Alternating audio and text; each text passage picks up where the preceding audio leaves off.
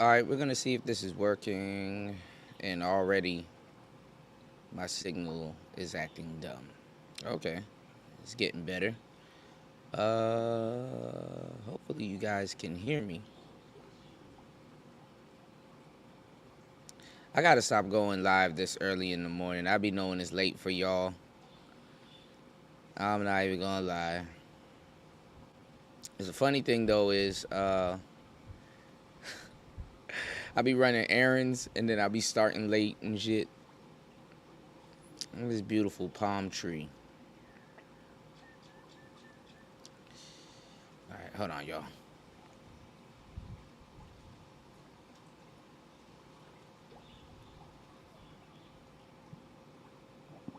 Let me switch to my phone.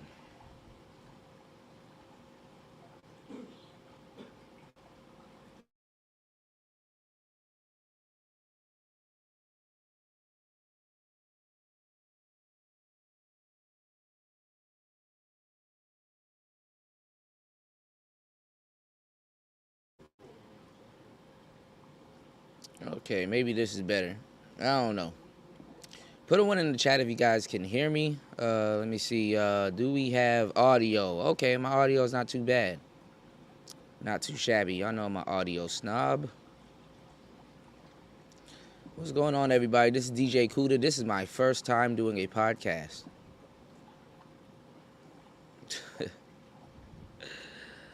I ain't gonna have no music on today's show. So, what am I doing? I need to go to this tab. Hold on. Let me set up tonight's show. And maybe what I can do is I can probably put this microphone up because I have it under me. Maybe I can put this microphone up and push it forward. Oh shit, I knew I was supposed to do something else. I got something else I was supposed to do and I totally forgot. You're not gonna make it on by the lady, but I haven't met her. Push me put a one in the chat if you guys can hear me. Welcome to the show.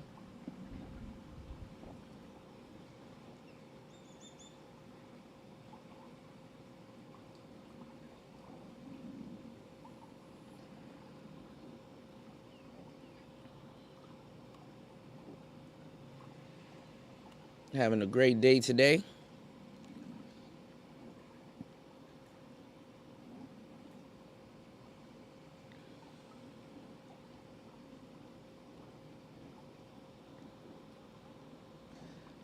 I was gonna do today's show in the pool, and they done turned on the jets too. This pool is hot as shit out here. This pool is looking great. I might move the show over to the pool soon. Pin message. All right.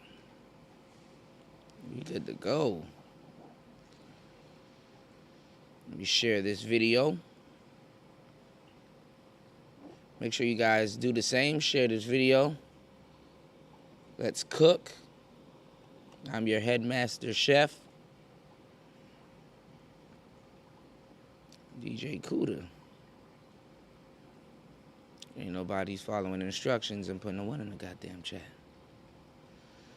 Let me see. Let's do a poll.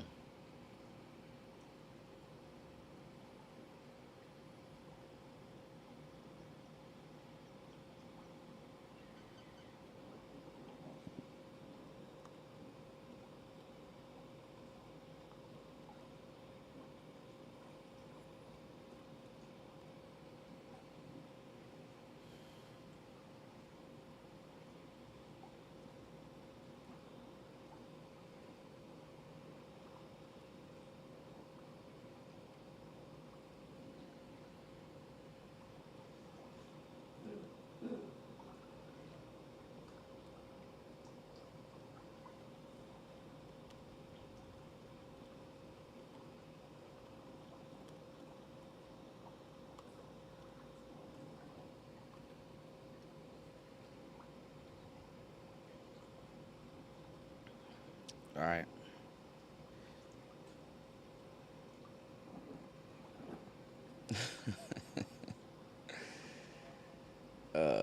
Let's see. Shit, I might dip in this damn pool.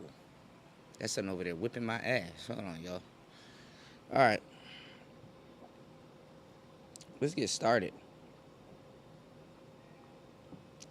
I got a lot of people that watches me, but they haven't subscribed yet. I wonder why.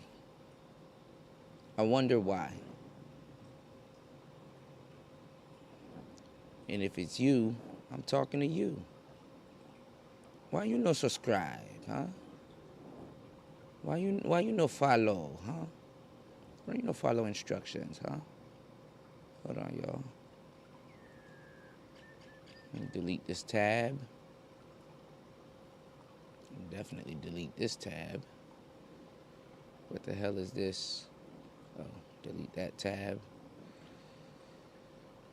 Okay, this is my live stream. Hold on, y'all.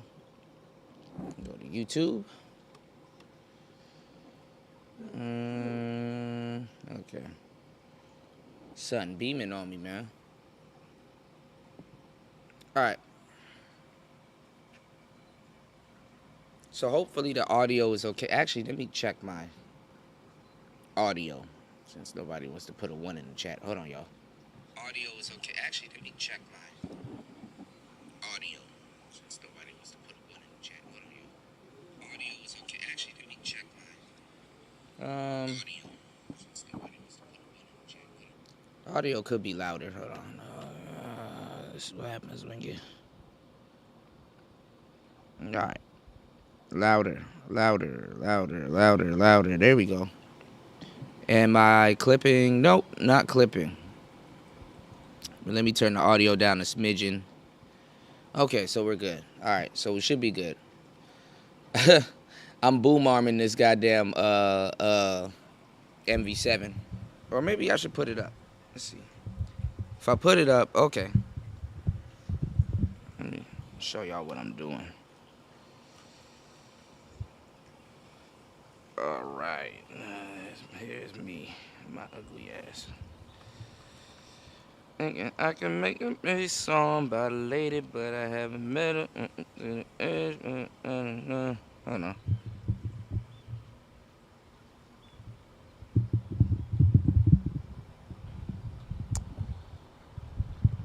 All right.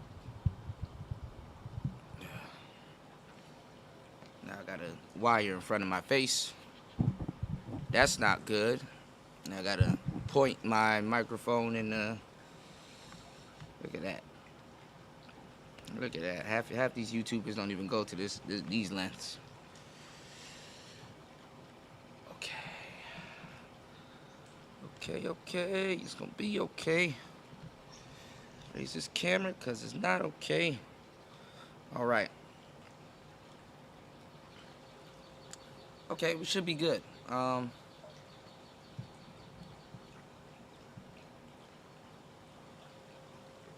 right.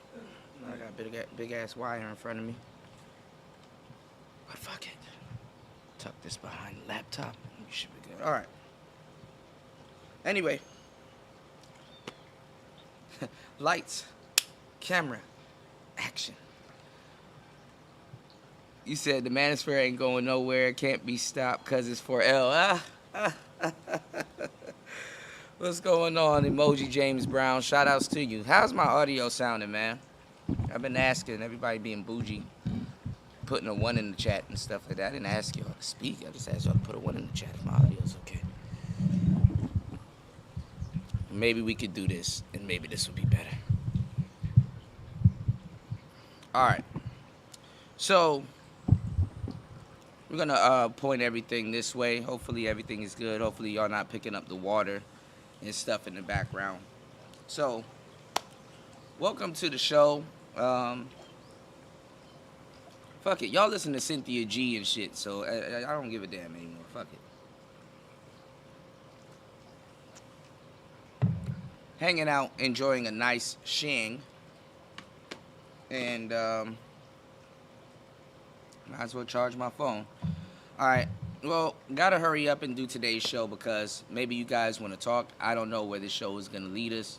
And then at the same time, I don't even know what my visuals look like. I think this is probably the best one. Probably the best visuals right here. Then I look white. Hold on, y'all. This ain't gonna be an easy show.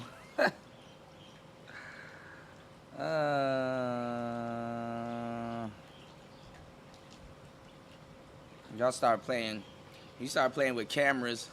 Lighting ends up being the motherfucker. And gotta make sure my mic is pointed towards me so you guys can hear me. So shout outs to everybody here. Anyway, we're gonna make this work. So it's Player Talk Radio, Player Talk TV, Player Talk whatever. We're gonna have a great show today. Today's show we're gonna be breaking down FD Signifier. Hopefully I said his name right. Not a bad brother. I kind of heard of him a minute ago with critiques of the Manosphere, and I'm here to review the video. I was asked to review the video, and that's what I'm finna do. But what I need you guys to do is to like this video, share this video, and most importantly, support the channel. This is going to be a pretty good in-depth review. Out here enjoying the nice day, having a nice xiang, you know, outside of the States, and enjoying today's weather. You know, it was raining earlier today. It was nasty earlier today. I don't know what happened this morning, but, you know, we're in it to win it. So, let's, oh, I got some stuff I want to show y'all. I got to send it to myself. Let me see.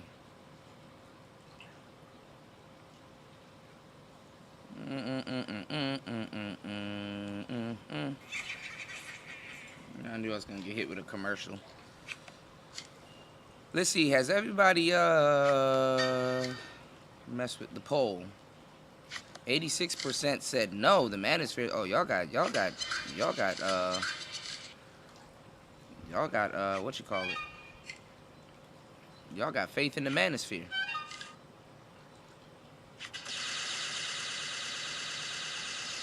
I'll show you I'm not playing Candy Crush, even though that's my fucking game. Alright.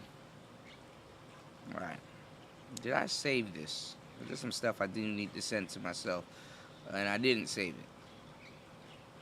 it. Oh my god, are you serious? Hold on, y'all.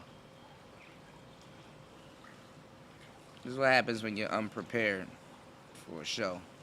And then again, y'all don't care anyway. So. Okay. There was something else that I downloaded and it didn't come through.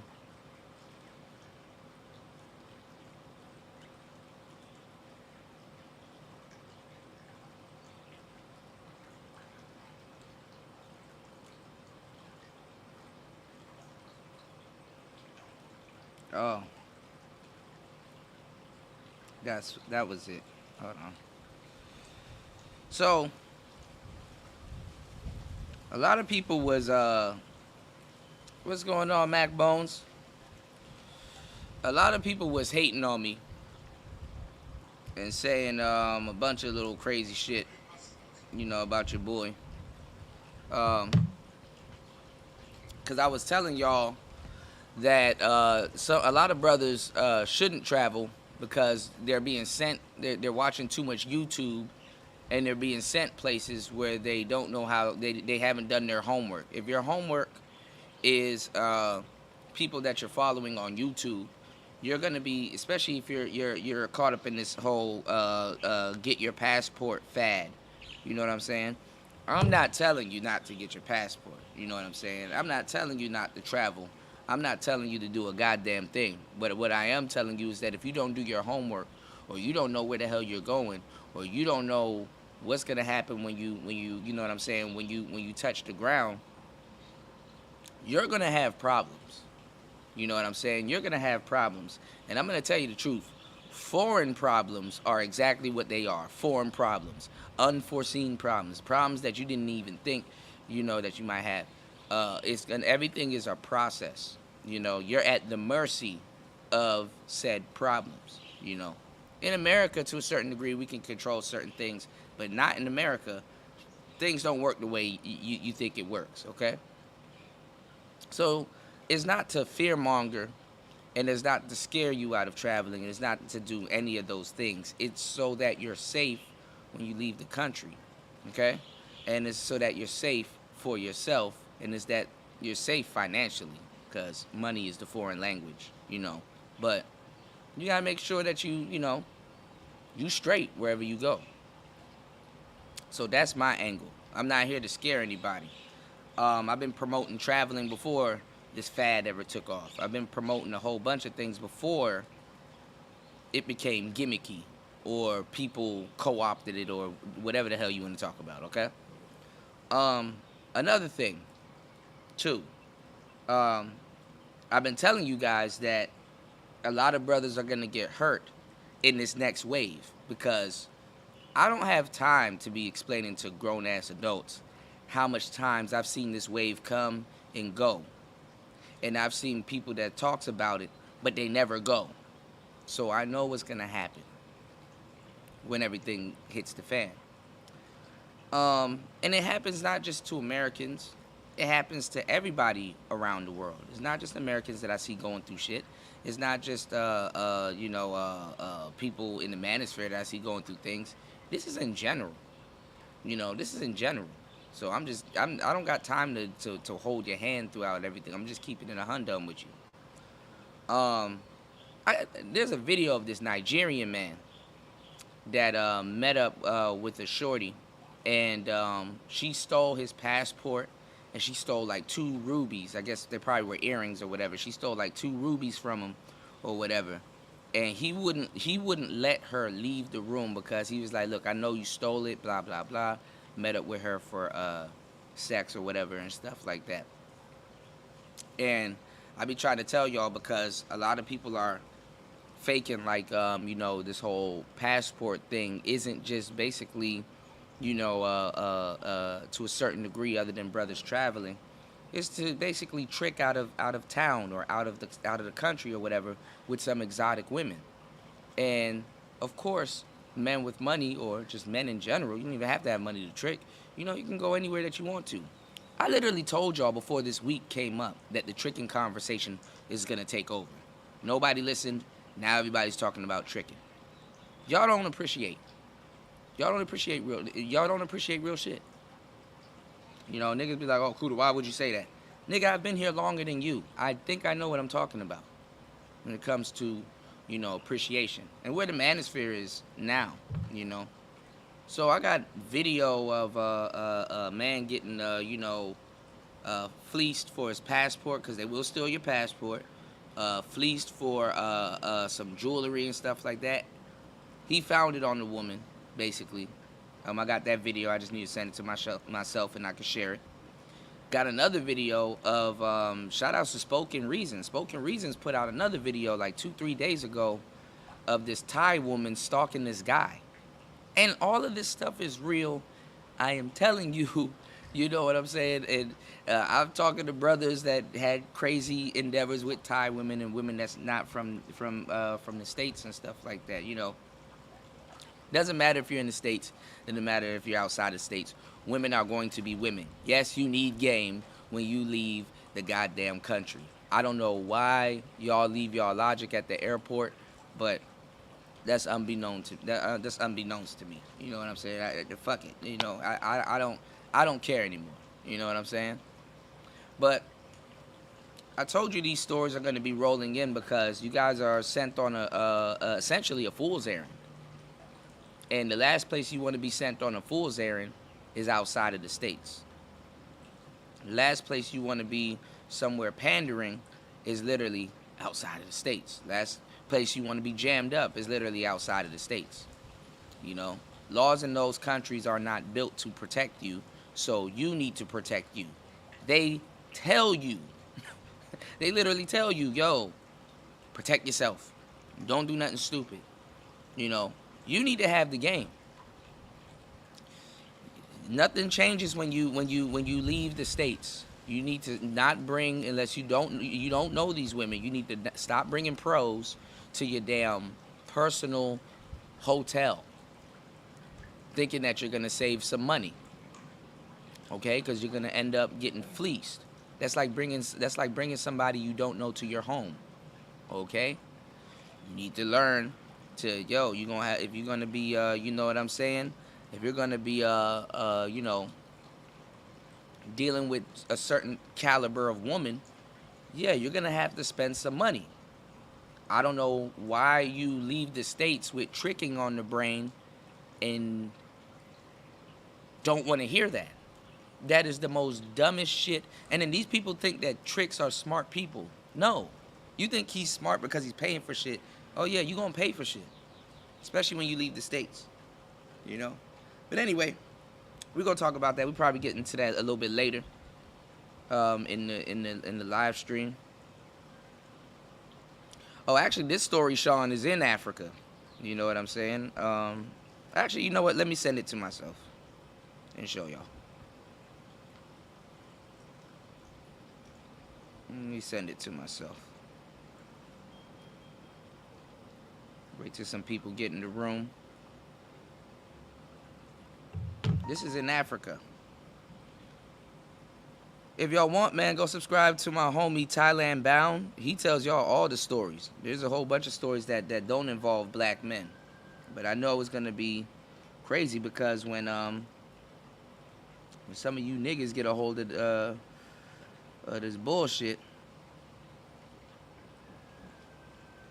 it's gonna be a whole different story.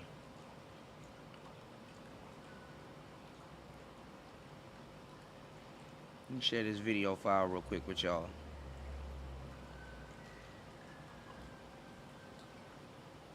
I hate when I send myself stuff and that shit be it'd be in a different form, What the fuck? Hold on, y'all.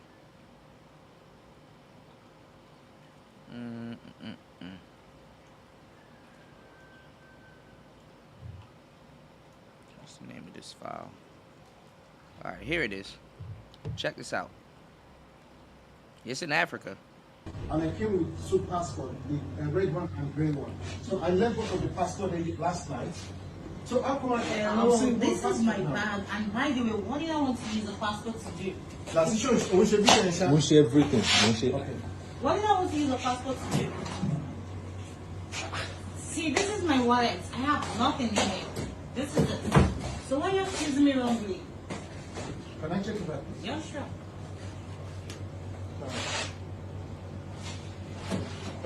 You won't be But passport here and Bilal. Larry, so we cannot pick there in Milano. Honestly speaking, I don't know. Accuse me for stealing. Can you imagine?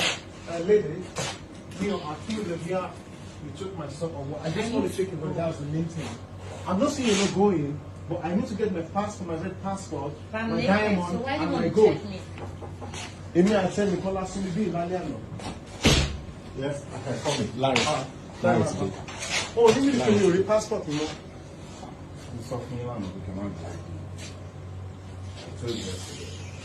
Ẹ̀gbọ́n tún ṣe wọ́n tún ṣe ń ṣe kinní pẹ̀lú ẹ̀wọ̀n ọ̀rọ̀ fáńdùlẹ̀ wọn ṣe ní fún passport yẹn wà ń Bilal àná. I need to. Can I check your body? What do you mean no? What do you mean no? Well, I need to get my passport before you leave. This is my bag. There is no passport in here. Hello. What do you got to look about in here? Can I check your body, please? Woman, can you sit and let me check your body? Can I check your body? Ẹ̀gbọ́n ẹ má rọ̀ fáńdùlẹ̀. No. Me a founder, but I just need to check. Do you have my passport? No. Yes or no? No. What about my diamond? No. Sure, quickly. 40K ló lóun máa gbà mọ́ fún 50K. 50K ni mo transfer ṣé fún. mo ṣeré fún ẹ dáadáa ni? O tún mo tún ṣe gbogbo yẹn tán. O tún wá sọ fún mi pé mo jẹ ẹ nífọ̀. But me ò rí passport mi now. It's not with me. I don't know. I have two passports. Then you check everywhere else. Sí, dé ṣé wọ́n lè check ara ẹ̀.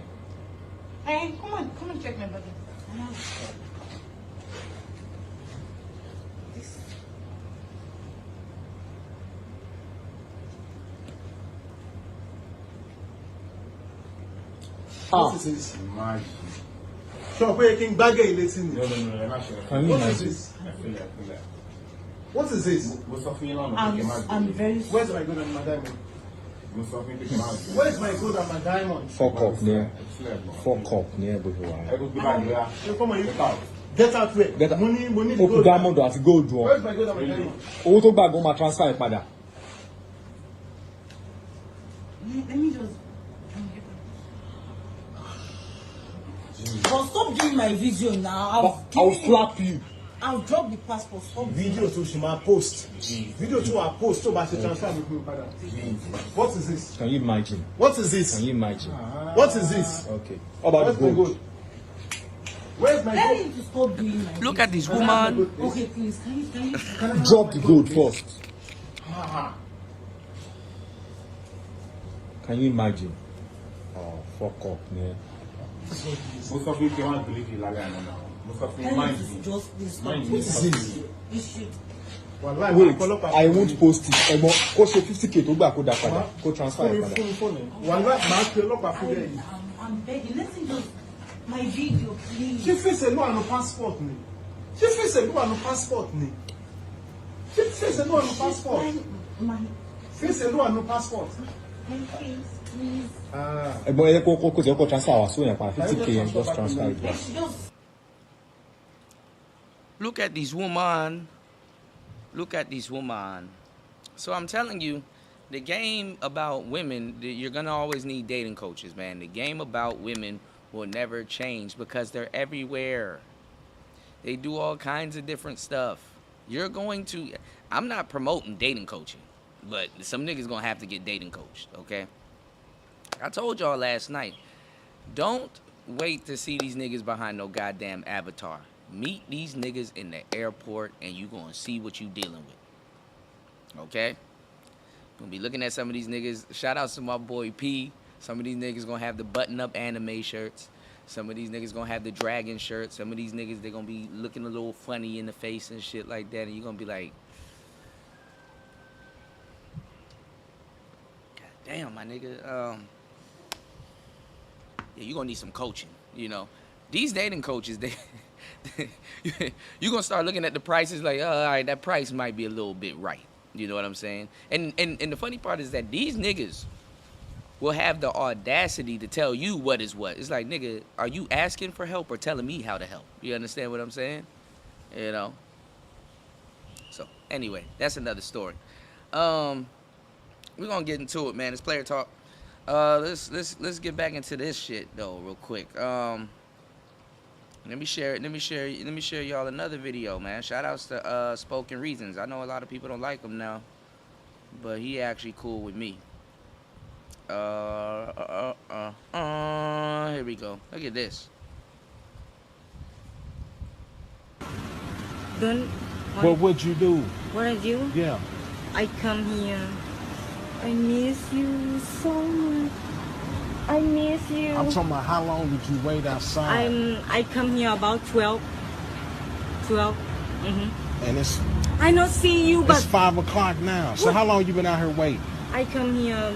I am the guy, that skinny man. He said to me that you go outside, and I'm waiting. I want to see How you. many hours did you wait? I come here on 12. Okay, what time is it now? I don't know.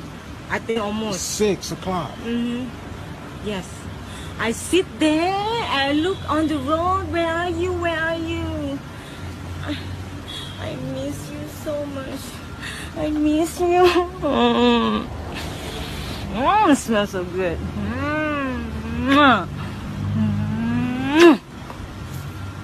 Baby, I miss you. I want to explain to you that I did not do anything wrong to you. Yeah, you know. Oh, you think it's funny? No, it's not. Yeah, you think it's funny? It's not funny. Why? You think it's funny? I don't think it's funny. You also. This bitch crazy. I don't give a f***. You want to do something. What I I just don't know. You got to come with some cash. What? What do you say? You know what to do. What I do? You know what to do. What I do? Baby, I miss you. Oh my God. I miss you so much. This whole crazy. Oh my God, I miss you. Yeah. Emotionally unstable. You know what I'm saying? Because, you know, and let me tell you something. You got to have the game because this is what I'm trying to tell y'all. And I'm glad that you said that, Sean. Cause check this out, like Thai people's dialect, they hold on to like the ending words and stuff like that or whatever, right?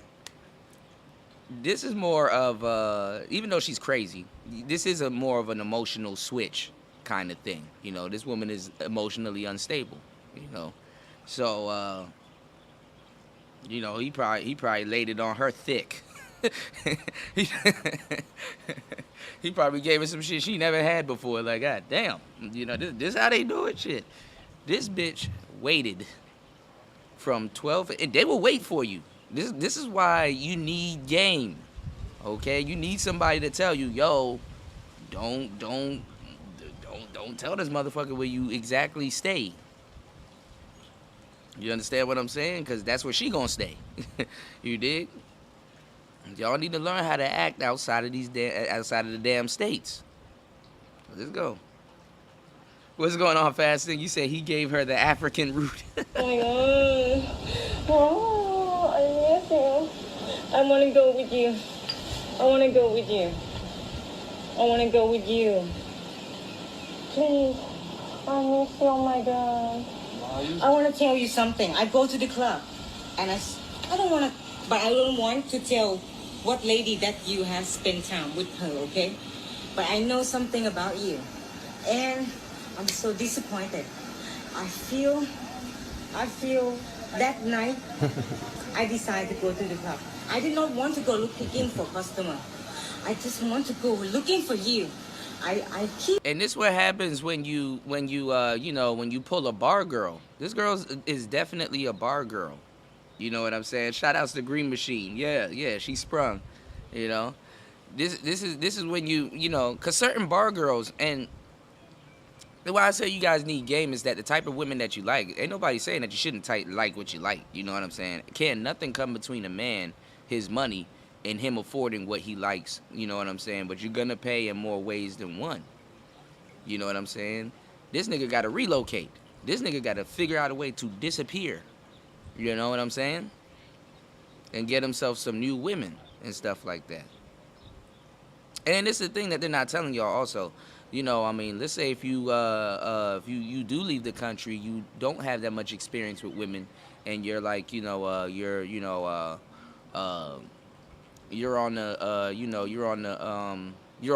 the Thai tour, as we like to call it. You're on the Thai tour. You want to date.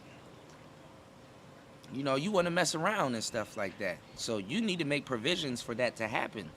You dig what I'm saying? You said Mess or Rolando. I don't know. What the hell are you talking about? Okay. You said Messi or Rolando? What do you mean?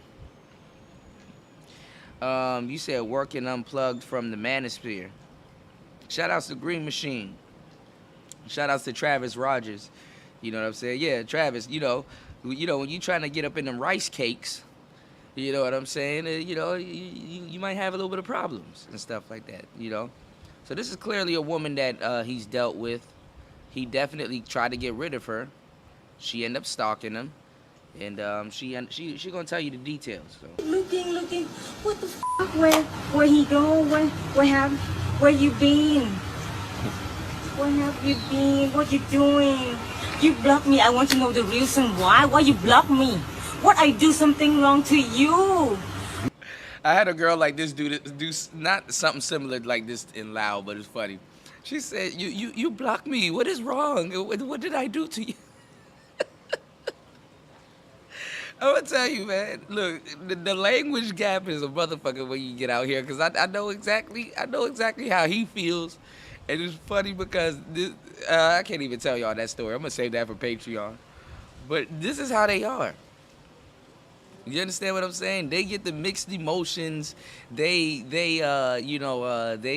hot and cold. A woman is gonna be a woman wherever a woman is. You know what I'm saying? But it's funny looking at, what women in America don't verbalize versus what somebody with a language gap will verbalize. Now, am I saying homie's wrong? No. But you know what I'm saying? He may have put it on this woman real, Yeah, she a working girl. She a working girl, and it's the thing. They don't look like working girls. You know, they're working. You know, hoes are people too. You know, she put on regular shoes also, just like anybody else. But she said she didn't want to go to the club. She didn't want to go to the bar. So I'm assuming, because like I said, out here it's a different type of protocol. I'm assuming that he went back to the same club and hooked up with another woman in that same club, because some clubs are just chock full with baddies. So you're like, okay, she ain't the only person I'm gonna pull out the club. He probably pulled her out the club. She went with him. Went with him means she gonna go with you. You know, this is verbiage outside of the Manosphere that they're not out here, so they don't really tell y'all this shit. A lot of the brothers don't really tell y'all this shit. So go with you means that she gonna come with you, like she gonna go sleep with you. She gonna come with you. Blah blah blah. Boom boom sex. Anybody knows that? Boom boom sex, right?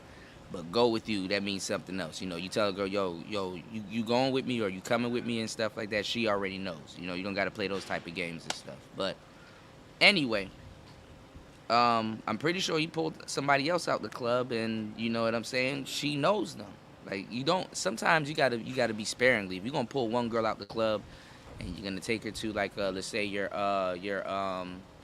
I would say like your personal place, you know, you gotta switch it up. How you doing? You gotta definitely switch it up.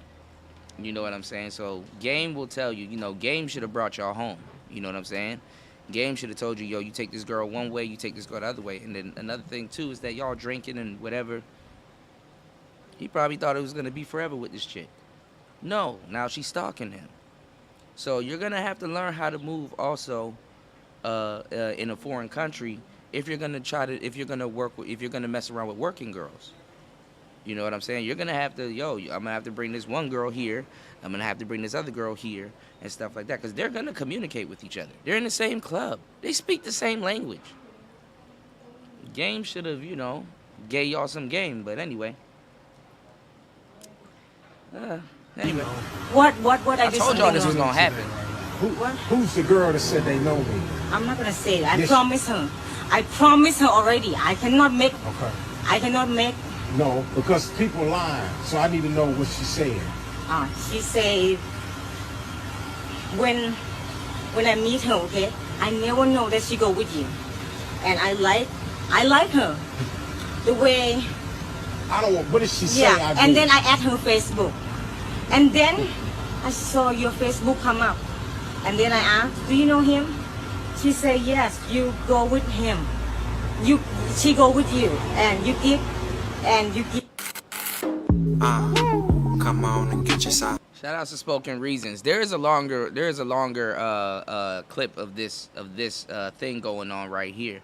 You know, you said these dudes think they can buy love at a discount. This is Aunt T. I'm trying to tell you, bro. You know, every time I give y'all the game, niggas tell me to go fuck myself. So that's what I'm gonna do. I'm gonna stay on my channel and you know what I'm saying? Yeah, Green Machine. Sometimes you gotta hold back. You gotta get a bitch the lazy dick. The lazy dick. Daddy dick. You got no homo. You gotta hold back. Cause when you don't hold back, she ain't gonna hold back. You know what I'm saying? Fuck what y'all doing in the bedroom. It's how y'all motherfuckers gonna act outside of the bedroom. You know what I'm saying? So, hey man. Don't ever take her to your main game should have brought y'all niggas home. Don't ever take y'all to your main spot. You need to fucking didn't nobody tell you to go to a foreign country and trick. Even if you got the girl off the mouthpiece, right? Even if you got the girl off the mouthpiece, right? What you should be tricking on is the little hour, 2 hour stay. You understand what I'm saying? If you're going to trick on something, trick on yourself. It's like, okay, you know what? That little $50, $40 that I'm going to, not even $50, $40, like probably like 30, not even 30. I don't know. I'm going to figure out the price. We'll when we go out to Bangkok again, I'll go to one of them little places and ask them the price, and I'll give you a complete price, because I don't want to lie to y'all like a lot of people on the internet. I can actually, what's going on, my friend? I can actually go to Bangkok and show y'all. But it's like probably $15, I think, USD, or maybe $30 or whatever. What I'm saying is that some people will look at it as tricking. I will tell you that I'm not even gonna say soft shoe tricking because it's for you. It's an insurance policy. It's so that she not around y'all stuff. Y'all know what it is, and none of your property gets stolen. None of that stuff get damaged. You need to, you'll be able to see, what you'll know what you have on you, basically. You know what I'm saying? That's really what it's for. So it's an insurance policy that, okay, sure, you don't know where you live. You're not gonna get stopped. Um, you're not gonna lose any of your items and stuff like that. So I wouldn't even say it's tricking. It's tricking on yourself and protecting yourself for real, for real. You know what I'm saying? When you buy condoms, is that tricking? When you buy, so you gotta kind of categorize what it is if you're trying not to trick. But you know what? I'm gonna start doing trick dating coaching. I'm about to be like, yo, if you want to be in a this gets niggas. Niggas be acting like it don't take that much to sell them. Nigga, I know y'all niggas. I'm a nigga too, dog. I figured that shit out. All you gotta be like, yo, if you want to get some effective tricking going on, all you gotta do is this, that, and the third. Trick on your boy, nigga. I'm about to spin this game on y'all, man. Anyway, what I'm saying is that trick safely. If you're gonna drink safely, or trick responsibly. You know what I'm saying? If you're gonna trick, you want to trick the right way, if that's what you want to do. So, like I said, tricks need more game than actual players. You understand what I'm saying? But if you're a player and you're coming out here and you're dealing with women, and let's say you pull a woman off the mouthpiece, or she likes you, or let's say some women are just gonna want to be with you. You know what I'm saying? I was downtown Bangkok, and I ended up getting this woman's number. I don't use it because I don't really use my Thai phone like that. This is my Thai phone right here. I only use it for really internet or whatever, right? Literally, I was taking pictures with a couple of people, and this woman ran up on me. Yo, let me get your number. Yo, they got something else. Do you have WhatsApp? Do you have Facebook Messenger? I would say if you're overseas, do not give somebody your Facebook. Don't give them your Facebook Messenger unless you really, like that person. You need to download this app called Line, L-I-N-E. It's a green app. Download Line or WhatsApp. I don't have WhatsApp, but I do have Line. You need to limit people's access to you, especially intimately. Okay? If you're going to be a player, you're going to have like a roster, or if you're going to be a seasoned trick, you understand what I'm saying? And you need to make sure, you're compartmentalizing who you're dealing with and blah, blah, blah. You need to limit people's access to you. That's number one. But anyway, download the Mouthpiece app. Let me stop. Anyway, on today's show, we're going to be, we got enough people in the room. Make sure you guys like and support. Make sure you guys hit the Cash App. The Cash App, you know what I'm saying, for this good game is PTV888, PTV888. You should see it right here. That's what I'm going to need y'all to hit. Yeah, a lot of people use WhatsApp, but people be running scam on WhatsApp. Line is more used in Southeast Asia. I'm not sure if it's used in Africa or in all these other places, but it's pretty cool. You know what I'm saying? We're going to get us some food later on. We might take a dip in this pool. Thank God the sun is behind the clouds, so this should be better. Hold on. Oh yeah, that's gorgeous. That's gorgeous right there. Oh man, Antisocial Socialite Podcast. What you know about him? You said he's a liberal goofball. Yeah, I've seen him pandering a little bit. I'm like, I don't know, y'all. But I give people a chance. You know what I'm saying? And I'm good at reading people also. I seen him on a couple of women's shows and stuff like that. He's a big YouTuber. And let me tell you some real shit. I mean, no matter what I say on this podcast or whatever, kicking it with people in person, that's really gonna let you know where people really at. You know what I'm saying? Because a nigga will be like, man, I just did that shit because I gotta get paid. Nigga, I got bills this week, blah blah blah. Niggas will tell you some real shit. Yeah, Lady A in the building. Let me know if you guys want to drop the if you guys want me to drop the link and stuff like that. You know what I'm saying? I'm at y'all service until my fucking laptop battery runs out. You said FD Signifier is a weirdo? Wow, y'all. So y'all know who I'm talking about, okay? We'll see, man. I don't know. But I will say this. I listen to a little bit. What I like to do is, like, I like to be organic with y'all. Like, I'll listen to, like, a little bit of something and be like, all right, this nigga on the show. All right, this is going to be on the show and stuff like that. Get my mind right, put everything together, and put a show together for y'all. So it seems like y'all already know. You know, shout outs to T the Godly. You dig? So, you know, let's get into it. Let me pull them up. You dig what I'm saying? But yeah, there's a lot of stuff that I want to get into it with y'all about, but we just gonna get this out the way first and stuff like that. And like I said, I listened to some of his stuff. And it seems like he did some revisionist history. Like he kind of went, you know, back in the day with the Manosphere. So we'll see. Let me I got too much tabs open, y'all. Hold on, bear with me, my nigga. Oh shit. You said this should be good. Have you seen this video? The Understanding the Manosphere? Hold on, let me pull it up. Make sure. Let me see. We go to my history.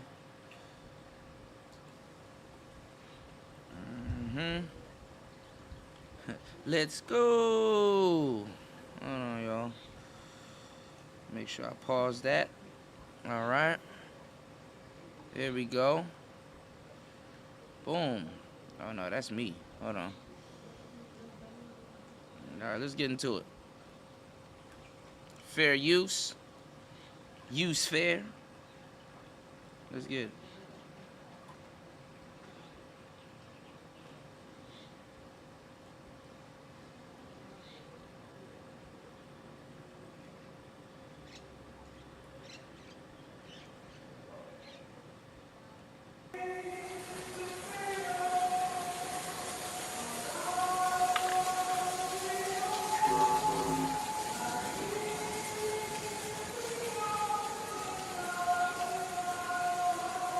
You said he's a serious leftist. Wow.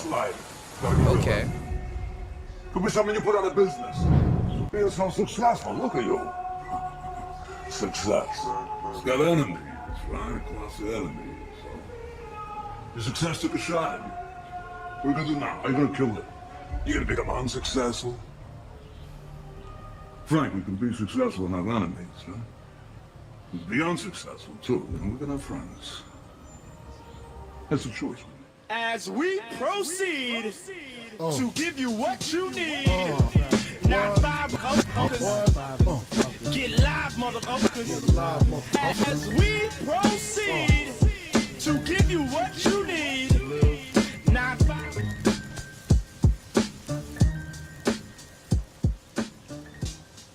So, this is not a bread tube video. This is not a left tube video. This is drama and mess to an extent. I don't know. When I first started writing this, it was actually a lot meaner and more mean-spirited, and I'm happy that once I got that out of my system, I was able to kind of come back to talk about this issue with more nuance and empathy and complexity, things that I believe in and that I'm known for, that I'm happy I am here to give, but maybe a little less this time around. This also won't be the like perfect. All right, first of all, let me do this. Let me tell y'all some real shit, okay? Going into this, cause I've been here for a long time. I've known about the Manosphere since about 2003, 2004. Okay? 14 years old type shit. And I've seen everything there needs to be saw or whatever. I don't fucking know. I don't care. So I've had more than 10 years really understanding where people are coming into the space and how they're going to understand it. It's to the point where I can hear through your conversation where you came in. You understand what I'm saying? It's like watching the Titanic and somebody walk into the movie theater where there's a whole bunch of people in the movie theater, and you're like, okay, I know what part you came in at, so I can tell where your bias is gonna be, if there is any bias in your conversation. You understand what I'm saying? So that's how I'm approaching this thing. Okay, I'm gonna, because the Manosphere, there's a whole bunch of shit that happens here. So I'm gonna approach this with some understanding instead of just outright, man, you don't know shit, you don't, fuck all that shit. So what was I about to say? We gonna check it out. I mean, dude seems like he been here for a minute. You said he's married. That's crazy. You said, why do these betas start with rap like they're hot? Yo, I'm about to tell you something. I'm about to be beta. Let me stop. What's going on, G Mars? Yo, antisocial, like you fooling in the chat room. That's funny as shit. But nah, yeah, okay. We gonna take this with a grain of salt. I might go order some. If he starts talking that stupid shit, I'm gonna get up and go order some food and get another beer, and sit down and try to dissect. We gonna plow through this, y'all. All right. So, shit. Fair use, man. Let me change my lower third banner. Not Facebook. Let me change my lower third banner. YouTube. Still support the channel, but let me put this fair use ticker on at the bottom so they can't say I ain't say fair use. Well, this is the thing though, and I kind of know what's going on with Buddy. I'm gonna tell you the truth. If you chose to be a simp back in the day, or a couple of years ago and stuff like that, and let's say you found a niche on YouTube, and let's say you made an audience off of that, because see, this is the thing, simps will get paid on the front end. You know what I'm saying? If you're pandering to bitches and shit like that and everything good and all this other stuff, they will get paid or supported on the front end. But when the shit hits the fan, bro, you have to understand what comes with that payment and the simping. You gonna get cashed in at some point. You should know this. You know what I'm saying? You're going to get cashed in. Gay people get cashed in. Or their gay friends get cashed in. Everybody get cashed in. You're a man. It doesn't matter if you're a simp or not. You get cashed in at some point. You understand what I'm saying? A bear jump out the forest. A woman could be with her gay friend. She still expects his manly instincts to kick in and protect her. You get cashed in. So if you dedicated your platform to simping or doing some shit like, nigga, you gonna get cashed in. That's just what's happening and stuff like that. So some of these people, what they do is they understand the Manosphere. They try to realign themselves with the Manosphere when it's convenient to them to avoid fully getting cashed in. Derek Jackson got cashed in. You either gonna get cashed in by them or by yourself. You either gonna have a live stream and I didn't like the way you said that. You gonna get cashed in. So it's all up to you, man. Shout outs to Shango. I don't got my claps here, man, but I appreciate it. Shout outs to my boy Shango. You know what I'm saying? You said salute from the clouds, man. I appreciate it. All right, let's get it. Let's get into it, man. Let's hear what he got to say about the Manosphere. Let's check it out. Let's get back into it. Shout outs to my boy Shango for the 20 on the Cash App. That's what's up. Let's get it. Takedown of the Black Manosphere that I think people want. Because why?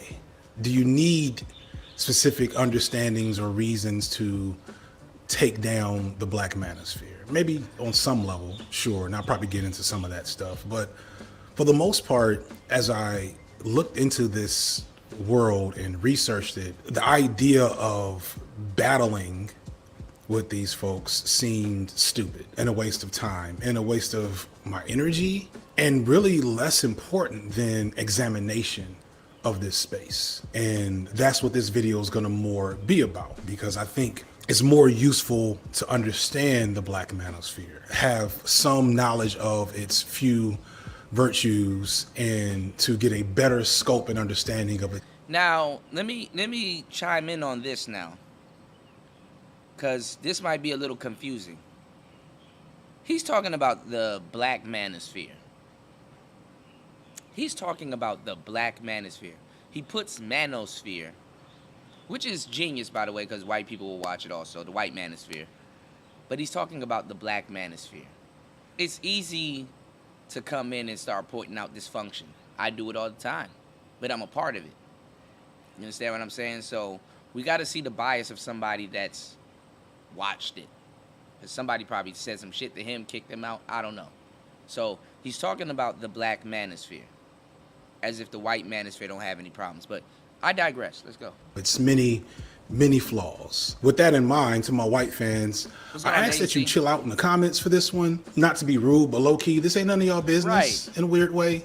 That's one of the reasons why I never wanted to make this video. I don't mind taking a hit on views or the algorithm or whatever. This just feels like a weird topic area to broadcast as widely as my channel now broadcasts, because this is going to be a very insular kind of in-house conversation, and you probably be missing a lot of context for it. Hell, a lot of black folks, if you're under 25, will miss a lot of the context. So it is what it is. To my folks that usually stream or react to videos of mine, I ask that you leave this one off the menu, please and thank you. So many of you know that I released 3 hours worth of anti-manosphere content in the last couple of months, along with supplemental type stuff on my side channel. But only maybe about 15 minutes of this was specifically about the Black Manosphere. And this garnered maybe a dozen hours worth of response videos from various, mostly very small Black Manosphere channels. Most of these responses were overviews of the entire first video, which was really greatly not explicitly about the White Manosphere, but about the force that wills it. Yeah, you're not going to talk about the White Manosphere because they'll get in your ass. You don't want to be the topic of the next 21 convention. So I get it. I'm not going to lie. It's going to seem like the Black Manosphere is down and out, and it kind of is. Hence why I put the poll in the chat. And we'll get back to the poll. Y'all remind me to get back to the poll. The Black Manosphere is kind of down and out at the moment, production-wise.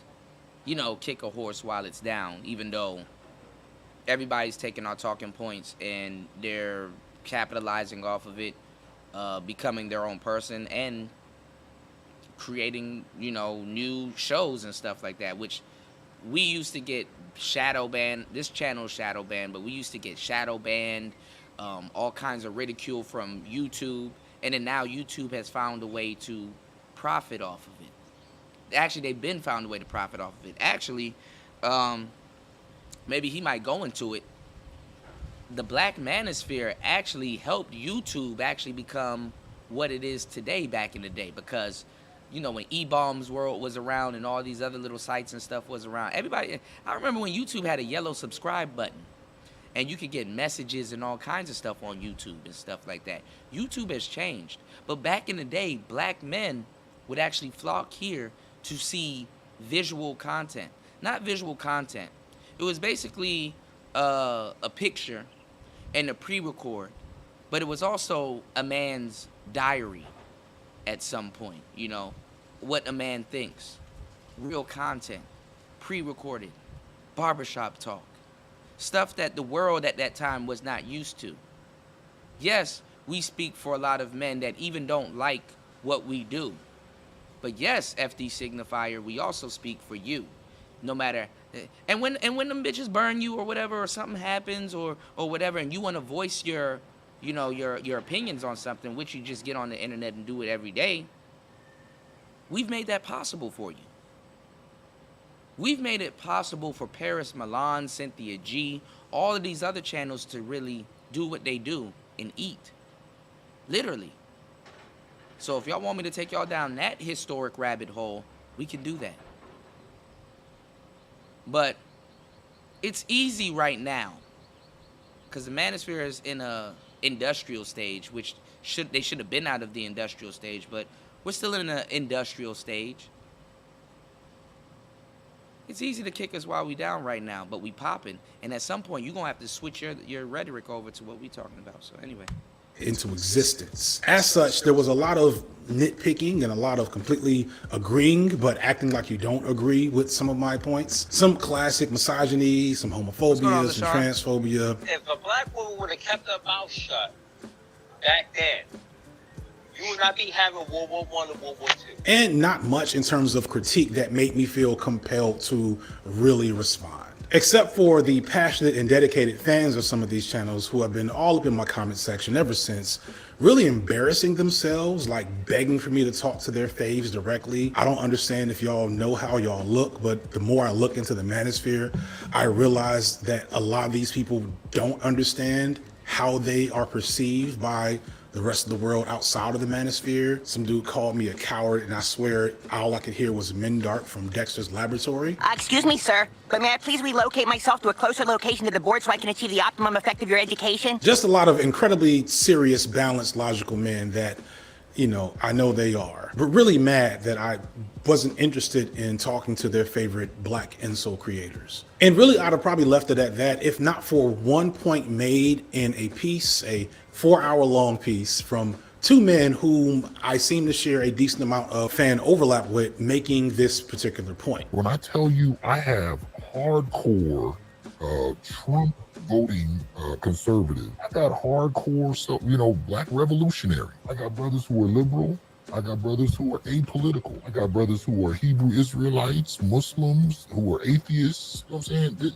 There's this, the one common factor that these men have. The one common factor that these men have. I wonder what he's gonna say. They're all connected together for what? If they're concerned about the quality of life for black men and boys, and they're interested in being able to understand and articulate what we experience. Concerned for black men and boys. Wow, that is not what I was expecting from this space. A space Dr. that spends so much time and energy complaining about black women. Concerned for black men and boys seems like a valiant reason to do anything. It's the reason why I do a lot of my content. So surely we have a lot more in common, right? There is no leap of faith of starting OnlyFans. I'm sorry, bro. We have to culturally and especially genetically re-engineer black women, you guys.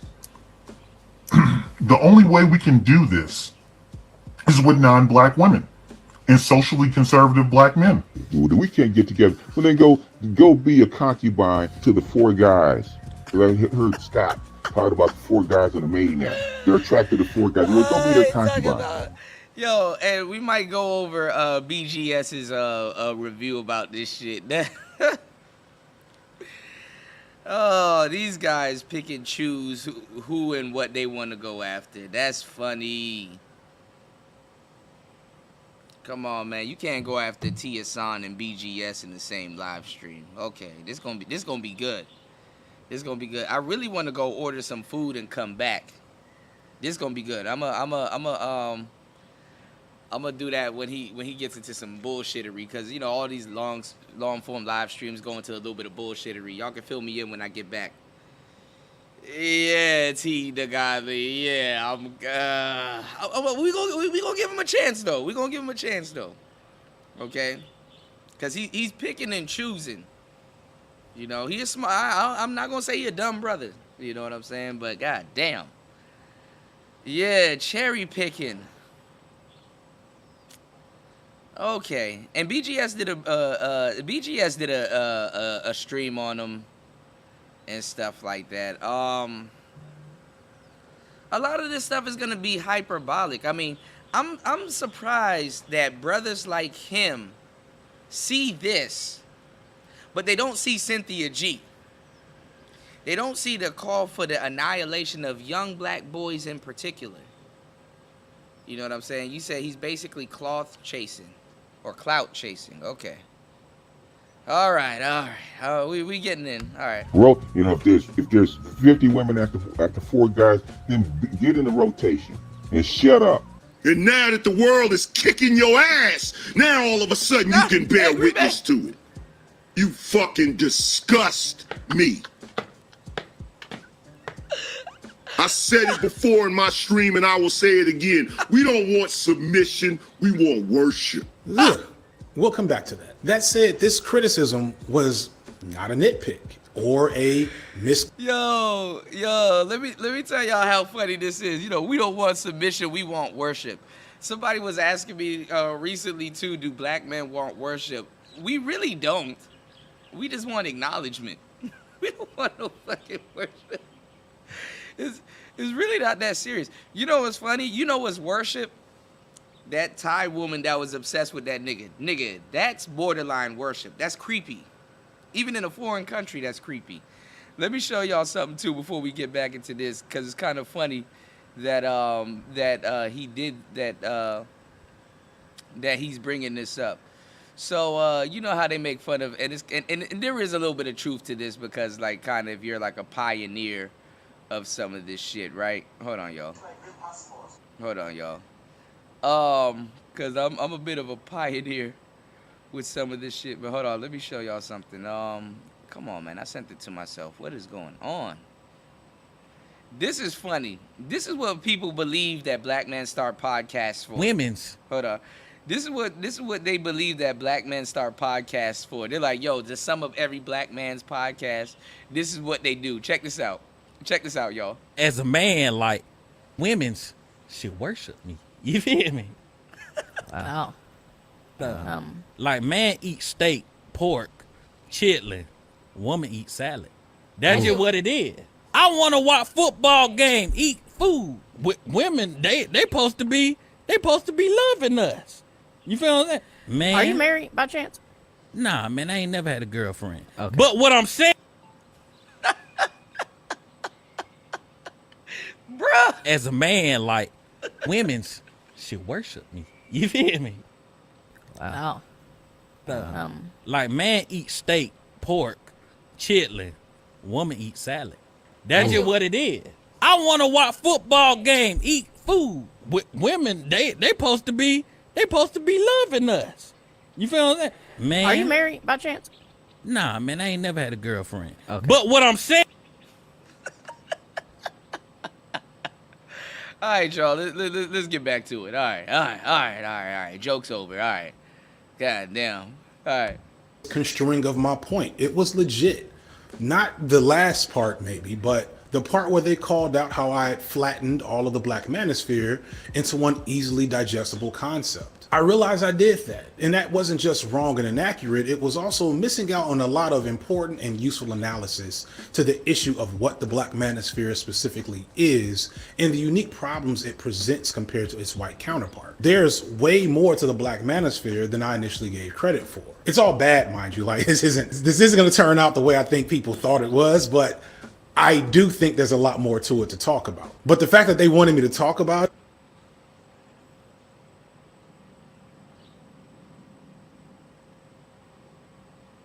Its white counterpart. What do you mean? Are we gonna act like the white manosphere don't have its own issues?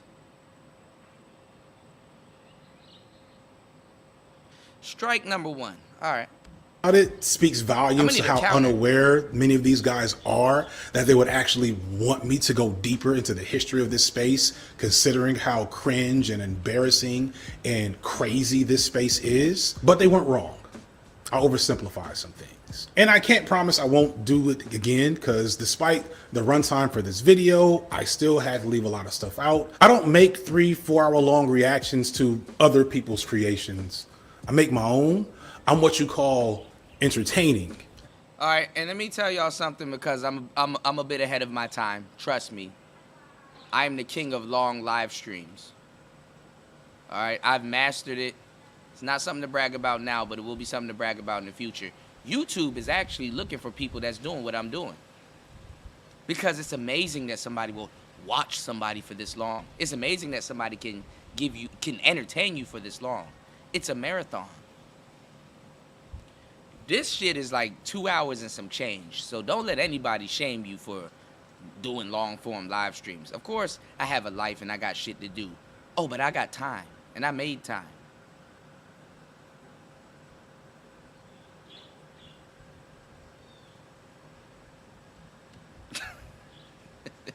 So for the sake of entertainment, had to leave some details out. At times, I'm sure you guys will pause the video and fill What's in going on, the Big J? gaps. But I'm gonna do my best.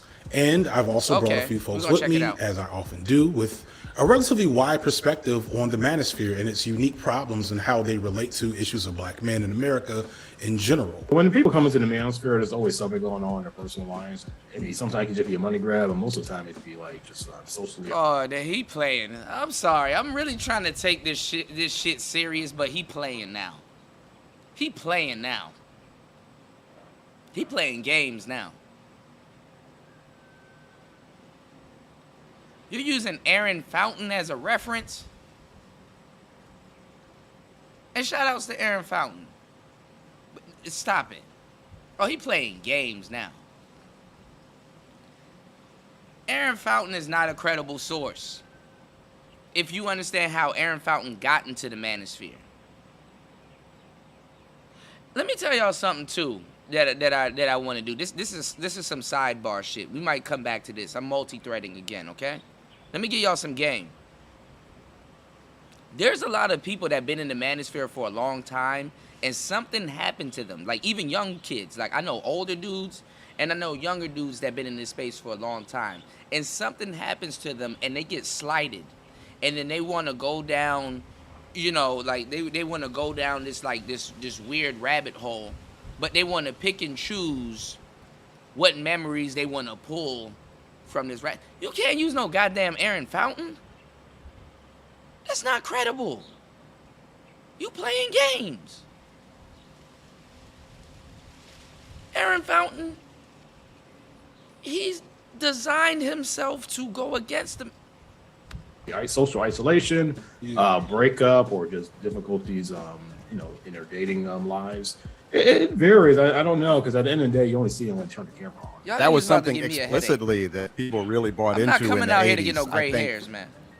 When it started switching over was when Run DMC eclipsed all the first old school acts. And then 5 years later, by the time you reach the late 80s, people like even Chuck D was out there saying hip hop is reclaiming black masculinity. Right. We need to see strong men because that's been pushed out of the culture. And as a teenager at that time, I bought into all that talk, you know. Yeah. I think when you're of a certain age, even if you are intellectually curious and trying to study and learn, if everyone around you is working from the same fundamental assumptions, it can take time to step outside of that and say, well, why is that our baseline assumption? Like we know our condition. We just may not have the tools or the frameworks to articulate it in a way to somebody who hasn't experienced it firsthand. I say that to say that you have a lot of young boys who know their condition, but they don't have an explanation for their condition. They don't have a framework to understand it. And so when they get somebody that has a platform and understands not only where they are, but can give them an explanation for why they're in the condition that they're in, they're going to go that way, especially if it's somebody that looks like them. It's going to sound a little abrupt thinking about it, but black men are never going to be seen as progressive enough. It doesn't matter what it is. If all the men today became empathic, understanding, and engaged in women's issues, the conditions and the situations that black communities still have to navigate as it relates to domestic violence and harm and incarceration will continue because they're systemic. And those systemic factors create attitudinal assumptions on black men. So we could gather all the men in the world, black men, and have them move in a certain way, but because how black men are seen and understood is ideological, that's going to persist. I want to put out there that their participation in this research in no way is an endorsement of my rhetoric or opinions. I've heard that some of you Black Manosphere folks can be a little catty, a little, maybe dare to say, unmanly when conflict arises. So I don't want them to be the target of your ire. This is an FD Signifier production. That said, I know you guys don't want me to preamble for 15 minutes. We're gonna jump right on in. How come you ain't never liked me? Like you? Who the hell said I got to like you? What law is there say I got to like you? Want to stand up in front of my face and ask a damn fool-ass question like that? Talking about liking somebody. Come here, boy, when I talk to you. Gonna win, yeah, we're taking over. Come on!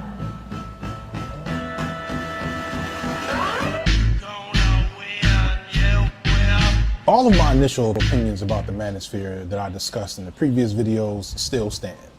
The Manosphere, black or otherwise, is at its core a byproduct of men aligned to a specific performance of masculinity under patriarchy. A performance that they aren't good at, and so they seek a variety of ways to improve said performance or to cope with the consequences of what a poor performance of masculinity means for them. This coping usually comes in the form of... Yo.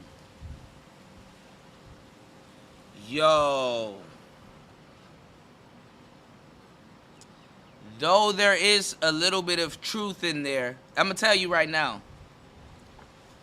Let me give y'all the game. The best lie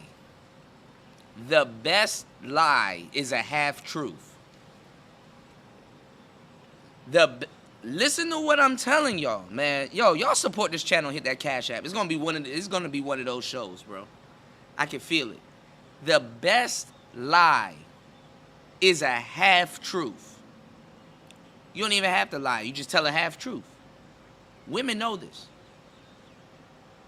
You can literally just read about what he said. You can pick that out of a Bell Hooks book.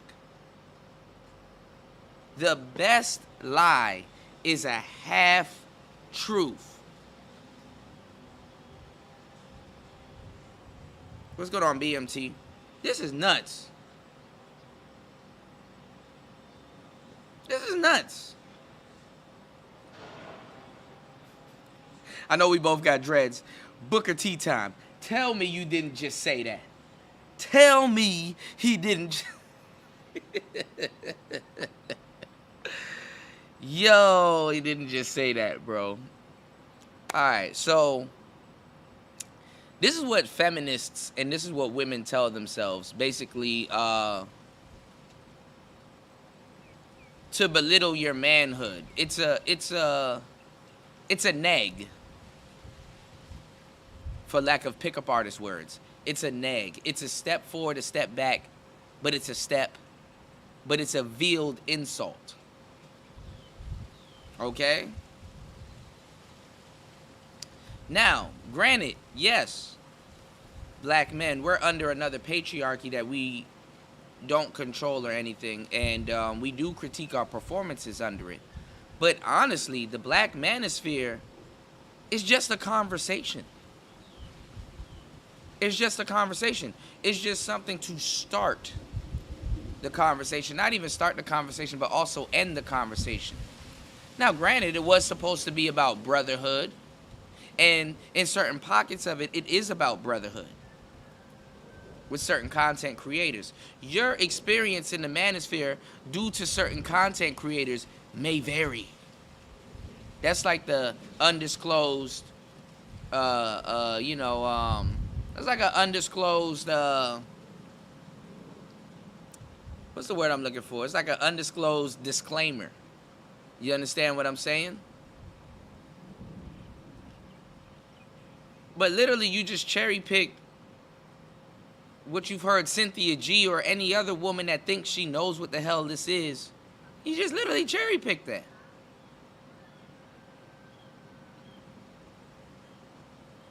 You better at some point in this video mention Barbarossa and Stardust.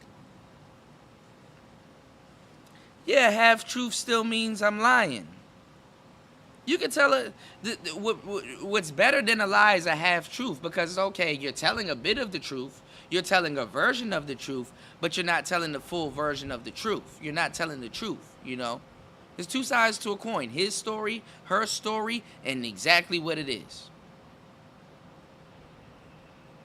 Which is both together. If both of them are being truthful. You know? And this is why women like this type of stuff too, because women like to tell half truths. It's called an alibi.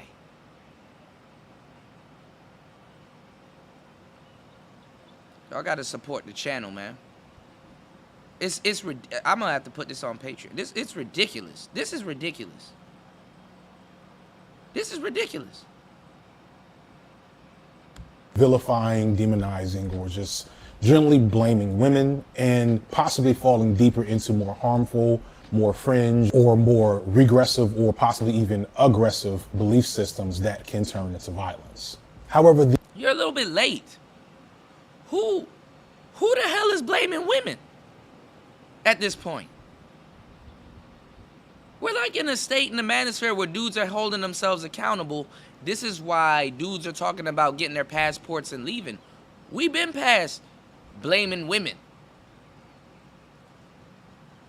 Who needs to blame women at this point? Who you talking for?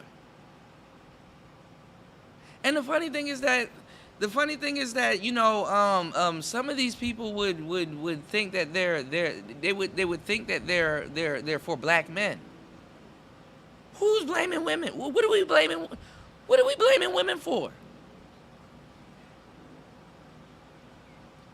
See, some of these dudes are so far removed from 2022 or the present day that they think that, and there are, and I would have put myself in that category for a good minute, you know, trying to rebuild the black community. But ain't nobody trying to rebuild the black community, bitch. The bitch said, fuck it, we gonna divest and all kinds of stuff. You act like you don't see that. And niggas are like, yo, that's nice, bitch. We gonna get on a plane. Now, granted, are women actually divesting? Nah, but they say they are. So let's just run with that, right? Granted, are niggas actually getting on a plane?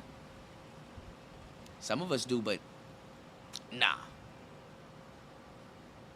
But I digress. Go ahead.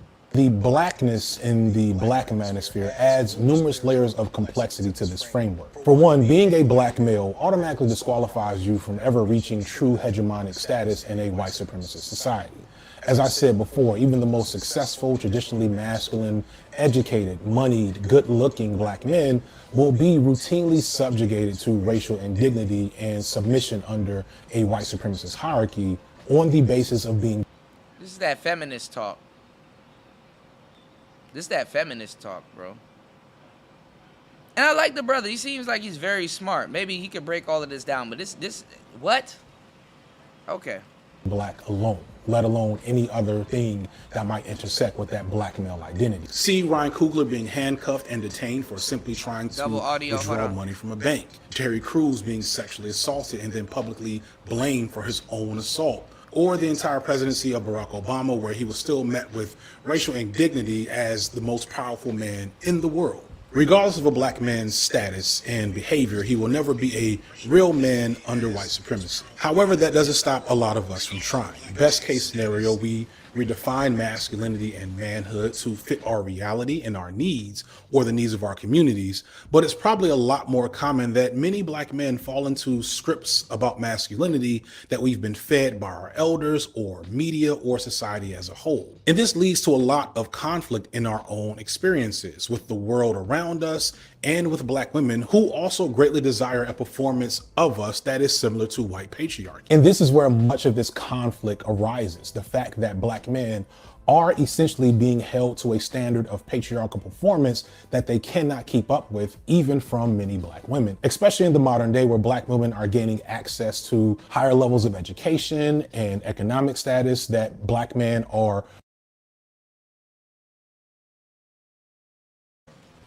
Yo, this nigga tripping.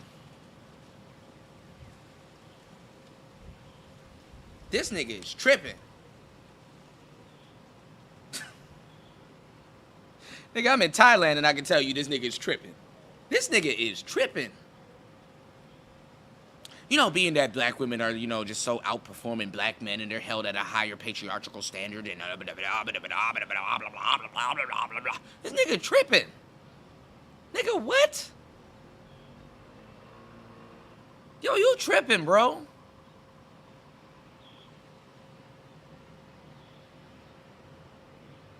Women don't even think this deep. You ever listen to a nigga simp so hard, like a woman was sitting beside him, and then you ever like hear him talking, and a woman sitting beside him listening to him, like, yeah, he's speaking on our behalf, but then halfway through the shit, like he loses the woman's like she.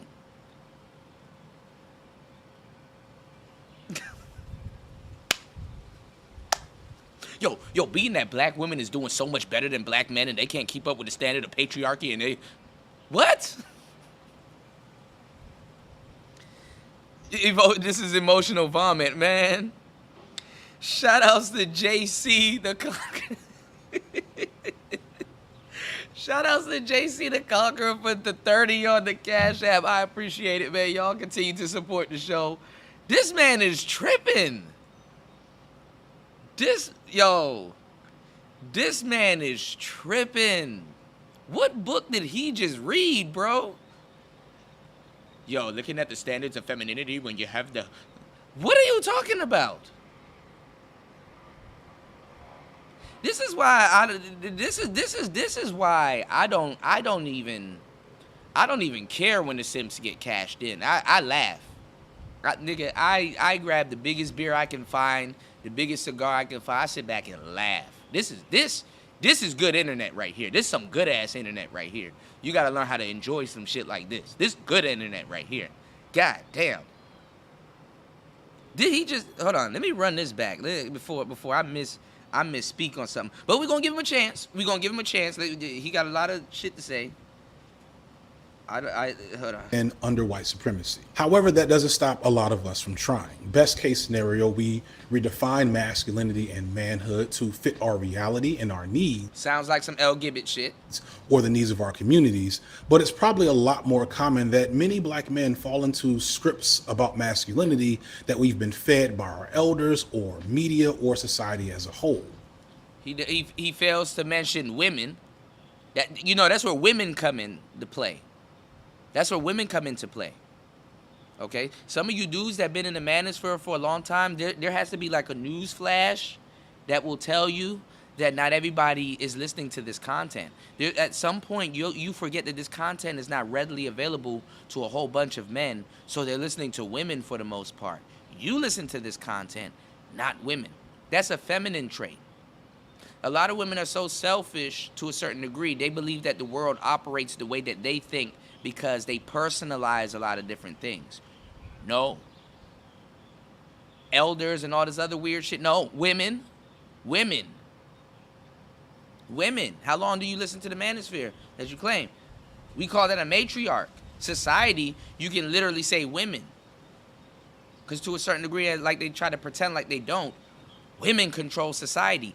Anything that you put the word social in front of, it's safe to say that women will control it at some point. Social media. Women started controlling social media when it was called social media. You know what niggas called it? The internet. We created the internet. We were on the internet playing Diablo, EverQuest, and all this other stuff. All of this shit been around before women came to it. Now, never mind, man. This nigga a feminist. It's not that deep, bro. It's really not that deep.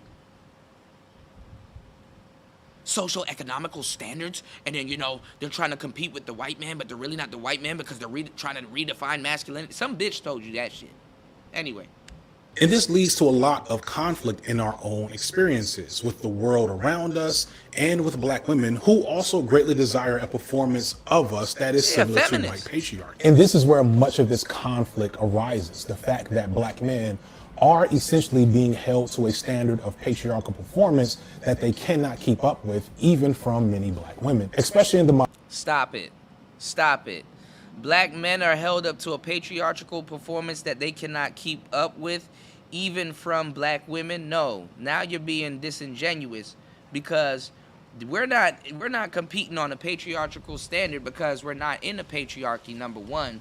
Number two, you're basing what we're not doing from the standards of a black woman.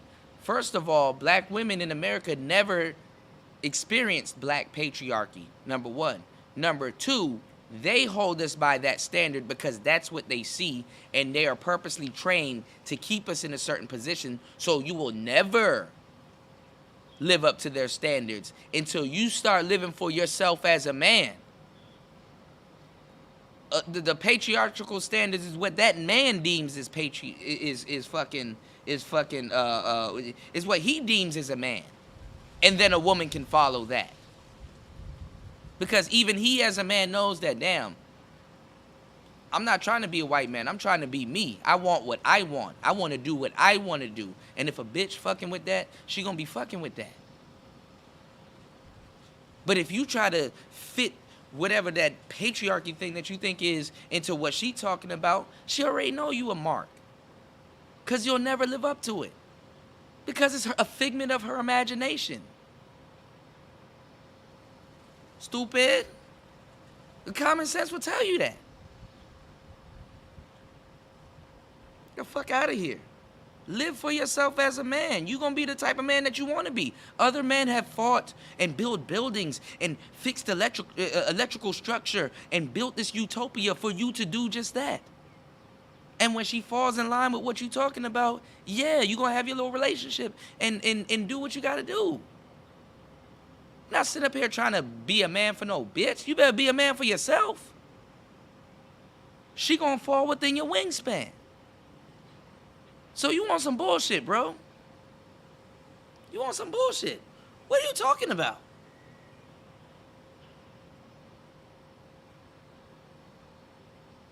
Modern day where black women are gaining access to higher levels of education and... Fuck your education, bitch.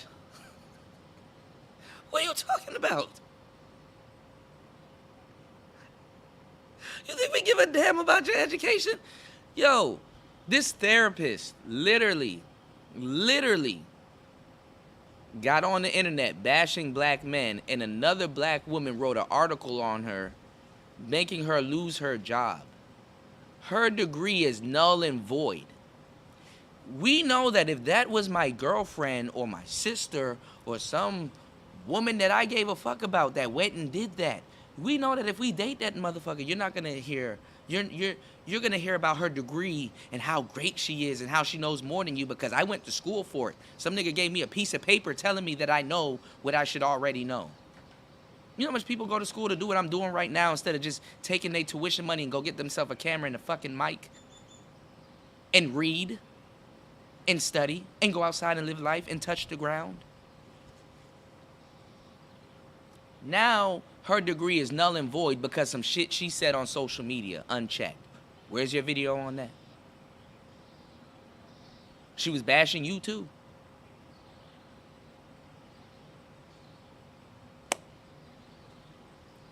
I'm just getting tired of having to speak for men that diss and talk shit about you.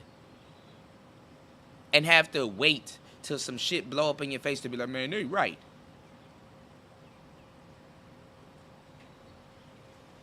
I don't give a fuck, man. And economic status that black men are eat, more this intensely about to barred piss from. me off. When you combine that conflict with legitimate issues in the family court system and a modern media landscape, especially social media, that makes black men feel disempowered in speaking up effectively, you see where the black manosphere gets most of its juice. Because at its core, the black manosphere is a battering ram for this frustration, for this conflict, to butt against black women and blame them and attack them because they're an easier target than white supremacy, especially for a lot of these men. Black women are not an easier target. Black women are not getting attacked. Black women are a protected class. What are you talking about? Black women is a hard target. They're not an easy target.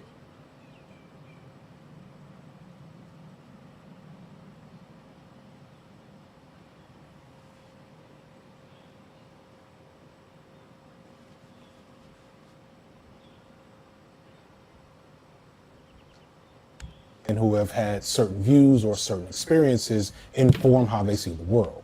Now here is where we're going to have a pause the video moment.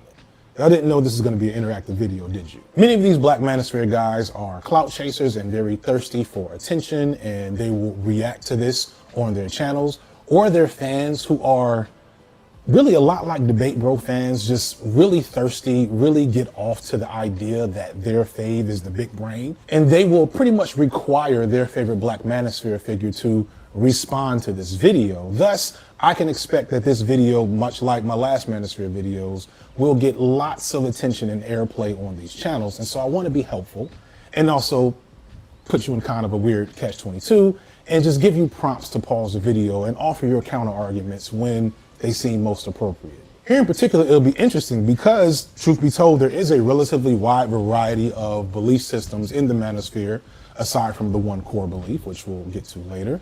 And we can expect that some figures in the Black Manosphere will argue the virtue and validity of patriarchy, maybe the natural order of men versus women, and maybe they'll pull up some religious angle that helps justify this. Maybe they'll talk about some really explicitly succinct element of history or African history that supports their point without pointing out the vast variety of pieces of history that do not. This also might get low-key homophobic for them. I don't know.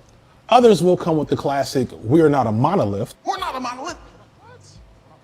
In fact, Black Republicans alone are an extremely diverse group of people. To point out that while a lot of the Black Manosphere is undeniably conservative, regressive, and reactionary, that there are others that are more left-leaning or at least centrist and don't desire an explicit connection to traditional white patriarchy, but more so desire freedom and self-determination as a Black man. That it's an intersectional feminist falsehood that Black men seek white patriarchal power. Valiant and admirable points, all of them, if not for the fact that when you look through a lot of these guys' content, what you mostly see is what I'll call Black women's cringe content that explicitly seeks to characterize Black women as degenerate or evil or stupid or hating of Black men. And although I want to be very clear, these stories and these Black women do exist, as I said in the previous video about Abba and Preach, when a large chunk of your content is explicitly designed to create a specific narrative about a group of people, it makes it obvious what your agenda is. These videos serve as ways for them to signal their misogyny to each other and justify it. Because of course, why wouldn't Black men feel a certain way about Black women if every video they see is of a Black woman doing something degenerate or harmful or stupid or whatever? Desire an explicit connection to traditional white patriarchy, but more so desire freedom and self-determination as a Black man. That it's an intersectional feminist falsehood that Black men seek white patriarchal power. Valiant and admirable points, all of them, if not for the fact that when you look through a lot of these guys' content, what you... This guy is confused. He don't know if he wants to be pro-Black. He don't know if he wants to... I don't know what this nigga wants. Like, this how you beat all of this shit. Bro, what do you want? What do you want? What do you want? Because if you're married, why are you talking like this?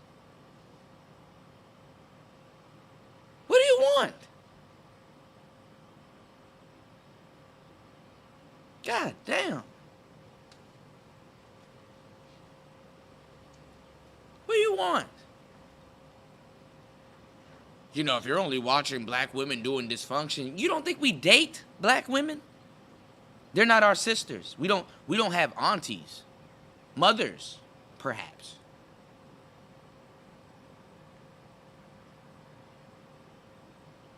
Man, wow.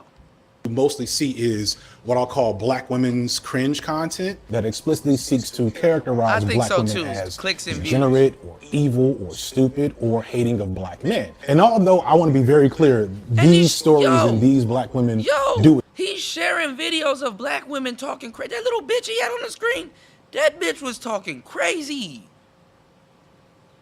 You Black men ain't never gonna be shit, and you're never gonna...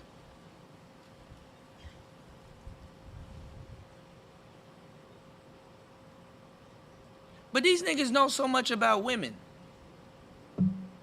Let me tell you something. A woman can speak life into a man way before a man can speak life into a woman.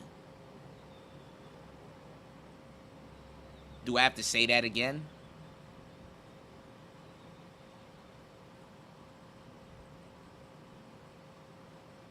This nigga tripping.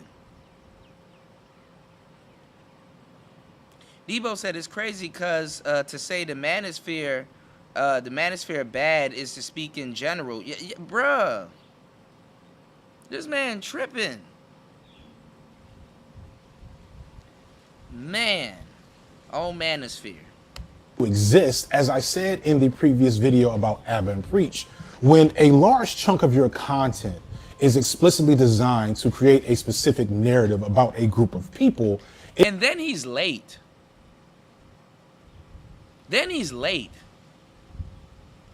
How is a large chunk of our content dedicated to present a narrative about people that they put out about themselves? I literally just showed y'all a video of a therapist talking crazy about black men that she listens to. She put it out. We didn't even do nothing. She put it out. I literally did this on purpose. I literally put out another black woman's video, because I support black women, right? I literally put out another black woman's video of her talking about another black woman. Is that bad in the manosphere? Is that bad? So let me get this straight. Black men are putting out videos of black women twerking, or are they doing it? Black men are putting out videos of women saying, "Yo, fuck you," or are they doing it? Or are we responding to it? Literally, the manosphere, and this is an internal problem, has turned into a reaction channel, a reaction space, because niggas don't have content. I got content. I got everything. I made sure I sit up on these live streams and y'all niggas think I'm playing around. I'm studying.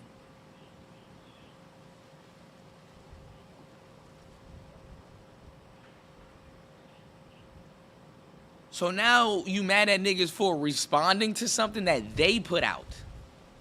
We took this motherfucker's phone, tell her to start twerking and talking shit about her clients.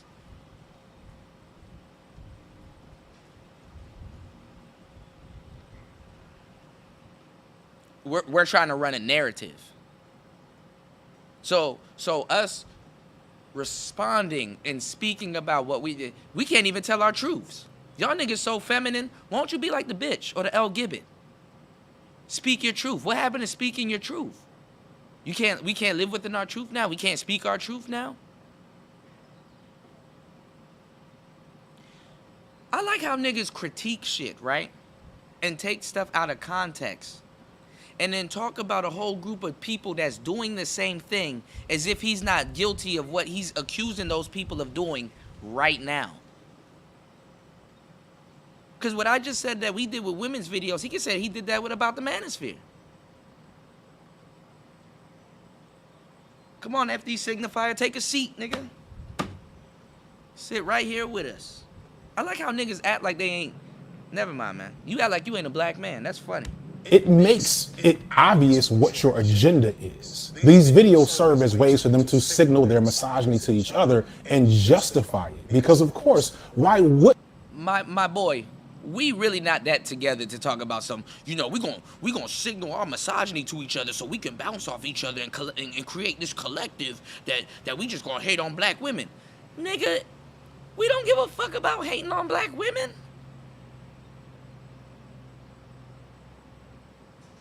Don't give a fuck. Black women hate on black women. Nigga, they need to get it together. Why are you talking to us? Talk to them. You acting like we enjoy hating on black. Nigga, this is pathetic. I'm friends with some really good black women. I'm friends with some really good sisters. You forget black women are in the manosphere. Don't get no kudos hating off of them. This is embarrassing. You're embarrassing. This is embarrassing. Be ass deep in this type of content and the irony, and you will figure something out that niggas like you don't understand.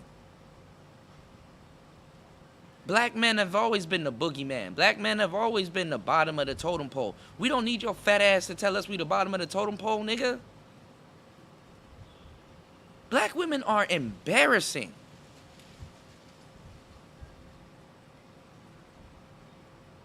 This is sad.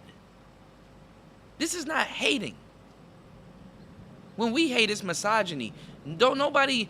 I want to see you use the word misandry.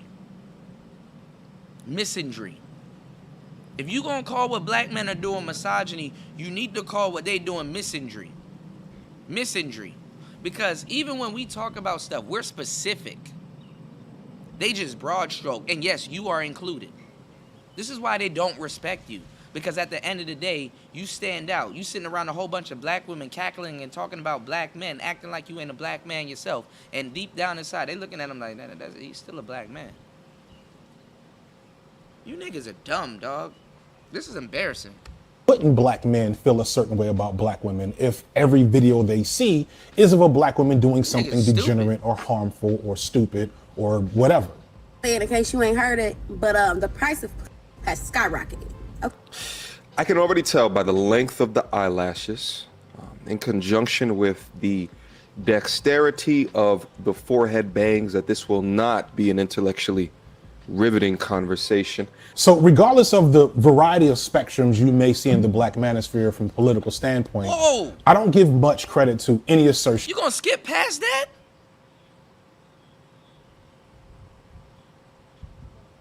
He wasn't right.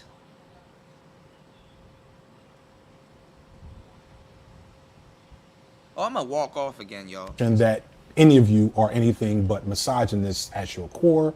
And I'll pause here for your response. Or an ad break. In this next section coming up, I'm going to talk a lot about intellectualism. Specifically, I want to talk about the fact that I think a lot of you watching this 2.5-hour video, are the type of person that just seeks out knowledge, that you are amused and entertained by your own curiosity. That the idea of learning something new fills you with as much joy as maybe having your favorite meal or catching up with an old friend. With that in mind, I am here to offer you today's sponsor, CuriosityStream. CuriosityStream is an independent streaming platform that offers nothing but independent documentaries on history, mathematics, science, sports, entertainment, a little bit of everything. Pro-black or even presenting as pro-black, except for maybe Ab and Preach, but they're like very fringe in this regard. Tate in particular just happens to look like a swole Damon Wayans, but nothing about him and his content has any type of racial framing. Fresh and Fit are obviously racialized as black men, but both are pretty conservative and openly anti-black at times, not just towards black women, but also employing typical conservative sellout narratives about victim mentality and not seeing color. I like how like dudes frame shit like it's just towards black women. They're towards black men also. We acting like the black, you know what's funny? We acting like the black manosphere doesn't get critiqued by other black men. We could kind of do without this commentary, but okay. And whatever other bullshit. Hey guys, the truth, uncomfortable truth nobody wants to hear. The common enemy is the white man. That's what everyone is trying to say. Oh, they have all the privileges. You're white privilege. You're white man. If you're a white male, heterosexual, you know, WASP, you are a public enemy #1 in the United States nowadays. I'm saying this as a colored guy. It's tough out here for them, so they're gonna. Right. Like you can't even shame black people are so far removed. The white boogeyman antic is like white men aren't having it any type of better. Anyway, I don't know where this nigga coming from, man. What they're gonna do is they're gonna attack them, right? This is exactly what Hitler did. I'm here to tell you guys that I think affirmative action a lot of time is BS. In fact, Fresh and Fit are so coonish that they were officially excommunicated from the black manosphere, as official as this can be, by one of the original founding figures of the... No, they wasn't. That's a lie. That's a lie. Pre-modern black manosphere, Osei Duke Jackson. They don't need to Osei Duke Jackson. be in the manosphere at all. These guys need to be gone. Osei Duke Jackson.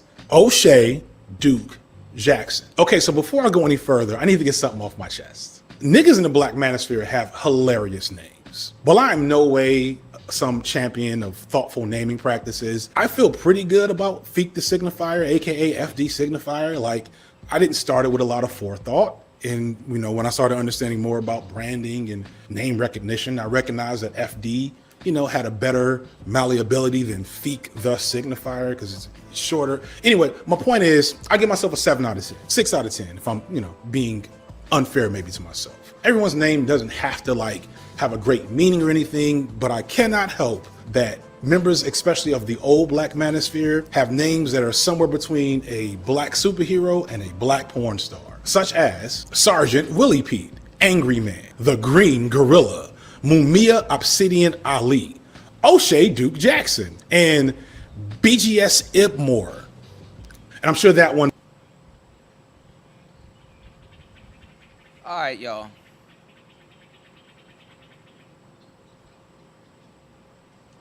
I know I make a lot of jokes and that shit ain't funny, but what the fuck are you talking about?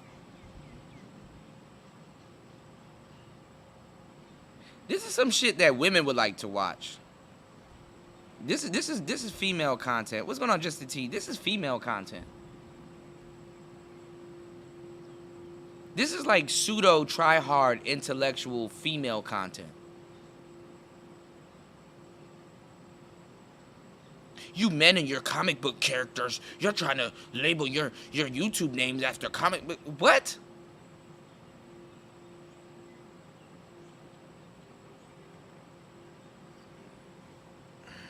I ain't gonna lie. I try to give, and bro might be cool outside of this shit, but I don't know what you doing, bro.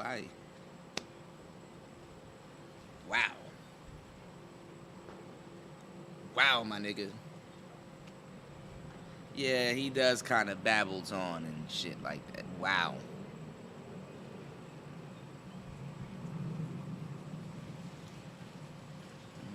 All right, continue, bro.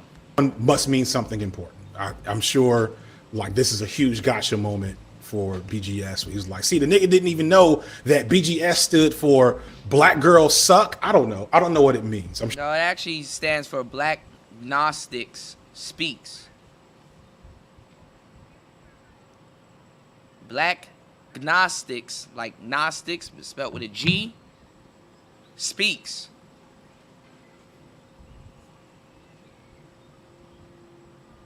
You just voided any type of conversation that you ever tried to have by name calling.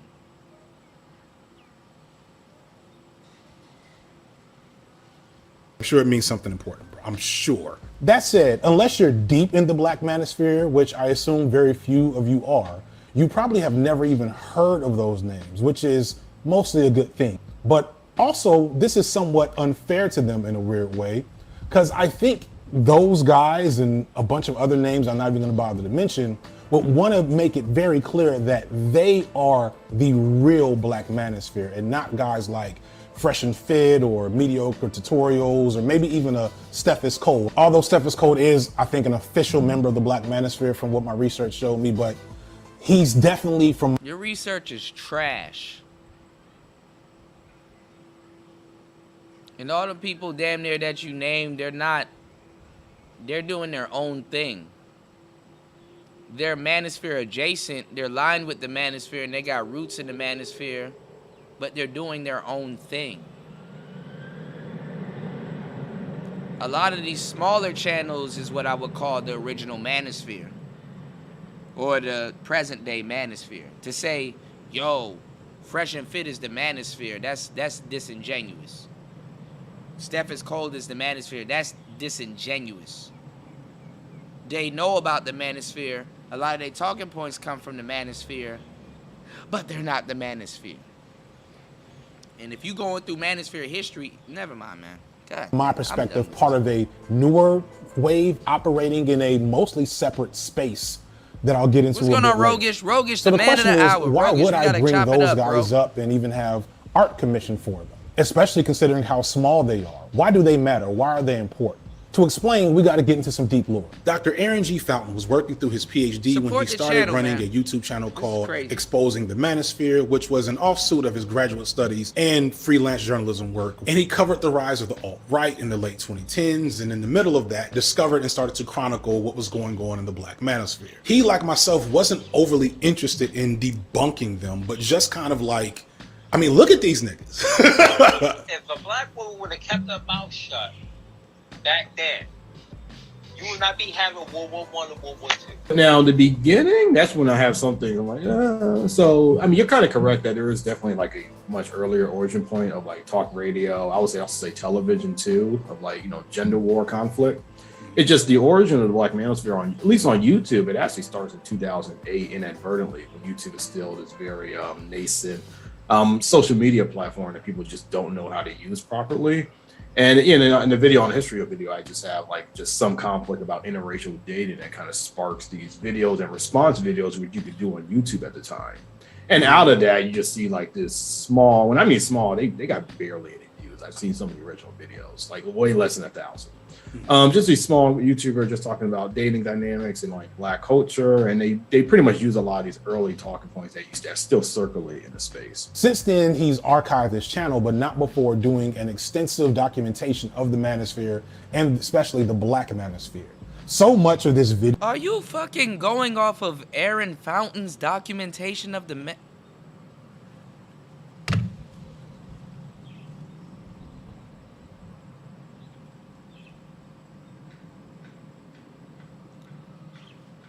video is hinging on work that he set the stage for. So I want to give him a special shout out. If you are curious, which I hope you're not, God damn, to further investigate like the lore of this space, his channel is a good place to do. No, it's not. That said, talking to him, there's a lot of things No, that it's create— not. Yeah, you don't know what an undertone bias is. No, it's not. The name of the channel is Defeating the Manosphere or some weird shit like that. Dog, no, it's not.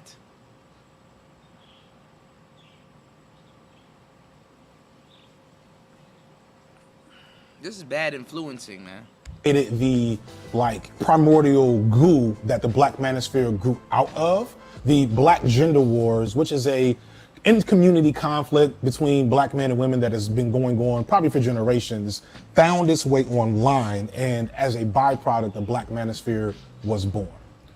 To explain the Black Gender Wars, you often have seen in Black communities this conflict between Black men and women, usually related to our issues connecting and dealing with each other under white supremacy. And so you'll often see it in comedy legends like Chris Rock or Martin Lawrence, but also smaller guys like Patrice O'Neal and Corey Holcomb. And what does Daddy get for all his work?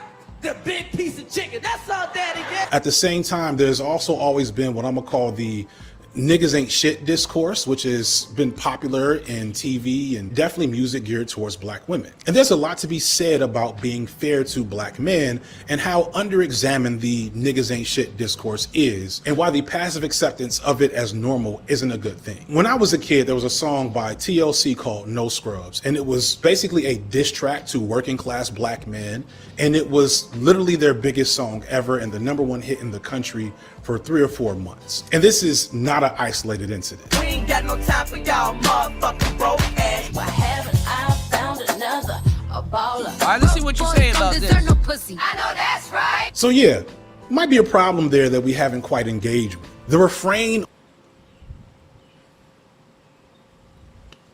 You can't make this shit up. You can't make this shit up. This nigga said it might be a problem we haven't engaged while critiquing people that's engaged in that problem. You can't make this shit up.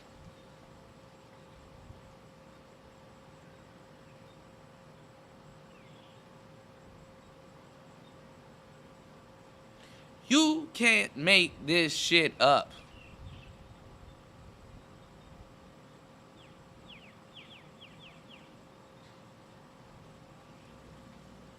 on this is usually not all Black men, but I kind of started to problematize that in the objectification video as kind of a cop-out to deflect valid criticism on how we talk about Black men. What?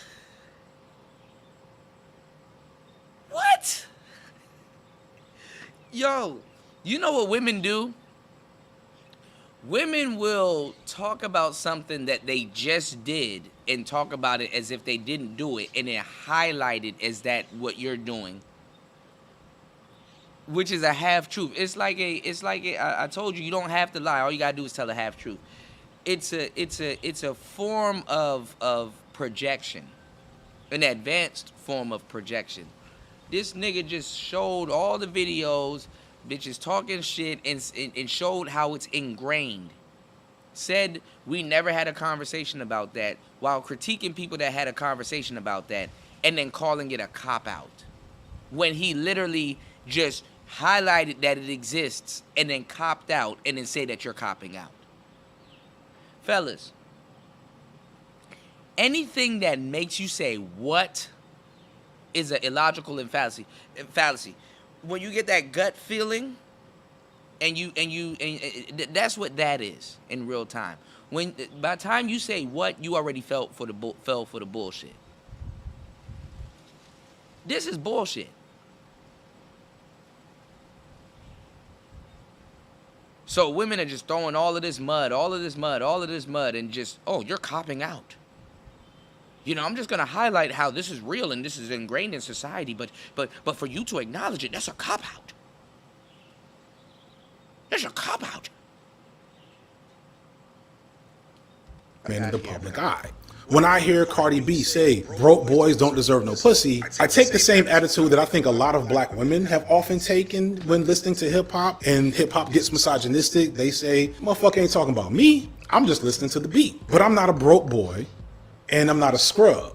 And technically speaking, like, broke boys have always gotten pussy, right? Still, I don't know what that feels like. And a lot of other black men do. Just like a lot of black women, I think, know what it feels like to be objectified and dehumanized in the way that rap music sometimes does to them. And the issue of misogyny in hip hop, while not settled, is a well-developed discourse in the community, in the culture, and in academia. You can Google scholar misogyny in hip hop and you'll find 5,000 papers describing the issue of why misogyny in hip hop is a problem.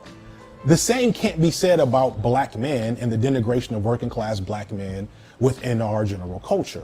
As a culture, I think there's an underlying attitude that black men who are derided and disrespected publicly deserve what they get. For an easy example, go and look at how often someone responded in the previous video about black men and sexual objectification, a video where I discuss black men's limitations with defining themselves in a racist society, the unexamined epidemic of sexual assault of black men and boys, the historic exploitation of black men's bodies under white supremacy and in slavery, like a really serious video talking about big issues. And you'll see comments like, I don't know why y'all complaining black men objectify themselves. And you know, some of those are white insults, but some of it is y'all. And I think that there's a festering resentment born out of that fuels the black manosphere as a whole. Now, should that lend itself to the rampant misogyny in the community?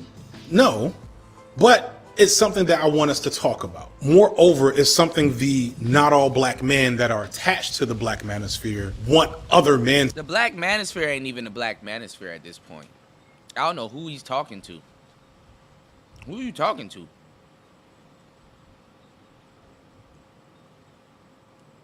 Niggas that have all these big grandiose ideas but never have the solution. Who are you talking? What?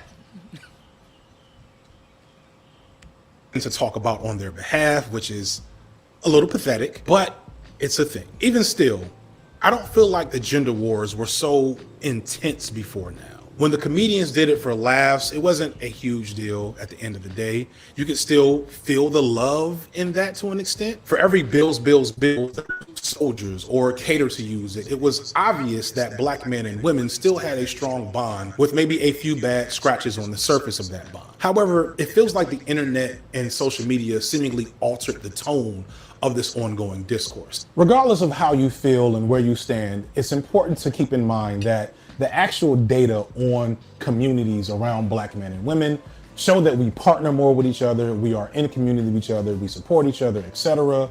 And it's important not to let the loud minority of voices online make you think that this vitriol between black men and women that we see on social media is how things really are. As many arguments as I've gotten into with black women about issues around gender online, they never get as ugly and heated when I'm face to face with people. So I don't know who was the first to take advantage of this conflict and make a career out of it, but the first black man to really establish himself and gain a following in this genre was a genuine piece of shit named Tommy Sotomayor. Of all the dudes in this space, this is the only one. This nigga is funny as hell. That is not true. That is not true. And Tommy Sotomayor is not Black Manosphere. Yo, that's funny. I truly, truly despise. 4 of them did exactly what I've been telling y'all about. Told y'all what my ex-girlfriend said. They used to draw straws to see who would waitress a table full of black women. Black women are miserable people, and everybody knows this. And the fact that so many of these dudes look to him as an inspiration and a founding figure, again, completely validates my reading of them in the first place. Tommy Sotomayor, like the most popular person to come out of that like group. Even though he's like kind of solo. That's a lie. Within that like that larger context. And so that's important. That's a lie. Black Manosphere, a lot of them originally modeled themselves off of Tommy Sotomayor. Tommy Sotomayor was from an era where many of these streaming platforms and content creator platforms had little to no quality control. And so he would say the most outlandish, craziest, awful shit. I think he kind of visioned himself as a black shock jock akin to Howard Stern or a young... Yo, that's a fucking lie. Tommy Sotomayor made sure he didn't have anything to do with Manosphere. A lot of Manosphere guys liked Tommy, but Tommy was, oh my God. Get your facts straight. That's a lie.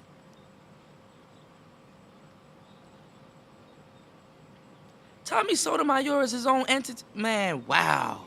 Younger Charlemagne the God. And he was as misogynistic and homophobic and anti-black as they come, to the point where even when there were no rules, he would still experience numerous bans on numerous platforms. But like a roach in a dirty house, he would always find his way back to the surface. If you were to just read some of the things that came out of this man's mouth, you probably wouldn't be able to tell if it was a black man talking or a stereotypical white supremacist. And this is going to be a theme that we return to multiple times in this video. There are more people murdered in a day by niggly bears than in a year by grizzly bears. Niggly bears are out there just killing everyone that they can, but people are told that they're racist if they want to avoid them.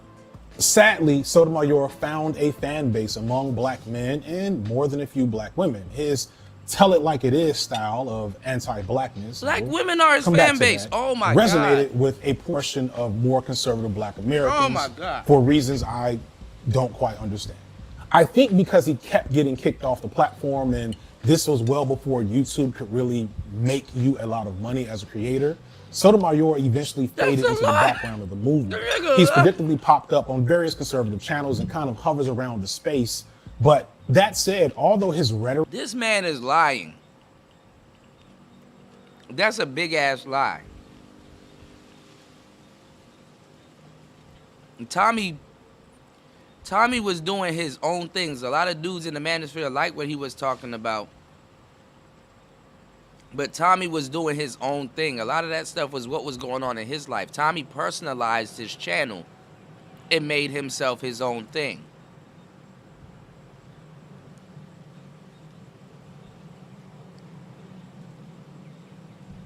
That's a man, this nigga lying his ass off. Rhetoric and hatred for women influenced many a Manosphere creators such as Fresh and Fit or New York's free. Why you keep lumping Fresh and Fit in the Manosphere, He doesn't man? seem to want to have much to do with the modern Manosphere or Red Pill community. And much of his rhetoric didn't really inform a lot of the Red Pill philosophy that dominates the space today.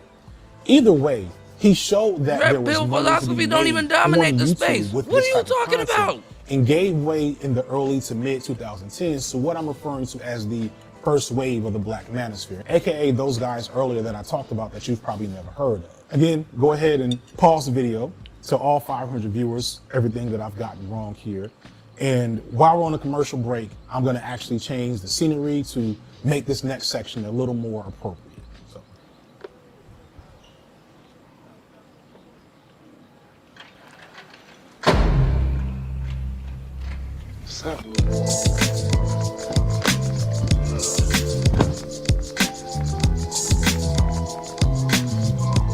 You might be asking, why am I in my car?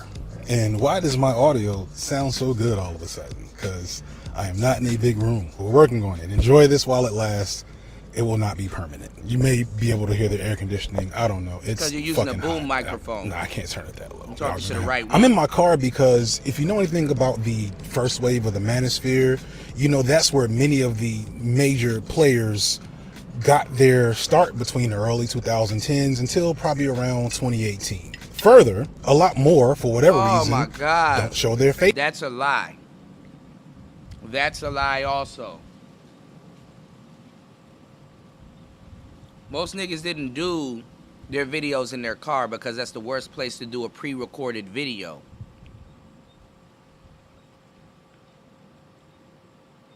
This nigga here is a... This is funny, man.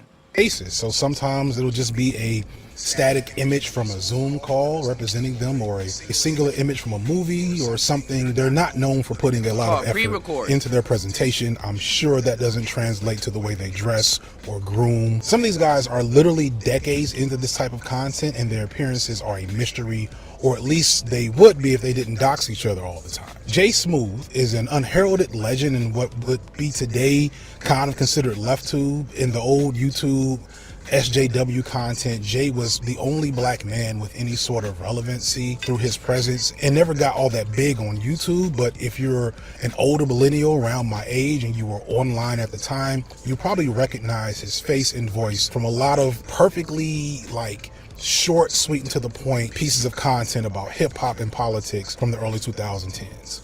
I want to put Jay Smooth out there partially just to point out, despite the jokes and the nonsense we're going to talk about with the Black Manosphere, black men have always been out and about doing the type of content that I'm doing. It's just we've never gotten this much attention for it. So Jay Smooth referred to something he called homegrown intellectualism. And that speaks to a larger pattern of there being a big constituency of people who yearn for that feeling like they're doing the knowledge. Like, I'm thinking critically about mainstream narratives. I'm finding sources of information that I trust. I'm feeling like I'm studying the game. I'm learning. I'm on the inside track with the real shit, which is a hunger that this whole tradition of sort of homegrown intellectualism, like John Henrik Clarke, Dr. Ben, and so on, that filled that void for people who weren't going to find that in other ways. It filled the void in imperfect ways. You know, I think for a lot of people, that stuff was sort of a gateway drug to more rigorous intellectual thought later on, and some people just kind of stay Jay, at that you level. tripping. Right. Or they use it to spin off into more toxic nonsense. And it's an interesting reflection on how intelligence in black men can be stifled. And how the hell he just took what he just said? Yeah, or it's just a way to influence more toxic nonsense. Well, what's non-toxic, my nigga? What you doing right now? That's non-toxic.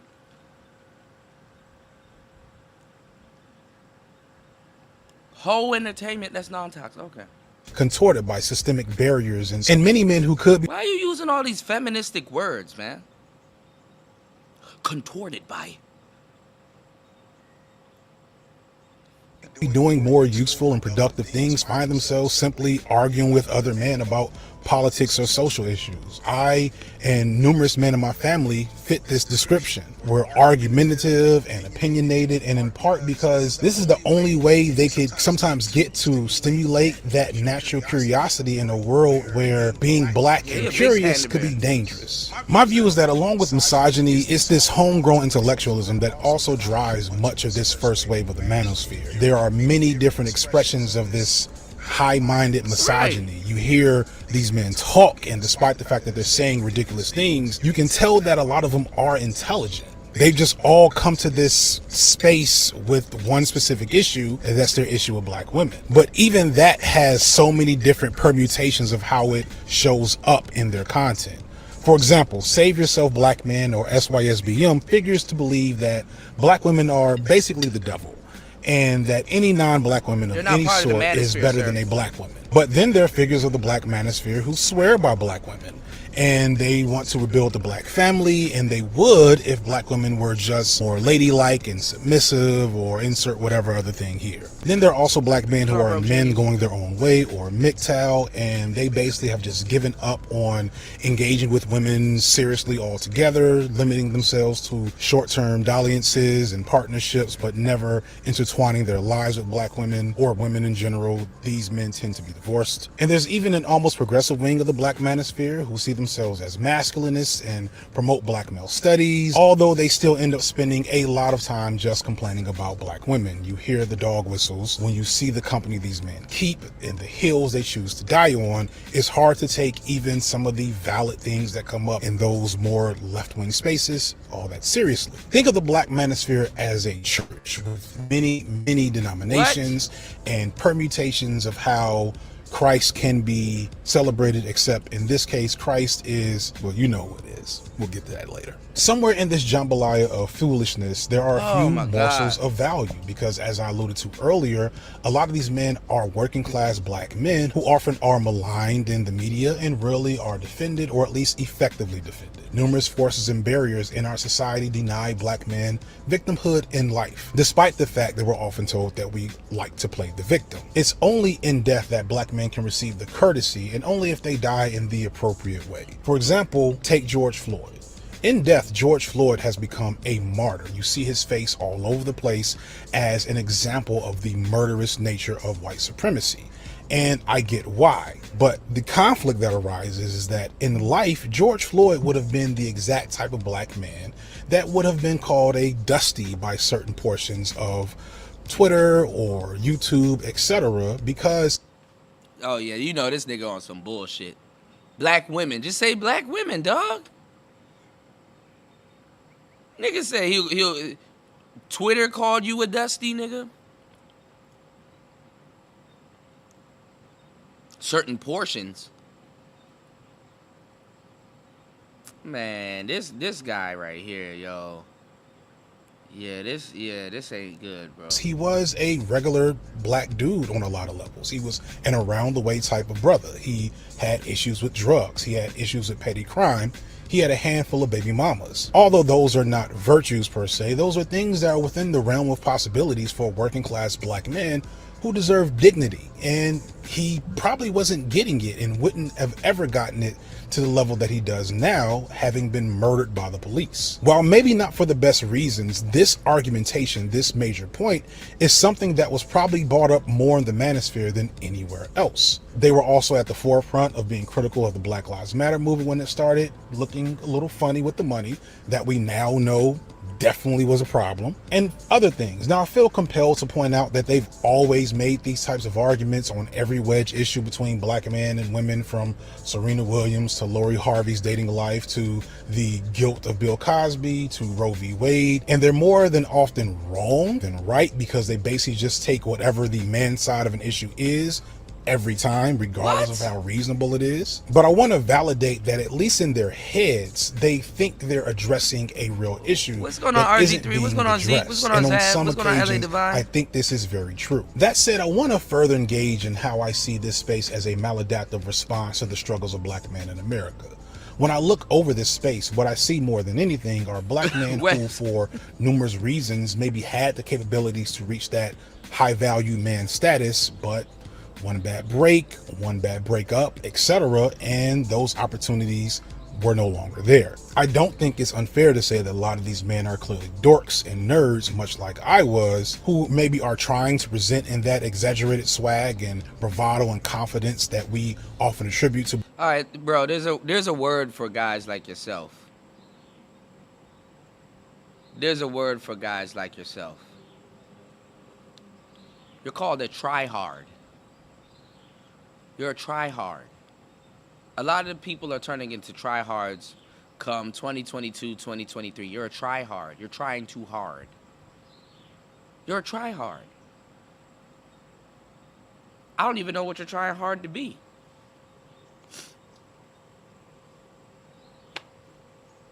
I can't help you, bro. What's going on, Toya? Y'all see this? What?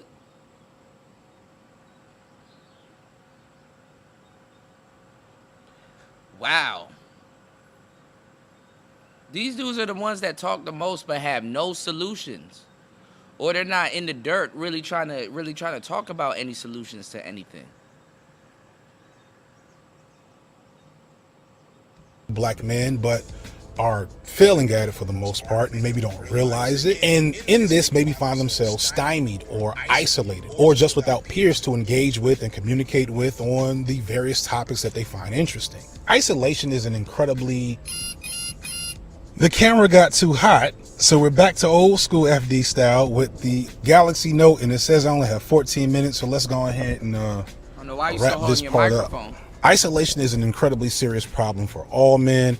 A lack of intimate partnerships and useful, productive, platonic friendships is genuinely unhealthy and leads to further isolation and more opportunities for these men to get sucked into these spaces. Because the Black Manosphere is like a cure for this problem from these men's perspective, as far as I can tell. Like I said, some of these guys have been making this stuff for a decade now. Some have fans that have been there solidly the whole time. And a lot of the content on these smaller Black channels is like these panel discussions, which is basically just a bunch of men trying to get access to a community, talking to each other, connecting with other men. It seems like a disproportionate amount of them are truckers or maybe Black men in rural areas who find the community of the Manosphere to be important, if not just to give them an opportunity to have useful and stimulating. You mean Black men that are actually in the community? They're trying to find the community. You mean dudes that are actually in the community? You mean dudes that actually deal with the Black women that this unicorn women that you're trying to defend? You mean dudes that actually go outside, work, the working class Black men? You mean dudes that actually interact with these women? That find what's being said on the internet true? You mean dudes that actually have a voice that should have a voice?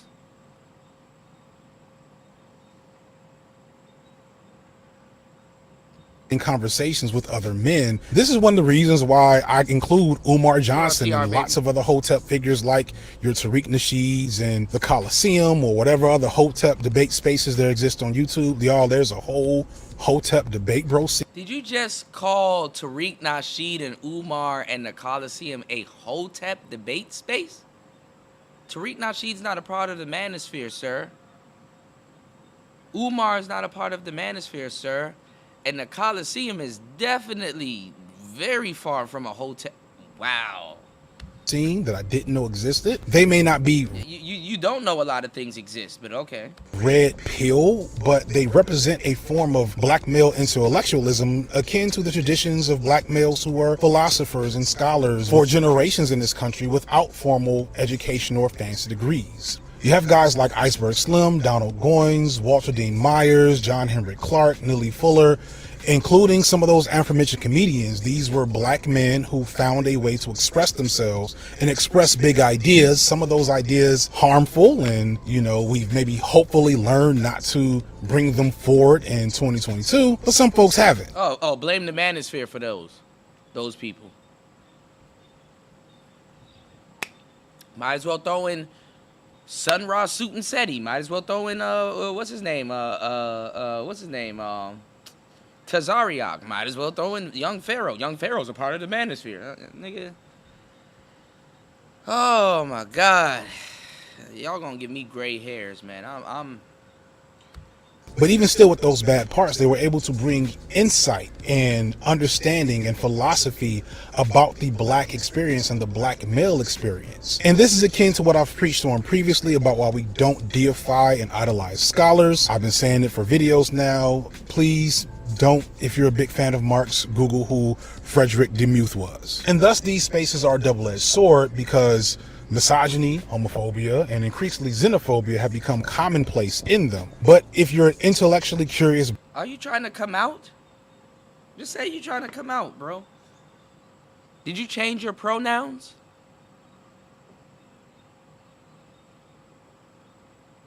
You know, I'm not even gonna lie.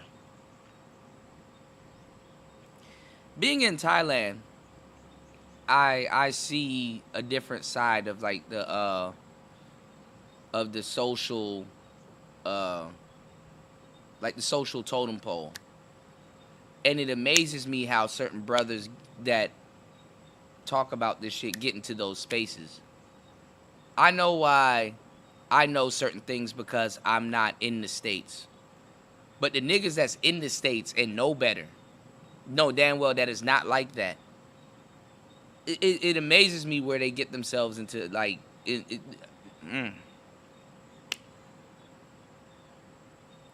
This is the type of guy that will start introducing never mind.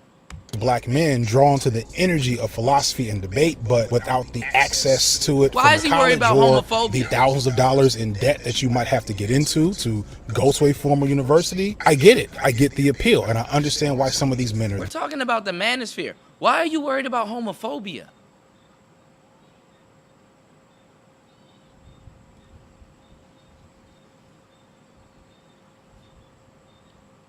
Some of y'all take that man shit a little too seriously, man.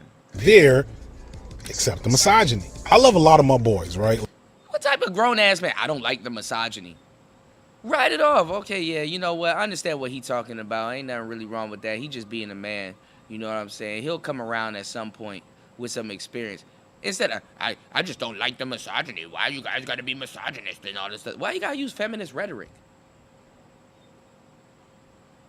As if some of that quote unquote misogyny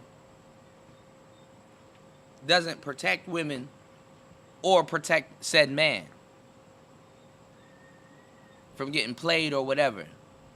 Different strokes for different folks. You may not like it, but there's people that around you or in certain spaces, they if you understand people, I hope you understand people, you talk to people.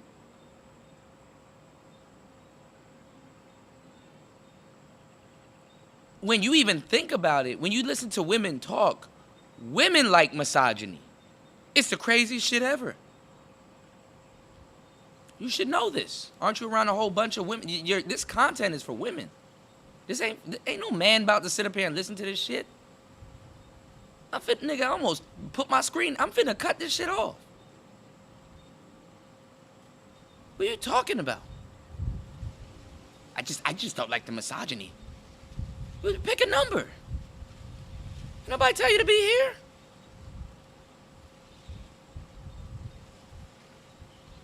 Like a lot of my homies I've known for years that we are very close, but only a few of them will I talk about anything more than sports and video games. Bisexual vibe. And if you are an intellectually curious type of dude who needs that type of energy and you can't find that in women, the Black Manosphere might have something for you. It just might. It's not gonna help you get women though, like that.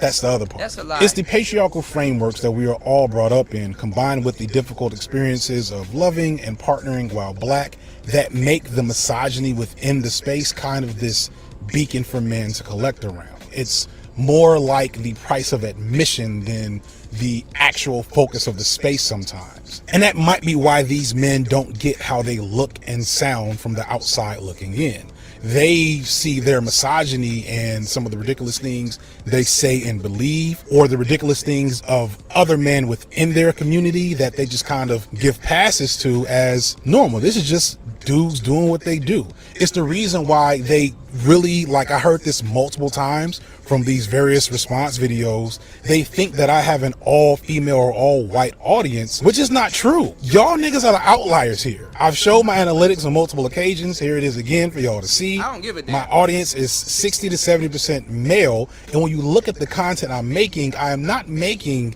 white male, white female, white oriented content. It is accessible to them, but look at the shit. No, I'm going to come back from that because I think we just bonded a little bit there. I think those of you who are in the Black Manosphere stuff that do watch me because you see at some level there's similarities here in terms of like the struggle and the way we see and experience the world, although with a different overall perspective and response to that struggle. And I hope and I'm happy that at some level we can bond on that. And I don't know, man, y'all just like, let's hug. Like y'all know I'm an intersectional feminist, and I'm not afraid of male intimacy. Just come on.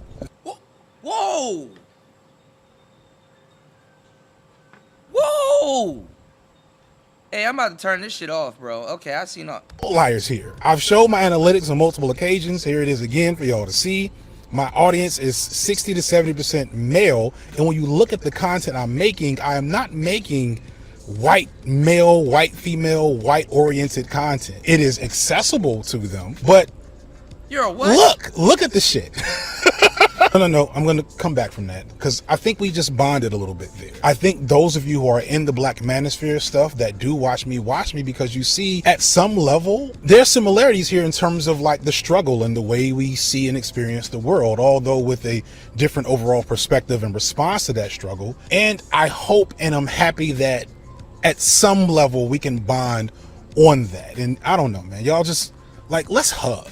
Like y'all know I'm an intersectional feminist, and I'm not afraid of male intimacy. Just come on, just bring it in. But going back to the fact that they can't tell that there isn't full of a bunch of other dudes who are like-minded. This is why the Manosphere is kind of like a perspective and response to that struggle. And I hope and I'm happy that at some level we can bond on that. And I don't know, man, y'all just like, let's hug.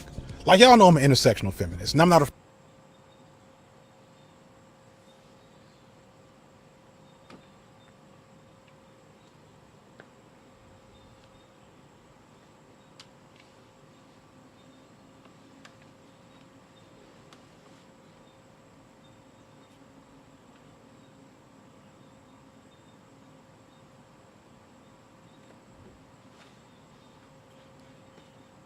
Nigga, you a what?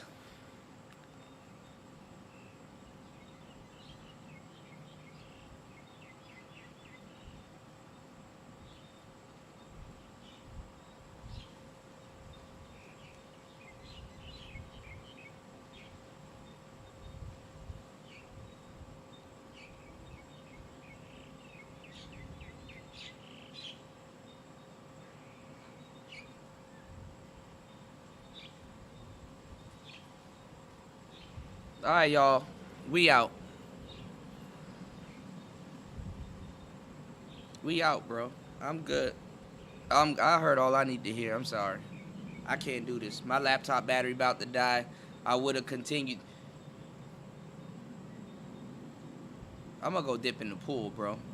I need to rethink my life, man. Did this nigga just call himself an intersexual feminist? Where's your... I don't even want to speak to you. Where your woman at? Where your wife at? Where's she at? We'll get further talking to her.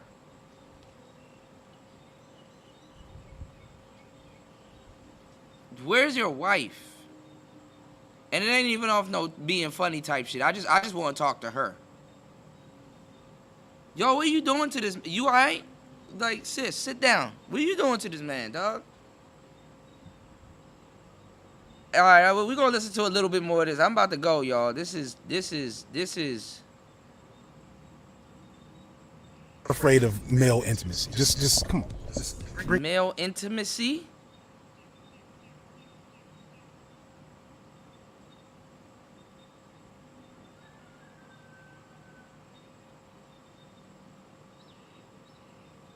Hey, bro, I'm good, bro. Bring it in. But going back to the fact that they can't tell that they're the weirdos in the room. The big problem for the first wave era of the Manosphere is that much like most nerds, the vast majority of them have what I call STME, or scaring the maidens energy, which is a fancy way of saying that these men are putting off bad vibes and lack social skills or the ability to read the room if the room isn't full of a bunch of other dudes who are like-minded. This is why the Manosphere is kind of like a cult, because once you've been in there and start adopting that rhetoric to an extent, you can't properly operate outside of it. So you'll have like Manosphere dudes at the kickback, right? And somebody will put on the new Beyonce or Meg Thee Stallion, and these dudes can't even have fun and dance with the ladies because they're too busy thinking about their red pill shit, and they're angry that they're being exposed to this. We actually don't, nigga. I'll get down to you won't break my soul. But no, nigga, you on some other shit. You know, I'll sit down and listen to that "You Won't Break My Soul" shit. But nigga, you might get up and start twerking, and then that's when that red pill shit will kick in. That's all right. I gotta go, y'all. I'm good, bro.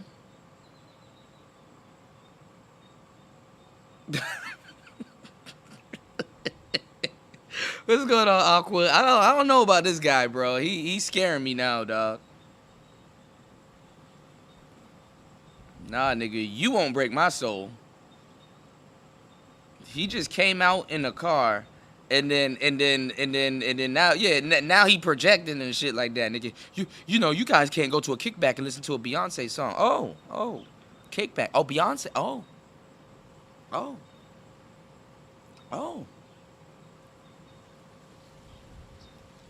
Don't break my heart, ass dude, man.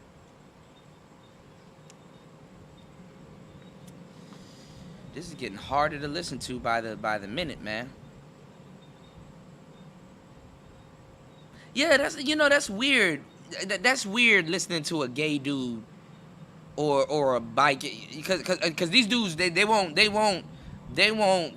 come out and just straight up say, yo, I might be gay. And I need to stop saying that shit because somebody gonna clip me. Baller X, look, this is in good faith, okay? I'm gonna tell you some real shit. Some of these dudes that's like quote unquote bi-curious or some weird shit, they critique the space pseudo like a woman because the manosphere is like some big nigga they want to act right. That's literally what it is. Like, you remember during the beginning of his live streams, I just keep asking, yo, nigga, what do you want? What do you want? He just told us. Cause it wasn't clear. You ever ask your girl, yo, what do you want to eat? I don't know. Bitch, what do you want to eat? Well, I'm gonna eat some Chipotle. I don't want Chipotle. And then now her fork over on your plate and shit. Like, it's like, man. Sometimes you gotta keep asking the motherfucker, what do you want? Then eventually they vaguely start motioning to some gay shit. Women can do that. Men aren't supposed to do that.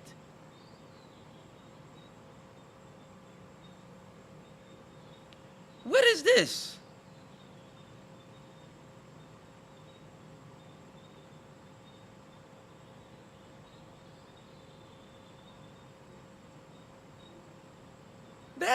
We gotta take care of the world and shit. I'm not trying to take care of another nigga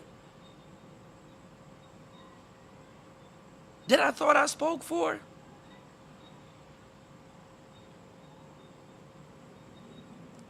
Yeah, yo, y'all see the Cardi B version of "You Won't Break My Soul"? She was like, "You won't break my hole. You won't."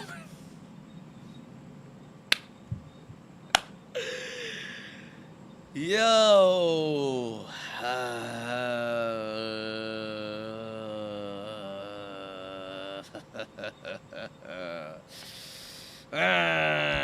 Feminist Jezebel shit. So they like, put on MF Doom or Tyler the Creator, old Tyler the Creator. Everyone sees this. Nigga, who are you hanging around? Now, granted, Tyler Creator is fire, MF Doom is fire. But when the last time you seen a nigga say, yo, put on that new Tyler. Yo, put on that new MF Doom. If your friends say that, kick them niggas out the car quick. MF Doom and Tyler the Creator only comes on when somebody has the aux cord and they're not paying attention to their phone or device. And it's on random or some shit. Or they have a playlist playing and it actually skips to that song or something like that. Don't nobody, nigga, what? This STME in them, accept them. They think they're special, the intellectual woke few. They don't notice how men with their shit together quietly look down on them. Even those black men who are still invested in conservative and misogynistic beliefs look at especially that smaller old wave of the manosphere and say, I don't know about these niggas. They avoid these spaces because these spaces are dead. They're black holes. They offer minimal support or solutions other than the escape from a world that feels hostile. And this is actually what makes the next wave of the manosphere that happened in the last couple of years so interesting, because they kind of fixed all of those problems, but at the same time made everything much, much much worse. So all you MGTOW, red pill guys, even some of you Ilmore guys, I got love for you guys, and I dedicate all this pussy to you. All you guys. So tonight, while y'all doing y'all live cast, sexually frustrated, just know I'm probably gonna be dicking down another bitch, and I dedicate all that ass to you. Like, comment, subscribe. All right, watch the whole thing. Some of this, like some of y'all gonna hear some things you're not ready for, but I need you to stick through. Because this is going to reveal the mindset of these chicks out here, and y'all got to understand this, guys. I want to see y'all win, right? Also check the link in the description and the pinned comment, because I got a program to just understand, right? Just a few minutes, just want to get a unique with it. All right? Put that say y'all follow my IG, check the link in the description box. Turn notifications, guys. Let's get it, man. So, guys, listen. Why all women are single? If we would have just neutralized what we was going through at that time frame, and fast forward to today's time, there will not be no Jim Crow. Let alone in certain parts of South Africa. Part 3 or 4, I'm not sure, but it's titled "The Worst Niggas on the Internet." That's my CJ the X impression. So where were we? Oh shit, I had this in the shot the whole time. Like I said earlier, I feel like the first wave of the Manosphere is very obscure. The rhetoric popularized by them is prominent, but the figures and fan bases are very niche. I think the average person thinking about the Black Manosphere today is thinking about channels like Steph is Cold, Fit Fresh, Fit Fresh maybe? Fit Fearless. That wasn't even on purpose. That's just me being stupid. That wasn't even shade. And of course, Fresh and Fit. A lot of these guys have found a lot more success than anybody in the previous Black Manosphere could in a much shorter amount of time than their predecessors. From my perspective, this comes down to a few differences. One, their content is much simpler. It's easier to digest. It's not as heady. These are not the homegrown intellectuals, most of them. Two, it is much more explicitly misogynistic. Say everything you want about the old Manosphere, like genuinely speaking, just say whatever the fuck you want, I don't care. But the misogyny for them was at least couched in this pro-black. I'm just saying, let me ask you a question.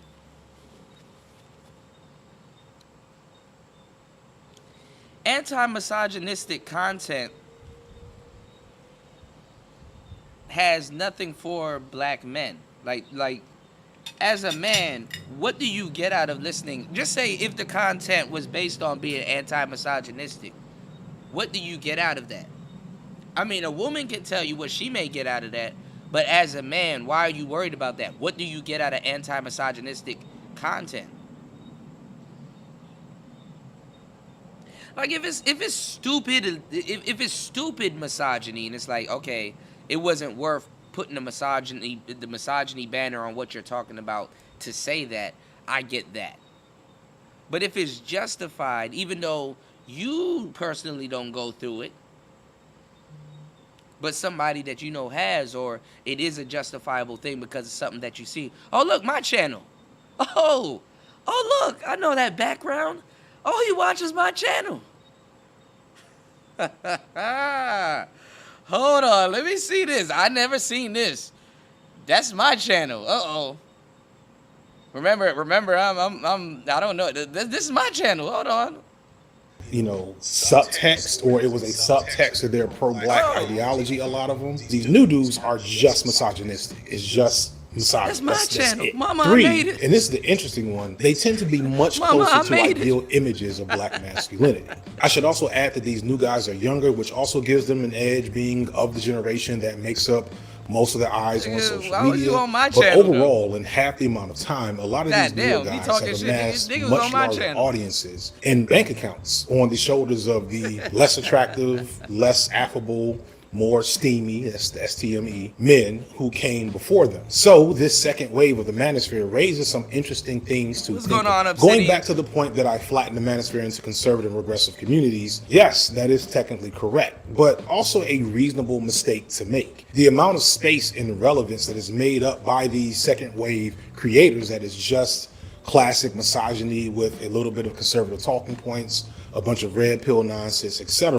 Man, I don't even know what this guy wants, but Obsidian, we did make a revelation. He did come out in the car. He said he was a male intersectional feminist. You know?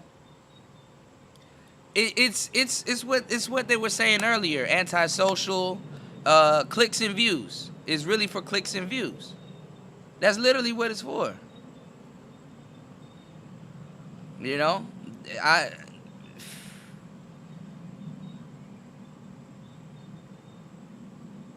don't know what, like, cause like something, you know, something in my blood just asked me like, what is wrong with this nigga? Like, what does he want? Okay, we've heard people against the Manosphere in so many different forms or facets, but at least certain women lined out what they want. This nigga has a whole documentary on the Manosphere, and none of what he's saying is clear. You know what I'm saying? So now everything he's saying is kind of zesty to me, because it's like, oh, okay, you know, I see, yeah, but my laptop battery's about to die because I'm actually running this beautiful camera and running a microphone, and they don't have an outlet here, and my laptop battery's on 16%. But my penthouse is upstairs. I will just go to the penthouse, but we'll figure it out. Give me like 10 minutes. Let's. God damn. This is y'all about to give me gray hairs.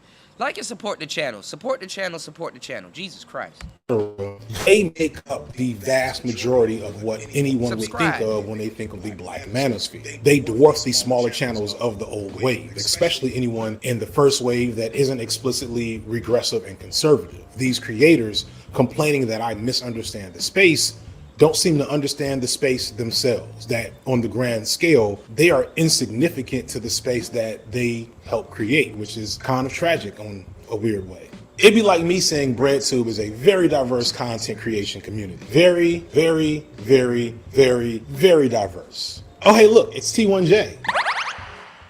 What? Hi, I'm T1J. Follow me. It's the overt misogyny that gives these guys their views. The sale of this alpha male image drives clicks in the. What's up with you and this misogyny shit? Do you think men really say, yo, wait, I need to contribute to the misogyny hive mindset? Hold on, y'all. These my folks right here. My bad, y'all. What makes it? What?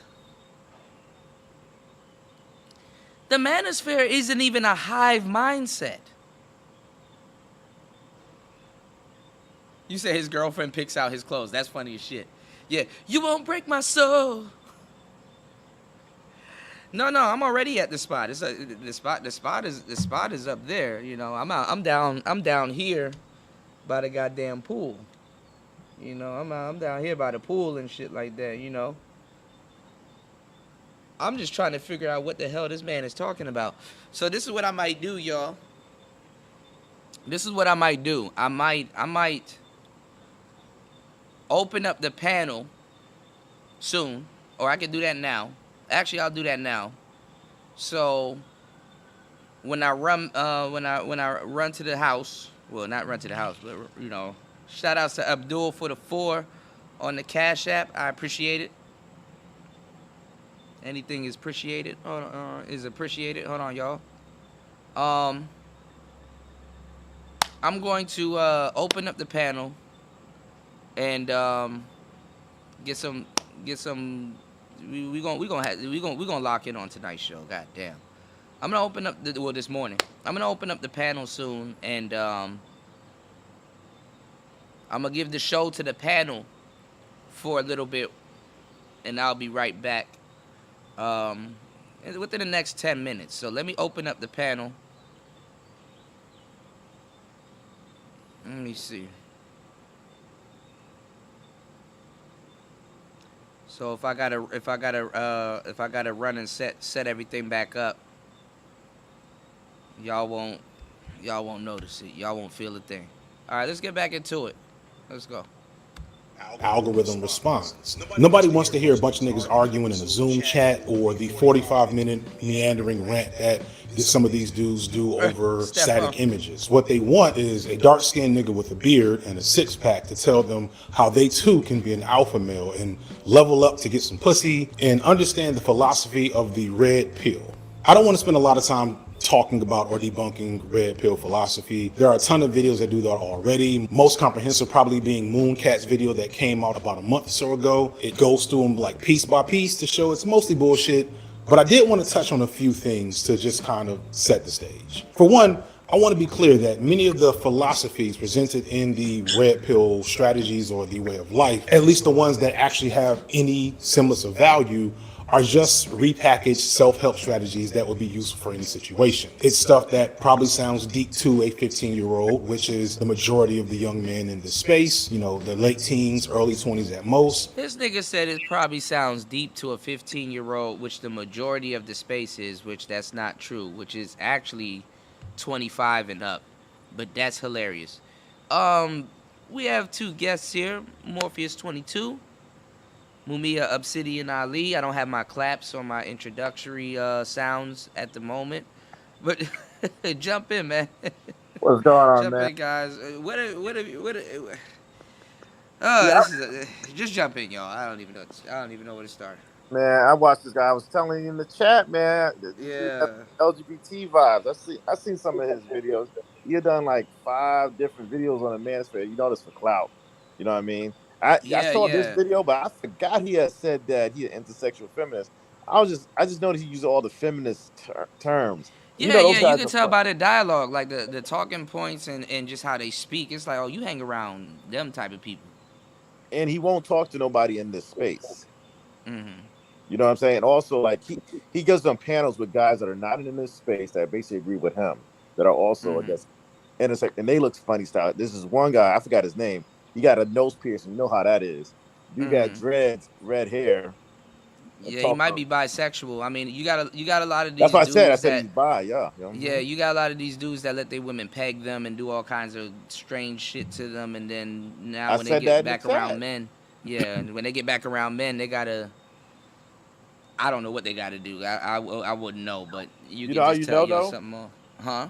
He keeps talking about misogyny. What straight man talks about Right. misogyny in the straight Right. keep it a buck. Right. Right. Right? Right. And then why you bringing up bringing about gay men like LGBT? Like, what about them? They in their own Yeah. lane. You know what I'm saying? Yeah. LGBT men are in their Yeah. own lane. We don't really discuss that stuff. You know what I'm saying? I mean, it's too feminine. It's like men aren't acting the way that I want them to act, but I'm fixated on them a little bit too much. And it's like, yo, you all right, bro? Do you know where you at? Like, this, like...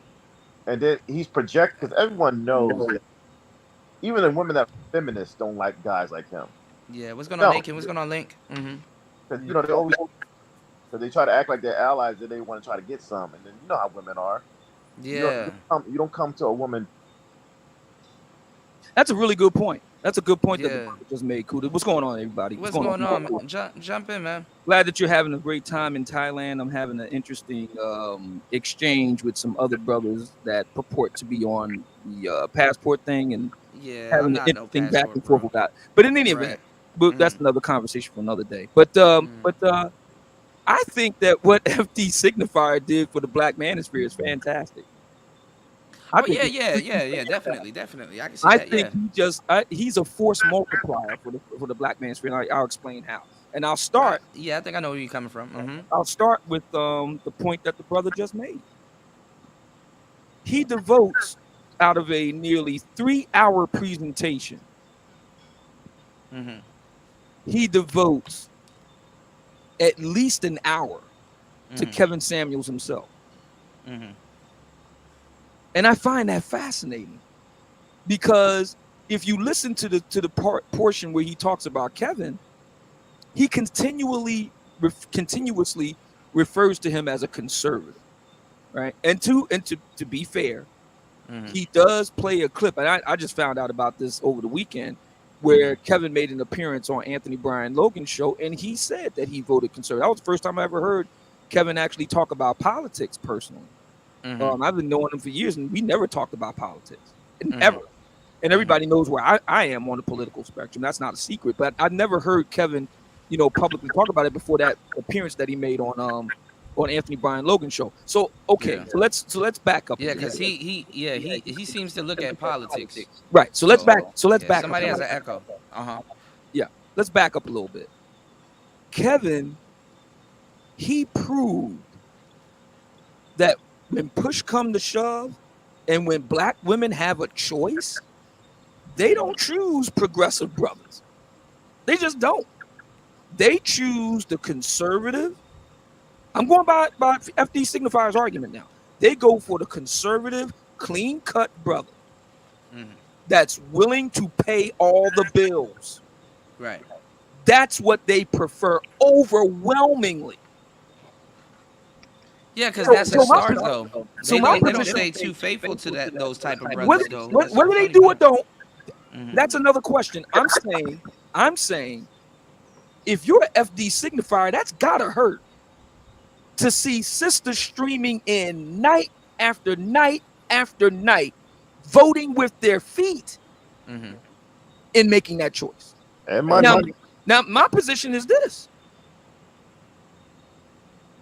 If we all agree, and I'm a conservative, I agree that people should be free to do them. So if you're a progressive brother, do you. But know this. Sisters ain't really checking for you like that, bro. Right. Just know that. Just be okay with that. This is the Obsidian. reason why. This is the reason why black feminists, and he talks a lot about black feminists. He actually helps us. I didn't hear him say too much about black feminists, Oh, but he he talked did. a lot about black feminists. And here's the problem with black feminists. Okay. The problem with black feminists is, and this is the reason why you never heard them for the 2 years that Kevin was doing this thing. You didn't hear peep from them because they know that they were outvoted. See, black women, by and large, don't get down with black feminists like that. See, black women want a brother that They got pays their talking points though.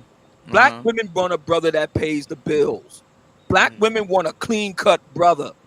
Black women want a brother that is the epitome of the patriarchy.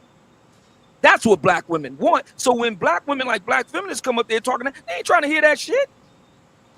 They've been outvoted. So now we have to ask another question. Since there's so many single black feminists, you got brothers like FD Signifier. Why don't y'all hook up together?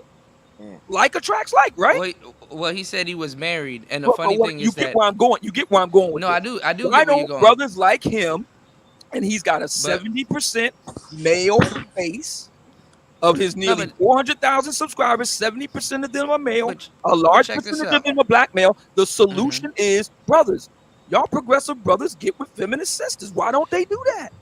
No, but check this out. He even said it in the beginning of this video, or towards the earlier in the video where he showed TLC, and they were talking about no scrubs, and he was showing all of these women videos, ranking on working class brothers, Blue collar brothers. Had nothing to say about that. And nothing to say about that. Not only did he not have anything to say about it, because I'm brother, you're a man after my own heart. You picked up on exactly what I picked up on. At several points earlier on in the conversation, the TLC piece, George Floyd, he can't bring himself to say black women. He can't do it. Yeah. It's white racism. It's black Twitter. He can't say black women. He can't do it. He can't broad stroke. He can't broad stroke with his opinion. Nope. Even though the evidence is right in front of you. I thought the George Floyd piece was interesting because I thought he was going to say Black Manosphere sees them as a pookie. I would have went along with that. I would have said, everything about George Floyd's life says pookie. Okay, I'll take that. But he didn't. He used the word dusty. What black man refers to another black man as dusty? Gays. I don't even hear gay men doing it. Because they got that from Cynthia G, and Cynthia G stole that from Tariq Nasheed. Exactly. Cynthia G's rhetoric got that therapist fired. And Cynthia G, instead of taking accountability, she said she gonna dox the lady that wrote that article. And then at the same time, she went along with the therapist's delusion instead of taking accountability that her rhetoric could have gotten that girl fired, even though that woman is her own woman. You know, she knew what she was doing. She's a therapist. She knew she can't go out and do that. Wait, that's so dumb though. How you gonna dox a woman who puts her face and her name in her articles? Well, what she means by doxing her, she's going to go and try to dig up something disreputable about it. Right. So she followed the therapist, saying that the therapist is trying to help black men, which ultimately it wasn't. Then it's like, okay, it basically it's weird. It's basically black women defending friendly fire. This is the stupid shit that they get into. Literally, a black woman got her fired, and Cynthia G's gonna go after another black woman. That's why you gotta leave them alone. But see, They'll that's eat themselves up. exactly. Well, number one, I agree with you on that point. But going back to Yeah. the Dusty piece, we can go into the minutia. Fine, Tariq Nasheed started it, but the bottom line is, we all know who uses the word Dusty in a day-to-day black social media sense. You just mentioned the TikTok therapist. We know it's black women. Yeah. So why couldn't he say that? Yeah. Why? Yeah, because we know where the verbiage come from. We're the originators of that shit. We created it. Why couldn't he just simply say, "Hey, look, because he was making a damn good point about Black Lives Matter. The Black Manosphere was way out in front on them on that. Yeah. Why couldn't he just simply say that?" But you know, he says that, but in the same breath, right after that, he says, "Oh, they're wrong on a lot of things." Okay, you know what? I'm cool with But he people downplays pointing it, out though. the flaw. I'm cool with people pointing out the flaws of the Black Manosphere. I'm good with that. Yeah. All I'm saying is, if you know that what we're saying is true, then why can't you say who actually was responsible? Who was responsible for the mendacity of the Black Lives Matter movement? Who? Why can't you say it? He said he's an intersectional feminist, meaning he's a black feminist. So an intersectional feminist means I cannot actually say who's actually responsible for a problem. I can't say if it's a black woman. I can't say that. I have to. that's use all excessive verbiage, and I have to go ahead and displace on everything and everybody else. I wouldn't say that's his cop out, but that's his alibi. Well, that's why I don't really call it black feminism per se. It's more like this is the same tag I put on other guys in this space. You're a black womanist. Like there's a whole new term that's been created where it's like feminism strictly for black women. And that's kind of the vein that these guys fall in. You're not even really a feminist per se. You're a black womanist. You'll say and do anything to prop up and promote the black woman at the expense of everyone else, even truth, decency, and justice. You'll do anything to support these chicks. Well, womanist been around for a long time because that's what feminists. That's the term feminists used to run to when they start getting accountability on feminism. They used to run to the term womanist. Well, I'm just for women. You know what I'm saying? So they used to hide behind that term also. You know, in the mid 2000s. But I'm gonna play a little bit more of this clip because my laptop battery is red now. And then I'm gonna go for a little bit. I want you guys to have a discussion. Probably play like 2 minutes of it. Have a discussion, and I'll be right back. But let's get into it. This is amazing. So I'm glad that you guys are here to actually talk about it because he does talk about stuff from a political standpoint, and he did find a clip of Kevin saying that. So that's wild. Yeah. All right, let's go. But with the added effect of, butthurt and heartbroken men. In a lot of their videos, you can hear the bitterness and heartbreak in between the red pill nonsense. The other thing about the red pill is that in a weird way, if you think about what they're essentially saying, it's them breaking down the fact that they've been taught social scripts that do not work. That is true. Like Kevin Samuels, like Jordan Peterson, in the respect that he starts out with this what might be innocuous 101 level advice, like clean your room, exactly right, make your bed, have good posture, shit like that. And then so it starts out offering comfort and reassurance, and then all this other toxic shit starts coming in once you're roped in. But your critical faculties are turned off, and that's something that we're susceptible to across the board. If someone is offering us a message that starts out by tapping into what we already believe, we feel like, hey, okay, this brother is black. That's what I said too. He reminds me of Malcolm X. It could be. If this brother is black, I'm the Queen of England. How about that? Well, I mean, maybe he's got that one drop.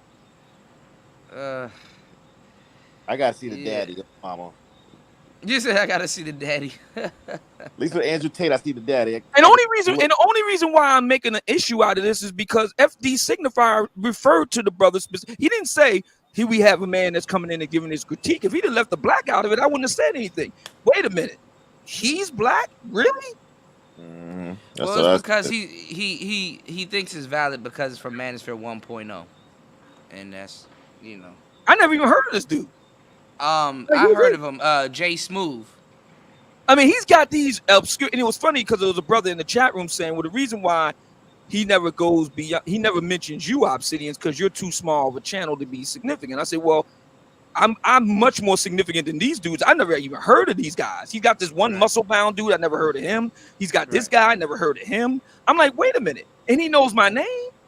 That's all cap, because first of all, you got a newsletter that lady interview you. Plus, Kevin, when he was alive, shouts you out many times. Plus your book. So that's cap. I think the real reason why he didn't want to go there is because, let's face it, he can't tag me with being a homophobe. Well, he mentioned your name in the beginning, but he was trying to make some stupid. They're based on comic book character. And what's interesting about that is, and what's interesting about that is, for a man who professes to be so pro-black, he doesn't get what my name actually means. Right. My name literally means the Great Black Prince. See. But he gonna spin it though. I mean, but he says what he's for. He's an intersectional feminist. So it's kind of like you can't be surprised. Obsidian, back to your point, why he won't say. I'm sorry, these mosquitoes tearing my ass up. Look, I'm about to I'm about to take a move. Yeah, y'all run the panel for a little bit. Yeah, I'll be right back. All right. So Obsidian, so I watched this guy before. I remember he did a video because he's one of these people that went to college and got indoctrinated. You can tell, right? Right. He told me, like, I guess he tried to fight back against the professors because he had to go to gender study, and they all ganged up. He just succumbed to it. I can't remember which video it was, but he admits to that. Well, he tries to say that, they made me change my mind. It's obvious they ganged up on him, and he was too weak to argue back his points. Well, what's interesting about that is he tries to make hay out of the fact that Kevin dropped out. And I'm like, well, you dropped out. Mm-hmm. I mean, most black folk, when they go to school, they drop out. No, he graduated. I mean, no, he actually dropped out of his PhD program. Oh, I thought he said he graduated it. No, he might have graduated undergrad, but he dropped out of his PhD program. Oh, okay. So I'm like, okay, Kevin dropped out, okay, and you dropped out. So it seems like to me the two cancel each other out. Yeah. But I mean, 50% of brothers go to college today. And of that 50%, 54% actually get a degree. Now, that's actually higher than black women. See, only 34% of black women, out of the nearly 60% of black women who go to college, only 34% get an associate's degree or higher. I believe it, because most of them get pregnant in the middle of college. Okay. So I'm thinking, well, so most black women drop out of school, and almost half of many brothers drop out of school. So what's the problem? I mean, it seems like to me, y'all both in the mainstream in that respect. I don't see what the problem is with that.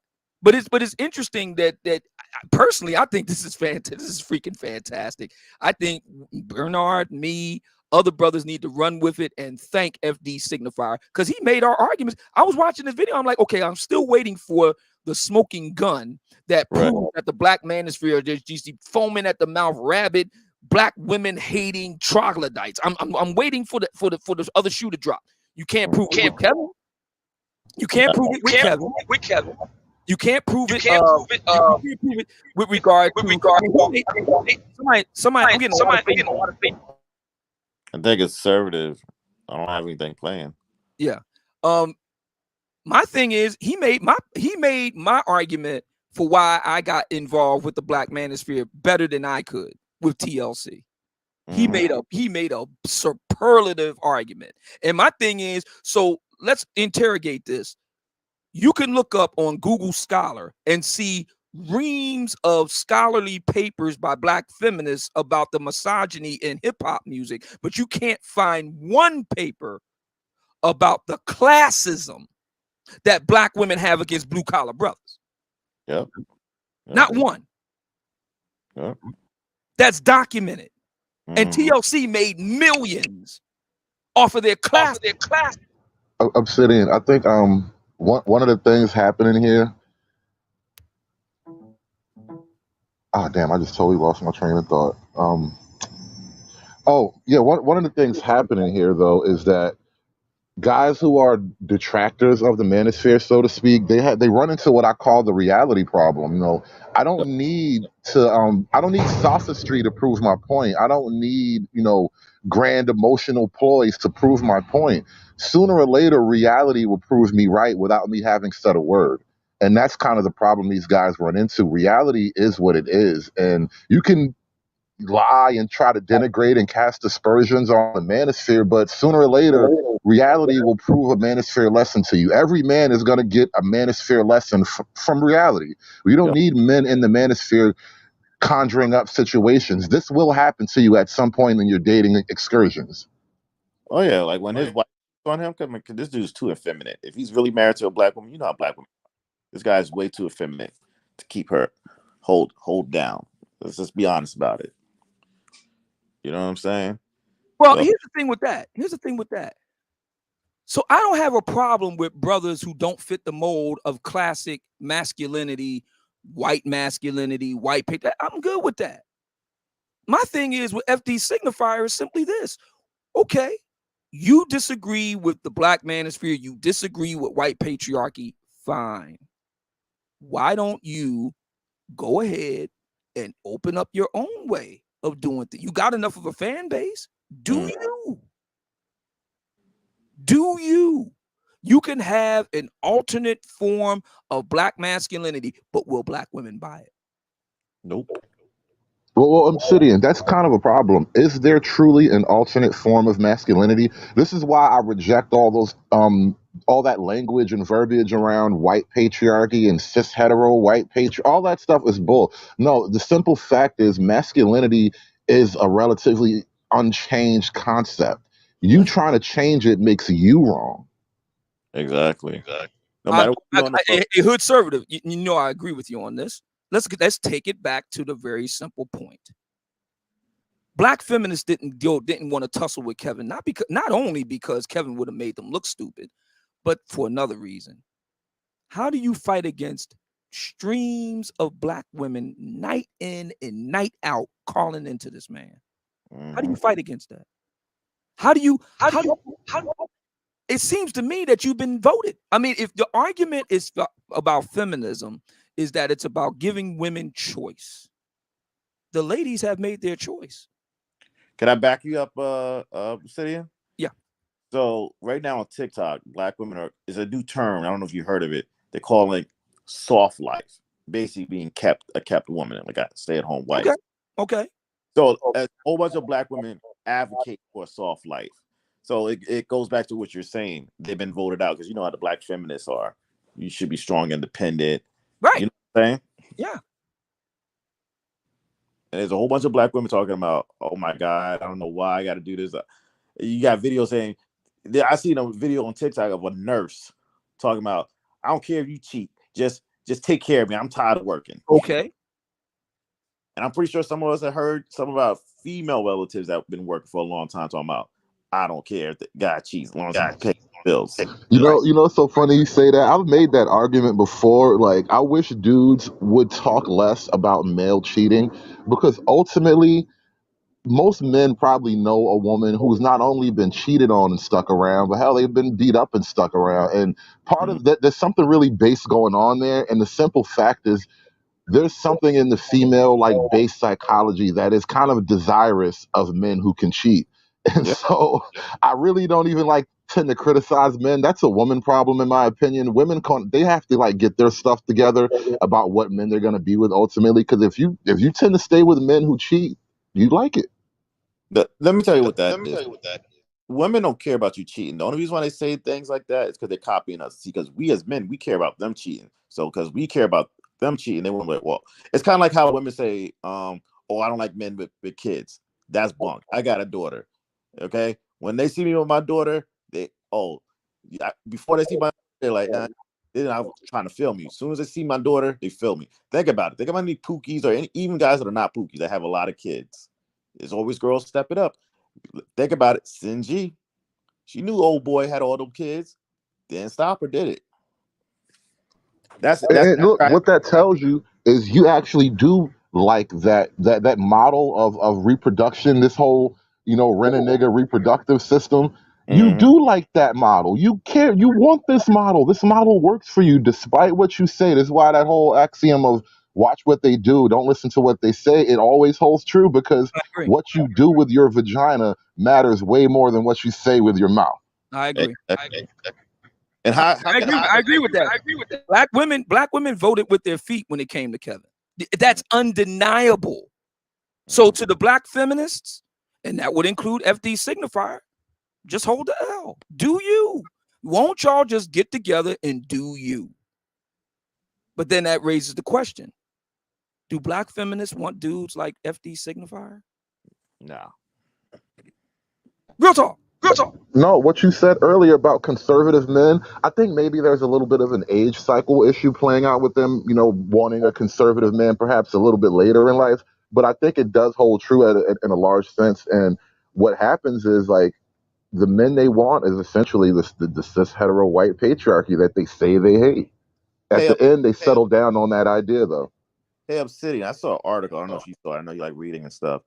They put proof that men that have higher testosterone for some odd reason generally vote conservative. That's true. So we know women like testosterone; they can sense it. Yep. So that makes sense. And everybody, whereas I had no idea where Kevin was politically until, to his credit, FD showed this obscure appearance that Kevin made years ago on Anthony Brian Logan's show. Everybody's known what my political orientation is right off the rip. By definition, I've done the manliest of work. By definition. So you know where I'm at with it. I ain't no soft body. Yeah. And I believe the study, it came to this conclusion because some of these men were taking, I guess, testosterone replacement because their levels were low, but they noticed that they stopped being liberal as their testosterone increased.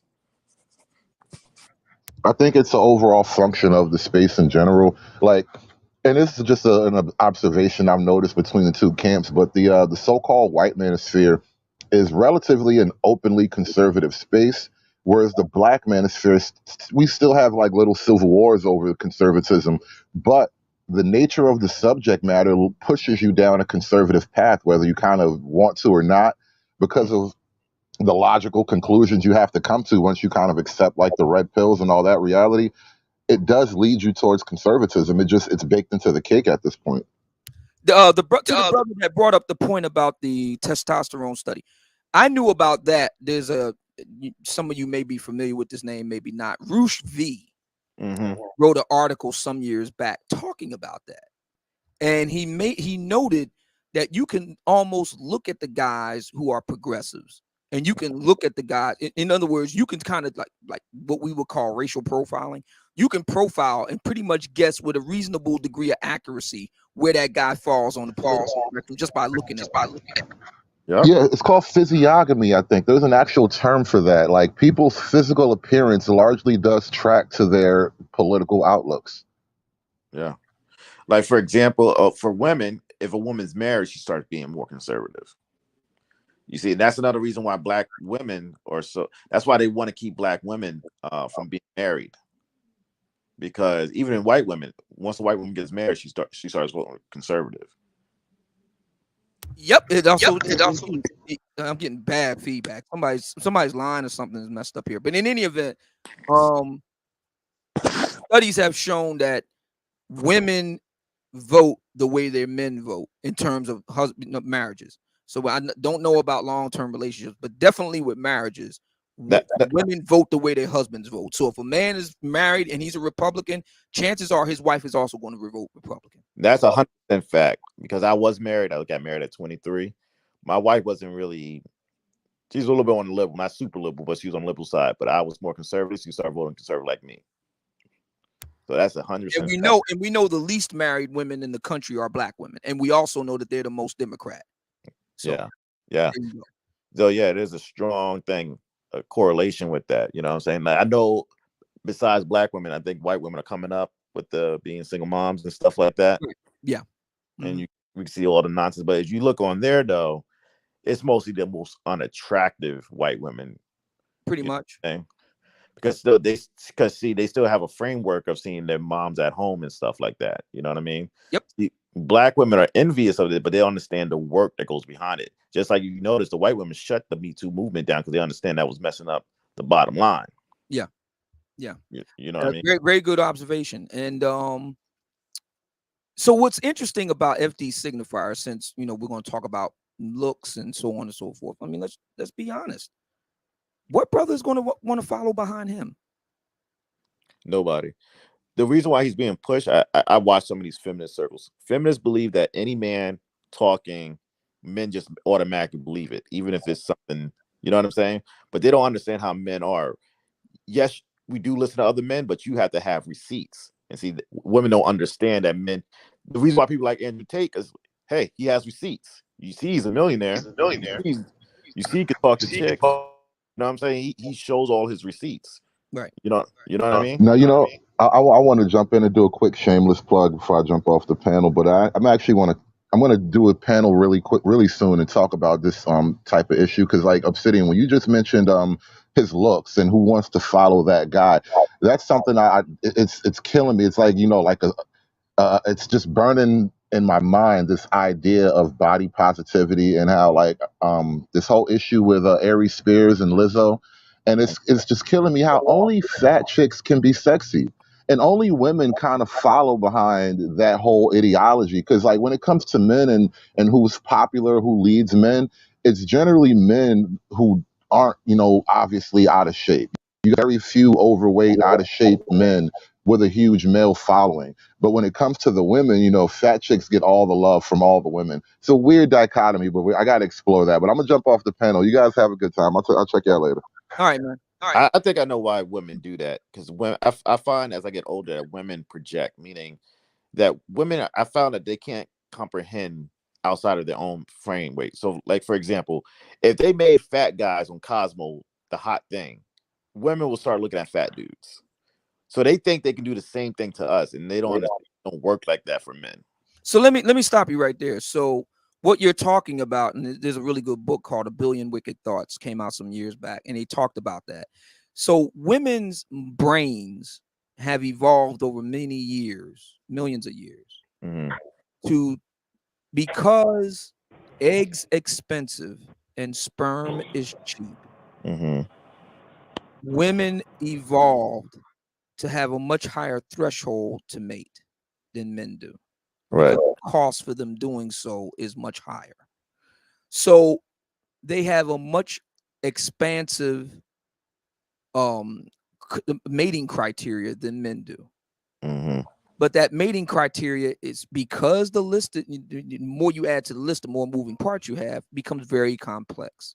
So it's very difficult for a woman standalone to make a good mating decision. This is the reason why gossip is so important. This is the reason why women getting together and chatting is so important. They need the help of other people to help them make a good mating decision.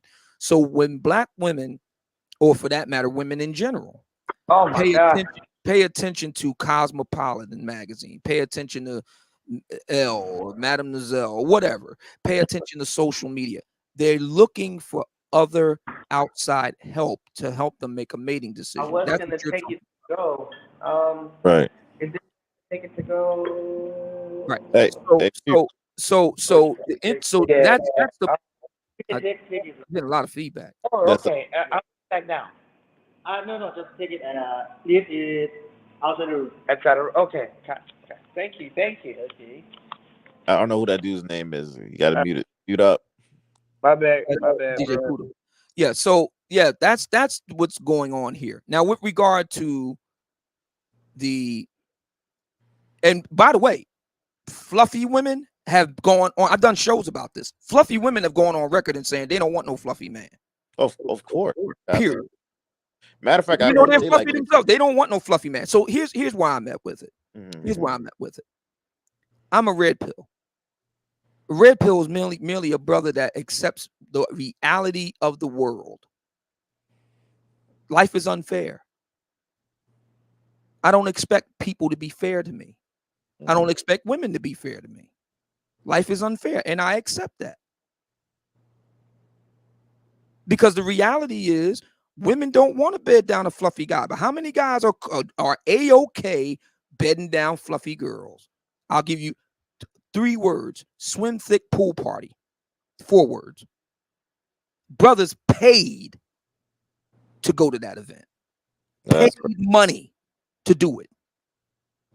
But let's keep it real. There wasn't that many brothers in there, though. No, there were actually quite a few. I did a show about it. There were actually quite a show. That didn't seem like it was that many in Yeah, there. I actually did the show, and I actually ran extensive footage from the most recent swim thick pool party only, a month ago. There were quite a few brothers there. And by the way, you could count the number on one hand who were themselves chunky and fluffy. The majority of those dudes clearly look like they spend time in the gym. Yeah. They clearly do. Well, they paid money to attend that event. Well, does that bother me? Absolutely not. Because as a red pill, I accept that that's the way of the world, man. Mm-hmm.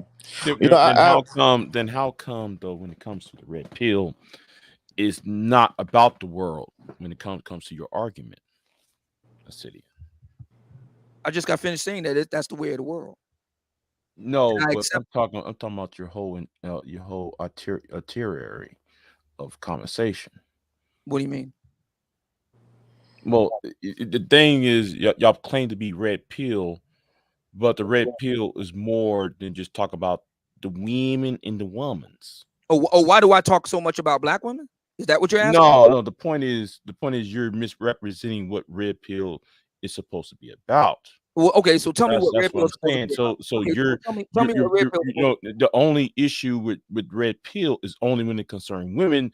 You're not red pill when it concerning government. You're not red pill when it concerning economics. You're not red pill concerning how other factors in society is screwing over people.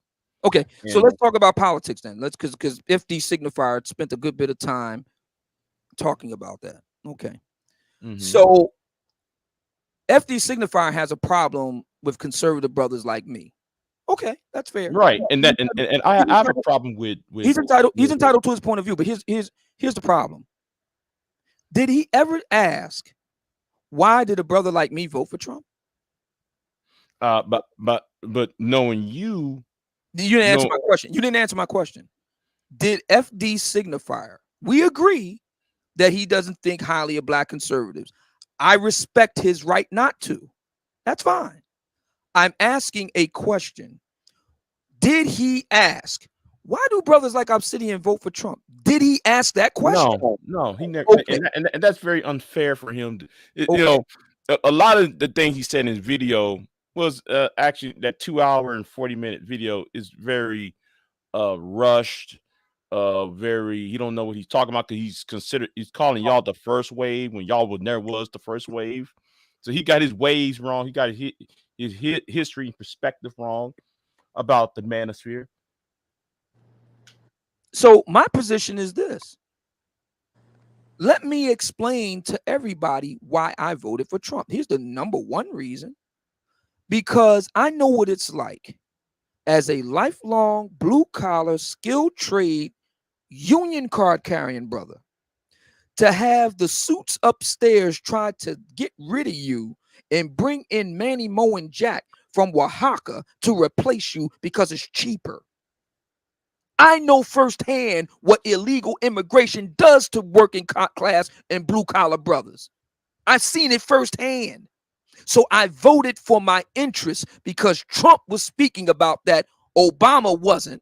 Hillary Clinton wasn't. They weren't. So I was voting for my interests. Obsidian, you didn't say that when you was on your blog talk show. Because nobody asked me. No. We asked. Nobody asked me. Nobody asked me. Nobody asked me. No, we asked you. Why do you vote? Why are you voting for? And I've talked about this numerous times. I talked about it. We asked you. So if the argument is these brothers are conservatives, and I'm one of them, then it would make sense to me to ask, well, why do they vote conservative? I just gave you an answer. No.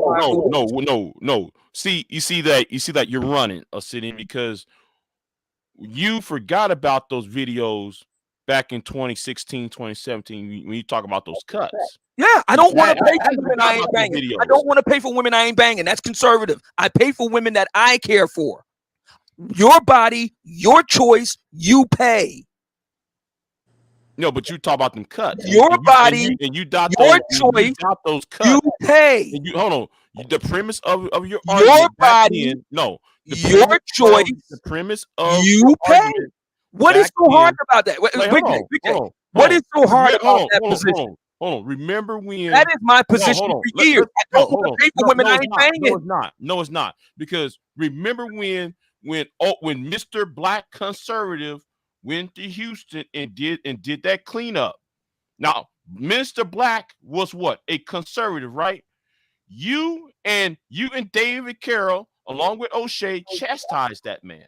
No, he asked me. No. He asked me. Let me tell you the story. No. He asked me to promote an event Mm-hmm. for a neighborhood cleanup, and I declined. And I gave the reason why I declined. And it has nothing. It is not my responsibility to take care of women that are not mine. What does that do with women? How does cleanup? Because who the people that live there? Who the people that live there? Black people live. Then let them clean it up. Then let them clean it up. Well, that's what. Wait a minute. I thought conservatism was about taking care of your own, not looking conservatives for the is about government. personal responsibility. Hold on. You see what you just did. Maybe you need to talk to real Black conservatives like Ricky Manor. How can you sit there and talk about conservatism when Mr. Black was a conservative and he was doing a let's all Black people, let's get together, let's clean up the neighborhood and all stuff. the Black people didn't dirty it up. No, let's clean on the Black. All the Black people didn't dirty it up. But you was the one was trying to pour water on it. So I said I didn't want to do it. I didn't say nobody else didn't do it. I said I didn't want to do it. No, and you were basing it upon because you didn't get your dick wet. Yeah, I don't want to pay for it. I don't want to do it. I don't want to deal. I don't want to deal with people.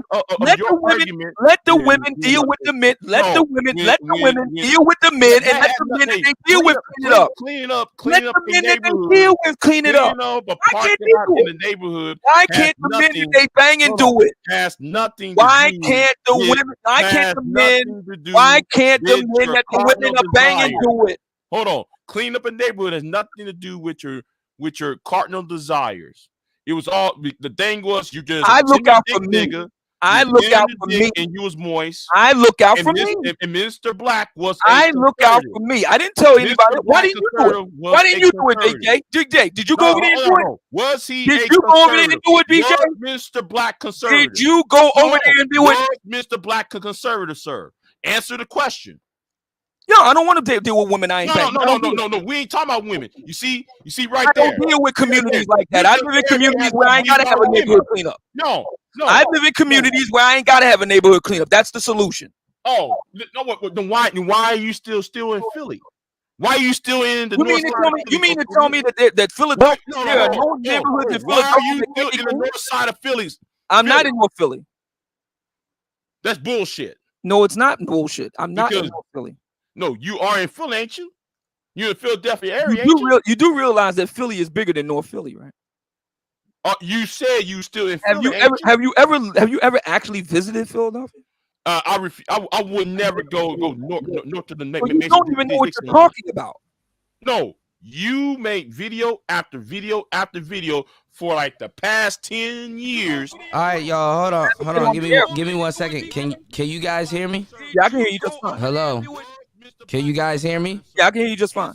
Can you guys hear me? Am I low or am I? Hello. All right, hello. I'm about to utilize this mute button. Hello. Hello. I live in communities where I ain't gotta have a neighborhood. There is a delay. You having a delay? Damn. You having a delay? Kuda. Hold on, I can't even hear y'all. Hold on, give me 1 second. God damn it.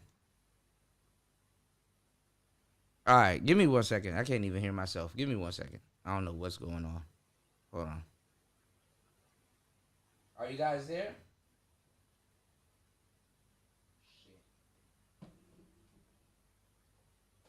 Kuda, can you hear me? Yeah, I can hear you now. Can you guys hear me? All right, great. Yeah, I hear you now. I hear you now. All right, so my thing is that no, you're being a hypocrite. How am I being? I just broke a piece on my camera. How am I being a hypocrite? No, you're being a hypocrite with the whole conservative, because like you said, conservatism is about taking care of what was on. But then though, when Mr. Black, when Mr. Research himself was trying to do something for black men and black boys, you did not want the cleanup was a black boys and black men issue. Well, that was a black community problem. Well, let me help you. Let me help you out. Let me help you out. Let me help you out. No, hold on. Let me help you out. Let me help you out. I think what you're talking about. I was also asked, what were my thoughts about black men going into the black schools to mentor the black boys, and I said once again, if that's what they want to do them. I have zero interest in it. Zero.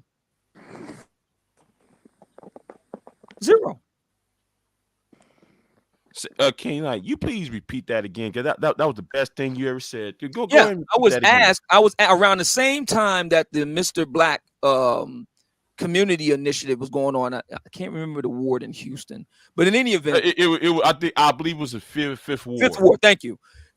Fifth ward. Okay. So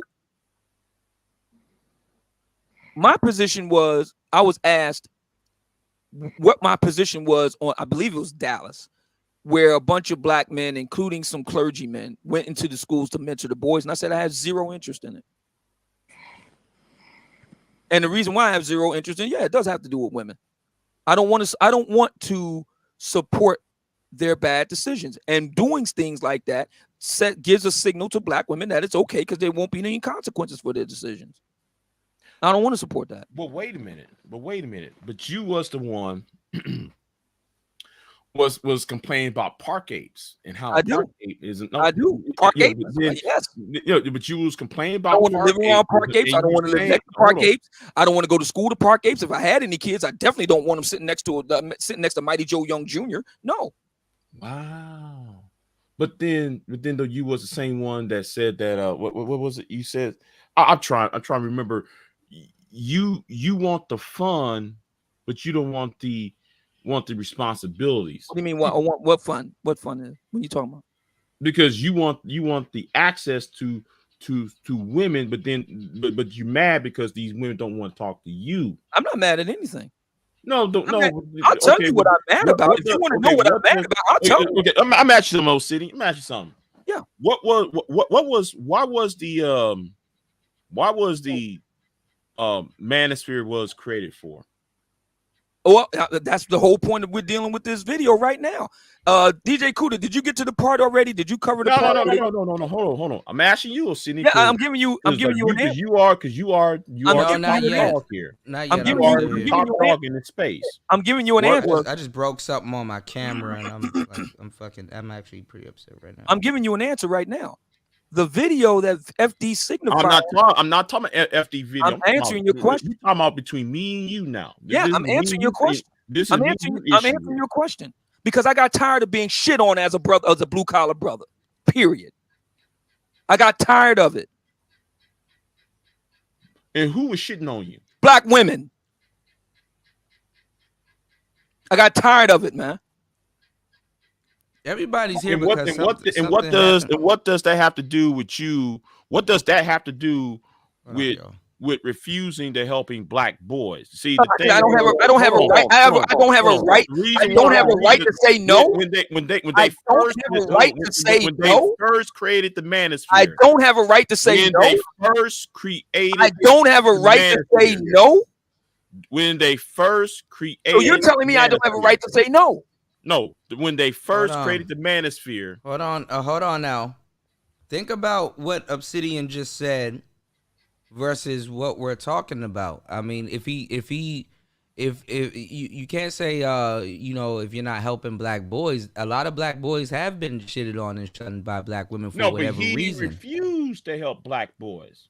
That's the point. He does help black boys. No, the space help black boys. No, Obsidian has not helped not one.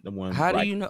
What he just said about the Dallas issue and what he said about Mr. Black. You see, all this is all about is vanity. And see, when the original Manosphere was created, it was more about helping boys and men. You took it and you ran with it. You and O'Shea and Obsidian, you and Angry Man, y'all ran with it with that 2.0 crap, and y'all made it about y'all's personal issues rather than about addressing the problem of why there is. Why can't you do it? No. See, why see, can't you do no, it? Every no, time we no, have this conversation, no, it's about what I do. Why can't you do it, Jay? If you care so much about because people like you get in the way. People How like am I getting in your way?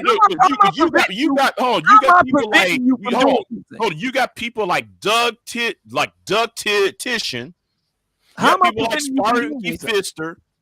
You got people like that was actually doing things. People like you was getting up in the way. How am I preventing you from doing anything? In somebody else's video. How am I preventing you from doing anything? No. I ain't talking about me. I'm talking about the issue is you because you call yourself I'm not interested in it. Jay, I don't know what else to tell you, man.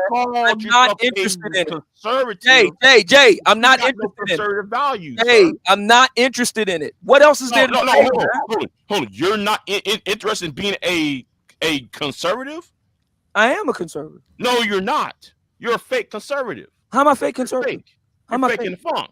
How am I fake? Because the only reason why, man, you are only a conservative because it's about women, not about a deep philosophical theory about. No, I'm not. No, it's absolutely about women. It's absolutely about women, and I've never hidden that fact. So how am I a hypocrite again? You're conservative. I'm a hypocrite if I'm saying right off the rip that it's about women. How do I feel about that? Why you so upset, Osini? You are upset. I just told you. I got tired of being shit on, man, as a blue collar brother. Doesn't that matter? Everybody gets shit on, nigga. Everybody gets shit on. So therefore it makes it okay. Therefore it makes it okay. Hold on, but look. You niggas been shitting on me for the past 10 years. Now what? But hold on. But Big J, life ain't fair, nigga. A lot of the young boys that's coming in, there are dudes that literally like freshly got shit on, and getting shit on as we speak. So how's he not helping young boys? No, he's not, because the rhetoric is actually the rhetoric that Obsidian spews out for the past 8 years has nothing, is only reinforcing the problem, not solving the problem. So won't you do something about it? Hold on. That's why that's partially the reason why the voice for men kicked you and Angry Man out. That's why I didn't get kicked out. I didn't get you and Angry Man out. I didn't get kicked out. I didn't get kicked. Black man don't have the gall to kick. I never got kicked out of anywhere. Yeah. Winter Soldier's chip activated. I fucking broke some shit on my. I mean, this whole shame, blame, and explain. That's not going to solve anything, Obsidian. What am I shaming? What am I shaming and blaming? Your issues or Angry Man's issues. Let's get back to this. Black men's issues don't matter. So black men. Hold it. Let me ask a question. Hold on. Let me ask a question. Let me ask you a question. Let me ask you a question.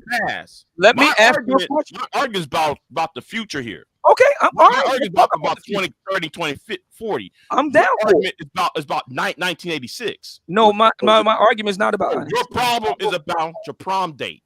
No, it's not. No, yes, it is. No, it's not. Yeah, no, yes, it is. Because you keep on talking about. You talk about it. I don't talk about it. You do. I don't talk about it. You do. No, but since you're so focused on it, since you're so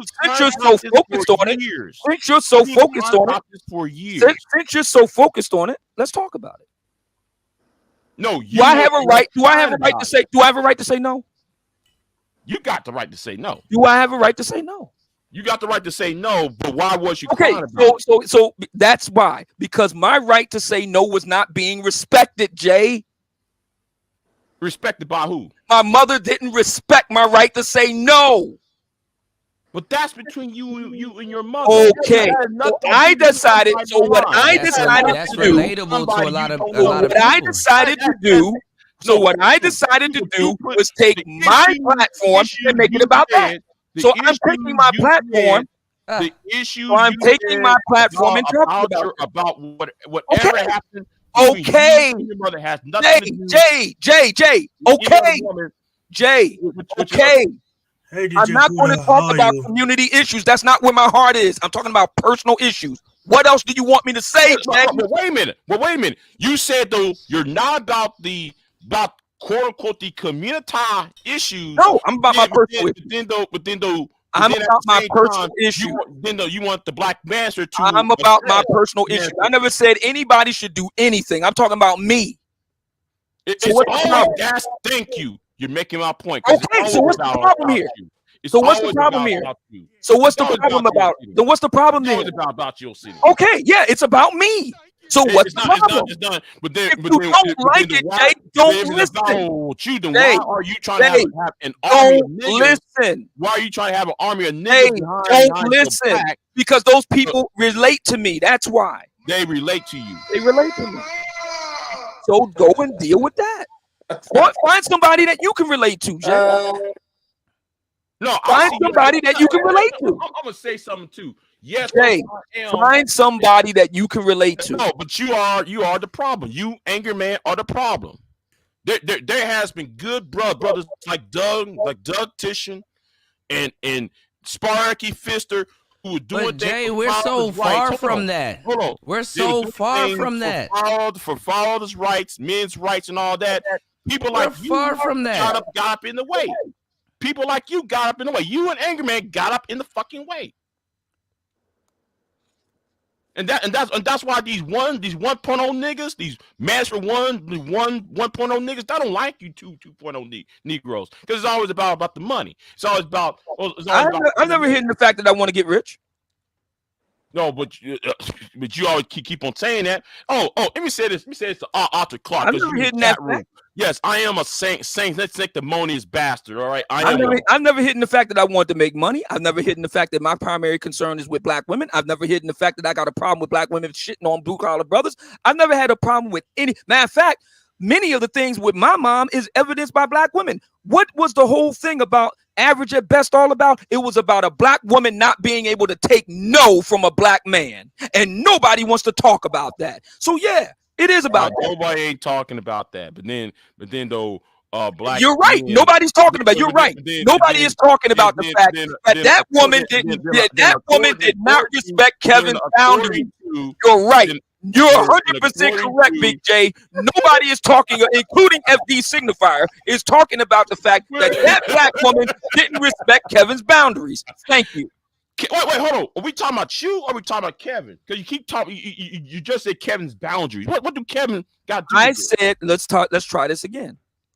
No, let's try this again. Let me finish. Let's try this again. I never heard the fact that, this is about me having a problem with black women starting in my own family, not respecting boundaries. And guess what? And you took that and you tried. And I made the personal pay, and I made the personal pay for me, just like, and I made the personal pay for me, just like Oprah made the personal pay for her. If Oprah can do it, then I can do it. Instead of you, if Oprah can do it, then I can do it. If Oprah can do it, then I can do it. Oprah. I already know that Oprah. So why is there a problem when I do it? It's okay for Oprah to make it personal and make it pay for, but it's not okay for me to make it personal and make it pay for. We're talking about you. Why is it that black men can't have personal issues? Why can't black men have personal issues? Your so-called. Why can't black men have personal issues? Why? Support your channel. We're talking about your so-called. Yeah, I am. I'm right. Why can't black men have personal issues? We talking about your. Why is black men can't have personal issues? Why? Views. We're talking about your so-called conservatism. Your so-called conservatism isn't based upon anything. It's not based upon low taxes. It's not based upon you don't know that. I've talked about low taxes a lot. It's always had to do with low taxes a lot. And I don't want to pay. And women have higher investment, and I don't want to pay it. That's why I was glad that that Roe v. Wade was overturned. Good. Let the states pay for it. We're not talking about Roe v. Wade. See again, we're not talking about Roe v. Wade. You're saying you're saying tax dollars don't. You're saying tax dollars don't support Roe v. Wade. No, tax dollars don't support Roe v. Wade. All right, why are we talking about this? All right, let's get back into tax dollars. Let's get back into the. Let's get back into the law. It's the against show. federal law to pay for any abortions or any of that. with federal money. Federal law. Federal Yes. law. Federal law. It's against Federal law. So now we're talking about state and local, right? Hello. We're talking about state and local now. Right? And then on top. No, hang on. I'm talking to the brother. Hang on. I'm talking to the brother. Now we're talking about state and local, right? See, I don't want to pay for any of it. Your body, your choice, you pay. Period. Facts. Your body, your choice, you pay. Period. But why do you guys make this false argument that there is some mechanism within your taxes that pay for abortions or anything like that? We can kill a false argument right now. Your body, your choice, you pay. It's over. We can kill it right now. We can end it. Yeah. I just came up here to ask Big J real quick. Like, I know he on his Kill the Manosphere World Tour, but I just want to know, what do you do for black people and black boys, Big J? Like, I don't quibble with your historical analysis and your historical comprehension, but like, what do you specifically do for the black community? Like, nothing. Ever. Nothing. Or have done nothing. ever. Nothing. Nothing. The answer is nothing. That's the answer. Nothing. Are y'all there? Uh-oh. Yeah, and that's the same. And why you saying that though? You try to speak about the black community as if though you're part of it. Watch. See what I'm talking about? He doesn't answer what he actually does because he can't. The answer is nothing. I'm not the one talking. I'm the one. Be man enough to say nothing. You know what? I don't do anything for the black community. I don't do anything for the black community. You can't even say it. Say what? That you do nothing. I'm more about this country now. Say it. You do nothing. You can't even say it. You're like FD Signifier who can't say it's black women. You can't even say it, Big J. The man asked you a straight up question and you can't even answer it. That question, Big J, because like you're very fervent about them not helping black boys or their, their commitment to having black boys or. Answer is nothing. And he ain't even man enough to say it. My brother, I'm not man enough to say what? That you never help black people, ever. I'm not here. I'm not here for. I know, but you can't hold somebody else accountable for something you. No. That's hypocrisy. That's the link. That's hypocrisy. And I'm in no way trying to save Obsidian. In no way, shape, or form am I trying to save this dude or make it seem like he's absolved from this shit in the past. But what I'm saying to you is, it's very hypocritical of you to come and hold somebody accountable for something you're not doing either. I mean, I don't tell people what I do. But anyway, back even whether you do tell people what you do, Big J, like it's not like you're not very vocal. Let's talk about that. Don't skip over what I'm saying. Like, don't skip over what I'm saying. That fake conservatism. Oh man, now you're gonna skip over what I'm saying. So you're not gonna answer my question, right? When you're not about conservatism, you're about your own Big J, self. Big J, and Big you're using J, the flag. Hold on. I'm talking Obsidian. You want to use. All right, let's get back to the video. To shield your hedonistic lifestyle, which is not conservative either. Because you're also against family values. You're also against all that other stuff. You're black women. You're using black women as a ruse to talk about your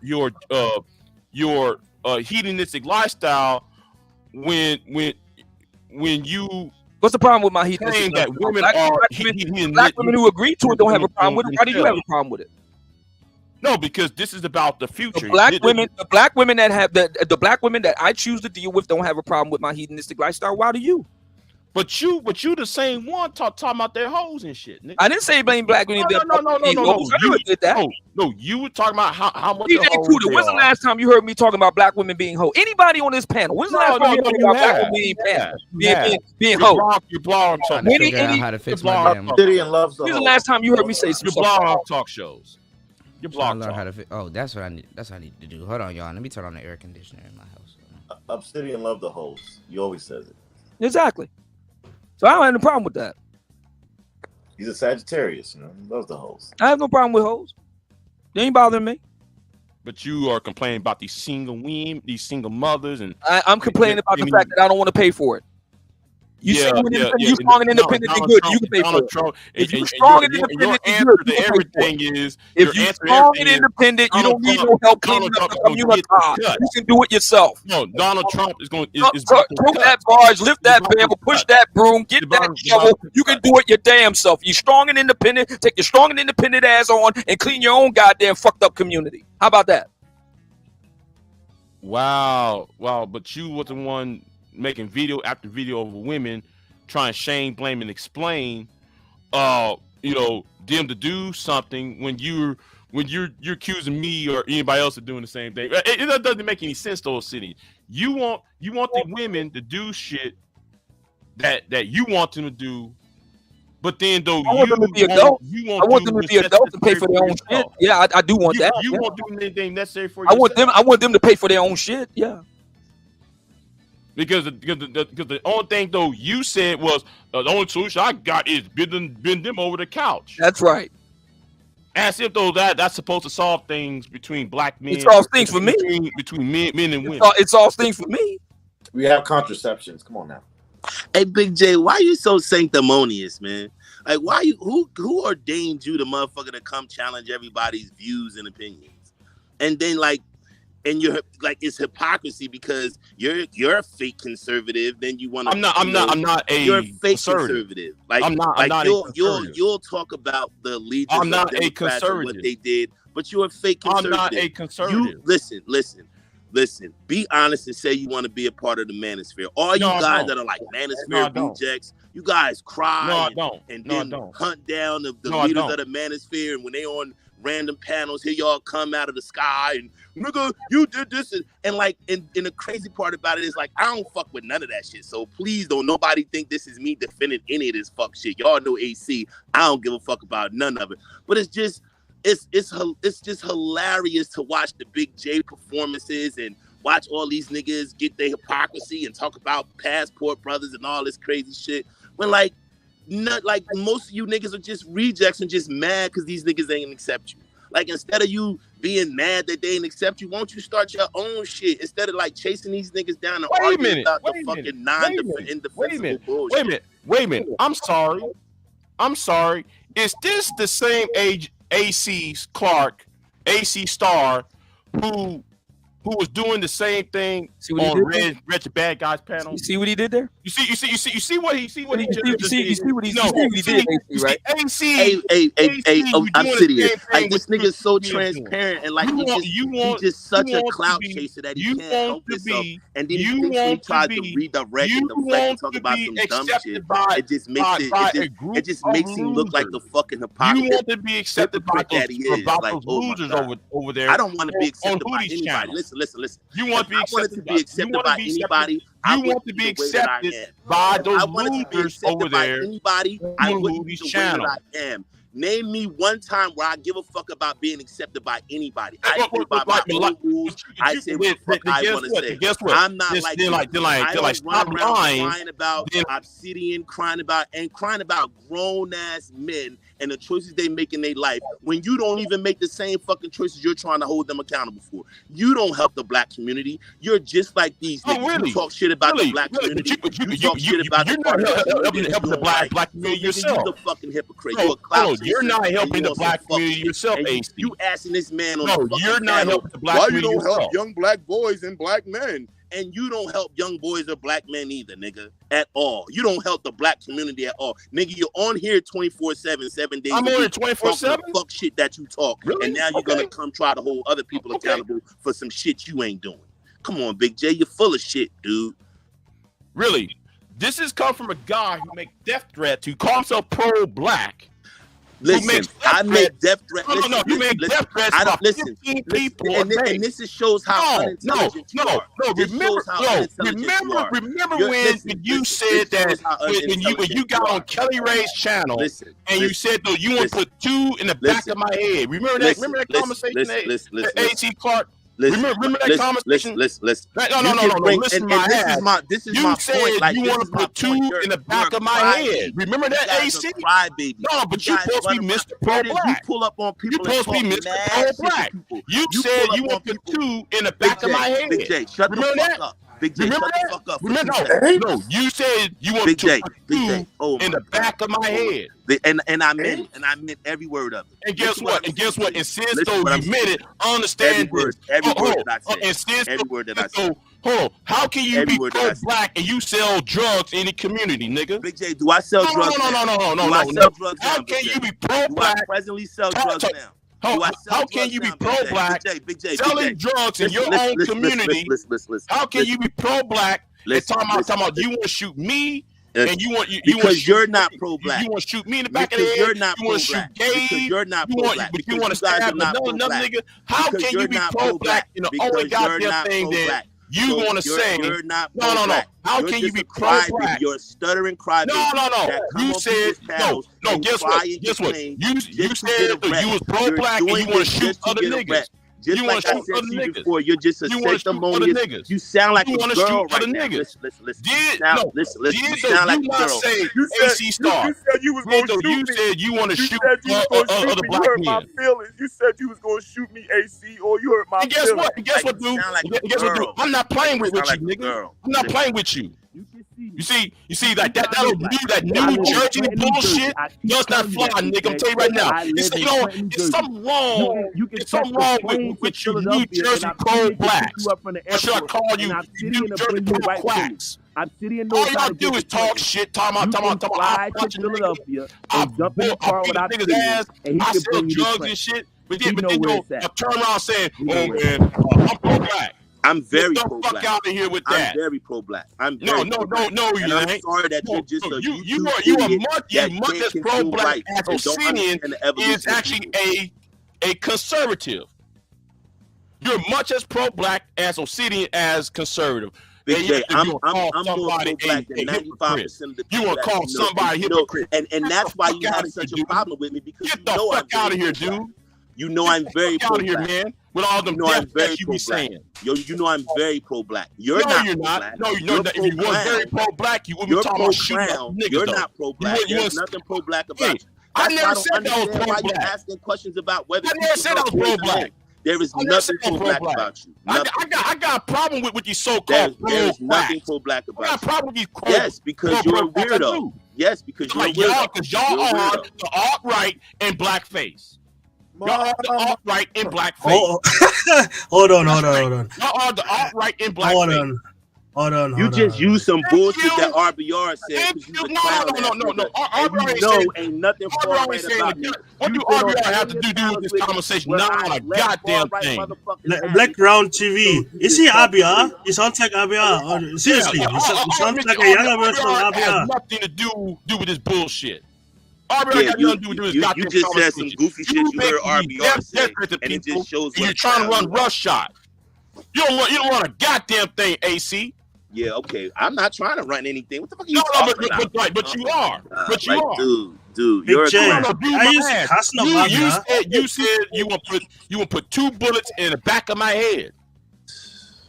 See, that might intimidate. You gotta go outside. That might sit there intimidate all these other niggas on you gotta YouTube. go outside. That shit ain't fine with me. Okay, right now, nigga, you the main nigga doing this bullshit. Stop talking. Somebody said something you don't like here is you talking about death threats. Yeah, you need to go outside. I'll beat you, nigga. I'm gonna do this to you, nigga. I'm dumbass shit. Niggas in the world, like you come and talk shit to everybody in their mouth. Yeah, I'm talking shit to you. You cry like a bitch and be like, you threaten me. You talk shit to everybody. You pull up on live panels and interrupt shit and talk shit to everybody. Yeah, and then when the niggas show y'all that it ain't like you haven't. Start crying. Like you haven't. You haven't, right? What you're doing right now here, Jay. You're supposed to be talking about FD Signifier's video.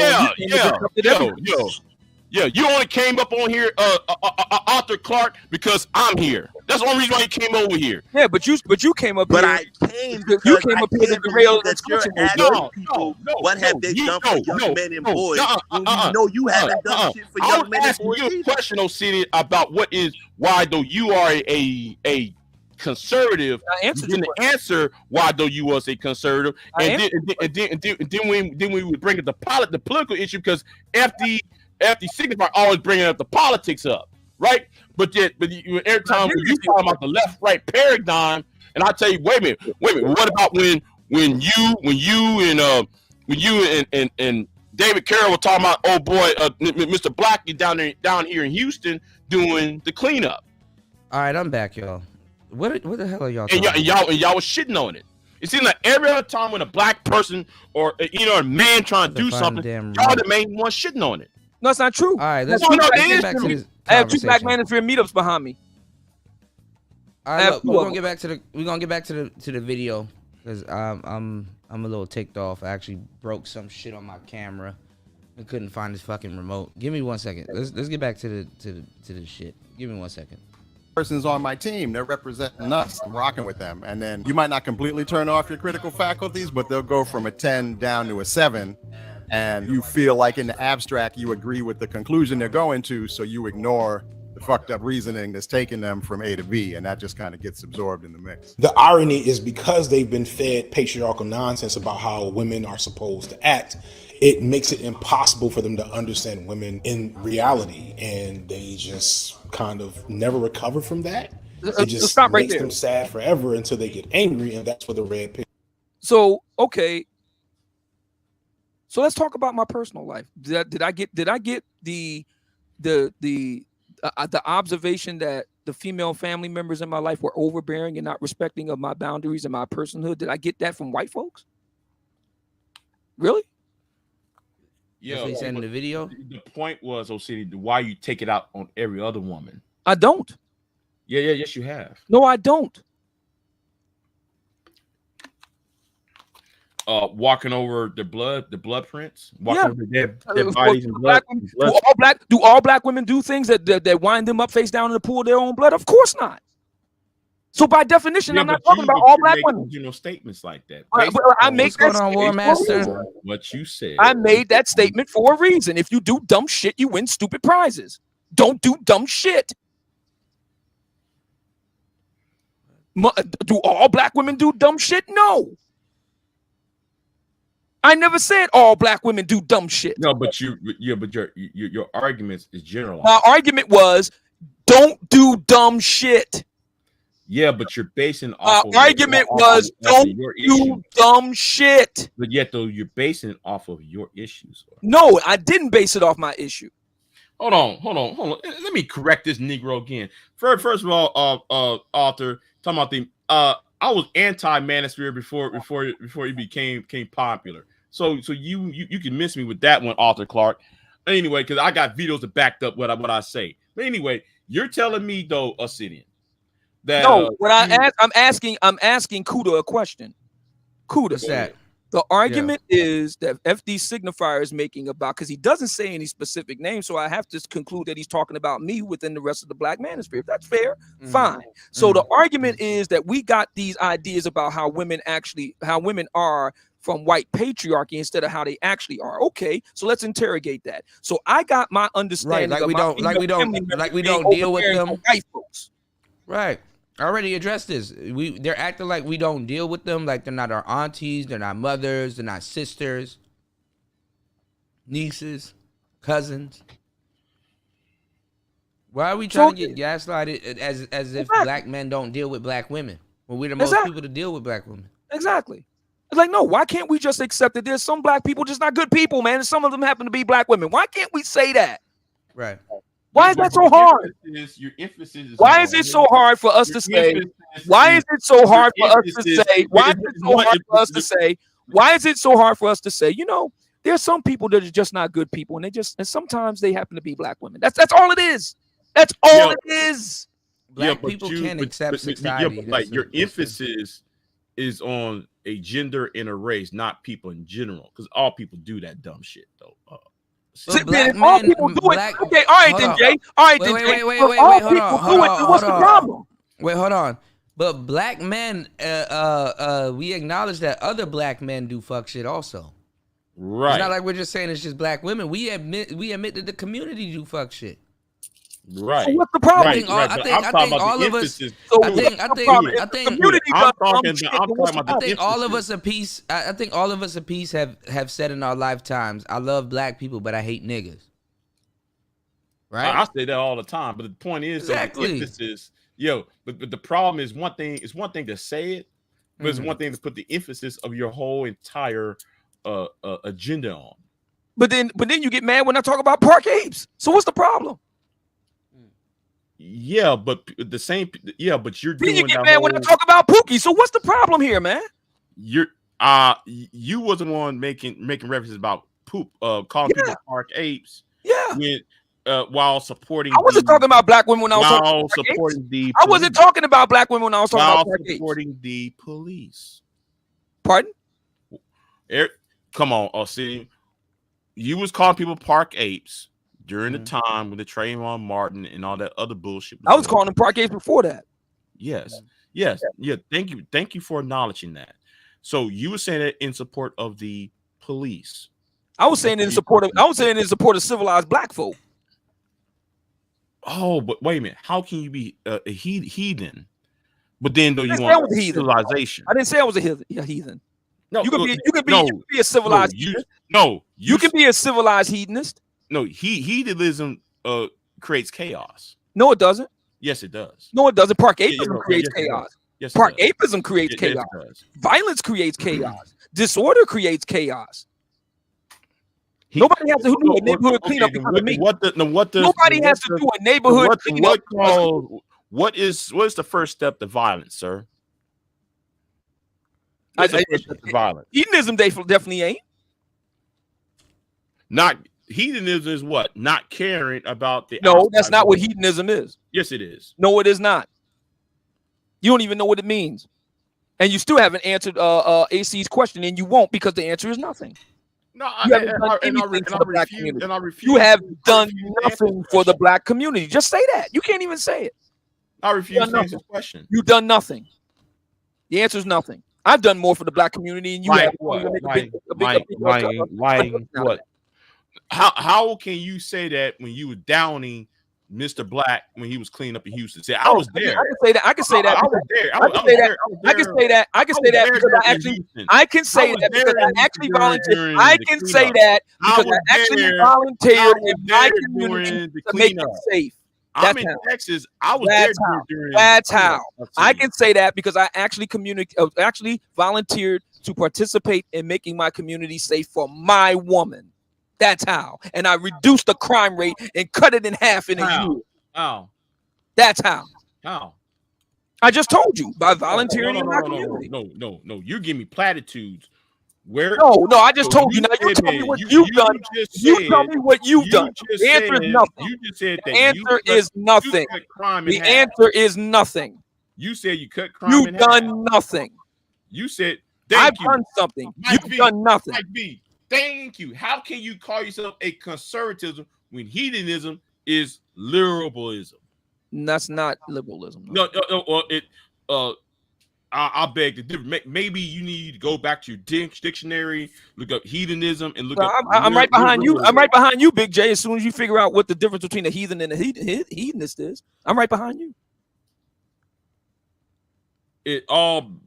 Let's get back to it. Let's get back to it. Let's get back to the tape because the answer is what have you done for black people and black men and boys, Big J? The answer is nothing. Okay, let's go back. He has a book behind. He has a book behind him that says "The Womanist." That should let you know what you're dealing with here. Hold on. Appeal becomes appealing. The irony, though, is that the vast majority of second wave Black Manosphere guys don't need the elements of the red pill beliefs that they promote on their channels.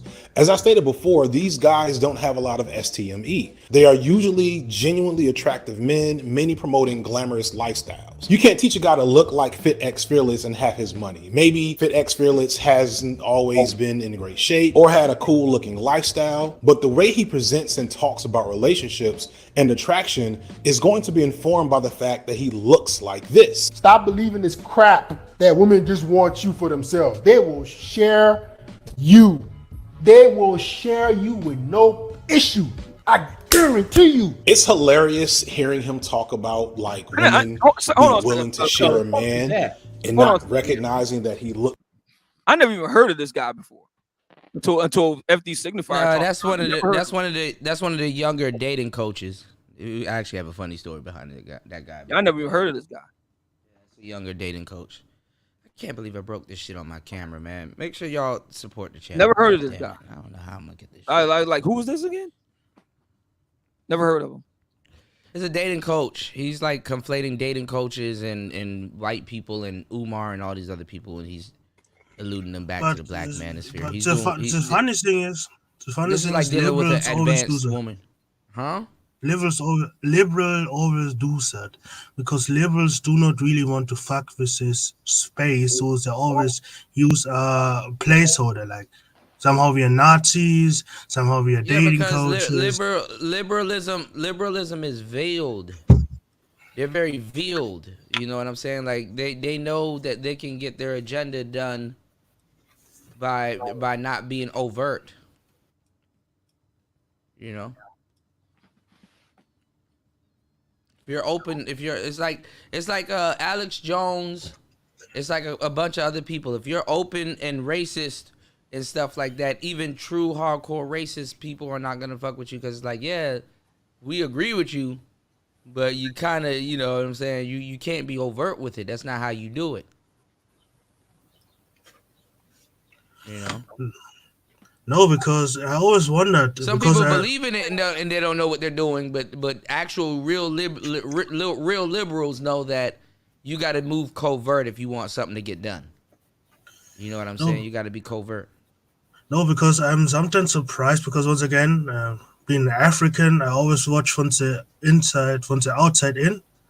And what I realized is when this type of people, these liberal people, always try to talk about this space, that at some point it must be on purpose. They always go out of the way never to mention actually the philosophers or the professors of this space, like BGS or Art of Import, or some other people who go more into the philosophy and politics. They always try to dodge them, but they always bring up some side character that is barely known and has no real following in the manosphere. It's like, why?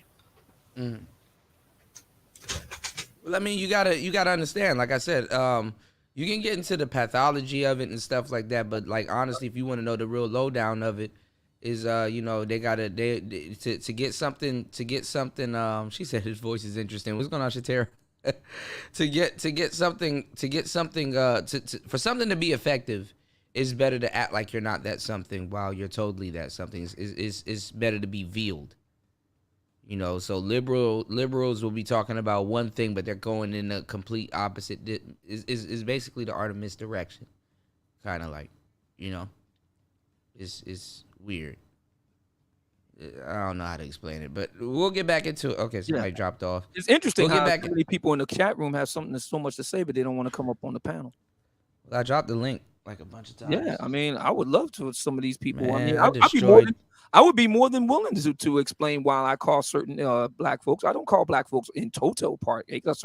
I call certain individuals who happen to be black park apes, and I stand by it, and I'm willing to explain why I say that and defend it. I have no problem with that. I have no problem talking about my personal life. My personal life is an open book. I have no problem with that. We're going to actually sit here and say that my experience with regard to my mom and sisters is unique. We're going to sit here and say that black women aren't overbearing. If anybody knows anything about black female fuckery, it's black women. Black women see it firsthand. And black men. Okay. They had the mercy of it. If there is no mercy in it. Black women are going to sit here and tell me that they don't know nothing about overbearing black women who are always pushy and don't respect their boundaries and they can't take no for an answer. You're really going to tell me that? Yeah, like Well, that's hold on, wait. But that goes back into what I was saying about the liberals. It's to pretend like something ain't going on when it's going on. It's literally gaslighting. Yeah, but Obsidian, I know, man. You ain't talking about people's personal boundaries because you violate that all the time. So, such as? Well, I mean, Christy, Kristen Caroline's daughter. But you know what? I'll leave that alone. I'll back away. Go ahead. You know what? I bring that. Let's get back into the video. Y'all. I just think that people that talk greasy on everybody else we should be able to evaluate them and look at them and see if they're in a position to be talking greasy on somebody else. I show my face. No, because so she needs to show her face. I show my face, so she needs to show hers. And then we can make a decision as to whether or not what she's saying has any legitimacy and she has the right to be talking greasy on anybody else. I think that's only fair. Yeah. I think that's only fair, Jay. Yeah, no, it's not. No, because I think that's only fair. Hold on. Are you protecting Crystal Harrison? Are you serious? No, I'm not. No, I'm not. Then why are you bringing her up? First of all, me and him got his history, so mind your business. But back to the point, you want to talk about boundaries, yet you don't set. You always want boundaries when it concerns you on you, but you don't have boundaries on other people. That's you mean like you want to upbraid other people for what they're not doing for the black community, but you don't do anything for the black community yourself. We're talking about black, and we're talking about hypocrisy, and we're talking about the fact that you get to decide who you get to question other people, but nobody can question you. Manosphere 2.0. You get to question everybody else, but nobody can question you. Manosphere 2.0. That's what this is about, Jay. You get to question everybody else, but nobody can question you. I'm answering questions. Okay, so what have you done? So what have you done for the black community? Tell us. None of your business. Nothing. The answer is nothing. Yeah, nothing. Yeah, nothing. All right then. So this is the part where you shut the F up trying to call yourself upbraided. Wow, you so mad. This is the part where you shut the F up. Why? All right, let's get back to the video. This is going nowhere. Hold on now. Looks like this. Look at this dude. My nigga, where's your body fat? If you don't look like this, or you don't have a lot of money, women are not going to be willing to share you. Point blank, period. He may be able to get away with that shit, but you cannot. Yet guys like him insinuate that they can teach anyone to be like them. But no, you can definitely be the best version of who. Stop right there. So we know that's not true. We know what he just said is not true. There's a whole bunch of broke dudes that's got many. How many baby mamas do so many brothers have in the black community? Stop it, man. And they broke as a joke. We know that's not true. We know it. Come on, man. But once again, he's confused the white manosphere with the black manosphere. That's why it's. You cannot use white manosphere talking point on the black manosphere. It doesn't work. It really doesn't work.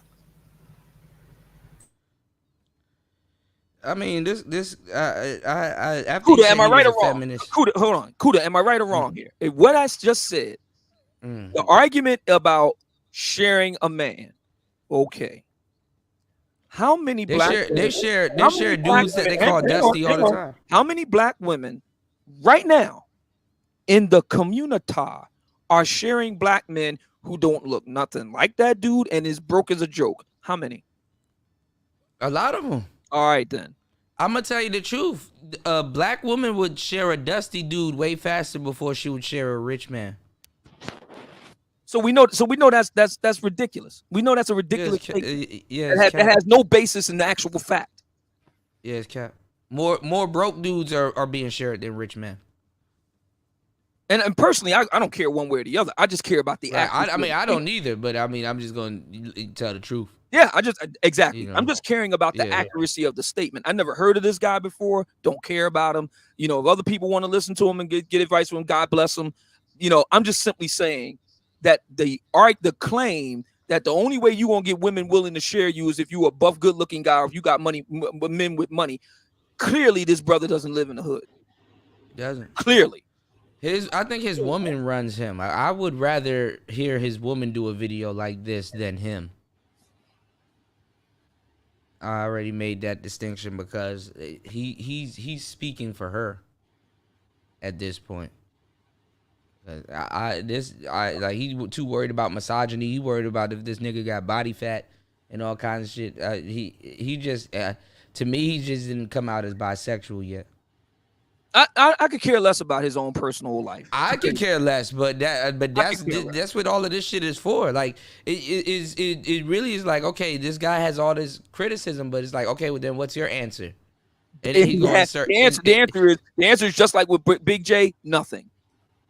No, you're gonna say some feminist shit. No. The answer is, and here's how I know the answer is nothing. It's not in this actual video, but it's in a previous one that he did. The second video he did about the manosphere, it was mainly about the white manosphere. He touched on Kevin, but he didn't really go like that. The answer is nothing. He admits that the left doesn't have answers. He admitted it. So again, My question is very simple. Why aren't the black feminists choosing up on dudes like you, bro? Because we know that black feminists are single. We know they're single as a little bit. They're more single than a little bit. But We wait know a minute. Wait, stop. Wait. So a minute. why aren't The they man's choosing married, up bro. on Hold on. Wait a minute. Hold on. Why aren't they choosing up on brothers like him? Why aren't they choosing up on brothers like him? I got to say this. Wait a minute. Is a FD married? Is he a married man? He personally is married, yes. Are you married? No. Then how can you chastise him? I'm not chastising. I'm asking you a question. I didn't chastise. I asked a question. Conservatism was supposed to be I about asked family a value. question. Just saying. My question was in relation to DJ Kuda's point. Okay, you have a critique of the black manosphere, the manosphere in general. Fine, I'm okay with that. My next question is, okay, so why don't you hang out a shingle and do a better job? He admits that he can't. My next question was, why aren't black feminists choosing up on brothers like him? They're single. But he's married already. He personally Your argument is married. I'm talking. He's already married. Women. He's already married. So Jay, the argument's flawed. You feel me? Jay, I'm talking about a broader sense. You feel? I'm talking about in a broader sense. Okay. Black feminists typically are single. You have progressive brothers out there, get with them. But they're not. And that's the point. See, sisters want to choose up on conservative brothers that are buttoned down and clean cut and are willing to pay for everything. See, sisters want to choose up on that. Sisters don't want to choose up on pudgy, dad-bodied dudes that look like they pay barely an hour to their appearance in a week, talking about going 50-50 and struggle love. See, sisters don't want to choose up on that. They don't. And that's my point. Sexy Red said, I got this video. Hold on, I want to show y'all something. Is it true? Is this... They try to make it seem like this is what Black Manosphere videos are. Should worship Hold on, y'all. As a man, like, women's should worship me. You feel me? Wow. Like, man eat steak, pork, chitlin. Woman eat salad. That's just what it is. I want to watch football game, eat food. Women, they supposed to be. Shout out to they Rogish. supposed to be loving us. You feel what I'm saying? Man, Are you married by chance? Nah, man, I ain't never had a girlfriend. Okay. But what I'm saying. Shout outs to Rogish. Let's get back into it. Let's get back into the feminists. Let's go. Who you are, but you might not ever be like some of these alpha male guys. They don't sell this, of course, because that would throw off the grift. But to a lot of young men who don't know any better, who don't understand that you may not even have the genetics to look like some of these dudes, it sounds solid. It makes perfect sense. Mostly because these young dudes lack perspective and discernment to figure out otherwise. And they're under the false idea that this type of world, lifestyle, or look is the key to them being happy. But that's kind of going into the old video. And this brings you to the last really ironic thing about this whole red pill community, which is the complexity of its origins considering who belongs to this community. For one, the origins of the red pill ideology or philosophy or whatever you want to call it are pretty closely tied to overt white supremacist ideologies and the alt-right. I can't recall exactly who started it on Reddit or 4chan or wherever, but the red pill philosophy was popularized first by incels, who then kind of became intertwined with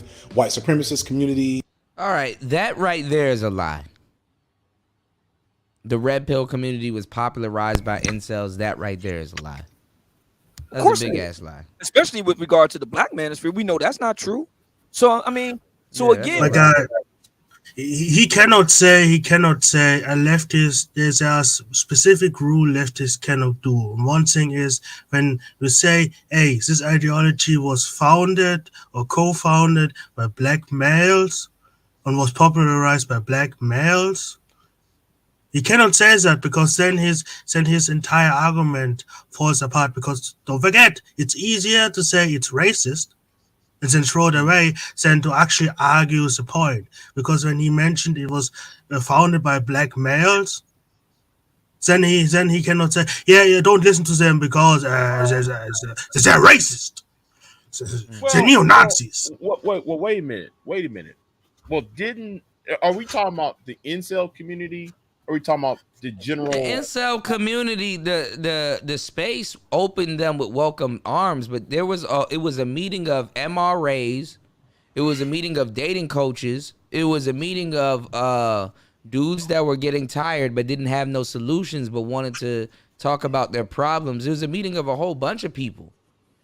This wasn't incels just got together. No, and then it was the video game community. Back then, people were playing Gamergate. Diablo. They were playing Diablo, EverQuest, and stuff like that. People was on MSN, AOL, Black Planet. Them Black Planet chat rooms was real as shit.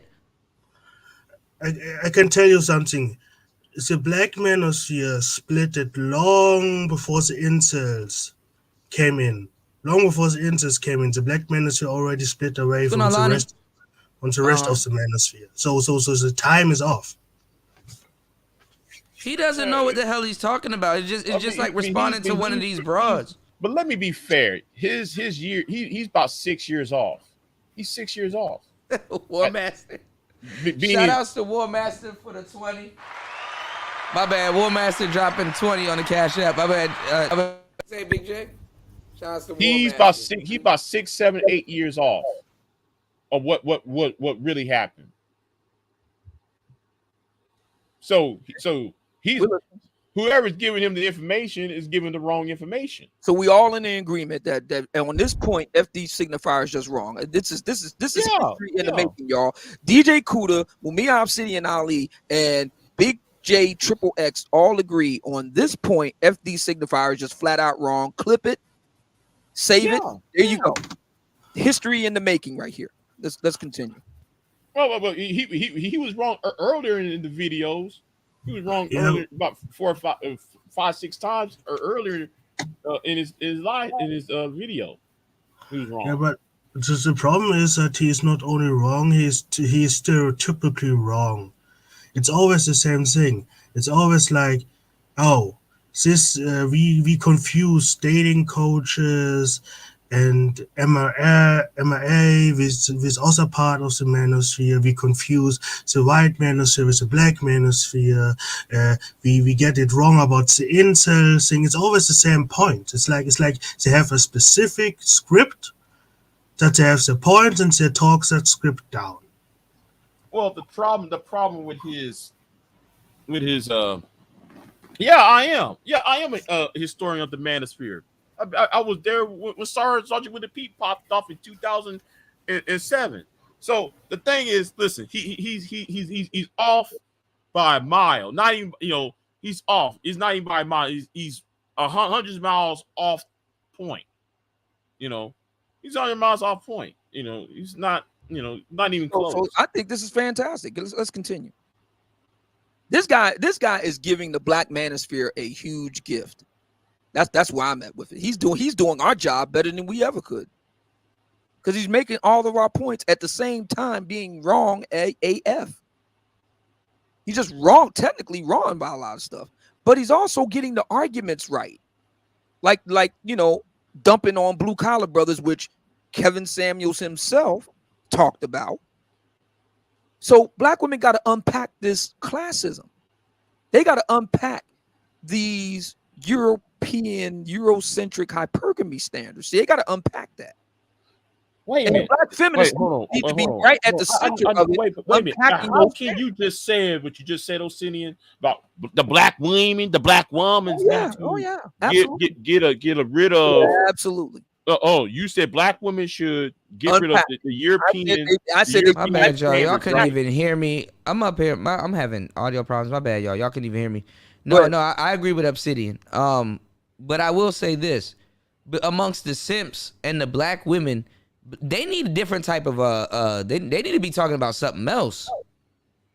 This is not the type of content they need to be talking about. They need to be talking about how they're gonna survive this winter, what's gonna happen, jobs and stuff like that. Like, what's fucked up, that therapist that lost her job, why couldn't black women offer her another job until she finds something? Anybody talking about that? Her degree null and void now. But Kuda, it's mostly men that's being unemployed, not women. Yeah, but this bitch just lost her job. Why don't one of these simps hire her? Y'all was out here talking about winter is coming for the women.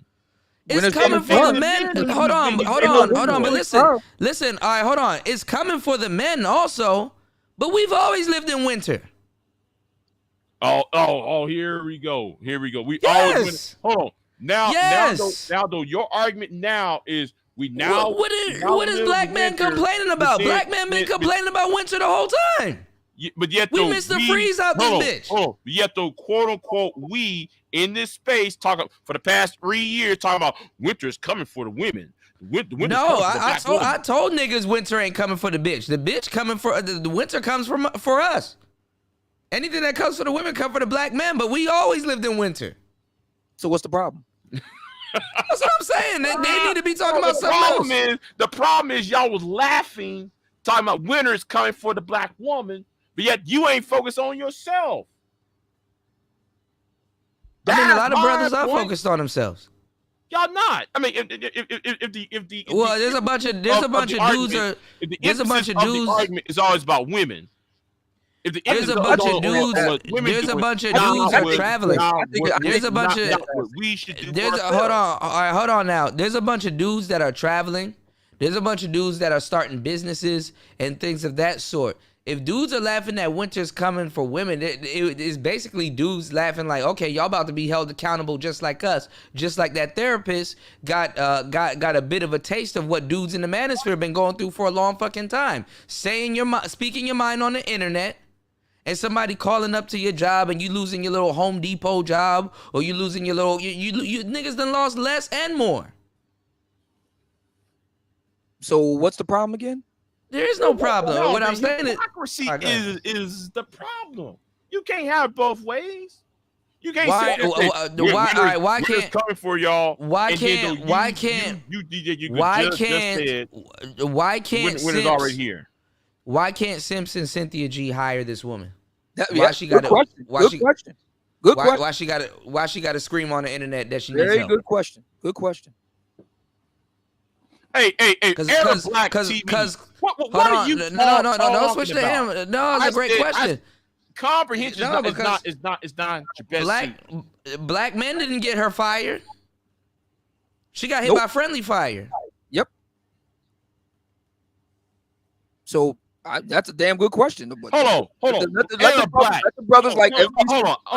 I'm going out. Why can't Simps hire? I'm arguing about the future here. Okay. Our rhetoric, era black, is going to harm boys in 2030 and 2040. Y'all niggas are still worried about what happened to y'all in 1990 something. Okay. All right. That's what y'all on. I'm on something on completely different. I ain't talking about no goddamn bitch either. I'm talking about boys, how some of our rhetoric is actually getting in our way. Kind of like what Jordan Peterson said, that sometimes we get in our own way.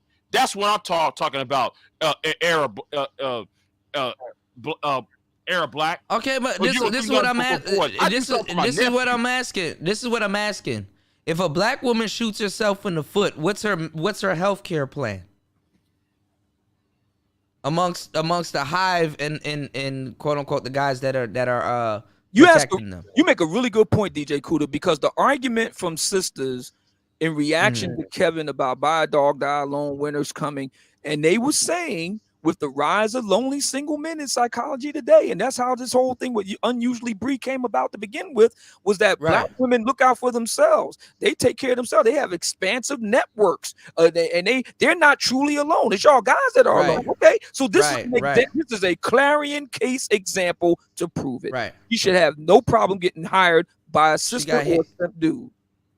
Right? Yeah, she got hit by friendly fire. Yeah. Without skipping she'd have another job just like that, right?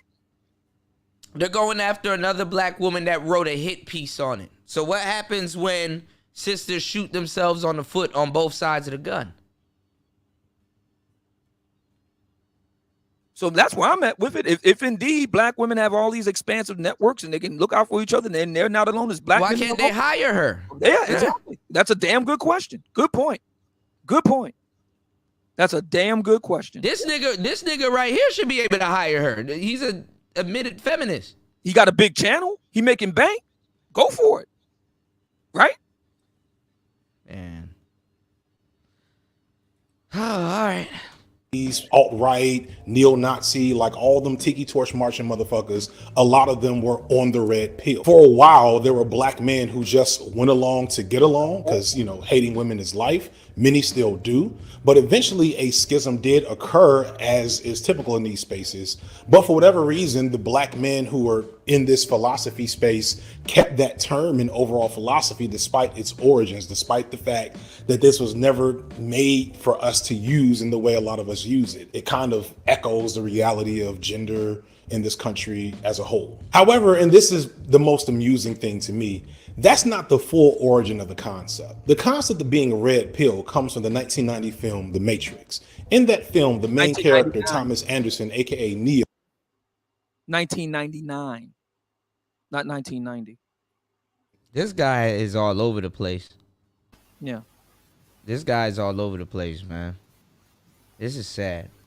has been seeing signs that the world is not what it seems. Eventually, she is in the presence of a lot of oddly androgynous people for the late 90s, usually all in leather. Neo is faced with a decision that she can take the blue pill and stay trapped in the Matrix and not learn the world's true nature, or take the red pill and wake up to the truth. Neo takes the red pill and immediately wakes up to the Matrix, but also her true identity as the one, as in the chosen.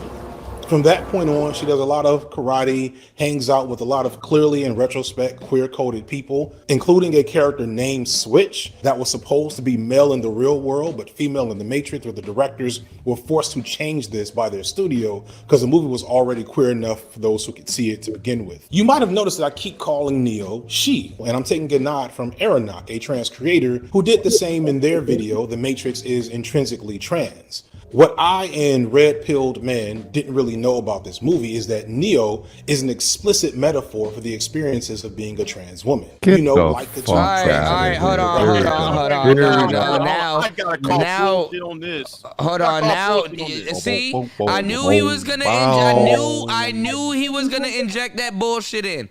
I knew he was gonna inject that bullshit in. I knew it. This guy is gay. I know. What's the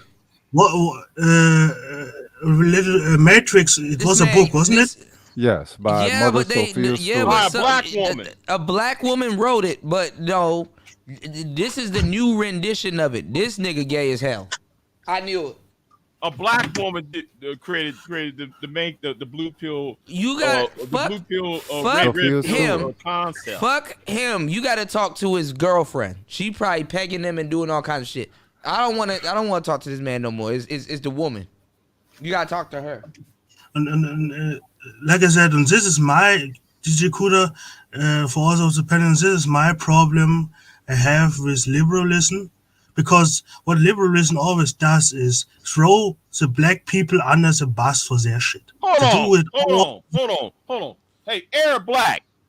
I did me and stop talking to people in the chat. I got chat. You're addressing people in the chat. All right, there's going to be a replay on the show. You're addressing people in the chat. Arab Black, there was a video called "The Feminists Destroyed Young Boys in School," and that was a video I collab with Flell Flop Return, who's part of the White Manosphere, and we got that woman investigated. So for you to sit there and make that stupid ass statement, know what the fuck your ass talking about Arab Black TV? Because I got the link to back up my statement up. Stop talking about shit you don't know about. Real talk. Go ahead. I'm sorry. Go ahead with the conversation. I lost my train of thought. I know they were gonna try to. He was gonna try to turn it into this. I knew he was gonna try to turn it into this, man. I knew exactly where he was going with it. Cause in the beginning, I was like, okay, bro, what are you getting at? What is this for? It was on him.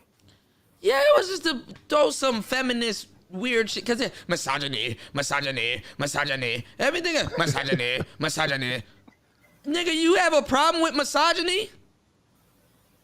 Well, his audience as a man, we could talk a little bit about misogyny, but damn. Even pimps have a talk about misogyny. No one can tell me because he showed us the stats that most of his audience are black. No one can tell me that they are from the normal community. Nah. He doesn't have a largely black audience. Rogish. Black women, maybe. You know. Rogish, you are the man of the hour. I got to do a separate show with you, broski. What it that do, song, bro? That fucking song is fucking the space up. Naking and everybody, they've been asking for it. I put it on the stem player. Yo, we're gonna go over that song. Cuz that's a gift, homie. Yo, you want me to release it on your behalf? I gotta have you on the stream. We're gonna go over something. We're gonna do some real shit. We're gonna have a studio I'm an on MC there. first and foremost. You a DJ, homie. Bro, so it's like I respect the game. Come through. I got you, bro. We gotta have a separate show about that. You heard me? Respect. Hey, bro, you did your thing on that shit. I want to show you something too. I got a lot of stuff to show you, but hold on. We're gonna get into this conversation though. I knew this dude was running something when he kept talking about misogyny. I knew it. Yeah. You know. I mean, what he said. What did he say? He's an intersectional. He's an I'm a technical feminist. He's an intersectional feminist. That's sad, man. That's sad. A male intersectional feminist. I guess there are those as well. You know what I mean? That shit is wild, bro. I don't think they know that the trans is about to turn on them soon. I mean, well, that whole group is going to, implode upon itself because it can't hold no structure. I don't know. Look, you got PAR coming next. You know what I'm saying? Yeah, there's a huge gap in the first world L Gibbet. Like, like I'm in Thailand where all of that shit is already socialized, but it is behind culture. And like America missed a step when they tried to like create that culture. There's a big hole in first world LGBTQ. You can see it play out where you are at because the foundational culture remains intact, and it shows that it being so ancillary. I mean, I don't give a damn about it, but for the purposes of research, I'm not gonna lie. I might locate like a real staunch ladyboy that'll fucking tell the truth, and I'll ask them, was there a civil war, and how did that play out? and I will get them to say it on camera. Yeah, I'll get them to say it on camera, and then maybe we could kind of speculate on what's gonna happen, because this is funny as hell. Because this, what he's talking about is the latest rendition of The Matrix. Like, this shit that they just made is like less than a year old. Yeah. Because like, how long since the last Matrix, Obsidian? Was it like almost 10 years? 15 years. That's 15 years. Since the third one, right? Yeah. 10 years, right? It was more than that. It was more than. It was more than. It was more than that. Oh my god. Well, no, I'm not rocking with the lady boys over here, Gabe. What I'm telling you is that it's more socialized. Like, paying attention to society. Yeah, like it's like the hating against it is different here, even amongst like Cambodia, Japan, and all these other little places and shit like that. Damn, another person from The Sopranos dead. Actor Bob Lupone dead at 76. It's just different here. It's like more socialized. So like what I'm saying is that you'll get an honest answer. You know what I'm saying? You'll get an honest answer. They'll answer questions that they didn't even intend to answer by just hold on, Rogish dropping. They're just doing their thing. Here you go. And It's more socialized and accepted here. Like they're like the quote unquote superstars here. So it's just like it's a weird take. It's a weird look. And then the thing is that they know I'm not gay. So they just go right back to, because out in Thailand it's like Southern hospitality. They're like more so helpful. So like they'll literally just provide you the answers like, oh yeah, well yeah, this is what happened and blah blah blah. That shit is crazy. Oh nigga, you be there in the military, they tell you all the history They'll of just why tell you the everything. United States, Bro. why GI bang bang, GI bang Right. bang. They'll tell all the secrets. That shit is crazy. Thailand is a trip, cuz. Man, it's a mind fuck, you know. You said tell us more about your research, sir. No, I'm just saying you holler at the right people. I'm in Bangkok. You holler at the right people, you gonna get some answers. That's essential. Yeah, and they have no problem telling y'all because, like I said, racism is out here, but they don't owe us shit. Right. So you gonna get some real answers. But here comes this bullshit. This movie, though they were living as men when the movie first came out. The red pill isn't just a symbol for waking up to the reality of the real world and how you're under society's control. It's also a symbol of Neo accepting who she really is as a trans woman. And if you really care about facts more than your feelings, I suggest maybe watching Aronnax's video or similar work from Sophie from Mars for the full explanation. But if you pay attention, then you see the parallels pretty clearly from the fact that Trinity, Neo... This is just black women trying to say black men are gay all over again in a different context. All right, because Neo was fighting for Trinity, and even what's the dude that wanted to get out of the Matrix or didn't want to believe it? Cypher. Cypher wanted Trinity. Right. You know what I'm saying? So I don't know. I have no idea where this shit came from, but okay. Paramore. Well, no. What he's doing, he's trying to pair it to the pills. What they're trying to do is destroy pill ideology, and this is the only way that they can do it to try to go to the source. But they're not acknowledging that the source of anyone embracing pill ideology first came out of the conscious community, the so-called pro-black sector. They were the first one to start hollering about red pill matrix, all this shit. Then everybody jumped on board that shit. Then they got turned into this relationship shit. That's an interesting take. Right. That's an interesting take. I never heard it from that perspective. That's an interesting take. No. That's how I actually heard it. That's how, you know. So you mean to tell me that there's another ideology of the red pill? No. Going around. It was the original one. Awareness, consciousness. Now what do you do with awareness? Because in the Black Power community, most motherfuckers just stay activists and do marches and shit. But so you're supposed to move past that, and they don't. And so it got adopted once they got, I guess liquidated a little bit, adopted by the Manosphere, white boys. You know what I'm talking about? And they took the pills into something that was in their relationship, showing that they was having a problem with their bitches. But the brothers was having problems with actual like loving relationships. When you first heard the Black man, because the red pill was never about women. Same thing as the game. The game was never about women either. No, women niggas was bitching about the woman that they was with, not women that they desired. Right. No, but see, the thing is that even though it wasn't about women, some of these guys got to thank women that they got into the community. Because dudes wouldn't go looking for the shit otherwise.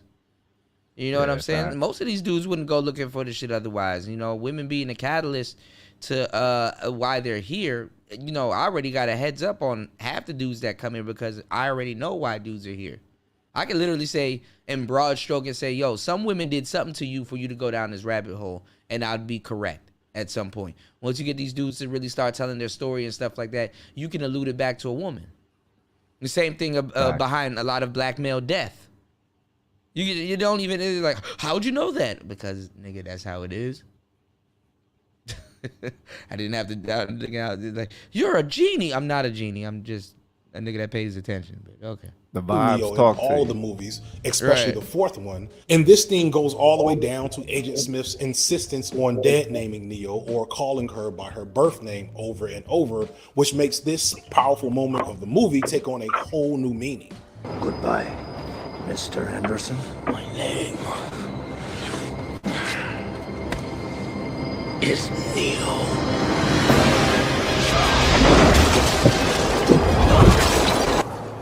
If you need any more proof, because I know, well, there's no amount of proof for some of y'all motherfuckers. I just know BMT, no amount of proof for some of y'all motherfuckers. You'll make up some reason why it's not true. That's fine. But for the last nail in the coffin, Just Google what estrogen pills look like in the 90s when the movie was made, and you'll see that they were literal The red fuck pills. out of here. Now, I hope this doesn't come off as I think he's coming out as bisexual, y'all. I This guy think cannot- this guy, he's bisexual, bro. I This was is just weird. saying that nigga on their yo. spectrum. He's on their spectrum. Google estrogen. Why? Why? Do you know why, Kuda? Why the fuck would I want to Google estrogen pill? No. Why he's mentioning it? Because he must push the ideology. What did his wife do to him? No. Watch later on about the pill. You talk the estrogen pill because the estrogen pill is blue. Oh, because they're red? Yeah, they're red and the other one's blue. Man, if you don't get the fuck out of here with that bullshit.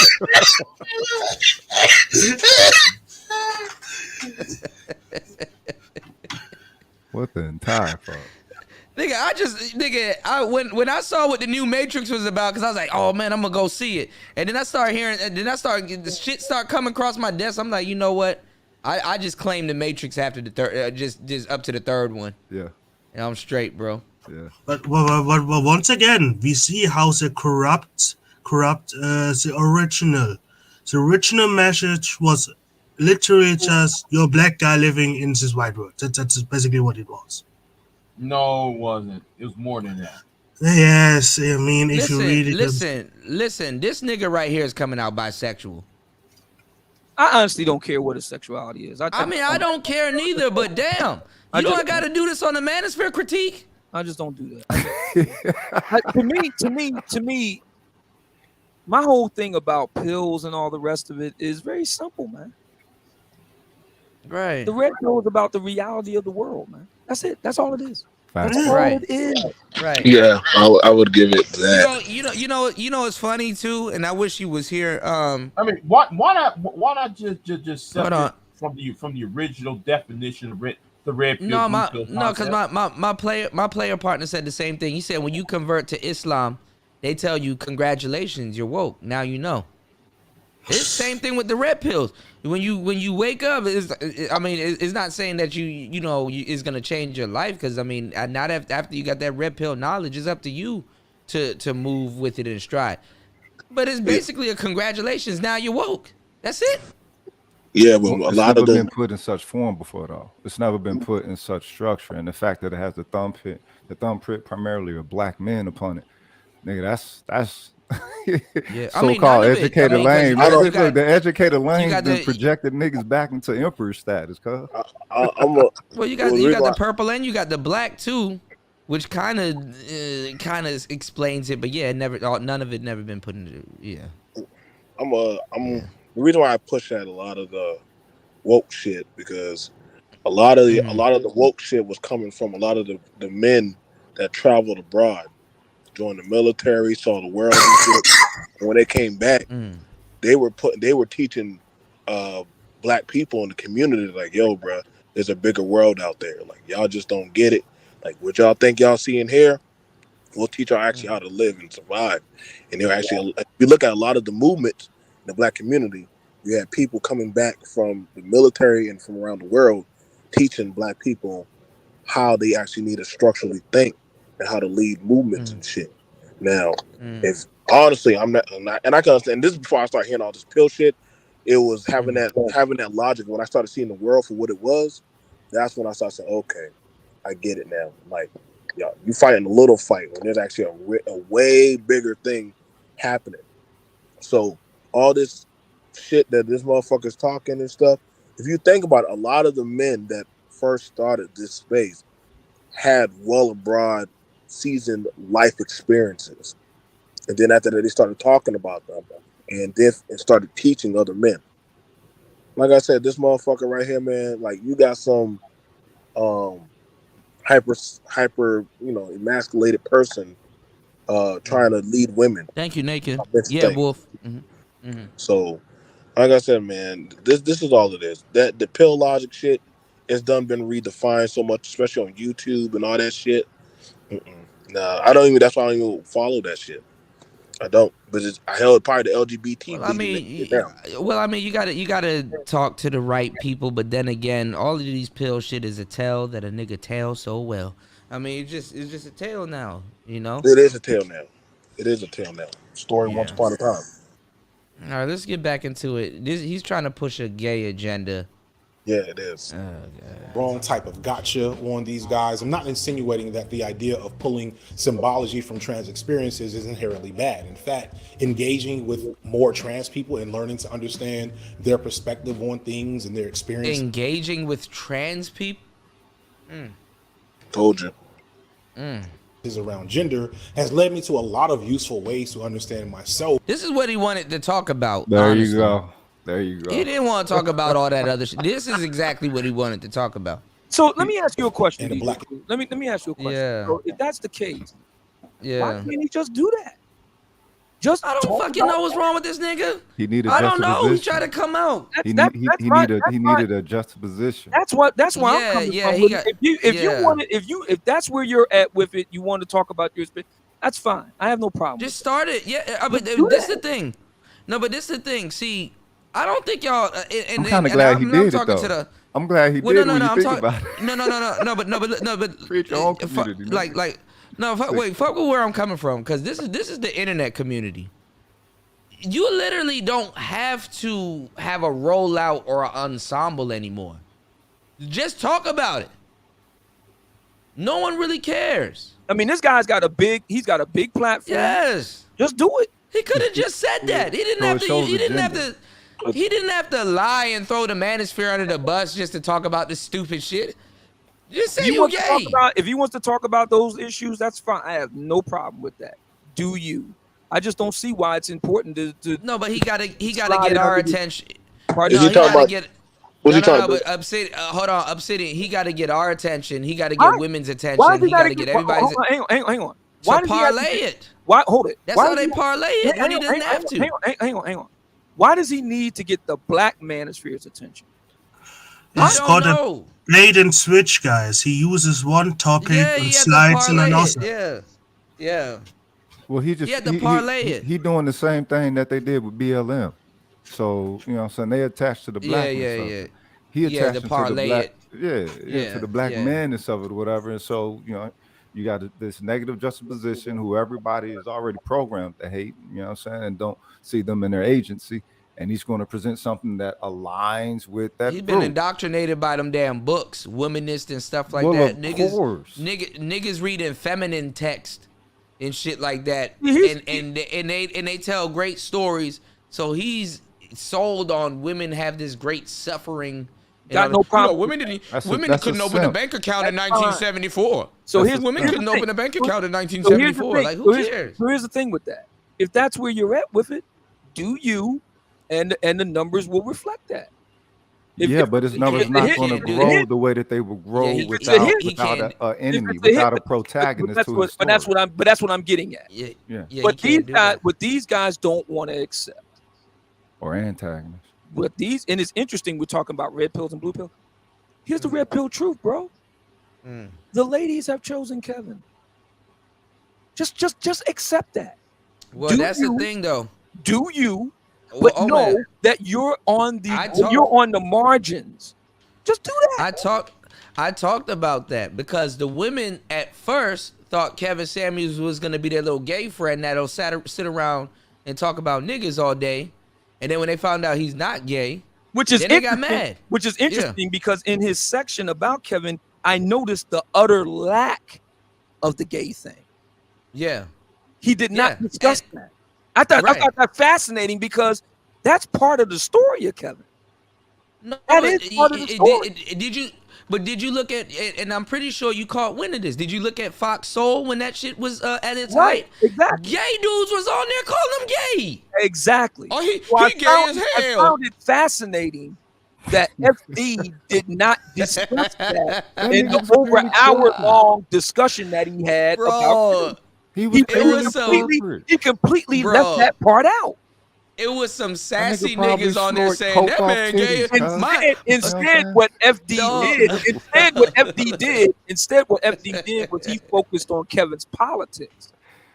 He didn't talk about the rampant homophobia against Kevin. He didn't deal with that. I found that. Well, that was good on his behalf, but there was some zesty ass niggas on Fox No, it's Social. not good on gaydar done went out. It's not good on FD Signifier's behalf because you can't say that you have a problem with the Black Manosphere for their homophobia and then don't deal with the blatant, flagrant homophobia that was directed at Kevin from both inside the Black women. That's exactly. And outside of the Black Manosphere. You have to interrogate, engage with that. You have to. Exactly. But guess who's gonna interrogate, engage with that? Trans. Yes. So he completely sidestepped that. He did, yes, but I was gonna bring it home. The same dudes that was calling Kevin Samuels zesty and said that their gaydar run off. Did you see that video with Claudia Jordan? I did. And Saucy Santana. I did. And how they code switched on her. I did. How the fuck you gonna have a podcast with two gay? I was about to say the F word. God damn.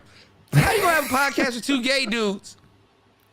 Cigarettes. And I think they were gonna side with each other at some point. He did. Yeah. My thing is, it's very simple. If you don't care about something, you don't even discuss it at all. It's just not part of your menu. It's just not part of your purview. Or you running game. Well, no. There's no need to run game. If you got a powerful platform that stands on its own, you just do you, and that's that. Yeah, but like what Gabe Ade said in the chat room, he said y'all missing the point. FD Signifier has 800K views and 130K views on the Manosphere. He's going for the YouTube win, and he ain't caring about what we're talking about. So there's some truth to that. So hang on. So if that's the case, why are you even bother? Just do you. If you got a really big platform, you got all these views, why even bother with something as small as the Black Manosphere at all? Why? He's trying to make an enemy. It's like it's no different than like CIA has to like start a fire. Yep. You start a fire. Now you have a reason to get funding and get a war front. Now you got a reason. Wasn't he getting funding? Well, wait a minute. Because this is why you niggas need a motherfucking council. Hang on a second. How the fuck y'all gonna operate for 20 fucking years and not develop a council? Hang on a second. What the fuck? I've been hollering council for the last 10 fucking years. So listen, man, they ain't gonna do that shit. So I've been saying the same thing you've been saying. Okay. What's stopping you brothers from getting together and putting? Oh, you see that right there? Nah, hold up, nigga. Hold up. Rank and file, dog. You Rushmore, homie. You Rushmore. You big homie. You know what I'm talking about? All we're supposed to do is support, which Cats is doing. But what's up with the top brass, man? How big do motherfuckers need to get? And not talking you and your individualism. We're talking your space as a whole, reflecting your fucking thumbprint. How big do you niggas need to get? Y'all, the world is already copying you niggas. Thank you. Everything got y'all thumbprint on it, man. It's time for a true fucking Olympics. Well, I will say that if we do need to counsel, now is the time. Yeah, like y'all hearing this from a fucking usher? Cuz why can't other brothers step up and do that? That's you a sit-in. Why y'all screaming? You know what? I don't know why though. I'm giving this advice because I'm probably the only person on here who is anti-Manosphere. But guess what? The bullshit you have done, sit-in. You remember the commission? I didn't start it. I had nothing to do with it. No, but that wasn't started by. Yeah. The thing is, though, you had the power. You and Angerman and other had the power to do all that shit. And I am the only person on the panel who's anti-Manosphere. I've done what I do. I was telling y'all back then. I've done what I do. I can't see why other brothers can't do what you do. Maybe we need to click up to go against the pink pill. First of all, why don't you link up with? I mean, you got two brothers right here on the panel, Big J. Y'all three get together. Y'all go do y'all Avengers gathering. Why y'all keep thinking black men need a fucking goddamn Avengers team and shit? Like y'all need leaders. Avengers. Nah, bro. Nah, I didn't ask for no fucking leader. That's just human essentiality, bro. You are dealing with groups. When you deal with group, it's the same thing with dealing with government, right? The government is supposed to be representative of the people. This government is representative of its private sector, but it's supposed to be a motherfucking republic. You heard? Representative of the people. Hence why you send motherfuckers to Congress on your behalf as what? A representative, showing that there is a body of people or a village or whatever that you're fucking connected to. That is operating under, you know what I'm saying, a respective culture, growth, development, all that shit, right? This is just human shit, not just shit that niggas want to do. So who's the council of the white manosphere? Who's the council of the white manosphere? Fuck the white manosphere, cuz nobody worry about so no why the fuck y'all niggas always want some goddamn nigga, America is the fucking council of the white manosphere. The United States is. Nigga, I don't listen. Y'all must need a daddy or something. Fuck I you, don't need no fucking. what whiteness? I don't need Whiteness no is what's fucking connected leader. to it. What do you think is the shit that's connecting y'all niggas need all a over leader, the boy. world through this shit? AJ Johnson culture as well. AJ Johnson is the leader of the white manosphere. Nobody. Hold on, I will say that you got it's a white man with the last name Johnson. That's funny. Sandman, you got Sandman, you got what's Sandman. They done docked him. The white boys docked him. What kind of they docked their own leader? So Sandman. They kind of got Sandman up. That's what I was about to say. What the fuck y'all talking about? They ain't got no respect for no leadership. All right. We'll get back to this conversation because it does need to be had. But let's finish this weird shit. Experience and even the black men's experience a lot better. But it is humorously ironic that the vast majority of these red pill guys are openly homophobic and transphobic on some level and pride themselves on this conservative image of masculinity, as well as being the big brains who know the real truth about everything. The fact that they named their whole philosophy and movement around this metaphor for estrogen is more about illustrating a different point. That these guys are fucking stupid. They're clout chasers who grabbed onto a hot concept that was really popular with frustrated virgins, aka, 65% of the internet at the time, without thinking too hard about it. And I'm sure many of them would have found another way to express this belief system or find their way to the same content without the red. It is not even that deep. I don't know what this nigga talking about. Pill brand, but I doubt the brand would have had the same popularity with this group if it was called the estrogen pill community. That said, the second wave of the manosphere does have much more estrogen than its pre-modern or prehistoric permutation. Oh, that's fucked up. And that's in the form of actual women. Yes, believe it or not, more than a few women have also emerged in the black manosphere in the last few years, making basically the... And that's funny because she was fucking he does have a point famous about that. for other shit before the manosphere. That's correct. That's correct. Yeah, the manosphere didn't make no goddamn Melanie King. No. Wait a second. Two other successful channels. Whoa. Melanie King was not part of the second wave of the manosphere. We're not taking that L. Y'all better take She's not a part of the manosphere at all. No. I'm about to say. We got some black blemishes, but we didn't take this damn melanated bitch. I'm 2.0. We didn't. She didn't. No, nigga. She didn't come through us, motherfucker. She came through the Lapeef network. This bitch came from a whole different era.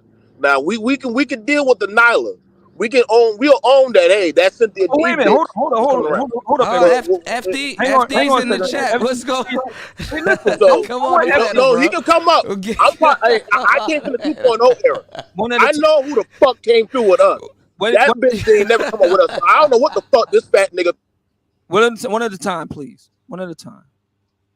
FD, man, I actually like the video that you made. You made a number of really good points that actually steelmans our argument with regard to why the black manosphere exists. For example, your point regarding the classism that so many black women have against blue-collar black men, about how it was commoditized, monetized to great effect, how black feminists, fell down on a job and didn't interrogate and critique that. about the way in which they failed to engage with the intersections of gender and class and race. I thought your point regarding George Floyd was excellent. I thought that you made a really good point about how the Black Manosphere was at the forefront of calling out Black Lives Matter way ahead of everybody else, about how Black Lives Matter used Black male bodies literally to make millions off of their pain and suffering. You know, I thought that was great. I think that's fantastic. I think you actually did a good job of making the case for the Black Manosphere, actually. And he's using black male context in that same regard that Black Lives Matter use black male bodies. I got a separate gripe with you, bro. That my gripe is a little bit separate, bro. I mean, intersectional male feminist. No, hold on a second, Kuda. Hold on a second, Kuda, because I actually think that there's something to be said with this. So, FD, the real issue here is in your section on Kevin Samuels. I noticed that you spend a lot of time talking about his politics, but you didn't spend any time talking about the rampant homophobia that was directed to him by both, to be fair, within the Black Manosphere and outside of it with regard to Black women. I just found that fascinating that you didn't engage with that point. That here we have a brother that's being constantly pelted with homophobic slurs, both in and outside the Black Manosphere, read Black America writ large, and that was completely left out by you. But you spent a lot of time interrogating his politics.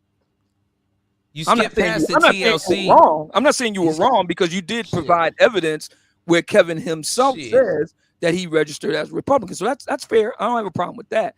I'm just simply pointing out the fact that a lot of time was spent on a relatively obscure point and no time was spent at all on a point that everybody knew, which was the homophobia, which is important for you because that's something that you charge up with the Black Manosphere writ large, and you didn't spend any time dealing with that directed at Kevin, both inside the Black Manosphere and outside the Black Manosphere, both Black male and Black female. You also skipped past the TLC Cardi B fucking downing the working Black man rhetoric also too, bro. Don't worry about people in the chat. They twerking for you now because you pulled up. You can come on the panel if you like. You know, I ain't gonna call you a fruit or nothing like that, but bro, if this is the way you gonna come out as bisexual, I mean, let me know. You know what I'm saying? Because I'm kind of confused, bro. I ain't finna twerk because you in the chat. You understand what I'm saying? Them niggas who twerk in the chat. And I ain't finna twerk. You kind of got me confused and shit. I was on your side, you know what I'm saying? So I just, help me out. You dig? Because niggas getting the twerking in the chat. Oh, he was talking about you. Oh my God. Nigga, ain't nobody finna twerk. You giving some real commentary over here. And Obsidian got some real shit to say. I got some real shit to say, So if I may, DJ Kuda, going back to the intersectional male feminist piece and the ability to make informed critique. So I don't have a problem with a male intersectional feminist making these critiques because it's pretty clear to me that Black feminists themselves, that is to say, female Black feminists, card-carrying Black feminists, it's clear to me they're not going to go there. They're not going to interrogate why so many Black women do indeed vote for conservative values. So they're not going to do that. Of course not. They're not going to interrogate. They're not going to hang on. They're not going to interrogate that. They're not going to do that. They're not going to interrogate why it is that so many Black women are themselves so classist and elitist. They're not going to do that. Yeah, but Obsidian, how can you just say what you just said when Kevin was high value man and you was Kevin never claimed that. Well, that's what I'm saying. They're not gonna approach that. They're not gonna approach that, and they also hold on. They're not gonna approach that, and they also not gonna approach recently because they don't even have to go into that. They can go into how, you know what I'm saying, how this woman got hit by friendly fire, and they not even, you You said I watched a decent chunk of the video. Kuda, you seem to mostly imply that I was gay, bro. I mean, that's what you put out there. Now I'm trying to get back to the whole video. We can go through the whole video. I'm trying to say, like, you know, damn, intersexual feminine. Once you said that, because I've already questioned. Okay, what is it that you want? What is it that you're trying to do? I will say on both sides. I mean, if you're gonna be, yeah, go ahead.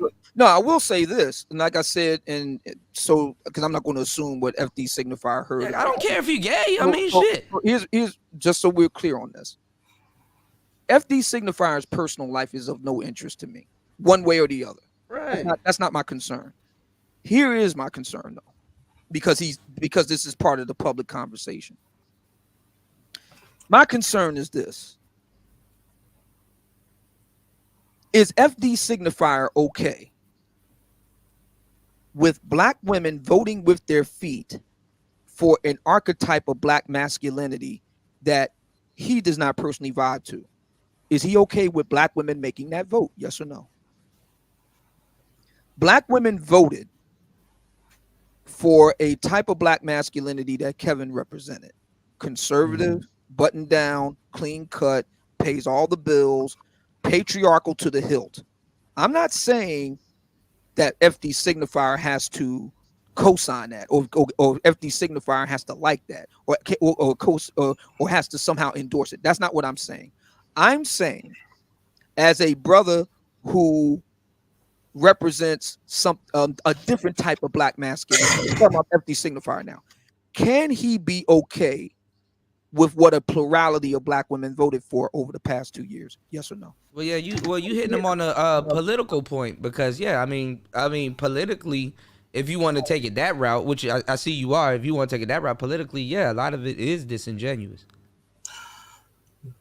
It is. No. How are you okay with that?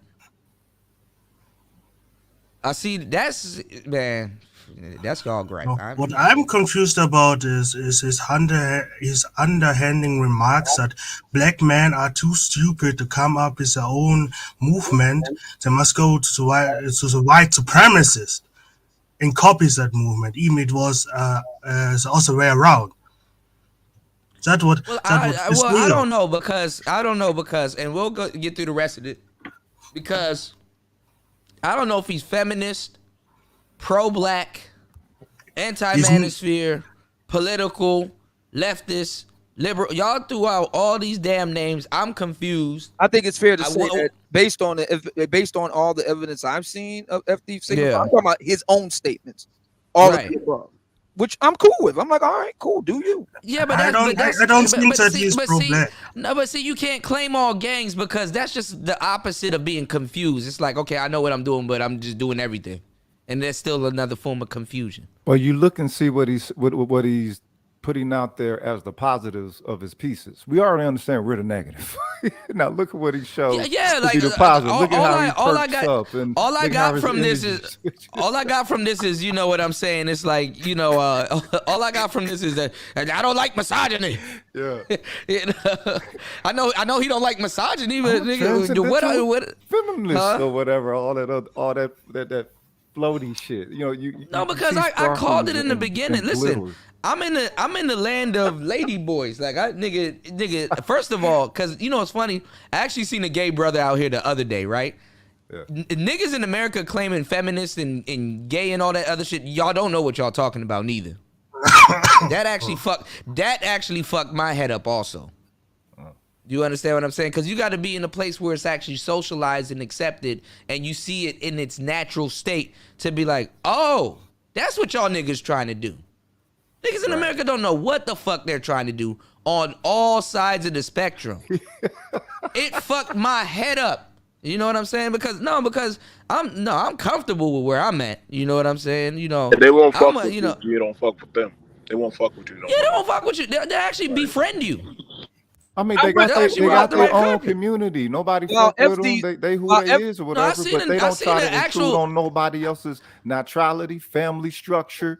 You know, I'm talking about the you know what I'm saying, gender assignment and all that shit. These motherfuckers here, cuz These motherfuckers, they live out of pocket and they do it quite whitely. Well, here's the thing. but see, a lot of black women don't know what's coming for them. Black women in trouble, bro. This shit is fucking hilarious. Like they are in trouble. So here's the thing for me with FD Signifier. So, well, he said our favorite part should be coming up. So I know he's getting some black pill kick out of this. Well, personally, for me, my favorite part of the video was not the Kevin portion or anything like that. My favorite part of the video was TLC. That was my favorite. Yeah, that's what I'm saying. He skipped past that, and a lot of people skip past that. That was my favorite part of it because I was like, okay, right off the rip, he's saying, yeah, the brothers have a point here. Now we could talk about execution, we can talk about how they go about it and so forth. That's fine, but he steel man my argument. He steel man my argument. I want to thank him for that. He actually gave me a gift. It's okay. There you go, right there. So it seems pretty clear to me that the black feminists don't have any interest in interrogating that. They don't have any interest in interrogating the classism against blue collar, but they're just not going to do it. They're not interested. They're not. And my thing is, if we can agree on that, then the conversation has to shift. Is it really a problem with the black manosphere, or is it really a problem with black women refusing to be introspective and critique themselves? What are we really talking about here? Yeah, that is the problem. But you know what? Technically, and I can break this down, technically black women cannot be feminists. They're like the worst material. They're the worst material to ever be feminists. Well, again, to go to your point, but that would go to your that would go to your point, Obsidian, right, because that's the introspective point.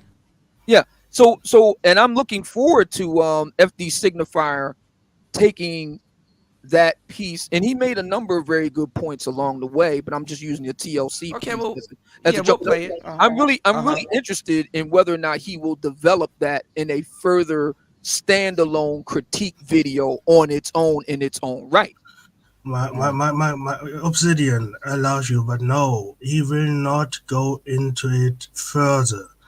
He even barely cared about the topic he was talking about in this video beyond I tried to push some agenda. Stop it.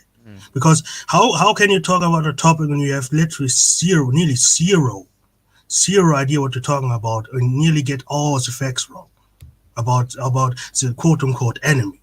Hang on. Just so FD Signifier knows what I'm talking about. I am not talking about acting on behalf of the black manosphere. So that we're clear. I as far as I'm concerned, you don't have to do another manosphere video ever because you pretty much covered everything from the white to the black side. So that we're clear. I'm pushing the agenda. But what I am saying is the points that you make in your video about the black manosphere, will you say these guys do have a legitimate gripe? All I'm saying is that needs to be further developed because it's clear to me, and I'm speaking to you now, addressing you as you address yourself as a male intersectional feminist. Okay. I'm saying to you, it is abundantly clear to me that black feminists are not going to do that work, bro. They're not. TLC, that when you talking about the latter 90s, they're not going to do that work. If you don't do it, it don't get done. Meaning, if black men, in your case, a man has to do it as intersectional feminists, if they don't do it, it don't get done. Does he make the distinction between the manospheres? No. FD Signifier. No. Do you make the distinction? Do you acknowledge the distinction? Or is it all just lumped up into one internet space? He does, but he does it kind of like how the woman does it. Oh, you're just trying to be like the white manosphere because that's the real patriarchy and all this. It's like, bro, oh God, really? Yeah, I told you, didn't you? So this is a bitch ass nigga then. That's that. You can't even listen. You can't even work with nobody like that. I would rather him explain it, but then again, in but so many words, you can kind of say the same shit we've already heard for a long time. Like I said, that's why I asked him. You know, how many barbershops you been ejected from, punk? Well, it ain't even that. No. The thing is, he can't rock in a space with the energy of brotherhood. and building with your brothers. You know what I'm saying? As far as to declare everything is being some bullshit that brothers been spitting for all these years. Everything is bullshit, but the entirety of the world is copying your thumbprint of interacting with relationships, frictions. You know what I'm saying? Even analysis of. No, but he's late though. What's He going ain't on late, in this? he lazy. That's what the fuck he is, and he's catering to these fucking pilgrims. Well, lazy motherfucker. What's going on in this space right now is totally completely different. Like people are like, oh, you're blaming women. You're blaming like black men are way beyond that shit. Way beyond that shit. Once again, for him, it's a white manosphere.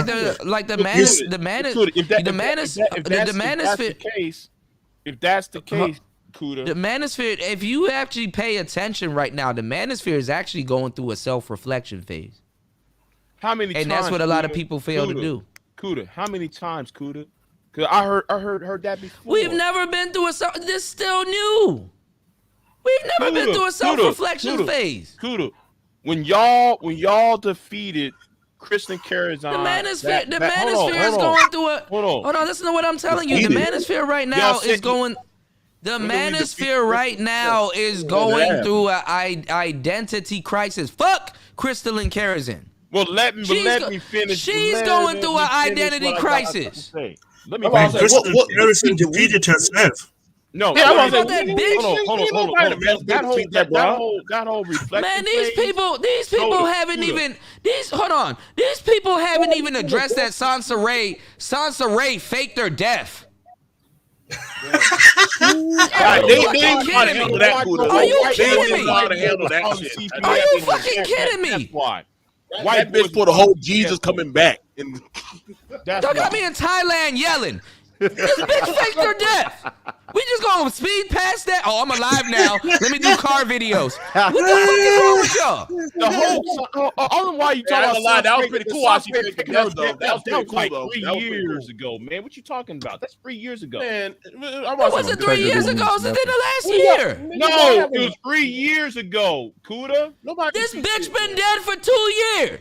And this back and start doing car videos. Kuda, the bitch did it because old boy's friend who's in the chat room, who's a white boy, the white boy that was trying to put O'Shea. No, she didn't. She wanted niggas to feel bad. Same son of a bitch. She got the sympathy and she got money. That's bullshit. She got sympathy and she got money. That broad finessed the whole damn man. That's. I am the historian. I know.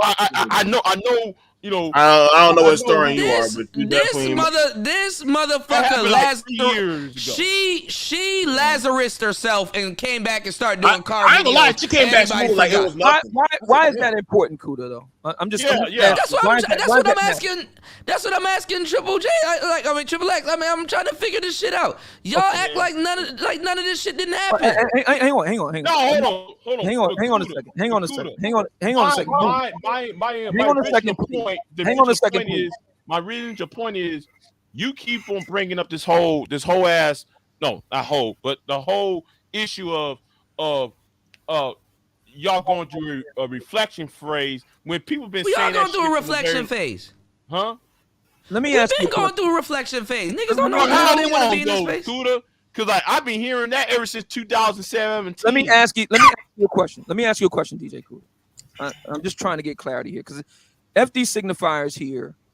I don't know him personally. I have nothing personal against him. Good people can disagree.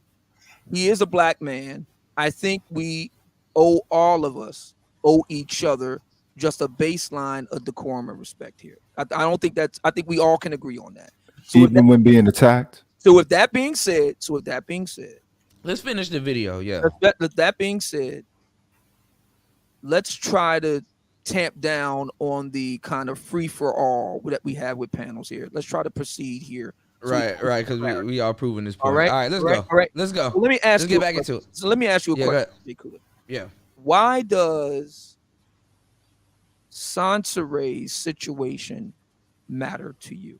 Why is that important? No, I didn't say it mattered to me, but if we're talking about Karazhan and all this other stuff, you can't. Basically history. Yeah, but I was going through. I'm asking DJ Kuda, please.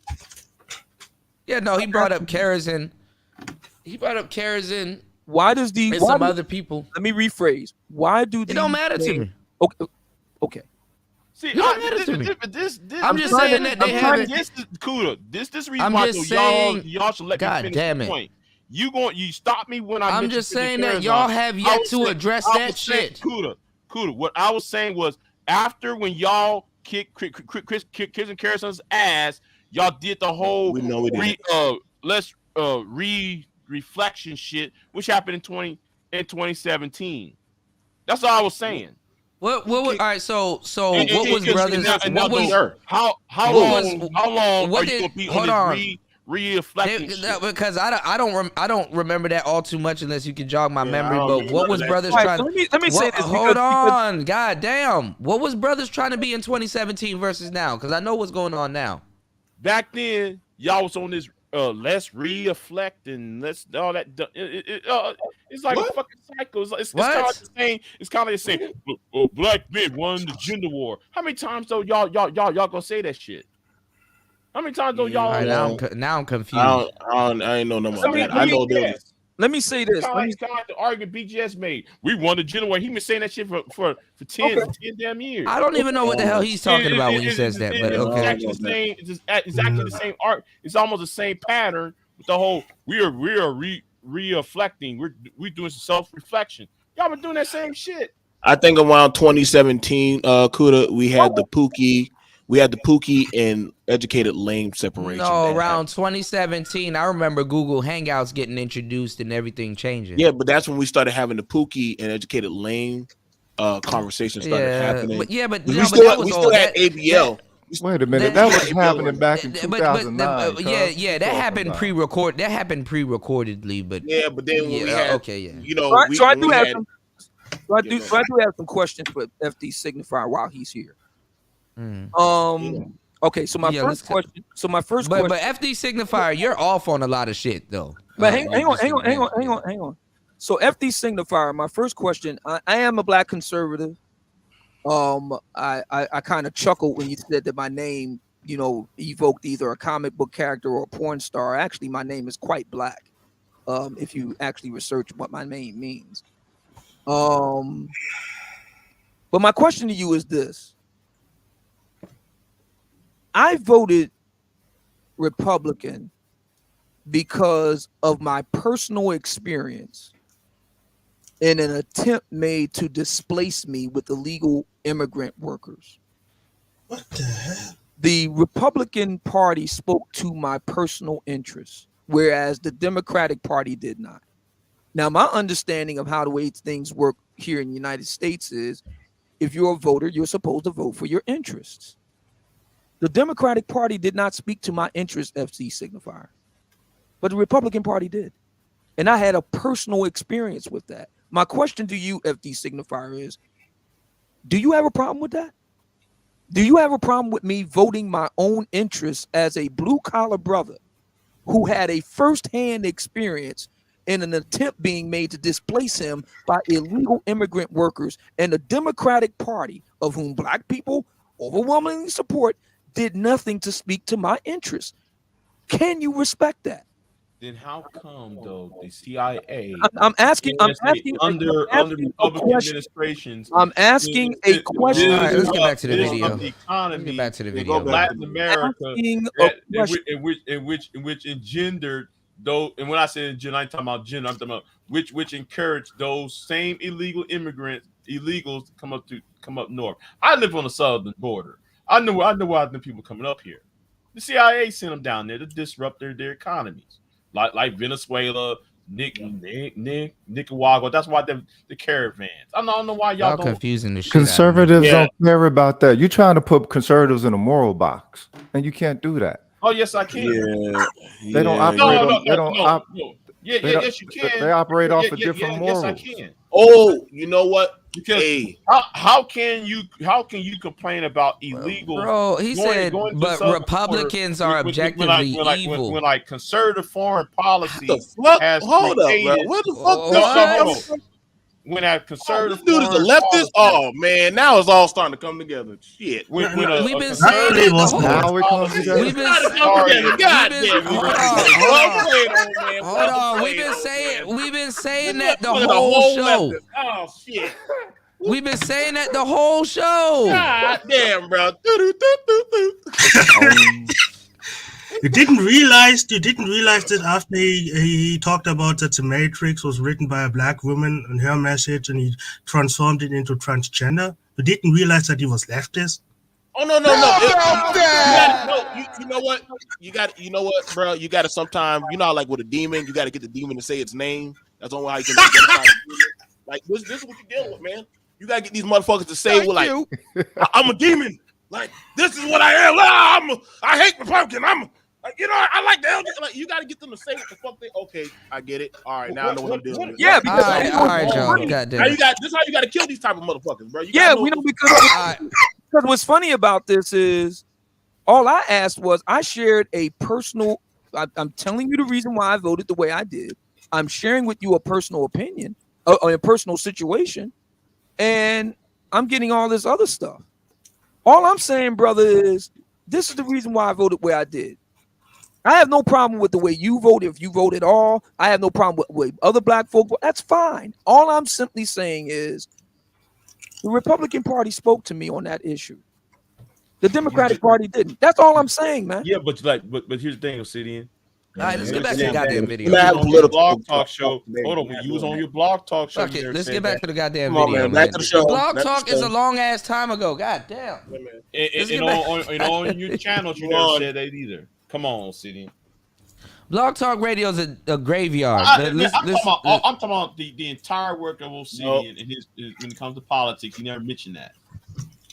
All right, let's get back to the show. God damn it! Hold on. All right, hold on, y'all. Let's go. Exact same content. It's just a bunch of why modern women fail. Here's why feminists are so stupid or unhappy or something. I don't want to say a lot about them because they're basically like it's exact same content. It's just with a bit more of a pick-me edge. If you don't know what a pick-me is basically a person of an oppressed identity, but in this case, a woman who isn't just deciding to go. That's not a pick me, but okay. On a different path.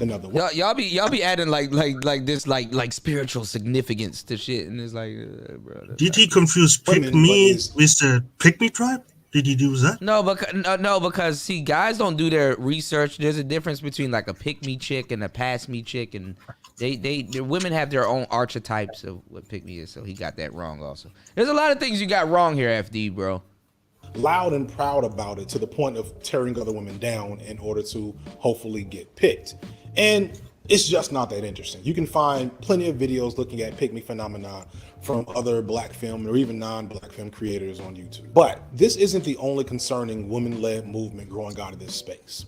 While a lot of black women and film creators have made content addressing problems found in the current manosphere and have found success and notoriety at times by examining valid and important issues for black women created by misogyny and misogynoir, there's also been another smaller, uglier response from a portion of black women that is so toxic it's begun to fester, creating the strange and dangerous creature that many call the divester.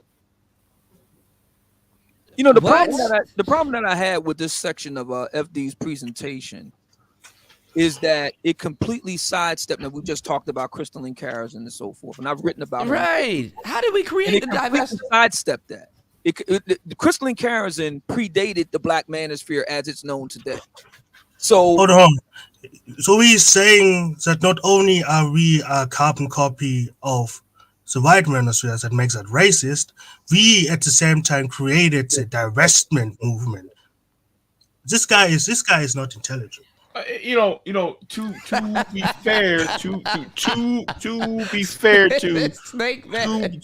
fair to Obsidian is right, because how many times Kristen Carrazon and Simone Feistig got a lot of black men fired from their jobs, but people like FD Signifier does not address that part.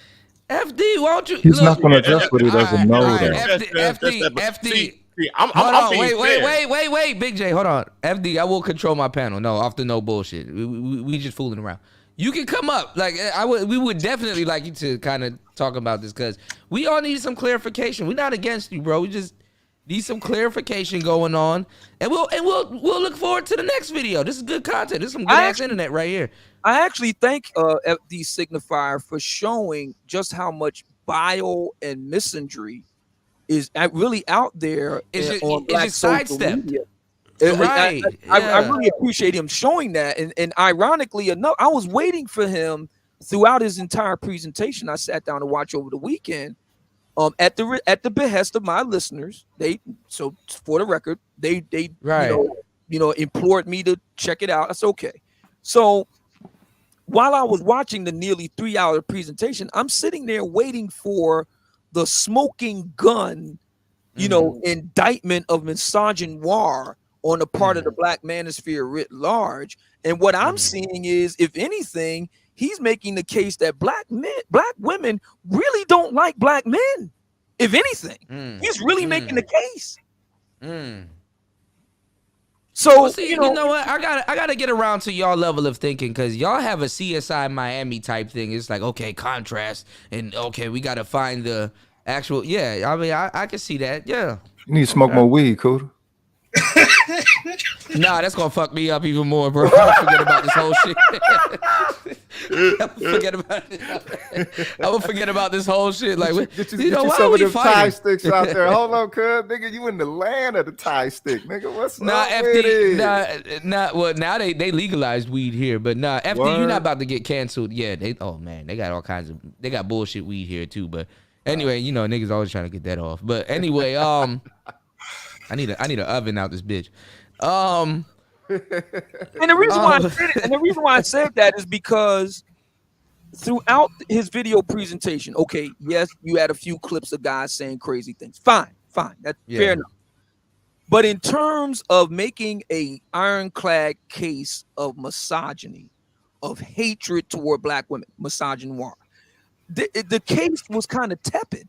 But on the other side, it was undeniable the evidence that FD Signifier was bringing forth with regard to black women just flat out hating black men. And since we're on the point about divestors, this predated the internet with TLC, etc. at all. So we can't even say it's the internet's fault. It's definitely not the Black Manosphere's fault. This preceded that.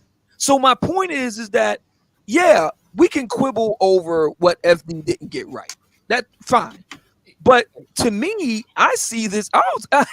It's funny. My lady friend, we're sitting there watching this together yesterday, and that's interesting. She actually, yeah, and she actually asked, "Is FD being subversive here? Is he really?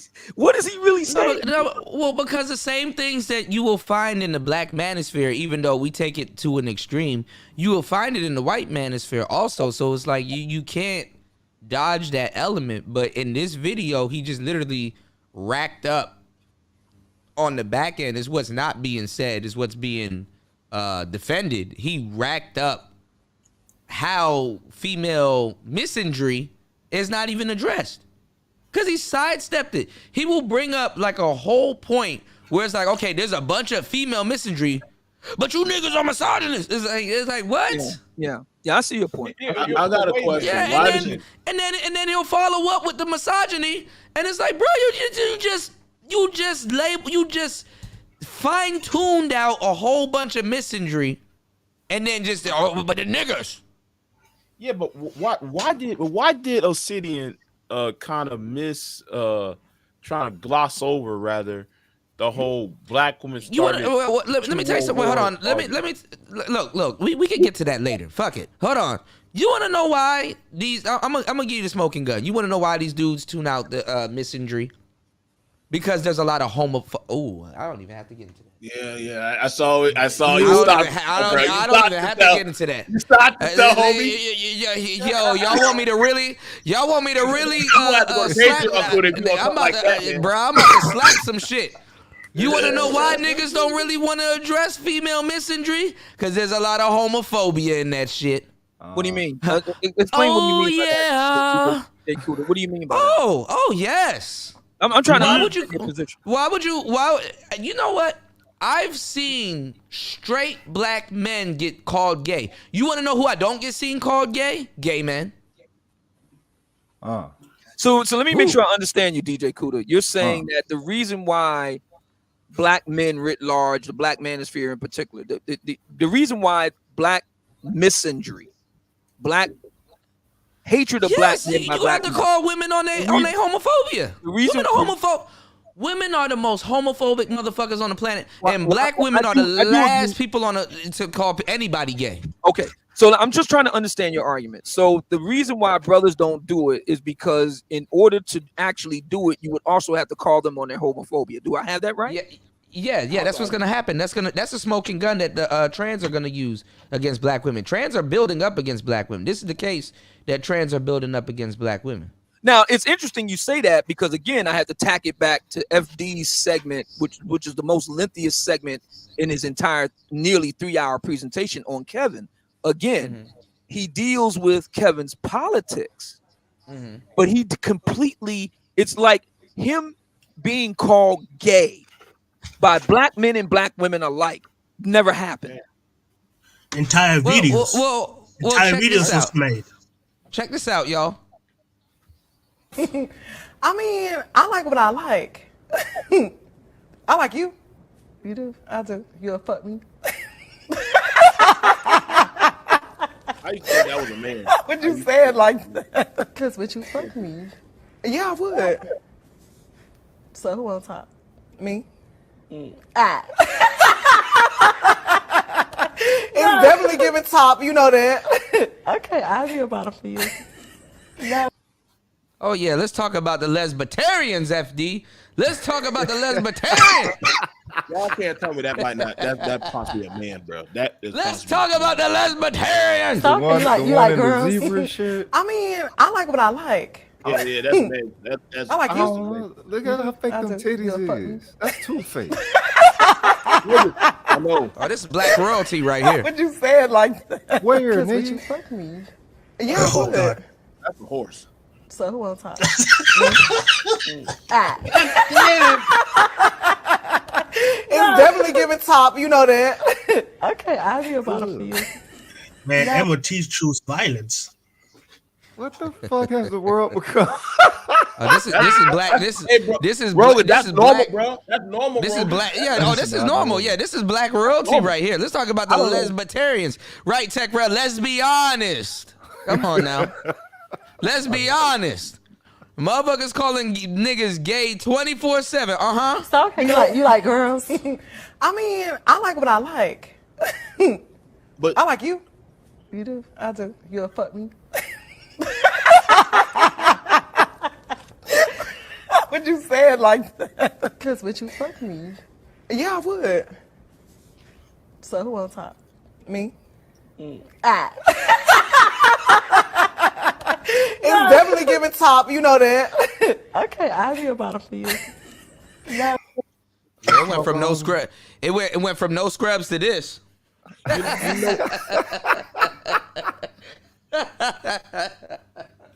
They should have never let niggas have the internet. you know the scary thing. You know the scary thing about it that I'm very amazed by the black community. That with all the stuff that woman did to Tory Lanez, everybody just seems to forget.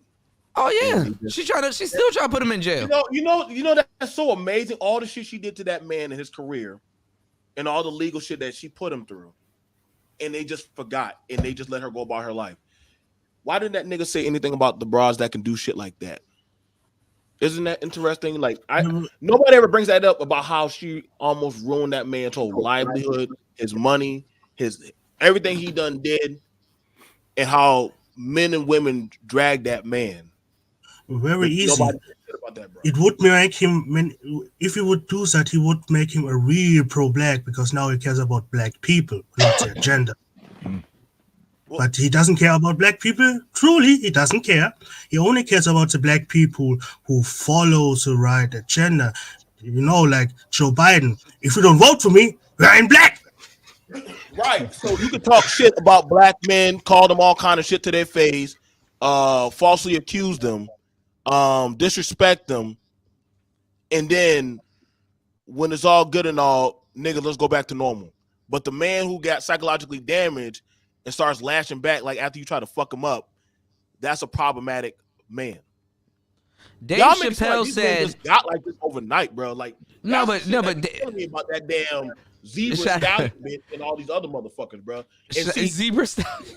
Shout out to FD. That nigga, yeah, you right. You right. You see, FD, when you call out these men, see, no, here's the thing about it. If you're gonna call out these men, ask yourself, are you gonna address the prime starter of what got these men like this? No, but Dave Chappelle. I bet you won't touch that. I can promise you. The minute you address the true prime starter of all this fuck shit, I bet you they'll turn on your ass, nigga. And I bet you'll find your way right back here. They turning on TD No, but Jakes. Dave Chappelle said when women warn women about bad men, it's empowering. But when men warn, when men warn men about bad women, it's misogyny. Come on now. Yeah, but wait a minute. But let's not gloss over the whole fact that black women started World War I, World War II. What?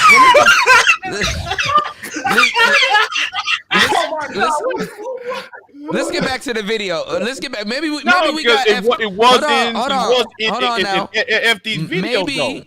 Maybe we got FD wrong. Let's go back to it. The agenda. Nah, FD. You know,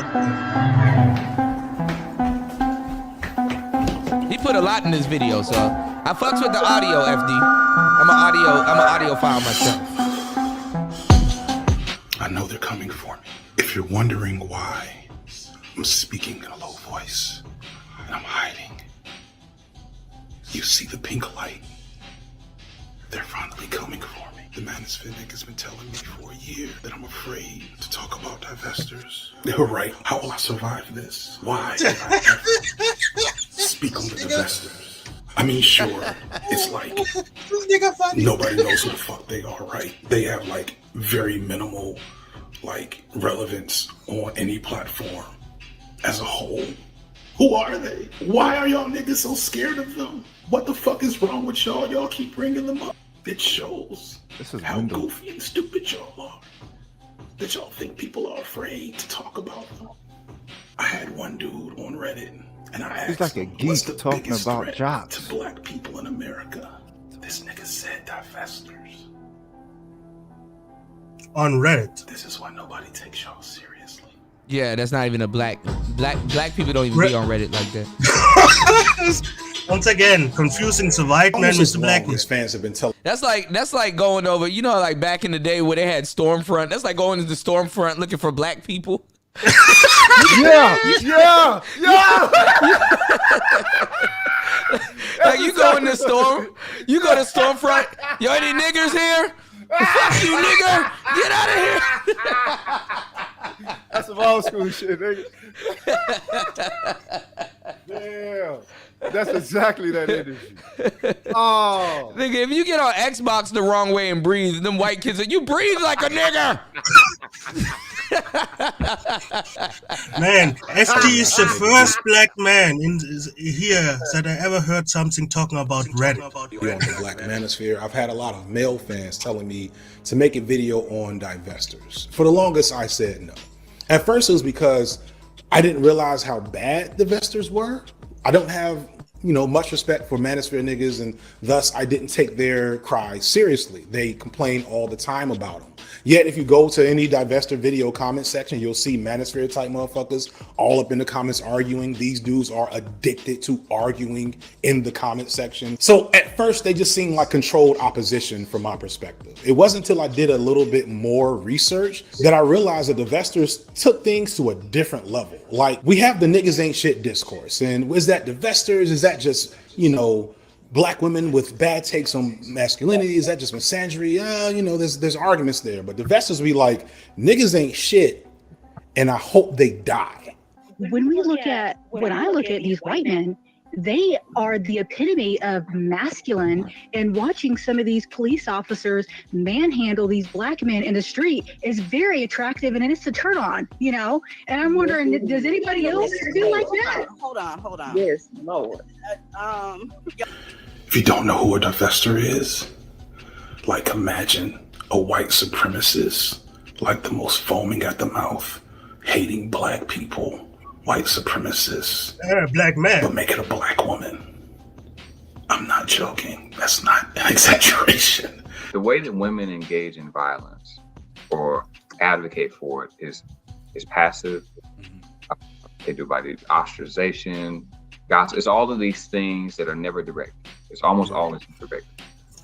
So when you think about what a divester is, the fascism that's coming in, the people who are likely going to be the foot soldiers of that are going to be women, because the women are the teachers, the women are the social workers, the women are the nurses. And we don't look at them because they're not directly and outright violent. They don't have policy power. Sure. They don't have policy power, but they're the people who are going to be pushing it through. They're on the school boards. I'm spitting facts. I be getting mad. Like, y'all be interviewing niggas like, yo, who is this dude? Man. Y'all never find nobody. Who is this nigga? Who is this? FD, who is he? Where did you scoop it up? Which objectivity is a myth? No, the hell it ain't.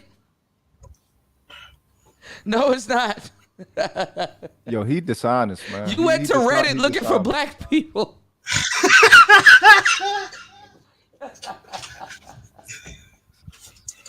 Oh my God! Shit. They're pushing some of these lawsuits, and it's subtle. It's subtle. So I think the intervention is different, because when people think of fascism and how reactive you got to be, you think of like you need to punish it. I'm like, well, this type of thing, I don't know if that approach makes sense, but you do need to treat them as if these things can be harmful. Because when I first wrote an article about the divestors, I had a guy, one of my mentors growing up, a friend of the family, he called me like maybe a day later. He's like, thank you for writing that. I'm seeing this in school. These teachers, how they talk about black boys. I'm like, so it's just, it goes somewhere. And I think we just are not good at determining where it goes. In the beginning, I think a divester was simply just a black woman who sought to divest or get away from dating only black men, opening themselves up to dating men of other races, something that historically black women didn't do a lot of. And I have no problem with that. I think only the most fervent Hotep dudes would have a problem with that. However, somewhere along the line, divestors escalated into rhetoric so vile and hateful, I don't even think white supremacists would say some of the shit that these women are saying publicly. You guys know I personally think that it should be legal to just, how do I say this without getting you kicked out of YouTube? I think it should be open season.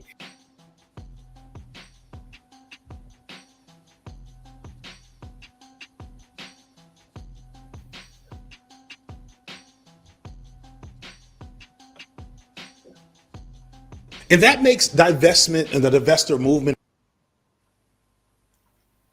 That's not divestment. All That's right, hold culture. on. Let me see if y'all can hear me, because I don't know what's going on with my audio right now, and this is horrible. Hold on.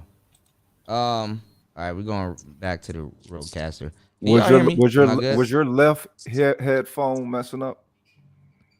I don't know what was going on. I just switched cables. Can y'all hear me though? Too. Yeah. Can y'all hear me? Yep. Yeah, we can hear you. All right, can y'all hear any of the sound? You're now listening. Y'all can hear that? Mm-hmm. Yep. Okay. Yeah, I heard it. All right, just making sure. Check. That's another thing you're not addressing. He said, I don't even think they would say anything as crazy as the white supremacists. That's the thing. Black women have gotten on the internet and said things white supremacists could. Nigga, black women have gotten on the internet and said shit that white supremacists would have been like, God damn, I didn't even think about saying no shit like that. You a clever little bitch. You know what's crazy? Clever. Could he said that later in the video. No, I know he said that, but he's not addressing that. I think the You thing can about say it, you can mention it, and then skip over it. Well, it's interesting because, like, you're No, seeing my media comprehension is actually pretty good. I'm just having a little bit of trouble right now. I'm actually FD. If you actually dive into my repertoire, I'm actually more advanced than you. I'm actually a true audiophile. So please, you don't want to mess with me with this tech shit. You definitely that's don't bark up that tree. Man, But Kuda, no. he knows that FD doesn't do his work. He's lazy. Well, that's He's interesting. using a that he don't shotgun mic. Niggas, yo, I know what I'm talking about. I'm using a shotgun mic. Nigga, you just point it and it'll work. Anyway, what I'm saying is that white women. I gave him the link a bunch of times. He just wants to address from the chat. Yeah, I told him we good. We'll have a good dialogue. What I'm saying is this. You understand? Like, you have to understand this. All right. Women have said the most debaucherous shit that even a seasoned Klansman will be like, damn. Man. You know, I would have never said no shit like that. That's crazy. All black male babies should be dead.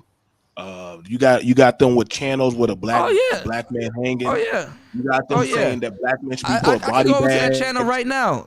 I can go. See, he don't. It amazes me, and I don't know if they must got the YouTube gods on their side, but these bitches don't get called for no type of hate speech or slander, and they'll say some blatant, hardcore shit. I can go right. I can go to a channel.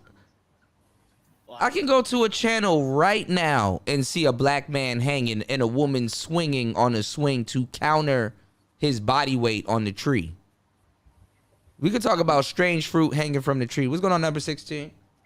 So that amazes me. Like, and they will invite, you know what's crazy? They will invite people on there. What was that black woman that had the white boy and say, I want some nigga juice and shit? And I'll be like, God damn. And you know what's crazy? The women were actually, and the simp ass men were actually protecting that broad and that motherfucker. Like, you can't make this shit up anymore. Like, motherfuckers don't even have to hide. I'll show you some real shit. And I already know where this was coming because before I went to Thailand, I bought this book, and this is internet memorabilia because this book ain't even in print no more. The real original divester, her name was Nikki McElroy. My bad, Nikki McElroy, and this was her book. I had to make sure I found this book before I talked about it a minute ago, but I made sure to take it with me. Also, I made sure to take Roosh V's Bang with me. And there's a section in this book because she's a sister that sisters wouldn't even deal with, right? And she has a she's a pretty girl, right? And she turned around and had another black baby, which is funny as hell. She has a section in this book about how sisters to get with the white man that they want to, they need to. Crazy, bro. Yeah, all of the bras that you see on social media, she predates them.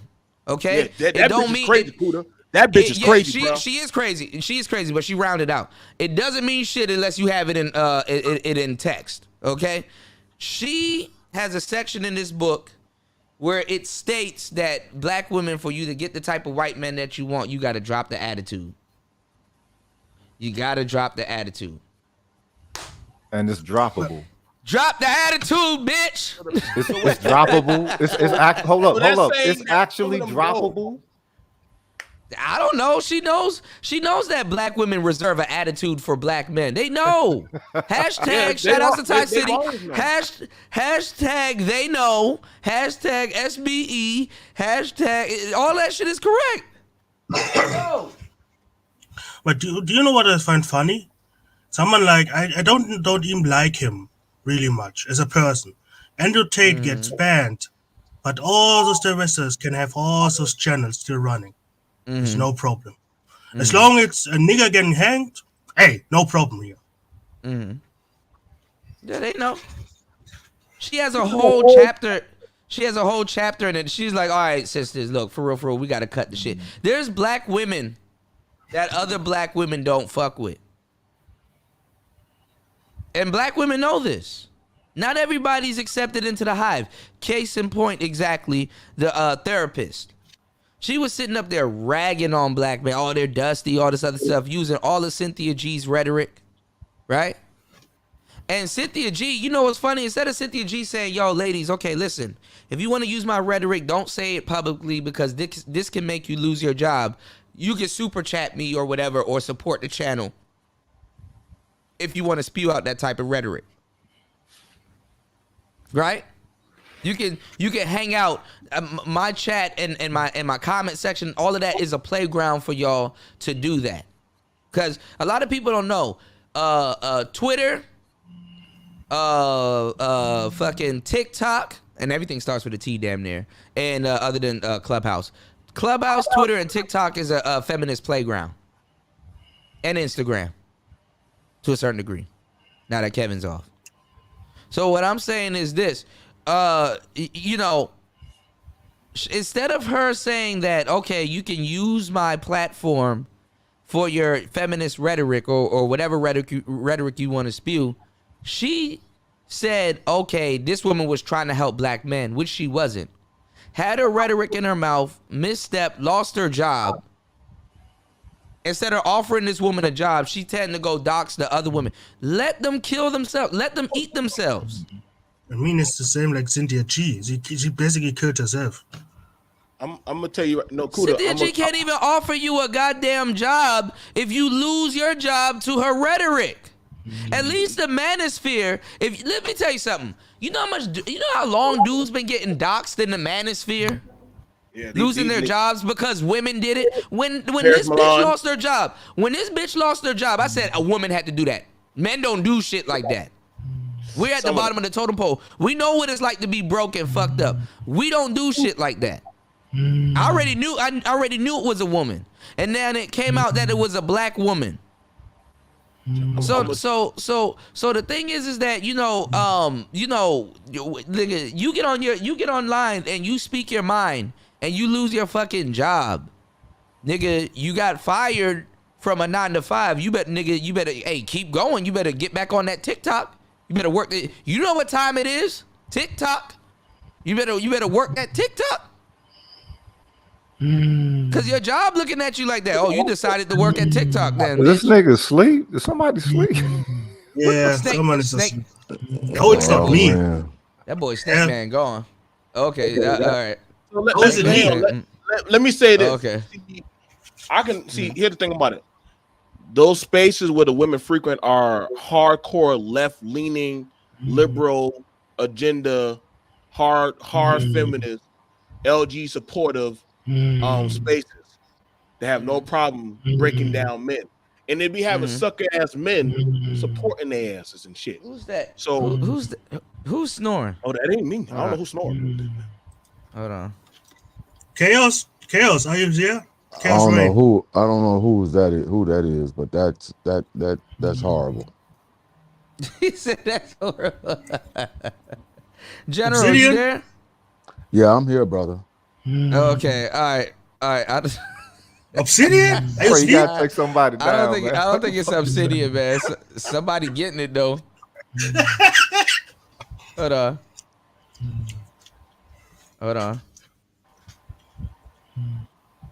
No, that's not Obsidian. That Big J? Probably. That's Big J. Hold on. J.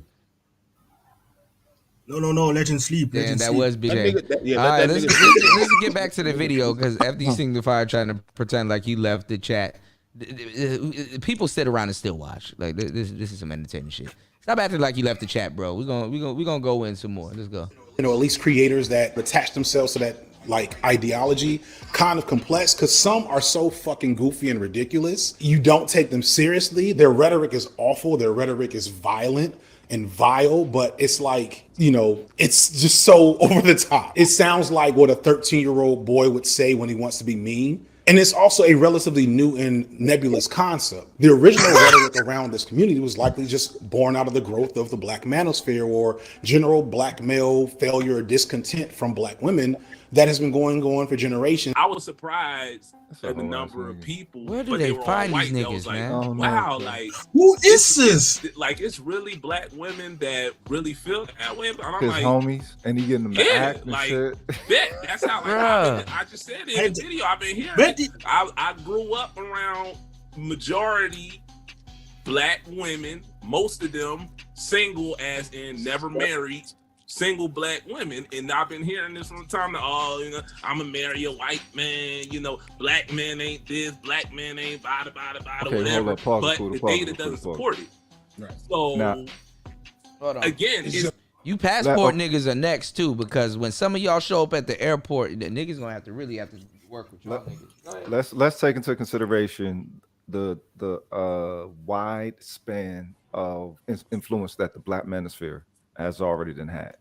It's nothing for him to select some motherfuckers off the block who Yeah, you can always could be find some talking weirdos. I red can find pill. some weirdos if I wanted to. Yeah. Yeah. So the thing is, it's like he won't go to the space. Like, he has access to you know what I'm saying. He had my 1.0. channel on his page. I was like, damn. Okay, I'm famous. He has access to one of the building blocks right here.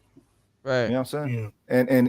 And won't even step up to it. So, and you what do you say? 80% of his audience is who? You know what I'm saying? This motherfucker making slave porn for L. Gibbets. You know what I mean? No. Yeah, like women will find this shit entertaining and barely because they still don't know what's going on. But we must respect the brother. He getting that woke money. I can see where he's coming from. But still, man, the next time do a little bit more research. How does the Black Manosphere create the divestment movement when it predates? It's wrong because people are gonna take it as it's the truth. Yeah, because most of this woke liberal people do not come and talk with the black people. That is entire. That's why you can make up lies. Now I'm gonna say this. Like before, a lot of black. Now here's the thing: the misconception. A lot of the men in the manosphere and the one and the twos. We literally only thing that a lot of us brothers will ask for, like, listen, man, we're just tired of the fuck shit. We work 9 to 5. We want to be able to have nice things. We don't want fucked up shit. Like, I want to be able to come home to not seeing some fuck shit of motherfuckers sitting on my goddamn stoop and shit, loud music, ratchet bitches. I want to see orderly children and shit. Like, but motherfuckers were saying that. Yeah, like motherfuckers were saying that's corny. You get what I'm saying? Like you can't handle that, or you just not. No, man, motherfuckers were just tired of the fuck shit. What's like, their problem, nigga? Why do you Why do you want peace after a long day? Yeah, why can't you want peace? Like, you ain't black. Like, no, nigga. Like, I bust my ass like every other fucking man. Like, I don't want to come home to some fuck shit of motherfuckers fucking up my shit or my goddamn fucking neighborhood. When you said that, oh man, you definitely a lame. You ain't part. Like, no, nigga. But then y'all get mad when motherfuckers turn up on y'all ass and they say, oh shit, he was never part of the community. Wait, so when you call out the shit as a man, then they don't see you as that type of man in your community. But every other man can say that type of shit in his community and get that type of. That's why I said a lot of these crazy ass motherfuckers. You can't reason with goddamn savages and shit. But I'm gonna tell you some real shit. Black man never seen a real patriarchy. They really haven't. I mean, it was one that could have been started in the 70s. You saw the version of one that could have emerged, but then look at how this nation took it. It took offense to it, and it took offense to it lightly while performing in some type of government bullshit. There you go. And the crazy thing is, like, I'm not gonna lie. I could be sitting on, nigga. I was sitting on the curve just talking to some bitches, and like out of nowhere, they just stopped talking and just got off the curve. And I'm like, "What the fuck is going on, bitch? What something's going on?" The whole time it was a damn monk walking down the street. They bowing to him and just a regular monk. He's not even in no badges, no nothing, no garb. There's not one black man. You understand what I'm saying? That in the community that any black woman does that for, just out of respect publicly. I'm not saying they gotta do that in their house and stuff like that, but they respect him. They staunch Buddhists. But see, you're speaking of culture, right? You're speaking of culture. Yeah, it's not even in the culture. Like, we don't, like, the black community, we don't even have, and that's what we tried to do with the Obamas. Like, we don't even have, like, a black man and a black woman to critique, to be like, damn, you know, we need to model our relationship after that. We look to, like, we don't even look to them. We look to, like, remember that, like, everybody mimics pilgrims, man. Everybody mimics pilgrims instead of creating or understanding that we do create culture and understanding what culture is. Culture is what the people create as they life through reality. But the thing is, we don't consider ourselves a group. We don't consider ourselves a monolith. We don't consider ourselves connected. We try to see ourselves in that fucking projected individualism bullshit that the system puts in that motherfucking American Dream pamphlet. You know what I'm saying? We look at Cardi B and Offset. Like, nobody fucking has a problem with, oh man, they sent Lil Wayne down to the White House to talk about politics for the black people. Right. Nigga, if you don't send shit, fuck it. Send Umar. Send Dr. Claude Anderson. Send them niggas. Why are we sending Cardi B down there to talk about black people? Because that is who the thing is. We don't want to authorize our own. We sent Little Kim. We sent Little Kim to the political debate. Bitch, why? Yeah. We're not that important to ourselves. And so everybody can pick off of us like that motherfucker do and show whoever his 80% of audience, non-black man audience or whatever, you know what I'm saying? You know, the niggas you love to hate. And that's one thing that the United States will always put forth. You got to have a blame a nigga, blame a nigga, blame a nigga, blame a nigga. Yeah, I'm back. Blame a nigga. You know what I mean? Yeah, blame the nigga. Yeah, Blame everybody the nigga. want to be a nigga, but nobody want to be a nigga. Nobody want to be a nigga. Yeah. I take the Paul Mooney approach to a lot of shit too. He's like, why y'all surprised when I say some shit? He said, shit, that shit. He said it shocked me too. Let's get. I don't know who this nigga is. I don't know who this is. Hold on, y'all. Venting, but it's like I don't know who the fuck this is. Right. It becomes a self-fulfilling prophecy. The way I see it, when convicted predators Bill Cosby and R. Kelly came under justifiable public scrutiny and thankfully went to jail, so many black men were completely resistant to acknowledging their wrongdoings, and even more, literally took joy in fighting and arguing with black women around it. Black men didn't take responsibility for the wrongdoings.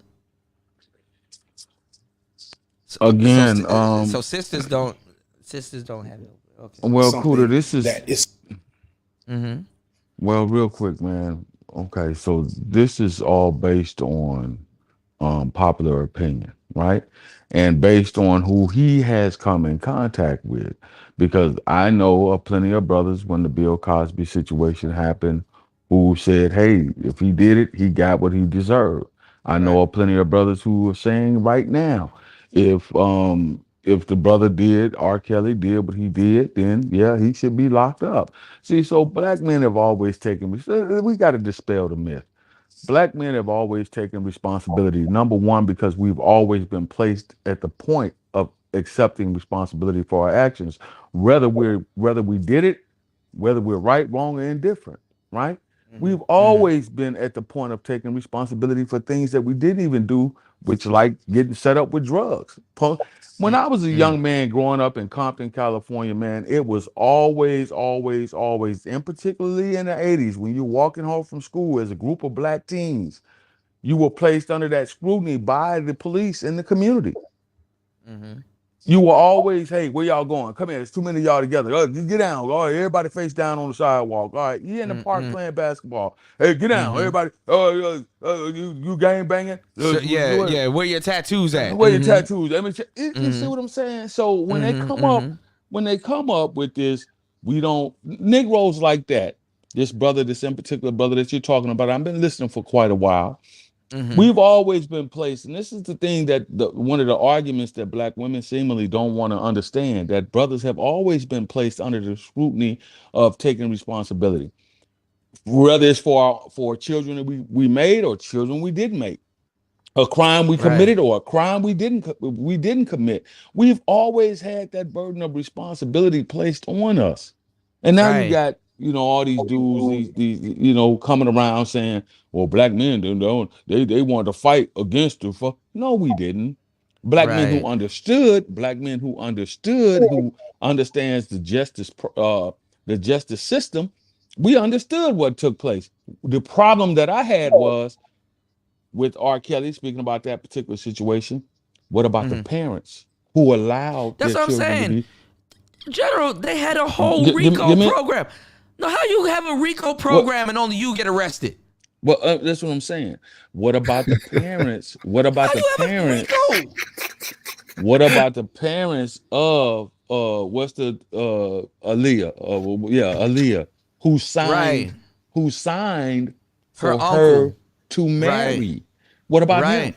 Where are the parents of these young ladies who allowed their daughters to go and be around this dude. Do they bear no burden of responsibility for that? No. You know why? Because the primary people who did that were black women. But his audience, yes, and his audience is primarily that, and people who only will accept such a surface of blackness. No, I'm They're sorry, not gonna brother. accept the I'm aspect. sorry, brother. I'm sorry, brother. I know this is not going to go over well, but I'm sorry, brother. That's not true. According to his own analytics, 70% of his audience are male. Yeah, what men? Really? We keep saying men. What That's fucking color? interesting. What culture? Wait, hold on. Peckerwood. I've seen packs of women just. R. Kelly's audience is 70% male. No. I'm talking. We talking about FD Signifier. FD Signifier, yes. Y'all scaring me. According to his audience, 70%. I don't think those stats were real. I think that was They a are. screenshot or something. Pilgrim. You think black men is watching his shit though? Now you can accuse him of being a liar. That's fine, but I'm I don't think those stats saying are real. that. I'm just simply saying that the I was brother going to say that when he brought it up. The brother in the video himself, he speaks to this and he says that 70% of his audience is male. That can't. From what demographic? Hold on now. They're probably a type of male. I'll say that. Fair enough. That's all I'm saying. Well, each group. We could. I'm not saying he's lying, but they probably a type of male. You know, they might claim. Let me ask y'all a question. Cause in the black community, there's always been the type of niggas like niggas outside with the fire department. Like, man, them niggas are fucked up. They're different from the firefighters that's actually inside spraying the fire and trying to put shit out before the house collapses. Right. I look at him as the nigga outside, like, man, that's fucked up. Yeah. But actually, a part of lighting some of the fire with that No heart feminine for the shit. work though. You know what I'm saying? Right. Mm-hmm. You're always going to gain orbiters from subsets of groups of people. So you're always going to have the transients, the guys that kind of migrate and hang around. That's always been since the dawn of mankind. That's what I was going to ask y'all. How do you deal with those guys, the dudes that kind of help lit the fire, keep the fire going, but they outside chuckling with the fire department when there's real firefighters in the house? The game's supposed to handle them, and that's one of the fucked up parts that niggas refuse to operate on. Y'all. Was that a good analogy? Was that y'all get my analogy though, right? Yeah. What's basically happening, in my humble opinion, is that there is a division that's taking place. There is a division that's taking place in the community, and that division is the division of masculine men, and I won't say alpha or beta. I'm simply going to say the division is coming down between masculine men and the non-masculine men.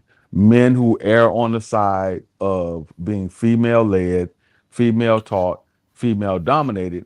And then the break is where you have men who have been raised by men or who have been led by men and taught by men. So there's your separation, right?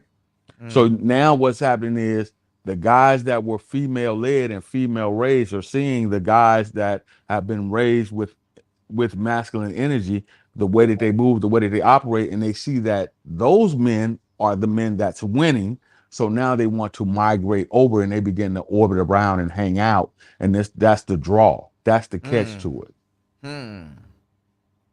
Even with real quick, and I'm gonna be quick, even with the female side of it, I see more and more and more black women now erring on the side of men, repeating and regurgitating what men in this particular space have been saying, right? There's about there over the last couple of years, there's at least 5, 6 to 7 to 8 that have made major waves and have large followings now, regurgitating male points, the things that men have said in this space. Kendra D being one. She's kind of teetering on that side. Kendra D, she's grown a lot in this space. Yeah, them women are whipping her ass. Danica Marie. The what's the other young kind of fairly decent looking She's Melanie actually King. Melanie Melanie King. He King. brought her There's up. a I can't pronounce her name. Sharjah speaks. Yeah, I know. Yeah, Sharjah Yeah, speaks. yeah. There's another one. There, and There's the another list. one. Yeah, there's a bunch of. There's actually like 10 of them. So the Main list one's is really going. Yeah. So the list is growing, and then if you are seeing what's going on particular platforms, you're seeing more and more women come out and start saying, "Hey, sisters, we got to get our shit together because our men are leaving, and they're not coming back." So No, now but you know there's it's this funny. I don't urgency. see these brothers do any content towards them. Like I don't see brothers going after pick me women, and that's funny as hell. Cause it would look wrong for it will be the manosphere all over again if you just see any type of man that's critiquing a black woman, even if she is a pick me. Well, you're not going to see it because you have to understand that people are beginning to move in silence. A lot of these people are just simply doing, right? Yeah, just like a lot of the passport bros and a lot of these brothers that are leaving and going outside of the country or going outside of the race, they're not going to be on TikTok. They're not going to be on YouTube. They're not going to be on Instagram, Twitter, so forth. They're simply moving out and doing it. You see what I'm saying? I will say this because we've been in it for a long time, and I would call us OGs, General. I would say this. Guess who kind of actually started that trend in a weird way? But we could talk about this at another day. But I'm gonna just bring it up now, so it's on the brain. Right. Guess who started that trend? Who was that? Jessica. All of that work we've been putting in the past. They seen what was going on with Jessica. I said something that everybody started running with, and it started to make sense. You want to know what I said back then when everybody was running with the Jessica X situation and it started making sense? I said that why are y'all getting mad at Jessica because she's getting money, attention, and super chats from black men in the manosphere when your whole agenda was to fleece men for money anyway? So wouldn't she be on your side? Think about it. Wouldn't she be on their side? Wouldn't she be on their side if she was over here getting money and super chats from black men because she's effectively fleecing them? No, because she actually came from a different. I understand what you're saying, right? But Jessica actually came from a different position than I understand that than a lot of the black women here. Yeah, it wasn't. It wasn't that. It was more so of she's actually if that's your stance, she's actually on your side more than you think. You know what I'm saying? Because that's what they wanted to do. You know? Yeah, but they wanted to do it. See, there's a difference. There's a difference between. This is what I like to call the second and third order of effects. I use that commonly because it shows in this particular space.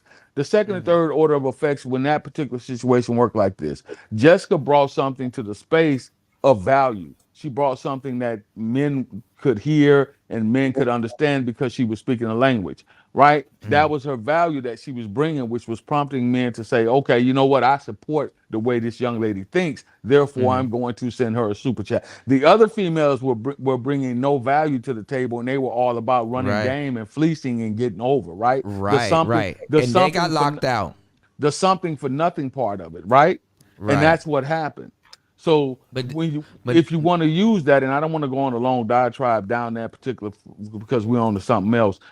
When you use that, we'll get it on that. I just wanted to bring it up. Yeah, but hold up, don't deny that it might be a gang of tricks in this motherfucker as well. Shit, remember everybody came when y'all open up the doors. Not even just that though, but you gotta look at it is that even during that time, all the women that wanted to talk this manosphere shit, they checked in with Jessica. They had to check in with there were a few.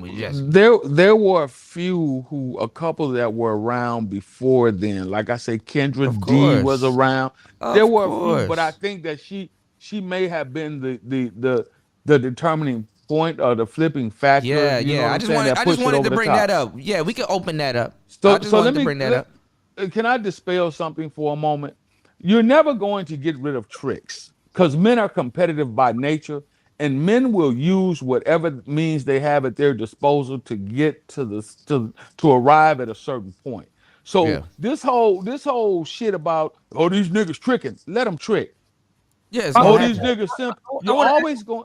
You're Ain't nobody got always no going problem to with that. have. Nope, ain't nobody got no problem with that. What I'm saying What is, I'm saying is, if a motherfucker gon' trick, then let tricking become a value that motherfuckers embrace. I was thinking about along with becoming a all the other tricking. shit. I was thinking about becoming a tricking coach. I think that'd be cool. I never understood why that bothers so many people. I won't be a trick. I actually want to be a trick coach. I'm gonna actually give y'all some of the best tricking content. Because tricking is an old man's game. Because no, it's an old man's game. No, it's not. No, it's not. And like you telling, hold on. And No, you it's not. telling young men to trick. That's why. No, it's not. Young man shouldn't be tricking though. There are no bigger tricks. There are no bigger tricks out here today than the young Negroes. These young Negroes tricking. They got more to, heavy. because most of the girls is hoes. How the fuck they gonna act? Now pass the $40. I'm gonna be the original trick daddy.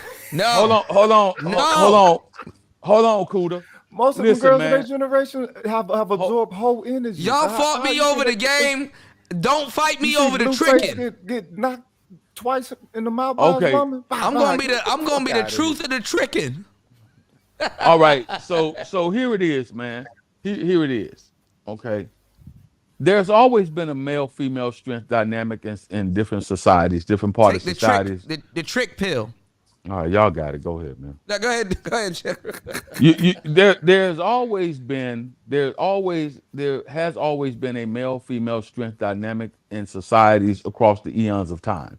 Men that have had it that have had means and money and land and things of that nature as far back as the 17, 18, and you can go all the way back to kings and queens of Israel and Egypt and all that shit. They're always going to gain women. They're always going to have them because they have the means, the disposable means to support the way that they want to live, right? And everybody want to say, well, it's tricking. It doesn't matter what you do if you're a man and you do something for a woman, and particularly when it involves money, wealth, resources, time, what have you. You're always going to be looked at, or you could always be pulled over into the trick side of the game. Especially if you're dealing with a woman and you take her out to eat, whether you're getting sex from her or not, you're going to be looked at by certain demographics as being a trick. Doesn't mean you could be doing it for whatever reason you want to do it for. The onlookers are going to say, oh, that nigga got to be tricking. She too fine to be with him. When in case he may not be tricking, he may just be doing it because he's just the type of dude to do it. I'm going to clear up all of this. I'm taking all of y'all to trick school. And we're gonna rectify the tricking. I'm just saying. I'm just saying this. I'm gonna say this, man. On a high class level. But see, the thing about it, the pushback is a lot of the young dudes saw the old trick sugar daddy niggas giving broads money and shit, buying shoes and watches and baby fat and all that shit. It ain't y'all. Let's not play the game, bro. Y'all church nigga, deacon, daddy, whatever ass niggas that play stepdaddy for goddamn the welfare tricks of the world. We done what? We done what? It kills me. Okay. Hold on. All right, but I mean, at the end of the day, I just told you, and I'm gonna say it again. I'm gonna go ahead on and clear it up. I just told you that men are competitive by nature. So if the way that I can compete with an Obsidian or with a DJ Kuda or with whoever the rest of the people, including you, BMT, on this panel, if I cannot compete with you in looks and height and stature, guess where I'm going to compete with you at? Yeah, with the wallet. Money. Yeah, with your wallet. So okay, so I understand. I understand it. So we have to go ahead on and stop trying to say, oh, niggas have been tricking. Men have been tricking since the eons of time. Fuck the eons of time is the reason you can't compete because you don't motherfucking put forth the effort. It's the reason. That's why I just told you. See, you saying effort. I just told you. Don't have the talent. You're saying effort, and I just told you. You're saying now tricking effort is a tool now. Oh it is my a tool. goddamn! I just told you. You're saying effort or tricking. You want to make it a lifestyle. That's the issue. Ain't nothing wrong with tricking. Tricking is supposed to be something that you know what I'm saying, you scratch your itch or something. But when you make that shit a fucking lifestyle, you diminish your motherfucking manhood, huh? Facts. Only thing I say this. No, I'm not- hold on, Rogish. Hold on, Rogish. This is where I disagree, cause Trick School's in session. Oh yeah. Oh Lord, Kuda, you know I'm gonna throw off the dog. Oh yeah, it's time to get paid. You found that song? It's time to get my playlist, bro. We have to battle it My out. bad. Look it up your syllabus. Go ahead, cuz. Do it. Okay. These hoes can have whatever they like. Now let me ask the general this. Do you feel that some of the women, sacrifice their femininity and say, I don't have to compete as a woman so long as this man is going to reward my fuck shit behavior? Do you think that tricking over empowered the women? Say what now? Say again. Do you think tricking over empowered the women? Because a lot of the women stop trying to be wives, start trying to be honorable women, if they know all they got to do is find a sucker or a trick. It's the same thing that happened on both. What's the oldest profession known to man? Prostitution. Okay, who started prostitution? Was it men or women? Men. Tricking. Men. Who started? Men. See, Men, again, men, we men want to run the go world. down a I said historical men. diatribe. Who started prostitution? No, it couldn't have been men. No, it was women. Women started prostitution. How? Because they understood the weakness of men. They understood that they had something at the time that men valued, which was sex, and they could use it as a weapon. Are we talking about pre-society or society? It doesn't matter when we're talking about it. I'm telling you, the oldest profession that's around was the sale of sex. That's the oldest profession. How do you sell something when you don't? Who controls? Wait a minute. So who controls the ability for you to have sex with them, men or women? A man. Goddamn it! If a woman is property, you ain't got no choice. Now I'll discuss this in Trick School.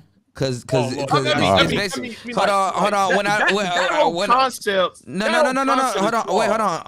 When I discuss this in Trick School, I'm gonna break it down with the chicken or the egg. It's really he just asked you who came first, the chicken or the egg.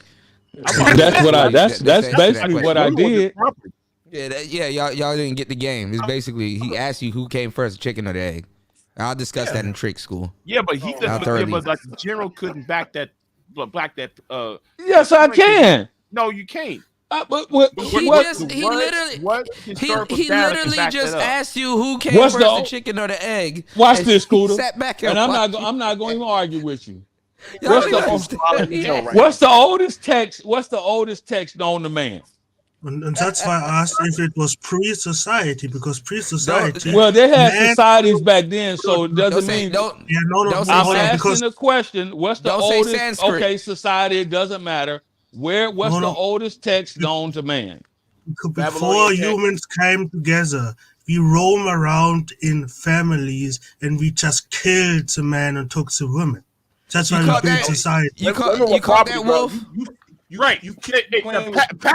Pass the $40 is right. The pimps came first, then the madam did. No, the pimps were actually actually the pimps Hold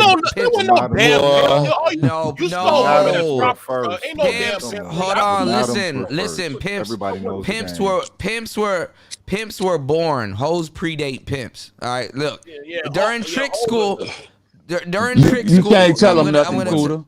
You can't tell them nothing because they're thinking with the male side of their brain. Look, I said all of this shit a long time ago, but we're gonna do Trick School. Maybe that will get people's attention. But people go, you know what? People gonna hate it because it's me that's doing Trick School, and they're gonna steal my trick. They're gonna steal my trick rhetoric. They're gonna steal my. I'm gonna turn you. I'm gonna be a trick dating coach, and y'all gonna steal my trick rhetoric and try to make it seem like you that like you that. Yeah, I'm gonna be the Trick University exactly. I'm gonna build up some good ass tricks. Tricknologist. Yeah, exactly, and I'm gonna take y'all down Bangkok, and I'm gonna show you how real tricks get it in. And you know, I'm not gonna trick per se, but I'm gonna show y'all. We're gonna talk to some staunch tricks. And we gonna get to soft shoes tricking, flat foot tricking. We're gonna get into all kinds of different tricking. So y'all get to choose what type of trick you want to be. You know, we're gonna be some real staunch. We're gonna be some real staunch Johns. Okay, so don't get mad at me. And this again, Kuda, is what I mean when I say female led, female raised, female taught. This is why a lot of brothers don't believe that women were the one who started all of this. They figured out very early. Girls figure this shit out very early on, even when they're in fucking junior high school. Women figure this out. Women actually figure it out on their, for the most part, unless you're a slow bitch. She figured it out on her second boyfriend. The thing about I'm trying to understand, like, and just hear me out. I'm trying to understand this because when I go to these goddamn God forbidden countries, if a man were to come up and say and kill off the man of your tribe, them women are property. They ain't got no goddamn right. Like goddamn Afghanistan right now, them bras are they barely got permission to goddamn read. So I'm trying to figure out when would the women choose. I'm gonna tell you. I'm gonna tell you the truth. We're not talking about. Hold on, Kuda. We're going back to ancient time now. We're not talking. Wait, hold on. I'm gonna tell y'all the truth. Y'all think it's that bad, but actually, kind of those women in those cultures are actually pretty happy. You better be happy or you get your ass stoned. They kind of pretty happy. Even if they unhappy, I mean, they probably got stoned. I mean, I'm just saying they're kind of more happy. Except your nigga. That's a lot of niggas that throw rocks over there, bro. I know, and them niggas are accurate too. But what I'm saying is, like, contrary to popular niggas never get into Major League Baseball, boy. Yeah, they accurate as fuck. I mean, I'm just saying, contrary to popular belief, them women are actually kind of more happy. Well, it's and I've been to the Middle East on multiple occasions. I've lived among different societies and different cultures over there, right? The Shiite and the Sunni tribes and all of that good stuff, right? What's not being told is the standard that men in those cultures are held to. That's what's not being told. Yeah. See that? Wait a minute, brother. What's not being told is that if merely sexualizing a woman could cost you your penis and your nuts. Yeah, them niggas get their shit stomped off too. See, they don't, but see, because men want to think with one side of their brain instead of looking at things down the middle and equally, they don't want to talk about that part of it. They don't want to talk about how if a man looks at a woman a certain way, merely looking a woman in her eyes could cost you your life over there because they call it a suggestive look. They don't want to talk about those standards that men are held to. They simply want to just blame the women in this particular space, and I get it. Dallas, because these niggas live out of pocket out here. You must understand. They live out of pocket. Look. Roguish, don't fuck up my game now. I'm teaching niggas how to get Georgian. Okay. Listen. Every angle that I did, y'all fucked it up. Don't fuck the tricking up for me now. Now I know y'all on some bullshit if y'all fuck the tricking up for me now. All right. So y'all need to remind me I'm gonna do trick school, and I don't want to hear shit. All right. All right, so let's get back to this shit. My bad, y'all. We ventured so far off course. I don't even know what this nigga is talking about. All right, let's go. Still happening on Twitter to an extent. And there's a portion of black women that I think saw how some black men acted in that time period. And we're probably never going to get some of those ladies back. They've just legit written us off based on that experience. And I low-key don't blame them. But those women are in the minority. At the same time, though, Me Too also had the byproduct of popularizing and mainstreaming a lot of feminist theories. So figures in sociology and critical theory, such as Kimberly Crenshaw, Pat Hill Collins, and Bell Hooks, went from heady academic figures to... Yeah, this nigga's gone. Didn't I tell y'all he read the Bell Hooks book? I know what I'm talking about. Didn't I tell y'all? Those in the international section, whatever he wanted to do. Yeah. Don't they have to absorb all that? Don't they have to absorb? See, this is the thing. I know how a man, if he's a man, would read that fucking book without a bias. He's a dude. Yeah, women read those books with a bias. So what happens is when you read a Bell Hooks book and all this other stuff, you're kind of looking at, okay, she's a woman, she's delicate. I gotta understand where she's coming from and embrace. Man, this shit wild, bro. He one of those cats who got to dive too much in the game. You You think the majority of bitches are gonna pick up a Obsidian book or an Alan Roger Curry book and be like, let me find out where these guys are coming from and embrace? They're not gonna read it with a bias. Right. You think they're gonna read a Ron Wills book without a bias? See, this is where dudes fall into traps that women don't. Yeah, y'all can say whatever y'all want about black women, but they believe in themselves. They actually do achieve. You know what I'm saying? They do get shit done. They kind of fuck it up. Some of the stuff, it makes it amount to nothing. But you understand what I'm saying? Like the motherfucker, she done did all of that shit to get that damn therapist, I don't know what degree she got to become a therapist, but whatever. She done went to school and all that shit and then got on social media and just threw all of that shit away. Let's say a noble woman. Let's say a noble woman. She went to school, became a therapist, got pregnant. Women can build themselves up and throw themselves away, and society will forgive them. Not so easy, sir. Twitter or being joked about on mainstream TV. So now a whole generation of millennials and Zs that had never actually read any feminist texts were learning about feminism from Tumblr or Facebook or YouTube. And now every woman that complained, whether validly or invalidly, about something that men did could be labeled a feminist, and some would call themselves feminists, even while exhibiting wholly anti-feminist rhetoric and attitudes like blatant homophobia and transphobia, the denigration of other black women, and especially with divestors, an explicit love and desire for patriarchy, specifically white patriarchy. So I don't want to take away from the fact that like some of these divestors have been through some serious shit. Shout outs to Black Wolf. Shout outs to Black Wolf. Hold on, y'all.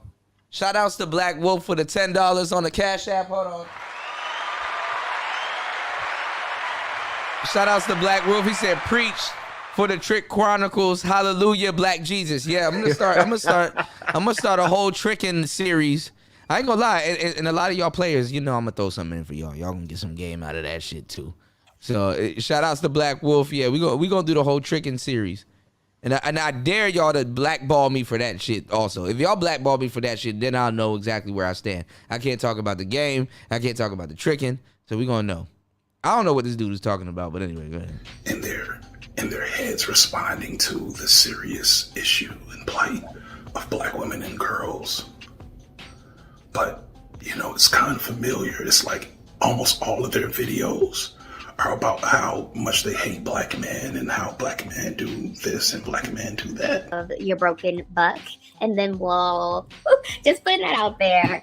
So let's get into the profile of your broken buck, and then we'll talk through a few stories. So their physical appearance. So these bucks have limp wrists. They are loose booty holes. This is why oftentimes they'll have skid marks and dookie stains in their drawers and their underwear. So really? God damn. Really? God damn.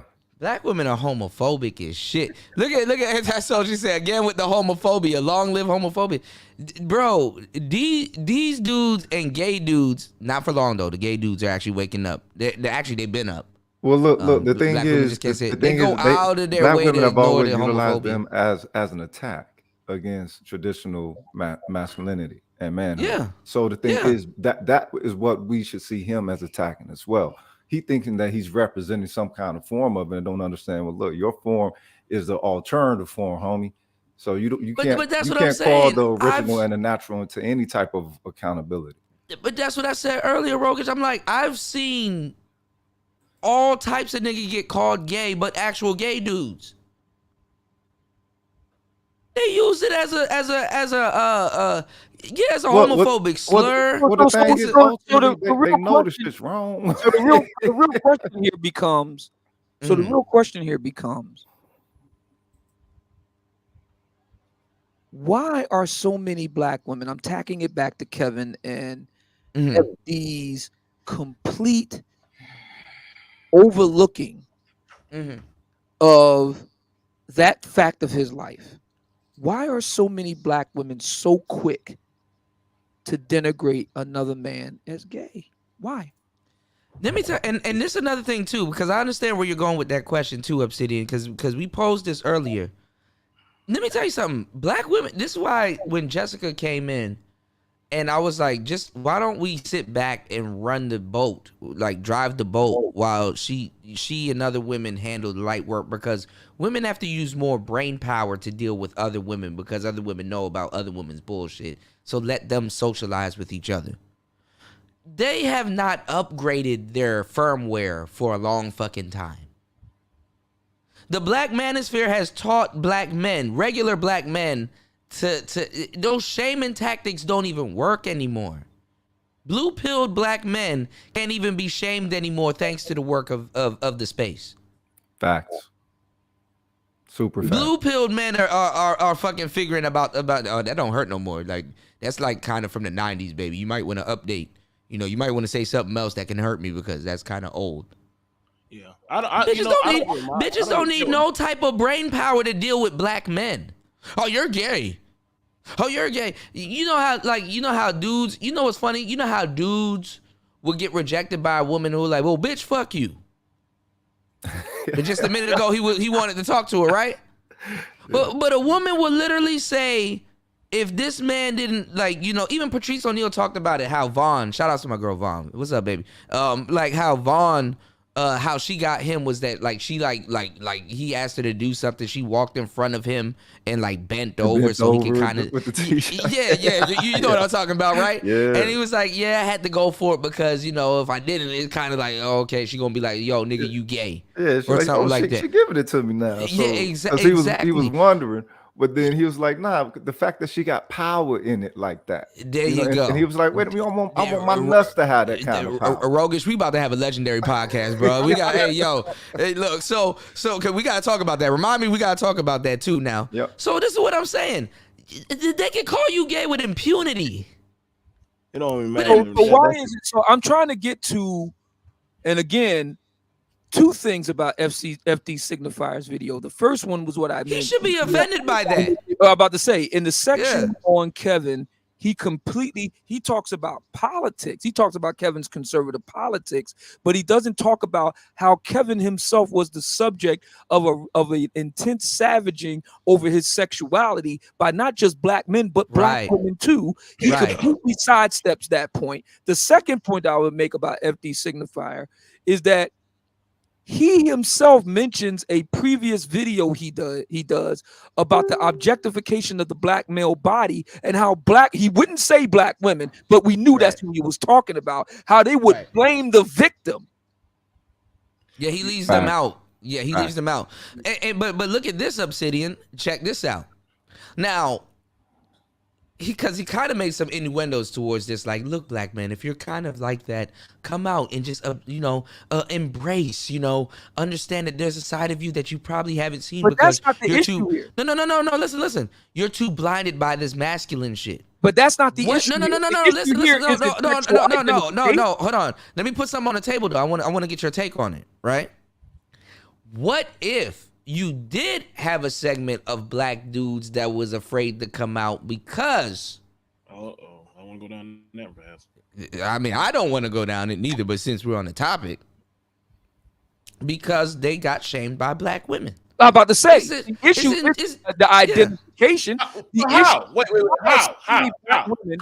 Why are so many black women so okay with denigrating black men that they don't like, don't disagree with, are angry with, whatever, as being gay? And why is that okay in black America? Right. Because they don't like them. You already answer your question. Well, because you naturally, said black women don't like gay dudes. They love them. What I said was, why is it okay for black women to denigrate black men that they turn them don't motherfuckers like, into disagree pets with, or what have you, as being gay? And why does the rest of black America go along with that? What they do is lessen you. Black women are gay as hell. They're true tramps. Gay as hell. But Obsidian, Girls. how can you say that? I like what I like. I like you. You do? I do. You'll fuck me. bitch got a booty on her. All On them her fake chest. ass shit on their But body. you said man. like That- because what you fuck That's a me. booty. Yeah, I would. That's some fake ass. That's some fake shit on So their who body. else? That ain't Me. That's not. Ah. Now, It's definitely giving top. You know that. Okay, I'll be about it for you. look at her. Look at her breast, bro. That shit ain't even fucking real, bro. That shit is a goddamn Listen, but water this is pad. the you know what? That's a water You know what? pad. Somebody, I mean, hold on. Now hold on. These Hold bitches are natural on. Barbies, bro. These bitches Hold are Barbies, on. Hold on. Now wait. Hold on. You can say whatever. Hold on. No, I agree. You can say whatever you want. But I said this is the epitome of black women, and Triple Black was like, you know, because Triple Black, he be playing around, but he be serious too, right? He's like, that's not the epitome of black women. I said, yes, it is. And then he said, how? I said, guess who was fucking on that recently? Up to last week. Guess who fucking on that? A black billionaire. That's his business. business. Oh, no, I mean, I'm saying that is his business, but what I'm saying, this is the epitome of black women. These women, Megan Thee Stallion just dropped. This happened like 2-3 days ago. So I'm Megan trying to Thee Stallion, understand why it's important that we need to know that a black Right. no, I'm still on this. oh, Jesus, y'all not getting. I'm still trying to figure out. It is important because this is who they're copying. This is who they're emulating. This is who they're leading the charge after. This is what you get. Exactly. This is what you get. This is what you get in your young. You have a billionaire smashing on this woman. This is what $1 billion will get you. That's an archetype. Okay, so I'm trying to understand. So the other women think that they can get a billionaire too. Is that what you're saying? I'm trying to understand where you're getting. They know they can't. I'm gonna tell you that. Hold on. What it does, it causes social shifting. And there you go. And the there fact, you go. The fact social shifting to what? From what? Let me tell you. Hold on. Let me see. Hold on. This shit. What you mean to what? You see, hold on. whole archetype is the motherfucking top archetype of woman within the society now. There you go. But this is what I'm saying. Obsidian, when you ask me that question, and it's funny that you said that. Do you think black women think they can get a billionaire? It's funny as hell because that depends on which black women you're talking about. But it kind of really doesn't in a way, because in the irony is they actually think they can. Well, okay, so I don't deal with women like Megan, and the irony of it is that some of them actually can. Okay, I don't deal with women like Megan Thee Stallion, so that's the reason why I answered the way I did. No, I don't agree with black women who imbibe that kind of. I understand that. I'm gonna say this. Some of y'all want to see Megan and this woman smash. Come on, I wish y'all stop. Stop capping. No. I don't know. Some of y'all see that's that shit that no, hold on. All right, I'll tell you this. I'll get drunk one night and I'll take a look at it and be like, okay. Well, here's my question to you. Here's my question to you, DJ Kuda. Here's my question to you, DJ Kuda. Black women believe in themselves. You can't take that away from them. My question to you is this: how many brothers are fixated with black women like a Megan Stallion? A lot. Oh, too many.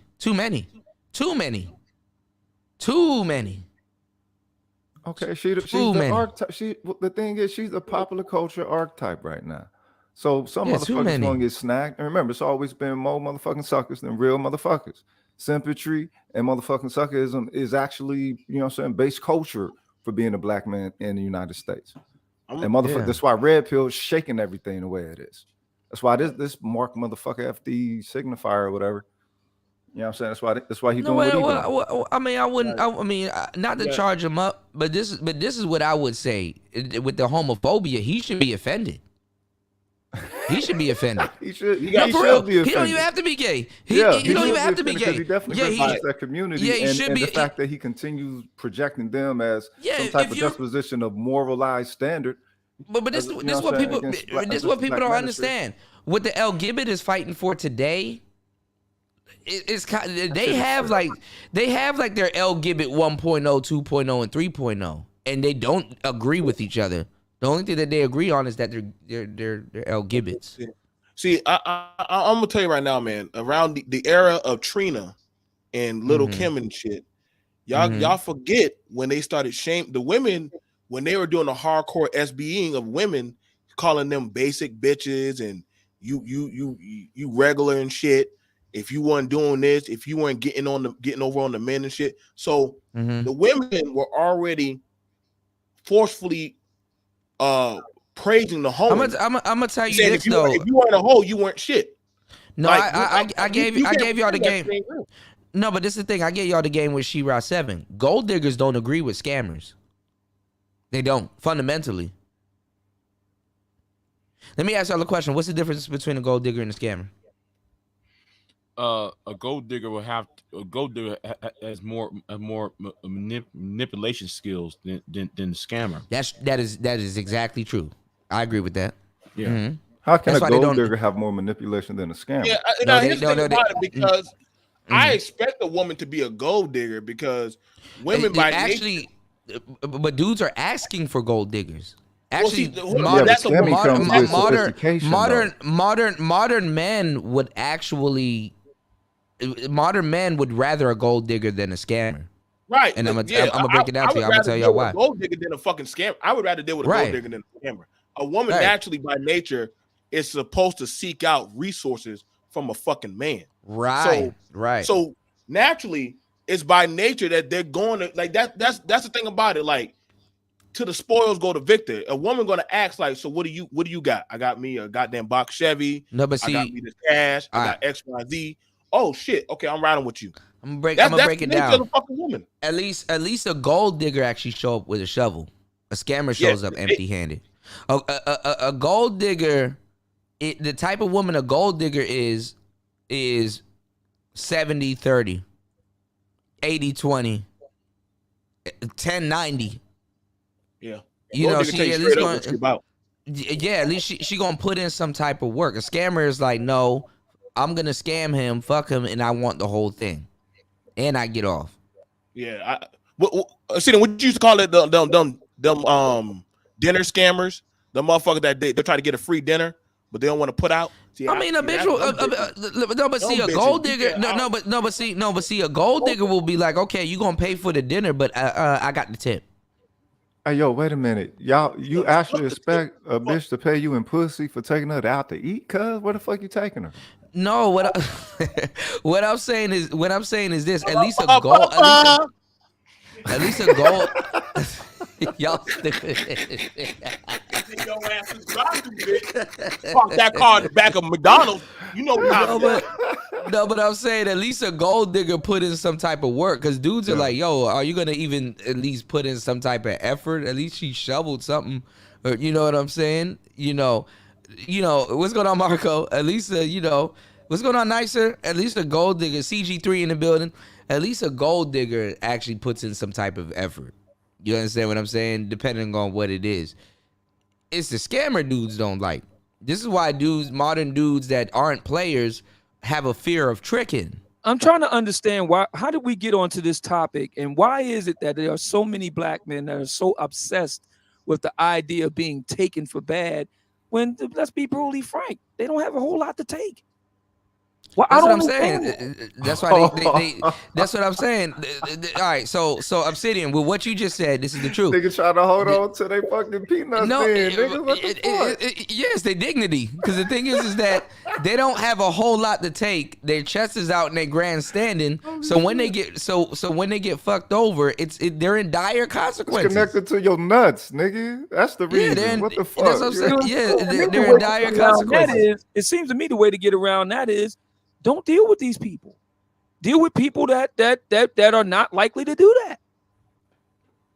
Easier said than done, my friend. Why is it easier said than done? Explain it. Because a lot of people they fall into social traps. Oh, you need to have this, you need to have that, and stuff like that. What social trap is out there that leads you to get taken by a woman who doesn't even hide the fact that she's out for the highest bidder? What social trap is that? Teach niggas to go after no, not even teach niggas to go after hoes. Who's teaching you to go after a hoe? Who is teaching you to go after a hoe? Oh, everybody, all these dudes that want to trick. Like, all right, hard time. Hold on, wait, hold on. I'll even take the passport bros, to a certain degree, right? Because since it's more relevant, right? You want to leave the country and you want to go overseas to get women and stuff like that. These dudes are talking about getting hoes overseas. Okay. I don't see a nigga saying, yo, you know, when I leave, I want to get Miss Cambodia. I want to go get Miss Trinidad. I want to go get me a rich. Yeah, they want to deal with hoes. Let me tell y'all something, man. That's why I can give y'all the game. That's why y'all need to sign up in the list of my tricking school that I'm gonna have coming up, because you know, when a prostitute is your taste, you're going to deal with a set of behaviors and stuff like that. And not even regular women nowadays. Most women are on OnlyFans. They got an OnlyFans account. It's like every nigga got some mixtape laying somewhere. Most women are on OnlyFans.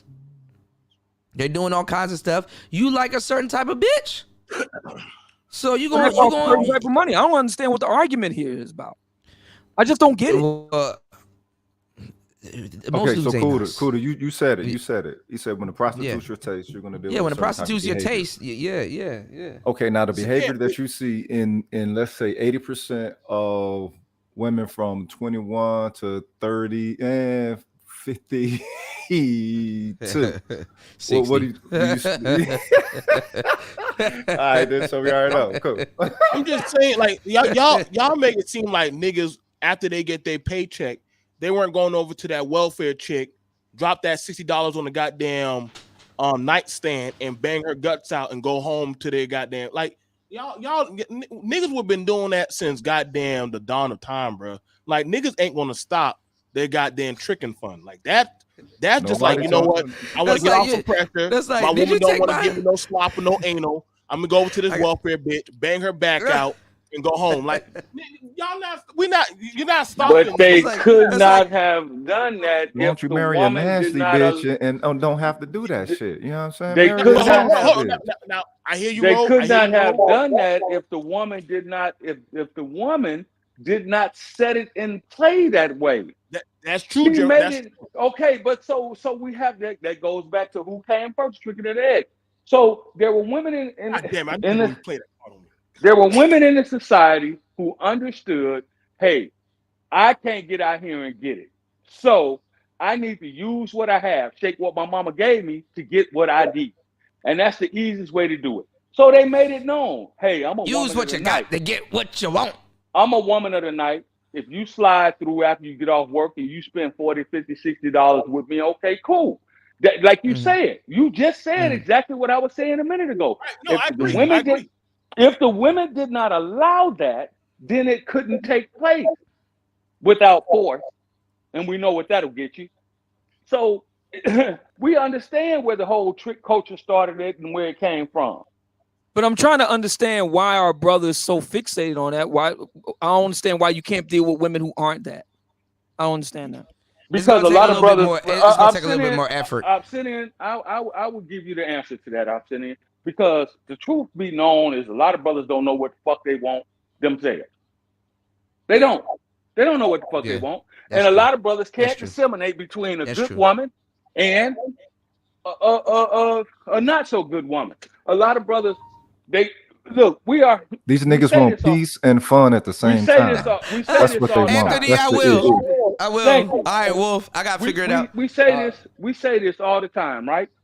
We say that we're human beings and humans are creatures of habit. Plus, what do humans do? I take the path of least resistance. Let me ask a simple question and I'll give you an example. Which one of them sisters up there, if any of you brothers on this panel had an opportunity to get a shot of ass from them for $40, which one of you niggas wouldn't do it? We talking about the two chicks who they showing? The two Barbie fucking plastic hoes. Nigga, my nuts got integrity, nigga.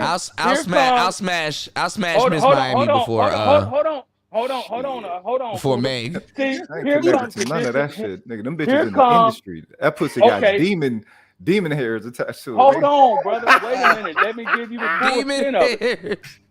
Let me give you the full extent of it. I got something to play for you after you done, General. Let's say you didn't know. Let's say you didn't know. Let's say that you didn't know anything about them. But let's say that they were two average chicks. We didn't know that one was Megan Thee Stallion and one was the other chick, whoever she is.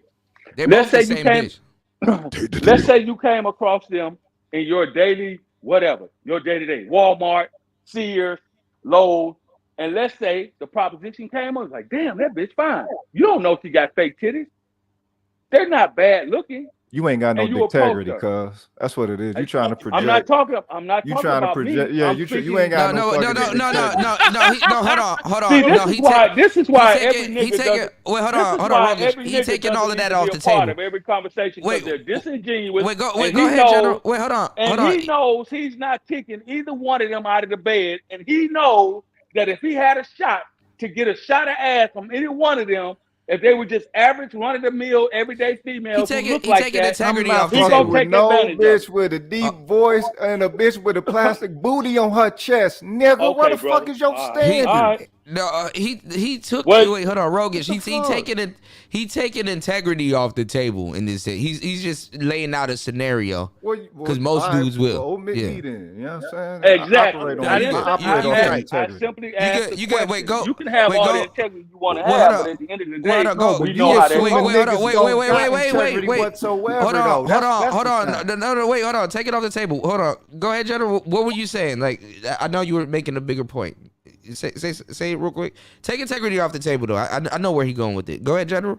That's all I'm saying is a lot of these niggas act like, and I'm not saying that integrity doesn't play a part of it. I'm glad you have integrity, my brother. Yeah. Simply because a lot of men, we're talking on average here, in general, right? In general, a lot of niggas. I heard MOT said he wouldn't. I heard MOT said he wouldn't smash Melly Monaco. That's a lie. And he's telling a goddamn lie. If he ran across Melly Monaco and she offered him a shot of ass or an opportunity to get a shot of ass, he's right there in it. These niggas lying.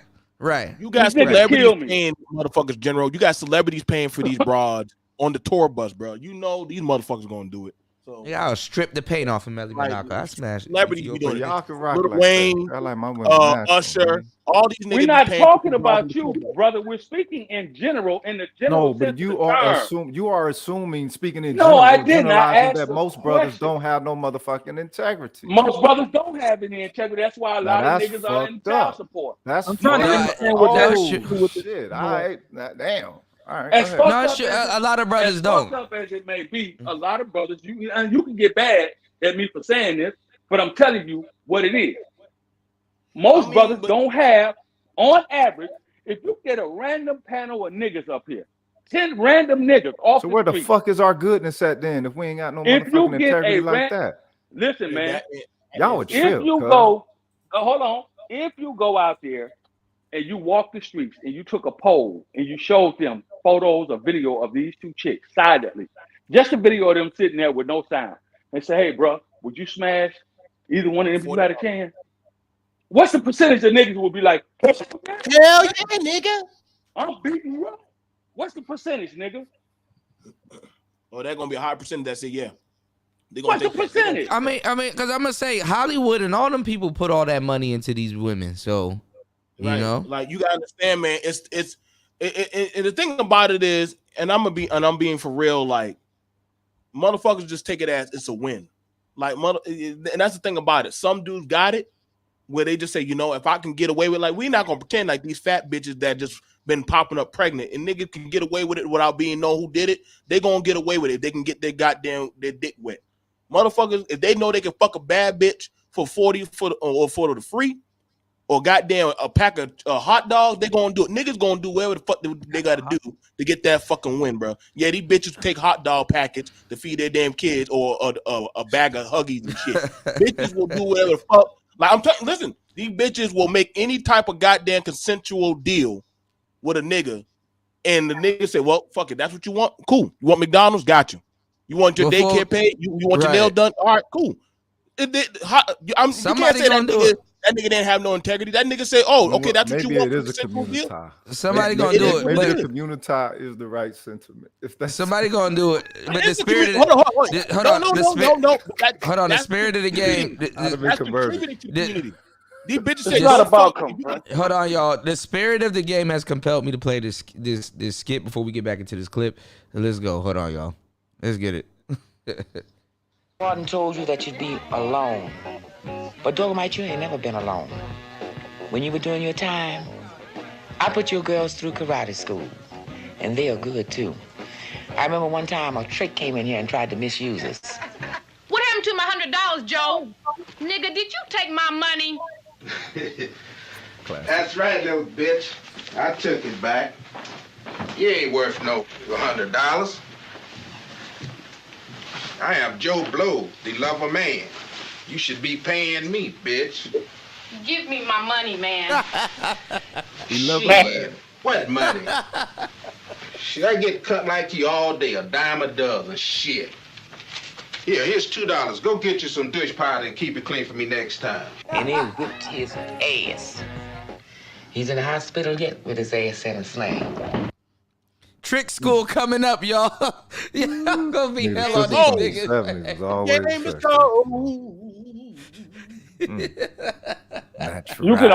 You can argue against it, brother. All I'm telling you is that human beings, understanding human nature. A lot of niggas on YouTube have been talking about understanding human nature and female nature, and I understand. And a lot of them truly don't, because if you did, you would know that human beings are creatures of habit, number one. Number two, human beings would take the path of least resistance.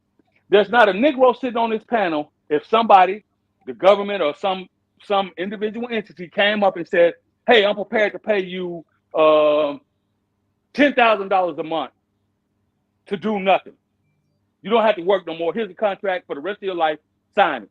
You can do whatever you want to do. How many niggas turning it down?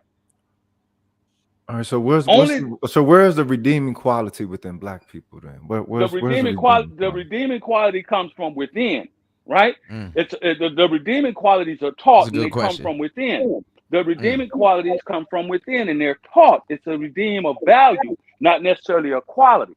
You understand? That's what that is. So it's your mindset. It's your mindset and the way that you operate.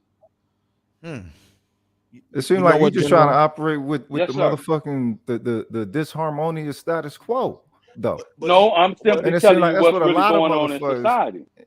But you know the thing about it, to General's point, you gotta understand for the women, right? Because a lot of them were telling their daughters to go get that money. Y'all, we use what you got to get what you want. Right. Now, here's the thing about it. What did the women start telling themselves? They started doing slut walk to self-tell themselves it's okay. Well, tell the truth, BMT. Yeah. They told the woman to do that, and they told the boys something else. Treat women nice, buy them flowers. See, we were getting two different instruction plans. So you're saying the women that go to the slut walks should not be treated nice? Well, they should, but it was a half truth. This is the thing. If you don't want to tell a full lie, tell a half truth. Okay, so what's half truths work better than full lies. So what was the lie being told? What you mean? You said that no, because mothers love their sons also, so they told them half truths. Sons had to, I'm trying to find out what the lie is. What's the half truth? Well, let me tell you how a lot of black men and just men in general figured it out. Okay, and players know this. You're gonna run through so much women at some point. You're gonna actually date your mother. Right, got it. You know what I'm saying? Got and that. Then one day, I'm trying to get to what the lie is. No, you're gonna figure out that she told a half truth. The lie is that if you build it, they will come. They will submit. Yep. If you are strong enough, masculine enough men, and you just put your nose to the grinding stone, the woman of your dreams will pop out. Right. She'll be hatched. That is the lie. And the reason why that is the lie, because society now dictates much of how we interact, much of our thought process. Society now dictates the way in which we relate to one another. So that's why that is a lie. Okay. So if we're saying that all women will play fair, of course that's not true. We can see women not playing fair with other women. We can't say all, Obsidian. We know that. We have to say some, but not most. You can say the majority because you're dealing with social conditioning. If the premise is we was taught that if we just did the right things, women would follow along. What we're saying is women will be an honest actor. We know that's not true just by looking at how women interact with themselves. What are considered the right things, though? First and foremost, what are considered the right things? No, but you got to look at that. That's what I'm saying. You got to see that. You know, that's after you see that you realize, okay, damn, I kind of been lied to. Well, I got a question. Just one fair question. Why are we always telling black men to always play fair? Why are we always telling No, but think about it though. No, but it's really that's y'all. just for the bird. But listen to what I'm saying. Y'all gotta understand. It's the irony, because because women will say, "Be yourself." You know what I'm saying? And usually, being yourself is what is repelling women from you. Okay. But when you go around the world and you learn a whole bunch of things, then you learn how to really be yourself, which wasn't yourself in the first place. It's somebody that you built yourself into. It's a half truth. You don't have to sit up there and lie as a half truth. That dude FD don't even know who the fuck he is. Like, that's what I'm saying. Like, these. He's still on. He's still on his self journey. Like, you gotta understand. Like, for the longest time, black boys were told, "Don't cry, don't whine, don't fuss." Like, I'm like, God damn, you pretty much telling us stop being human. No, like the stuff. But let me tell you something. The stuff that women are asking from men.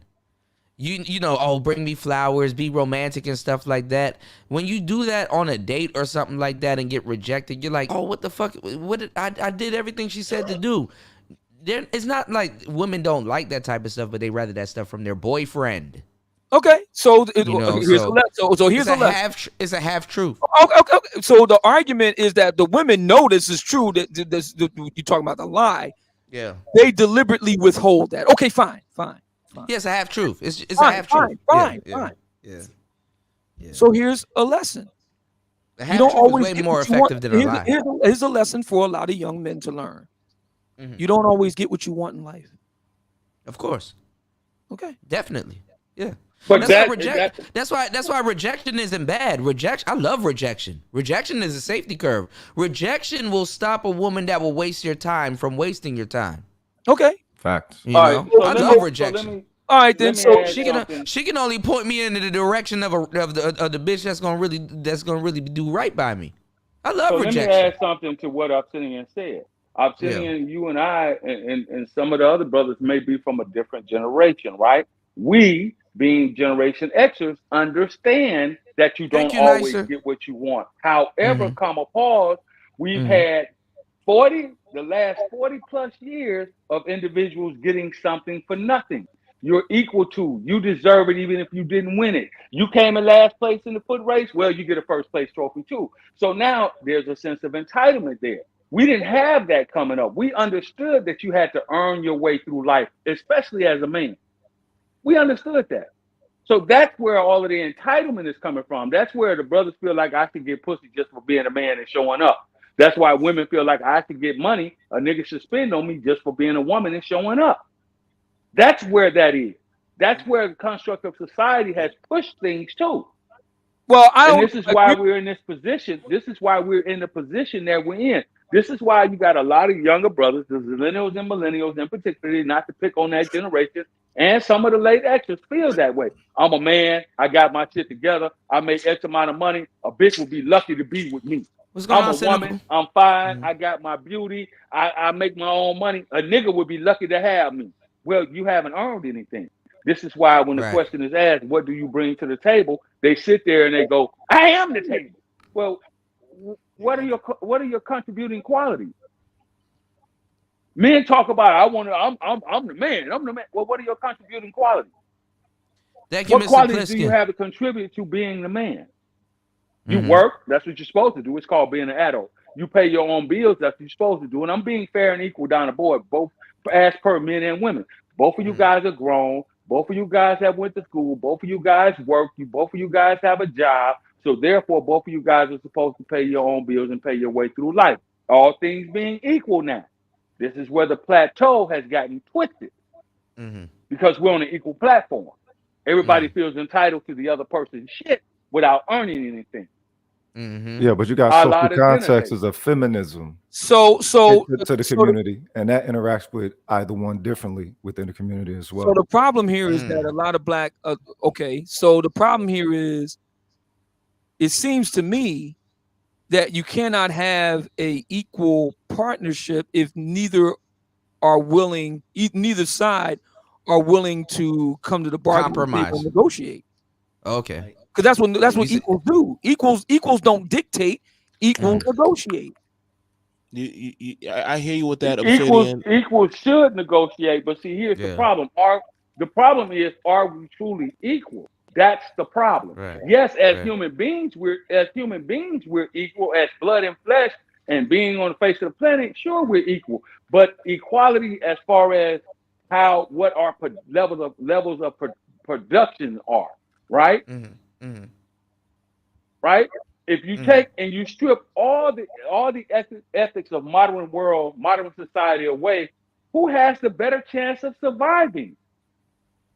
I know we got to go down to the basic side of things, but that's what it is. Who has the basic chance? Who has more of a chance of survival? Who can produce the longer? Well, I talk about that when I was giving you guys the game on how to seduce women and how, like, the progression model goes. There's a stage in the progression model called qualification, and you should know where you are in the conversation when we talk about qualification. And when qualification happens, what you'll quickly realize is that you can tell a bitch, "Oh man, nigga, I'm a rocket scientist," or whatever you could tell somebody, and you will realize that all of that comes down to is bias. If a broad don't think that, you know what I'm saying, a nigga is an astronaut being a big thing, she might not be attracted to you. All of that, when we talk about what's value, all of that stuff is subjective, sadly. Yeah. You know what I'm saying? People will weigh it. Does that make money? Or is that interesting? Or, you know what I'm saying? Like, you can't tell no bitch, yo, I snowboard. You can snowboard and make a whole, and be making like, yo, I make $500K a year. Like, snowboarding. That's a special type of bitch that want to sit down and talk about rockets and aircrafts and shit. Like y'all know nobody talk about no. Can't sit down and talk to no bitch about no jet fuel components and shit. You gonna look at that like, nigga, what the fuck you telling me, nigga? Like, what the fuck that gonna transcribe? Like, nigga, ain't no rockets in the hood. If you are an artist, if you're an artist, you just gotta sit down and tell a bitch, well, I make music. You know what I'm saying? What am I talk to you about, bitch? A DMX? What am I talk to you about? A Roland? Do you know what Roland is, bitch? But I got nigga. But DJ Kuda, that is the state of arrested development that the black community is in. Right. It's sad to say, but that's where we are. This Right. is why you had a group of women sit there and say, I don't want no nigga to work no 9. Yeah. And the brother said, well, what if he's the CEO? What if he's the CEO of a large banking corporation? Y'all lucky I didn't post it. There was a debate. My bad, General. There was a debate against a dope boy and a man that makes 130K a year. There was literally a debate on Facebook. I don't even know why they had a conversation. I don't even know why. Yeah, it was two niggas side by side. They were debating about a dude that's predestined to get locked up versus a nigga that makes 130K a year. But do you see how crazy? You see this because y'all don't understand how crazy that is. Hang on, General. Let me say this. Why they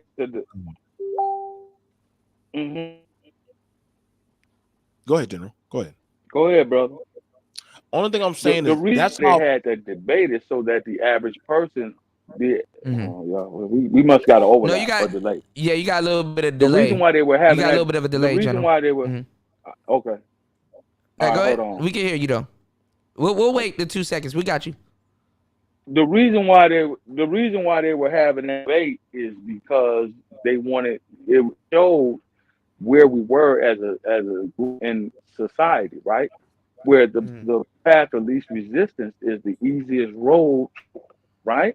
So quite naturally, like the one when that question was asked to her, would you rather have? Would you rather have the doughboy with the fast get it? Let's go, let's get it. I want the doughboy. Why? Because if I need some money to get my hair and nails done, money to do it right now. I don't want to have to wait till Friday. Till Friday. Right. Yes. This is the generation that this is the problem that we have. But are we saying that all the black women in that generation act like that? Hold on, he dropped down. He gonna come back and cook. I won't say all of them. We won't say all of them. No, but women want immediate money. I mean, it's like what you call it. It's like Uber. You know what I'm saying? That instant cash out. That shit right there in your account. So here's the thing about it. And I'm gonna say this, man. Because y'all know I'm a family man. I'm gonna tell you right now. It's hard. Like I find it interesting. Mm-hmm. They talk about the fast track shit, and they don't get it about the stable track. Like that's the shit that be burning me No, up. but Like, see, women don't think like that because this is the thing. don't. Quick money, quick money is quick money. She thinking about blowing you anyway. It's cop and blow. Well, hold on. You know how the game goes. But here's the thing about that, man. I find it interesting. Society can be more patient with the bitches, right? Give them debt forgiveness and shit. Like Take Me As I Am, all these goddamn songs and movies and shit about how they getting their shit together. Let the black man do it. You get Antoine Fishers and shit and all kind of Moon Valley, all that dumb shit. Like I shit you not, bro. It's like an active force about when black people trying to get their shit together. Something must be psychologically wrong with this nigga. Like it's like when you just trying to fight that of the forces of the universe, saying, "Hey, man, like I'm trying to be steady." Listen, I done seen the majority of the 90 niggas that talking this the long t-shirts and pimping if you got it. Them niggas either locked up, them bitches are waiting for their nigga to do half a life sentence and shit. Nigga, I survived.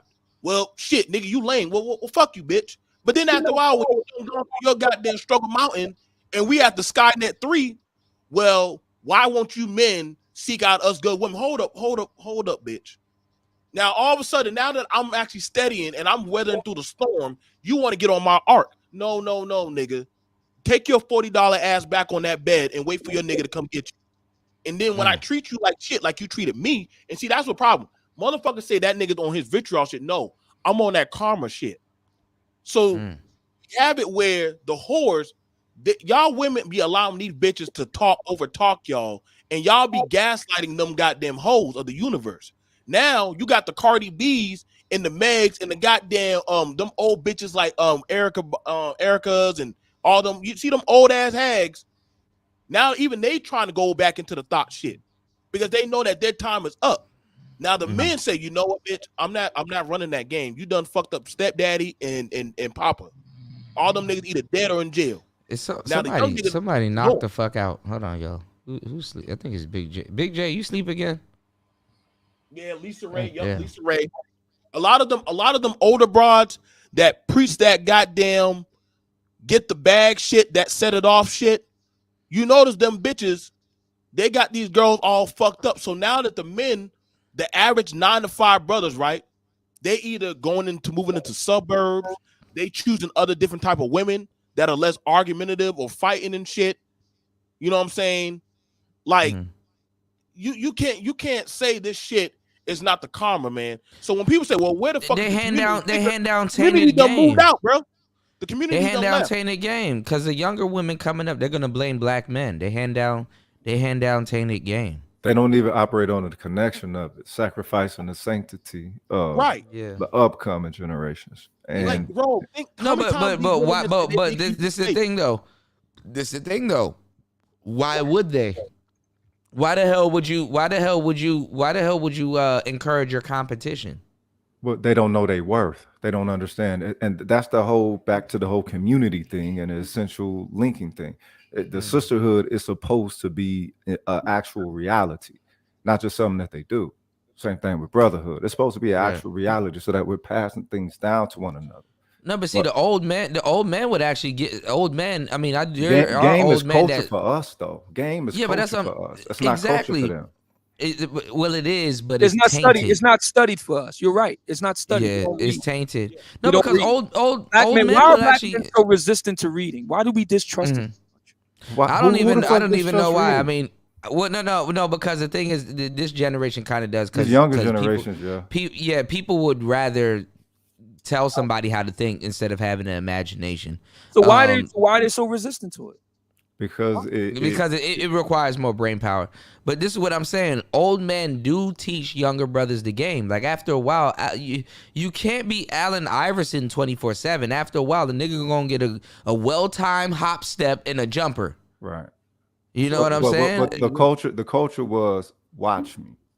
Because you fuck around trying to break somebody's ankles, you're gonna break your own ankles. Well, no, let's say you was observing somebody in the game proper, right? They wouldn't tell you shit. They say, watch me. And then, saying you break the shit down. These cats, they're not getting any fucking mentors with the things that they're claiming that they're about. So Well, I mean, that's what the Manosphere was for. Yeah, but niggas don't trust niggas. But see, that's what I I'm saying. Like, I don't trust niggas, why is that? Why is that? Because we're They always cultured think, not to trust one another. They always think niggas I are get the culture, swindlers but I'm and saying, why is tricksters. that? Why is that culture that way? Why? They think niggas are swindlers and tricksters and all kinds Right, of I get dumb that. shit. Well, Why? I don't know. I think when it comes to the investment, one, as Rael says, we don't invest in family, and that's the start of everybody's everything, right? So if you don't invest in family, you're not going to invest in one. You know, outside of family, if you got an issue, investing with your own blood. Now, I get you with That's that. Like, listen, man, I'm not on that community shit. This ain't got nothing to do with community, cuz we're just talking human essentiality, development of character. Listen, listen. I believe your first community is your family, right? Yep, I agree with that. I agree. Right, right. But when niggas were saying "fuck that family" shit, I'm like, oh, hold up, nigga. Then what the fuck we talking then? So who actually said that? Who actually said that? Man, we done had a few people that say, "Hey, man, fuck that." The family model. Let's cite a few people then for me. Huh? You said we done had a number of people say. Yeah, we ain't gonna lie. The pump and dump gang, the pump and dump gang, done said the family shit is dead, and you even had the women saying. So you're saying Ramil saying family is dead? Yeah. Okay. Yeah, we can go with that. Yeah, that's. I mean, that's the originator of pump and dump, right? Well, I haven't heard him say that, but no. He said giving your power, getting married, you choosing to give your power up because if you don't, you understand the system will get you eventually. Okay, so he's anti. What I guess you could say black family. Then would that be fair?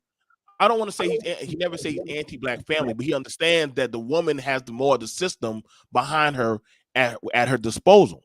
That's a very. So what is being done by black men to address that? Seriously, nigga, I didn't mean to call you nigga Obsidian, but the thing about it is the men that have tried, right? And I'm gonna say this because I am a family man. The men that have tried, I done watched them crash and burn and bust their fucking heads, trying to say, "Hey, there's nothing I can do to get y'all to understand that of the importance of family." Because what is the point?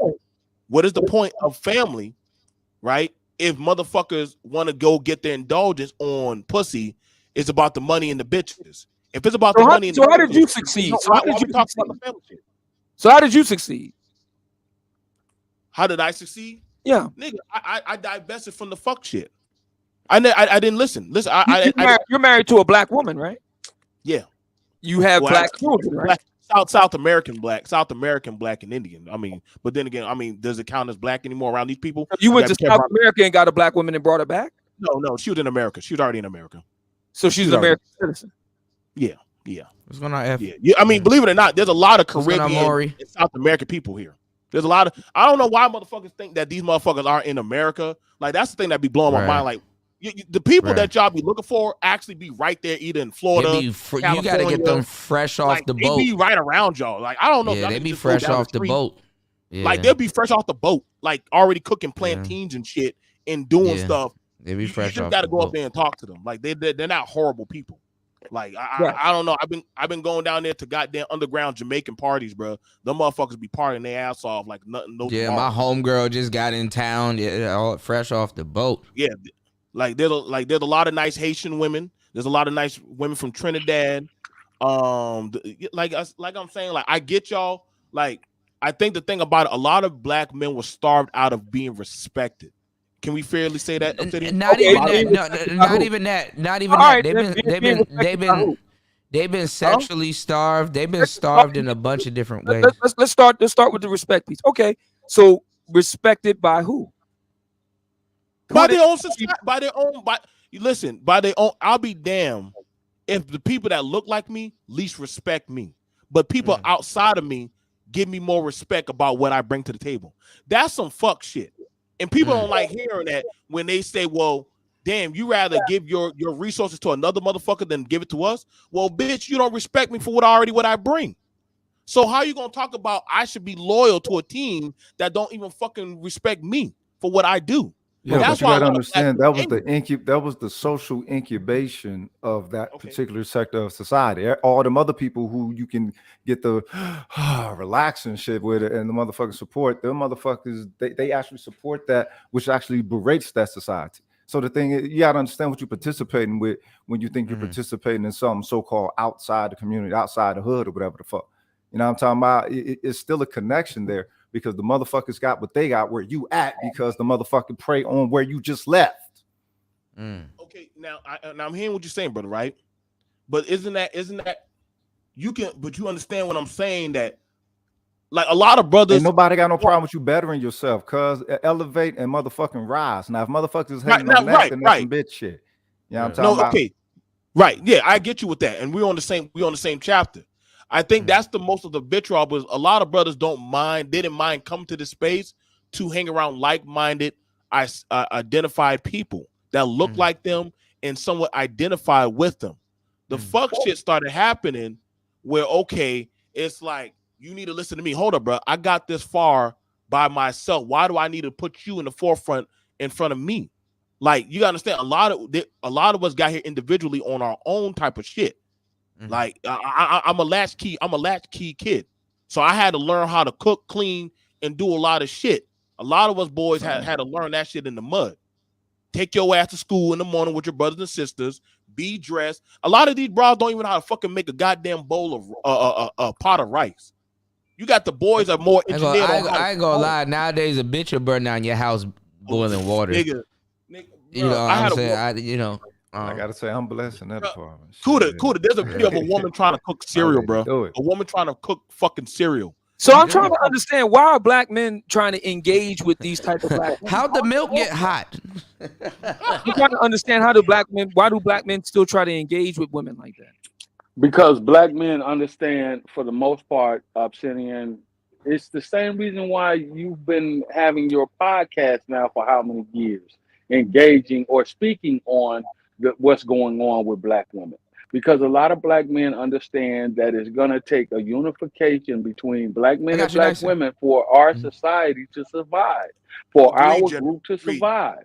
That's the reason why, Obsidian, you know damn well why brothers engage these type of women. It's the same reason why, again, you've been having your podcast and speaking on the situations between black men and black women and what's wrong with So you're making an equivalency between black women who, and I'm using DJ Kuda's argument about not being able to do the most basic of things, and me engaging black women at a much higher level than that.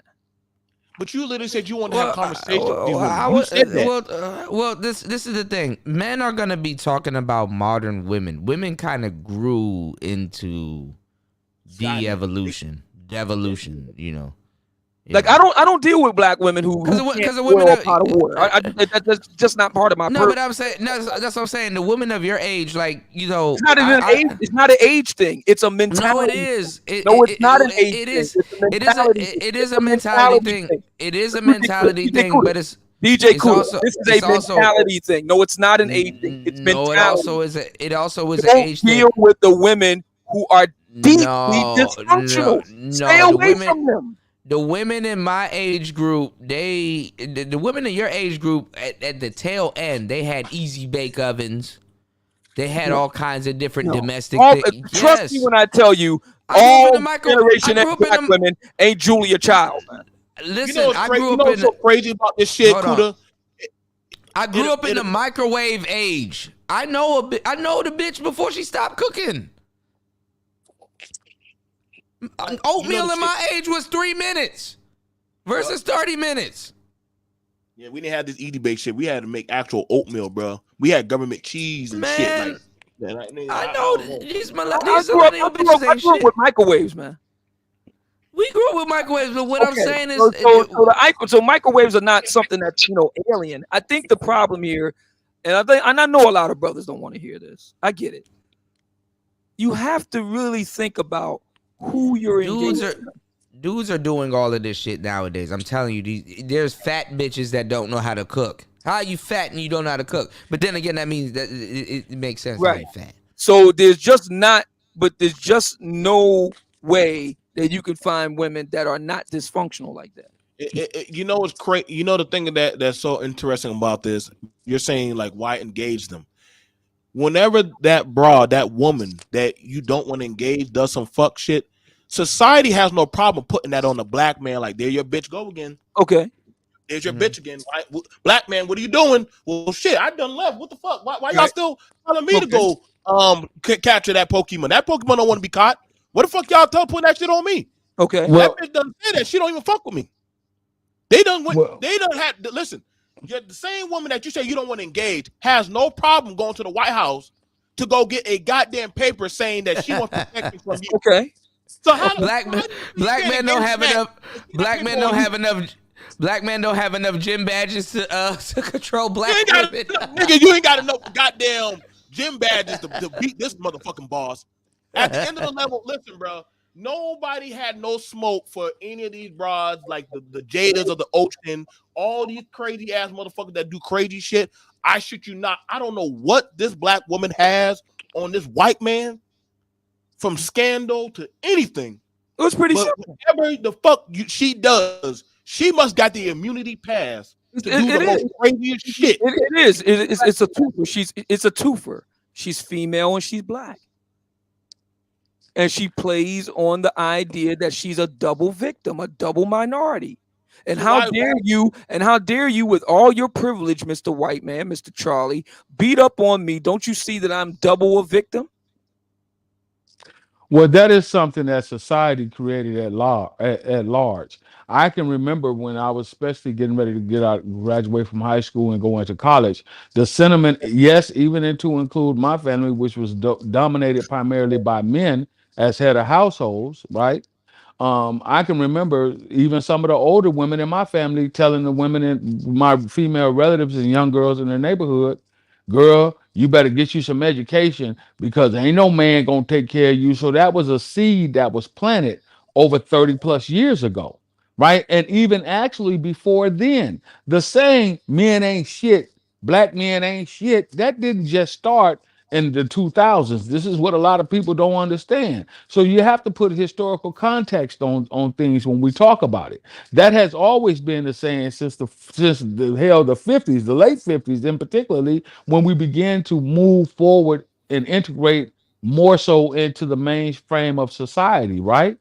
That's when but black men a lot ain't of that shit was a political agenda. Ultimately, by well, whose that hand? I just, if you listen to what I said, I also just said that was a social construct. Right. Right? But we don't pay attention to who created the fucking social construct. We look at the fucking those who enact the programming as if they actually have, you know what I'm saying, an intentional will toward the shit.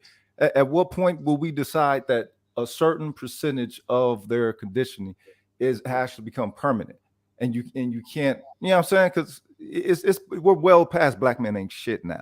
They're talking about, well, you know what I'm saying, aborting babies for fun. No, we're well past that, but now we're on the other side because there is this thing that happens in society that's called an overcorrection, right? So now we're overcorrecting, and black women ain't shit. You see how the social construct, you see how the social construct will not allow things to level out and go back to being as they were, because for the past 60 years or so, black men ain't been shit. You can't get anything back Hold on, as there were because there wasn't supposed to be that type of deterioration. I understand that, but give me a second. After General goes, we're gonna get back. We don't forgot we're critiquing something. We're gonna get back into understanding the manosphere. Let's see what the male feminist has to say. But yeah, go ahead, General. But all I'm saying is, see, there's this thing which is called second and third orders of effect. The first effect was the separation of the black family. That was the first effect. Now we move to the second effect, which black women, and particularly black women, started saying, women in general, black women in particularly started saying, black men ain't shit. Girl, they don't take care of their kids. They don't take care of their families. They don't protect us. They don't do yada, yada, yada, yada, yada. Okay, that was a second order effect. Now we've generated and moved, we've morphed and moved into the third order of effect, which is now black men are saying, these black bitches ain't shit. Fuck these hoes. They want to twerk. They want to fucking dress ratchet. They want to be ratchet. They want to do this, and that, and the third. They don't have respect for us, so they ain't shit now. You see how it keeps flipping back and forth? Effect initiated from what? Huh? you said effect. You keep using the term effect, but initiated from The social what? construct that was set in play. And a lot of, and for the most part in this country, and this is a conversation for another time. I know Kuda want to go back to what we were originally talking about. Now we can get into it, but yeah, we'll circle around to it. I'm pretty so sure. so here it is. Since the early stages of this country, Black people were left out of the mainframe of being integrated into society, right? So we've always had a subsection of society, which was the Black culture, right? So as Black culture began to develop and move into the mainframe of the social construct of society in this country, right, we began to develop our own ideologies, right? Now, we understand that there were social pressures that were put in place, keeping Black men from being employed, the undereducation of Black men and the underemployment of Black men. And The then they took motherfucking that. killing you whenever they wanted to. Then they took that. I get you, brother. And then they took that and they pushed it. They gave the Black woman the incentives to further distance herself from the Black man instead of giving the Black man all of those resources to create strong family ties and unions, right? So this is why we keep having this flip-flop of at first Black men wasn't shit. Now in the modern era, men are coming out saying Black women ain't shit. So whatever. Okay, so that's your third time saying that, man. Let me ask you something, fam. Well, would you declare the United States as being anti-Black family based on all that shit that you just said? It has always been always been anti-Black family. What do you mean? Well, hold on now. Because this is the thing. The way that y'all be going in on Black women, it's like, wait a minute. I understand that they have their fucking accountability points that they're supposed to hold to. But it's like the social conditioning points. Y'all attach that to their fucking accountability as well, while not looking at the motherfucking system, cuz. You know what I'm talking about? So it's like, don't point all your fingers at the bitches. Some of that shit you got. This system initiates, you know what I'm saying, through them. We're gonna get into that. Hold on. Shout outs to Thriller for the 5 on the Cash App. Hold on, y'all. Hold on. Shout outs to Thriller for the 5 on the Cash App. Make sure you guys support the show. No, what you're saying is correct. But it's to the point right now, too, even Roguish is like, check this out. Even Hollywood is clowning Black women on their fuckery. Like the people that put them in position to do the fuckery. Toys, they break their toys. That's what Hollywood do. Yeah. So I mean, the thing is that it makes a lot of money. Yeah, but they don't see themselves as being eaten. Along with the rest of the fucking it makes a lot of money. What we got to understand too as Black people is that things ain't gonna go back to being the same ever. We can't. We're in a generation that don't understand what the same was. It's just stories about it, and they'll never go back to being the same. Women can never go back to not working anymore. I don't know where they got that idea from. It's not even like a rubber band. What we're talking, the economy is not elastic. No, once it's stretched, it's like a bad pussy. Once it's stretched out, bro, I don't know, nigga. You can use yoni eggs. You can do all that shit, bitch. Kegels. You nigga work your PC muscle. It ain't going back. But see, that's the thing. They don't want to make the adjustment. So it's like, all right, wait a minute.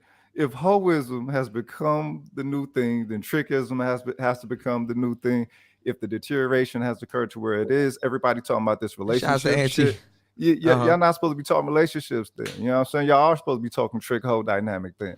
And stop putting the motherfucking moralism. I don't know. I mean, because even hoes nowadays that they try to put to it with this family bullshit. Wait a minute, it's like everybody lying now. That's what I said. What I said, Rogish, bro. I was saying that. Listen, bro, the family model action is dead, bro. Like this shit, it's like it's almost a cardinal sin to formulate that shit. Like you're better off nomading it up. Like okay, so you get your fuck on. Then, you get well, they've been trying to recreate it. I mean, look at COVID. Okay, we need all of y'all indoors. Who you gonna be indoors with? Bitch, it's a marriage. You got bitch. I got 2 rolls of toilet paper. What's good? You coming? Man. She coming. That nigga Tom Brady went home for 2 weeks and like, yeah, you know what? I'm about to get back into the league because that's how bad it is now. Tom Brady's fucked up. Tom Brady said, yeah, I'm coming back, bro. That nigga, fucking injury, nigga. I'm gonna get back into this league. You know what y'all talking about? Let me add something to this real quick. How is it that you can take a brother like Michael B. Jordan, who's taking all the flack about not being on a boat with a bunch of white women, to he don't like black women, to how is it that he goes and find one like a Lori Harvey, who's had a very checkered past, right, that we know of. I'm not going to even go down that pathway. But here is what we would look at and say the prototypical black man: tall, handsome, famous, paid, well off. Now, hold on, General. Add in now. Because they didn't fuck with him before T'Challa. I mean, before Killmonger. Hold on. Has not had any bad publicity other than what the black female side tried to throw his way. Tried to do the right thing by this young woman, even though there is a 10 or so year age difference. All of a sudden, housewife. You can't make a whole housewife. Right, I don't know how many that's times not motherfucker that. gotta But say hold that on, shit. hold on. You can't hold make a whole on. housewife. God Call a hoe damn, a hoe. nigga. Call a hoe a hoe. That's y'all niggas' issues. That's your motherfucking issue. That's not the goddamn point I was. Hollywood That's not hoe. the fucking point I was going to. We're not going to go through her. That's not the point I was That's one going of the most to. important factors. God damn, nigga. That's not the point I was That's going what to. makes y'all simps, cuz. That's You what know makes what's funny? y'all Oh, simps, you the man. greatest motherfucker. You the greatest motherfucker ever. Hold on. You That's know not what's the funny? whole goddamn point that I was Can't even make a going whole for. housewife should be the only motherfucking point. This shit That's is simple. not the point, brother. Hold on. You know what's funny? Both y'all Damn, from LA. ignorant ass nigga. That's not the point.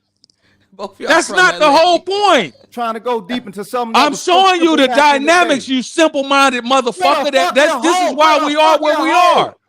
This is why we are where we are, nigga. Pick someone virtuous who belongs in a fucking relationship, nigga. Don't bring hoes to a motherfucking equation of a motherfucking. I was trying to show you the side of why black men are in the position that they're in. Ignorant ass dude. Hold on. All right, without name calling. Hold on. Wait. Let General finish his point, because General walks people down. You got to let him walk you down real quick. He walking you down. Damn, man. You can't make. We know you can't make that. That That was my end goddamn point right there. You got the prototypical black man who's done everything right, and he can't even get the right bitch. And even regardless of what type of bitch she was, the brother went out there and tried, and he's been denigrated for it. He should be denigrating for trying to make a housewife. That brings back the point that Obsidian was making. Why do brothers go for that type of bitch in the first place? Because you're programmed to want hoes. What you mean? Why? Well, that's what I was Everybody's saying. not programmed to want. Number one, everybody's not programmed to want hoes. Right. But that's number one. You may be motherfucking programmed to want hoes. Hold on. Because that's what I was saying earlier. I was like, okay, you got some of these guys that work in like IT jobs and stuff like that. They talk about I want to go overseas and trick and shit like that. And it's like, okay, bro, you got a taste for prostitutes. Yes. A lot of dudes are programmed to have a taste. Nerdy niggas. A lot. Nerdy niggas are programmed to have a taste for prostitutes these days. A nerdy nigga that's like, yo, I got some money, bro. I want me a little semen demon like Megan Thee Stallion. I want that. I can afford that. That's another thing that men gotta understand. You gotta, and it's funny, is really on the other side, because player niggas actually got a taste for square women. But you can't even get a square woman because that bitch that you think is a square is a goddamn on OnlyFans. You know the thing about it. You know the thing about it, Kuda. A lot of niggas were programmed. Shout out to Young Jay. A lot of niggas were programmed to save the bitch because they couldn't save their mama. A lot of I'm telling you what a woman told me. A lot of niggas were programmed to save that bitch because they couldn't save their mama. So that's why they be out here be trying to save these hoes and shit. Bro, didn't I just say just a minute ago? People were confused when I said that shit too. That went over a lot of people's heads. I know that's what you're saying, bro. You gonna date you gonna date a lot of bitches, and then halfway through dating a whole bunch of bitches, you gonna run into your mama. You gonna run into your mama. You gonna go home one day, and your mama gonna be outside in the garden, and you're like, yo, I did want to come over here and talk to you about this shorty, but you kind of showing traits just like the shorties that I'm dating. And it's like, damn, if I just added a couple more years to you, Damn. Damn. You sitting there, what's wrong with you, baby? No,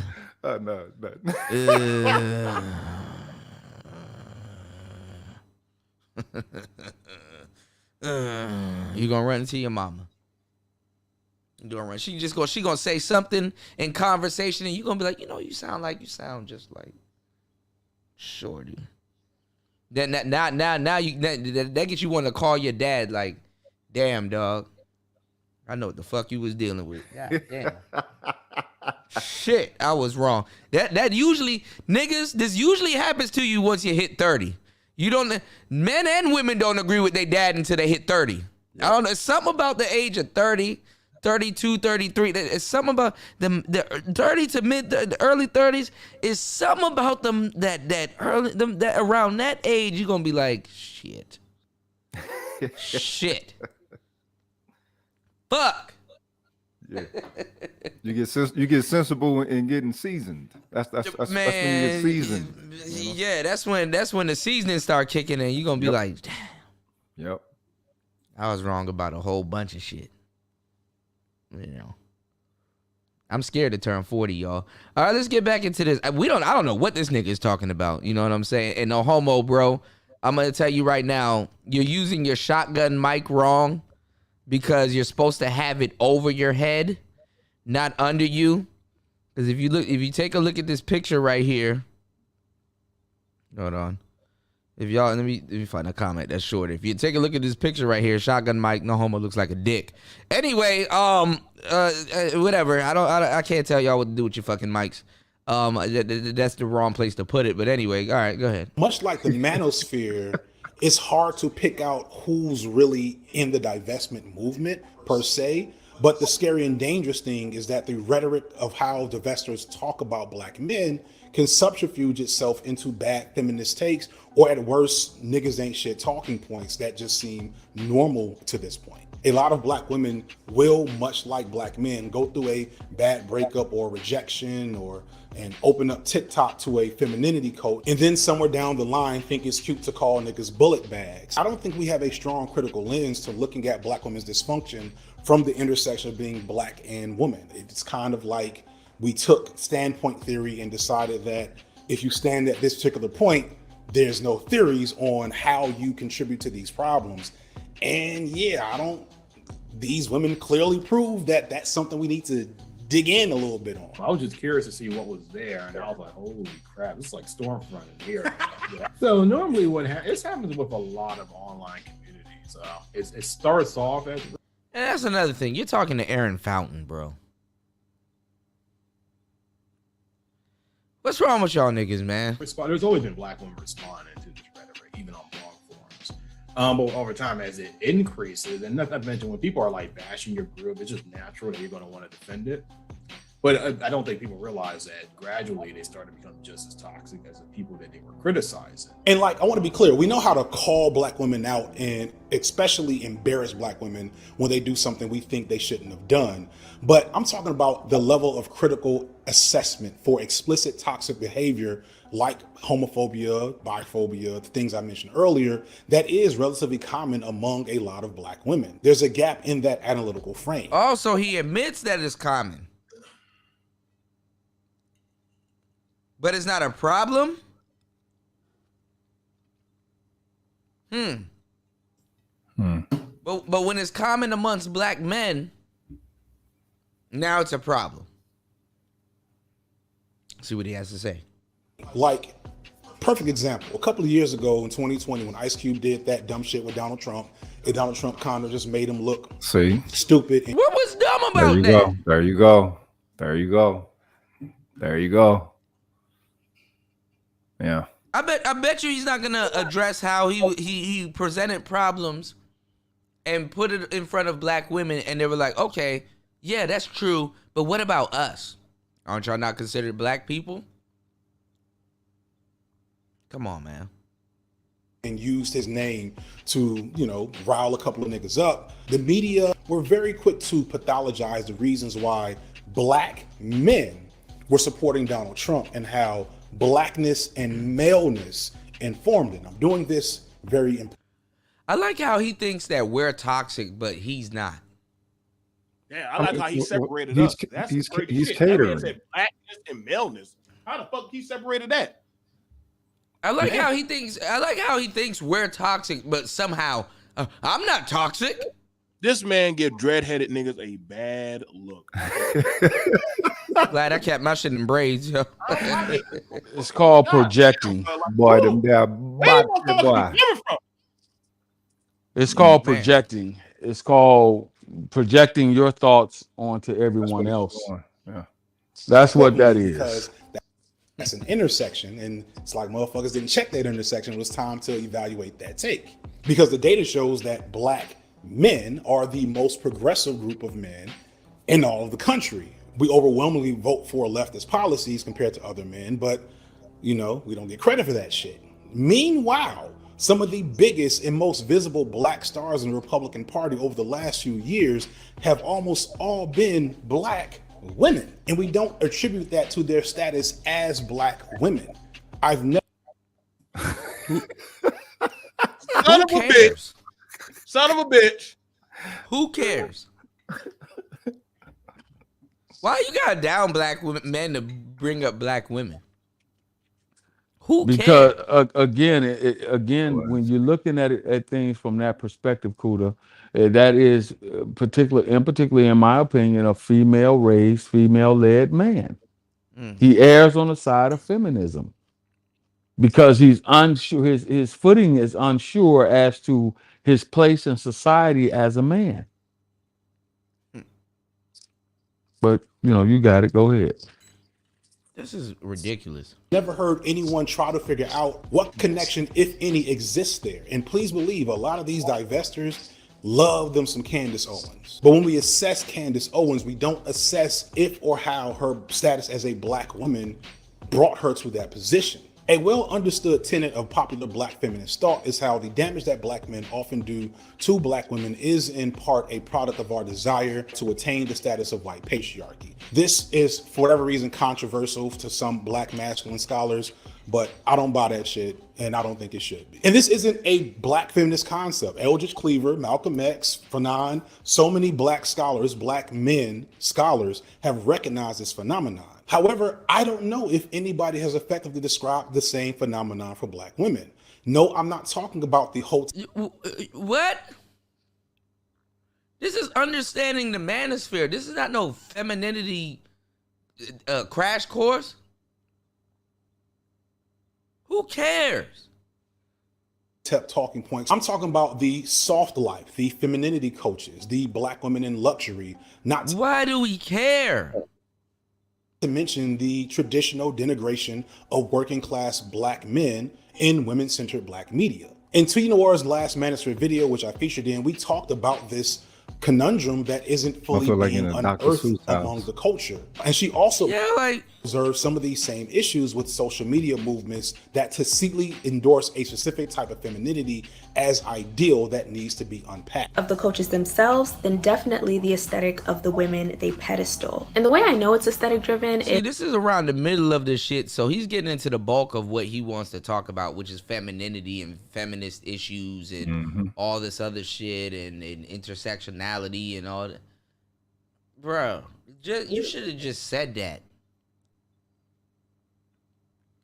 You put this out so the manosphere could react to it, and you're trying to give us this weird education on and I know you're still in the chat. I mean, I'm a content creator. I'm leaving. Nigga, this shit is on in the background. You hear me? Stop it. Nigga, who cares? He does. The motherfuckers that you're defending don't even care. Oh, you kind of, damn, I didn't even know. Nigga, shout out to Sexy Red. Sexy Red was in here like, damn, I didn't even know that. Like, nobody cares. Oh my God. is some of these coaches will have videos with their faces in it, but a completely different woman in their thumbnail, a woman who coincidentally matches the aesthetic of the movement. I struggle to get on board because this this is the Dr. image, Dre looking which broad. is eerily That's where I saw close him at. to the white European ideal, or as close as we can get as Black women, is passively championed not just as yet another option of feminine expression, but as the true feminine image in its purest of form. Good for you. Now again, this is just passive, but I still get the vibe. How the hell did we get here? Good for Now, you. of course, there's nuance and complexity in play here. I've seen her and this nigga on a goddamn live stream, right? Yeah, where Detox at? I've seen her and this nigga on the live. You know what's funny? These dudes will like she will have this thing where she gets like a whole bunch of dudes, right? To like get on her like dudes. It'd be like little weak dudes that be like, yo, okay, yeah, she talking that feminist shit. She cool and shit and all that. But like, you know what I'm saying? I'm gonna do this little podcast with her. And then throughout the whole podcast, she throws subliminals that she's gay. It's slowly but surely you start seeing dudes lose interest. They're like, okay, damn, she's kind of off the table. You know what I'm saying? She kind of off the table with this shit. Goddamn. All right, I'm gonna have to get the fuck up off this podcast. She vehemently telling me halfway through the podcast that she's gay as hell. I don't know. Those them big booty backs. Yeah, I mean, it's funny, man. I mean, this is hilarious, man. I mean, who cares? You know? And see, guys like this, I'm gonna tell you the truth. That's where the trans shit comes in. You know what I'm saying? Obsidian actually, if you all were listening, hit on it earlier. He's like, those black feminist women, they're not gonna put in the work. So it takes guys like this to put in the work. You know what I'm saying? Right. Yeah. So for example, and I hate to say it like this, you know what I'm saying? Shout out to my boy Thriller for the Cash App. I hate to say it like this, you know, and shout outs to Young Jay for the 10 on the Cash App. I hate to say it like this, you know, trans dudes actually puts in the most work with the L Gibbet. They mutilize their body more. They get these surgeries more. They enlisted in the army and all these other institutions that grant health care to kind of flip the system to get these surgeries done for less. Trans dudes are actually moving the chess pieces on the board. So this is where a lot of the backlash is gonna clap back on black women. A lot of black women, they mutilate their body. Yeah, we can come up with new words. Why can't we come up with new words? Number 16. They come up with new shaming tactics. We can come up with new words. But the trans dudes, they actually do the most. Men have always did the most. Women ain't chopping off their coochie and they titties like that. Some do, but most women ain't gonna go to that level. When I did the story about how they took the feminine logo off of the off of the female products like pads and stuff like that. What you mean they took it off? They removed the Venus logo, which was basically a symbol for women. They removed the Venus logo. Yeah. Off of pads and things like that. They were trying to blame trans men for that. Trans men don't bleed. Women acting like their men bleed. Okay. So they were blaming trans dudes for that when it was actually gay women. That didn't want to accept. Just so fucking confusing. I know it is. God, I know it is. damn. That they didn't want to accept that. You know what I'm saying? But I told y'all what was happening. When I was in DC, bro, I done seen a bunch of shit. I done been to the sexual underground. I done seen a bunch of different shit. I'm gonna tell you some real shit. I told y'all a long time ago, dudes are gonna be pretending to be dykes. For real. Go look at them old pictures of Neo. Dudes are gonna be pretending to be dykes to get with women. And the same thing, like because the big problem was was American women. American women. Yeah, well, I'm That's pretty why sure it that's happens BM. out here in Thailand, but I don't go. I don't, I don't go too deep into that shit. But dudes are pretending to be gay women to hook up with actual biological women that claim to be gay to have kids, because that was the whole thing. It was like, oh, gay people can't produce kids, which is true. But you got to think about it. They got this other thing where it's real confusing, but it's the same thing. Look at Dwayne Wade, right? His son is pretending to be a little girl. His son is pretending to be a little girl, and she hooks up with another little girl who's pretending to be a boy. Bro, I can't make this shit up. Listen, I'm laughing at the lunacy of this shit. No, this is Twilight Zone. I'm just a spectator. What the fuck? Okay, so somebody gonna have a baby that's not gonna look like who usually has a baby looks like. So I'm just telling you what's going on. And Okay, both of them little motherfuckers hormones and shit. Yeah, it is truly going to be a thing that's called a true it, if that be the case. Oh, shit. If Dwayne Wade's son or daughter, whatever the hell it's supposed to be, now the son that's now a girl is hooking up with a female that's supposed to be a boy, if they produce a child, then the true meaning of what we used to say he, she, or it, that's what it's going to be, an it, because that's the societal construct that's being pushed. And black people have been the canary in the coal mine forever. If white people got the flu, if white people got the flu, we got AIDS. If white people get a cold, then goddamn it, we got pneumonia. And that's how it runs downhill. So how do we get to prevention? If we're gonna take this through health standards, how the fuck do you get to preventive methods? The preventive measures is what's happening right now. I just tried to speak on it a moment ago through the overcorrection of society. Right now, we're going through the phase of overcorrecting the problems that exist. This is why you have more men, and particularly black men. White men was doing this shit. Let's be clear. This guy got nothing but pilgrims. It's all pilgrims, man. Hold on, give me a second.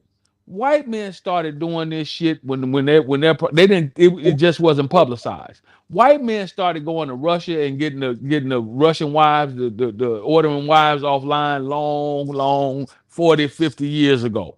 They was like, bitch, you out of line. That's it. Fuck you. Okay, now it's catching up in the black community. So the way to correct it is through separation. The men and women who are on the same wavelength, who think alike, who are willing to understand the strength, the mechanism of strength difference between men and women, they're gonna go over here on this side, and everybody else, the lettered folks and the strong, independent black women, they're gonna go over there, and the Pookies and the Ray Rays gonna be in one corner. Everybody's gonna section off. That is the cure. That's the cure. This shit is crazy, man. We live in separation within the community is how you cure it and kill it off. I wouldn't even say we living in the last days, but we living in some days, y'all. Bruh, I ain't even Christian, and I hope Jesus come back and fuck all this shit shit is up. confusing. This shit is confusing, man. But dudes don't understand. See, by the time you realize you're a pawn, the deed is already done. You know, that's what exactly. It really is. It happened and it happened over the tribunals of time, right? Even in the Russian, when you think about back in those days, right? Back in the days of that's the Gemini. Even when you go back and you look at empires that fell from within, right? They sectioned themselves off too. You had the straight guys and women that went over there, the warriors that went over there, and the boy lovers went over there, and the women who eventually got to some status within the community, they went over there, and it imploded. And then there was a semblance of self-correction that took place. And then society once again evolved. So that's where we are now. We're at a position where society is going to evolve. Now, where you are, what corner you decide to be in, north corner, south corner, east corner, west corner, the northeast, the southeast, the northwest, whatever corner you decide to section yourself off in, all I can tell you is you better make sure you make the proper decision, because that's what's happening. It's nothing new. It always happens. I mean, well, the thing is, eventually things is going to revert back to what the essentiality for humanity is supposed to be. But you have to allow, you know what I'm saying, whatever the ruling factor is to play out whatever fantasy with it. They started out doing, unfortunately. No, what you're saying is right, but what it is going to be reintroduced. You understand what I'm saying? So niggas better be ready to eat refried beans. I mean, if niggas ain't got gardens now, that was a cooking. That was a fuck y'all ain't doing. Y'all got that was a cooking joke. Hopefully somebody got it. That was a cooking joke. It's a refresh. All right, let's get back into this weird shit. I really don't care what this man has to say, but okay. To know that I know, as I've engaged with this on numerous times on the channel, but the reality of the problem is that. Hold on, I hate to cut him off again. This is the problem when us millennials study shit, because we were I found something new, and it's like a flame that already been burning and shit. It's like we kind of like, he's not even up to date on the type of feminism that's being practiced right now. Like, he's talking about an old feminist doctrine that we've covered in like before 2020. Yeah. Like this is old feminist doctrine right here, but we'll see. Investors is that they take these not so toxic trending topics to their natural, not so toxic trending. Okay. Extreme of overt white supremacy. And like what she was positioning will still give birth to these males. Obsidian, we found it. You got her. There you go, Obsidian, the smoking gun. There you go. Now I don't know if you guys have a decoder. I think we all know who this is. There you go, Obsidian. Found it. There's a smoking gun. There's a smoking gun. Are we talking about the bald eagle? Oh no, Cynthia G. We knew it was coming. There's a smoking gun. There's a smoking gun. Shit. But black women do more than you're already. Ain't that funny how you can try to disguise her voice and you still know who it is because it's annoying? So you already have to work and go to school and be the breadwinner, but do more to raise these male sons. And it's like, no, like you worship black men to the highest extent. Bottom line is, most of them don't need to be here. It is just that simple. And I'm unapologetic in saying it because I know this is the solution. You know he watches her. It is the solution. Now they don't have to like it. But he doesn't know that a different solution. She said black men need to be killed. The same road that you're being going down to is going to lead to a decline in the black male population. And that's because it needs to. It's like a weird form of white feminism being practiced by black women. But because they're black women, it's hard to recognize that this is legit white girl boss feminism. And I'm not going to be the one to lead that charge, but it's in there, you know. And to be clear, a lot of black women have went there on this topic. The black men I've seen bring this up almost always do it poorly or for the wrong reasons. It's always to get a dunk on black feminists or black women in the public eye. Which, you know, but when black women point it out, they get called SJWs and worse by these same women. When Kim Foster dared to relatively lightly critique the racial implications of some of these movements, she got attacked enough by them that she had to spin the block on the topic. And I want No. Now you're being disingenuous, bro. She got attacked by somebody got an echo. She got attacked by other black women that she empowered. What the fuck are you talking about? I told you, Kuda. I told you he didn't do his studies. He's just spewing out sentiments. She got attacked by other black women that she built up. You know, sisterhood is a fallacy. Nigga, what black? I mean, I will comment on it, but I ain't gonna attack no bitch. What black man are gonna sit up there and tell a black woman, yo, you ain't feministing right? You ain't feminist right, bitch. You off on your pivot. You ain't feminist right. I mean, it was the coldest pimping game in the world, as far as I'm concerned, when it comes to feminism. But eventually, if it's going to run its course, all their social constructs that got constructed back in those times is running its course, and that shit's that's why they sent simps out here to just be a fucking. Roll. I'm gonna keep it 100 with you, bro. None of these bitches that are fucking doing all of this feminist rhetoric on the internet, they're not the elitist ones. The elitist ones are the real ones that actually sit back. You're not gonna go to a feminist rally and see Kim Foster and all these other little no-name bitches outside. You're not. Yeah. You're gonna see some people in a comment section out there, but you're not gonna see the actual people on the internet actually out there. These women are recluse. These women are incels. They're femcells. For real. They're the real femcells. For real. So when they get backlash because they ain't feminist right, you know, they get it from the elite ones, the ones that actually go out there, the ones that actually are talking to white women. Black women haven't even realized that they're horrible feminists.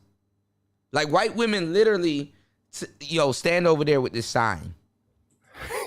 We'll talk over here. You stand your black ass over there with this sign. We need people outside, so you need to stand over there with this sign with the and wavy, just be loud and start twerking with the wavy man. Yeah, should erase some views. Black women single-handedly fuck up feminism. I mean, black women had to go black women do shit that staunch feminists wouldn't even think of doing.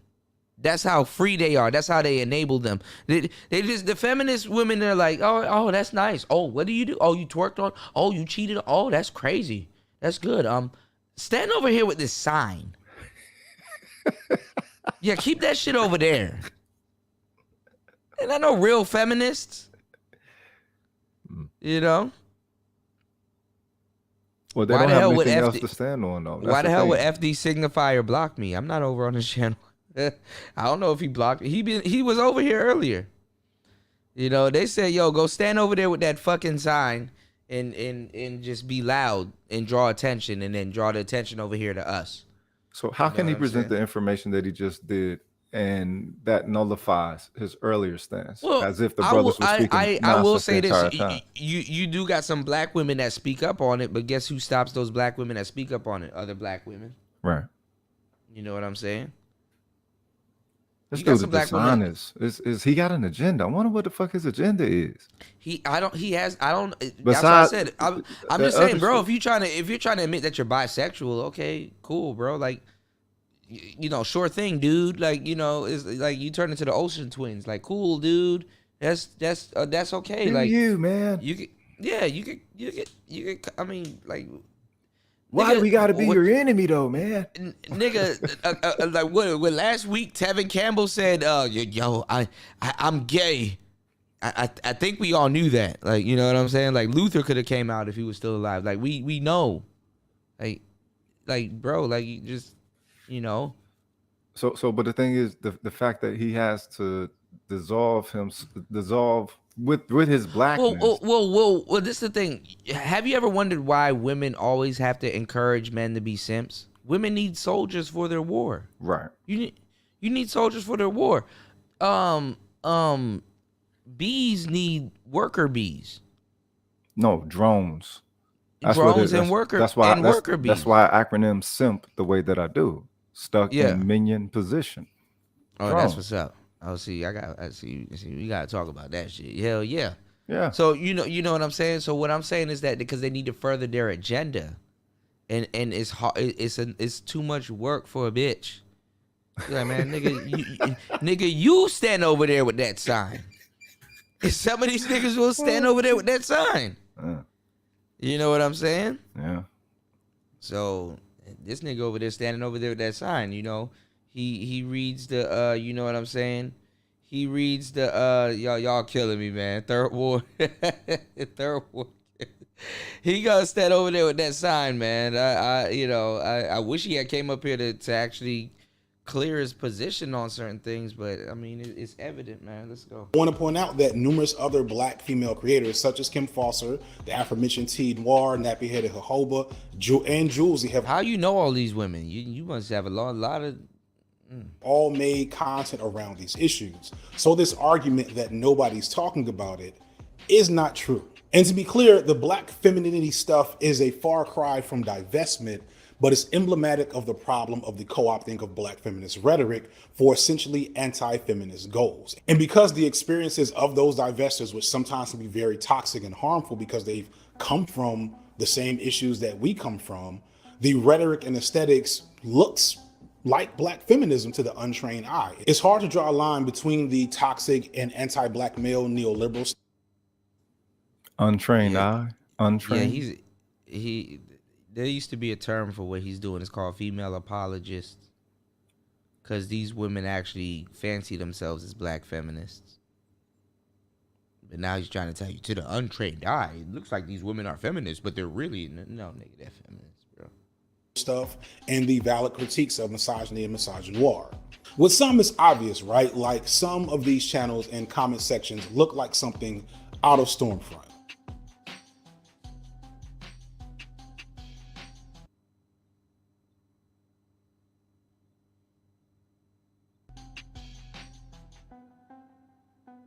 And I like how he's watching the video still and acting like he's not watching the video. He's listening to this video still.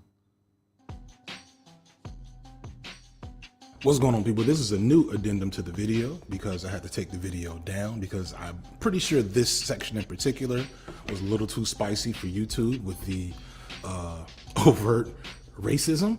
And I wanted to take a moment because I had a chance to get some feedback to respond to a criticism regarding this section that I kept seeing, which is that I didn't acknowledge black femicide or intimate partner violence as an aspect of the divestor, movement. First off, I don't think that's true. I talk about the fact that, the divestment movement was built off of black women tired of the issues that they engage with around black men, but It's not built off of that. Black women and white men have always been in bed. As a matter of fact, black women were brought to the United States for the sole purpose of being a concubine. Never mind, man. Very explicit, so I want to be more explicit here, but also provide a caveat. I've mentioned this video multiple times. Please go watch Intellectual Media's Black Femicide video for a thorough examination of the issue of black women and femicide. Black femicide is an issue that is definitely a thing that I'm not trying to obfuscate. The role that plays in the way that black women respond to black men or men in general, clearly an issue. But I feel like that's a reach to explain or validate the behavior of divestors. There are lots of black women, black feminist activists, creators, scholars, academics, politicians, etc., that are addressing the issue of black femicide and are presenting education, legislation, literature. This is supposed to be understanding the Manosphere video. I don't care about this. Kuda, do you really think he did that video to tell something about the Manosphere? No, he's trying to educate us on some shit we don't care about. What's going on, Gold P? My boy Gold P in the building, man. Gold Professor in the building. I don't care about this shit.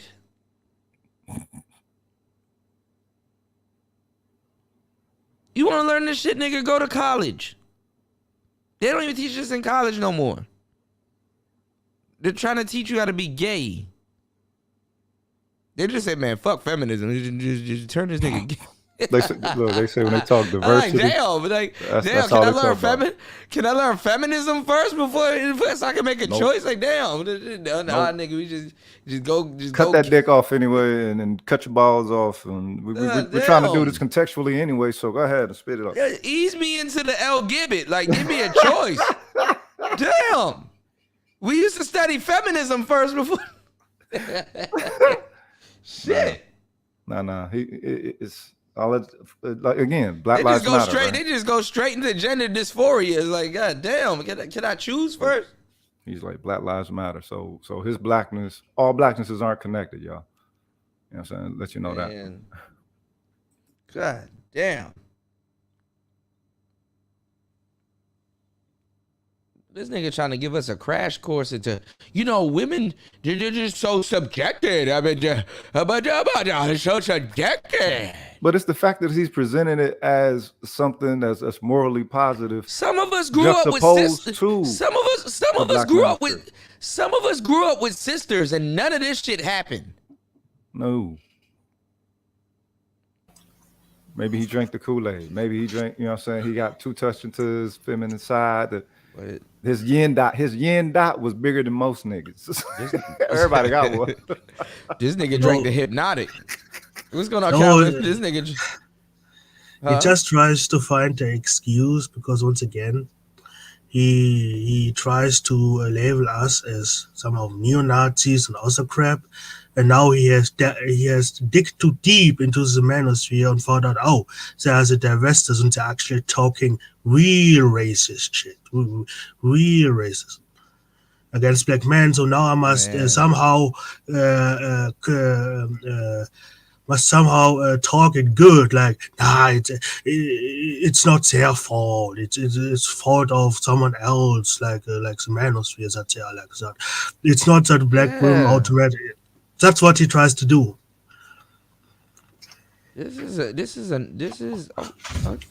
Okay, we get it. Intellectually they've been subjected and blah blah blah blah blah blah blah blah blah.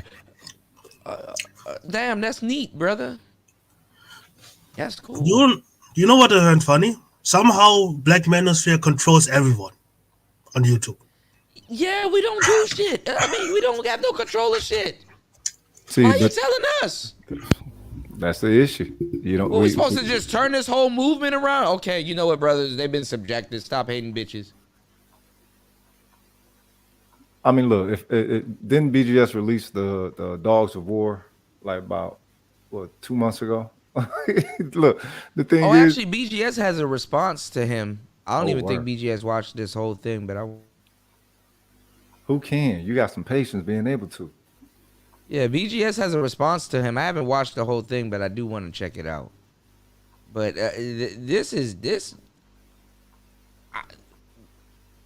women have been subject. Okay, bro. Women couldn't have a bank account between before 1974. Oh, that's neat. I hope you get rich, bitch. I don't. What am I supposed to say? Why are you telling me women couldn't have a bank account between 1974? Were we in charge? Who told the bitch she couldn't have a bank account? I didn't say that. Well, I gotta pay for that. It's a good day you can have a bank account now, bitch. Take charge of that. Blame a nigga. Ain't no black man walking his daughter down to the bank and like, hell, we're gonna open up your first bank account. Did you know you couldn't have a bank account before 1970? No. Girl, if you don't put that money in that bank account, you won't be able to buy your prom dress. Or whatever. Or I can't put no money in there for your allowance or some shit. Wait up, man. Get the fuck out of here, man. No, the problem is masculinity in its entirety. And in this country, I'm tired of black men trying to talk about some patriarchy we never participated in. That's what I mean. Black man, you cannot blame black man when it comes to that feminism and that patriarchy. You cannot blame them. Listen. I feel for black women. We talk about black women's history more than black women do. I understand where black women is coming from. Innately.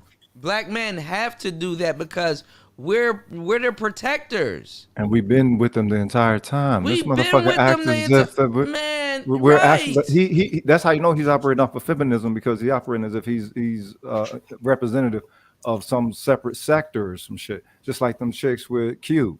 You You know what I'm saying? He is a feminist. So we got that out of the way. Okay, but no, are they their own sector of blackness though? Do we all still share the same fucking blackness? No. Being a feminist means you put the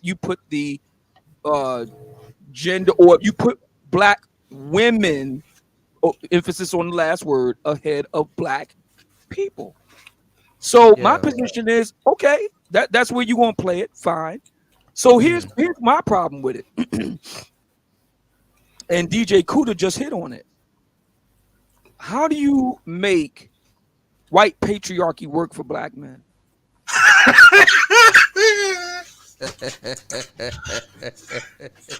That was good. No, because that was his argument in the beginning, that you're trying to recreate a white patriarchy and stuff like black men are really not trying to do that. You know, the argument. So that's the argument. All right, then fine. So we have to go from the macro level to the meso level and to the micro level. Okay. So at the macro level, what laws have we made that, I'm watching a show right now. People probably heard of this. I'm watching a show right now called House of the Dragon, right? It's the prequel to Game of Thrones. What's that about? Okay. And it's about how it's really about what we're talking about right now. I mean, FD Signifier would love it. It's about, patriarchy. Westeros is run by white men from top to bottom. Women have no say in the matter. Now, so my question becomes, okay, so if the argument is for the black feminists, if the argument is that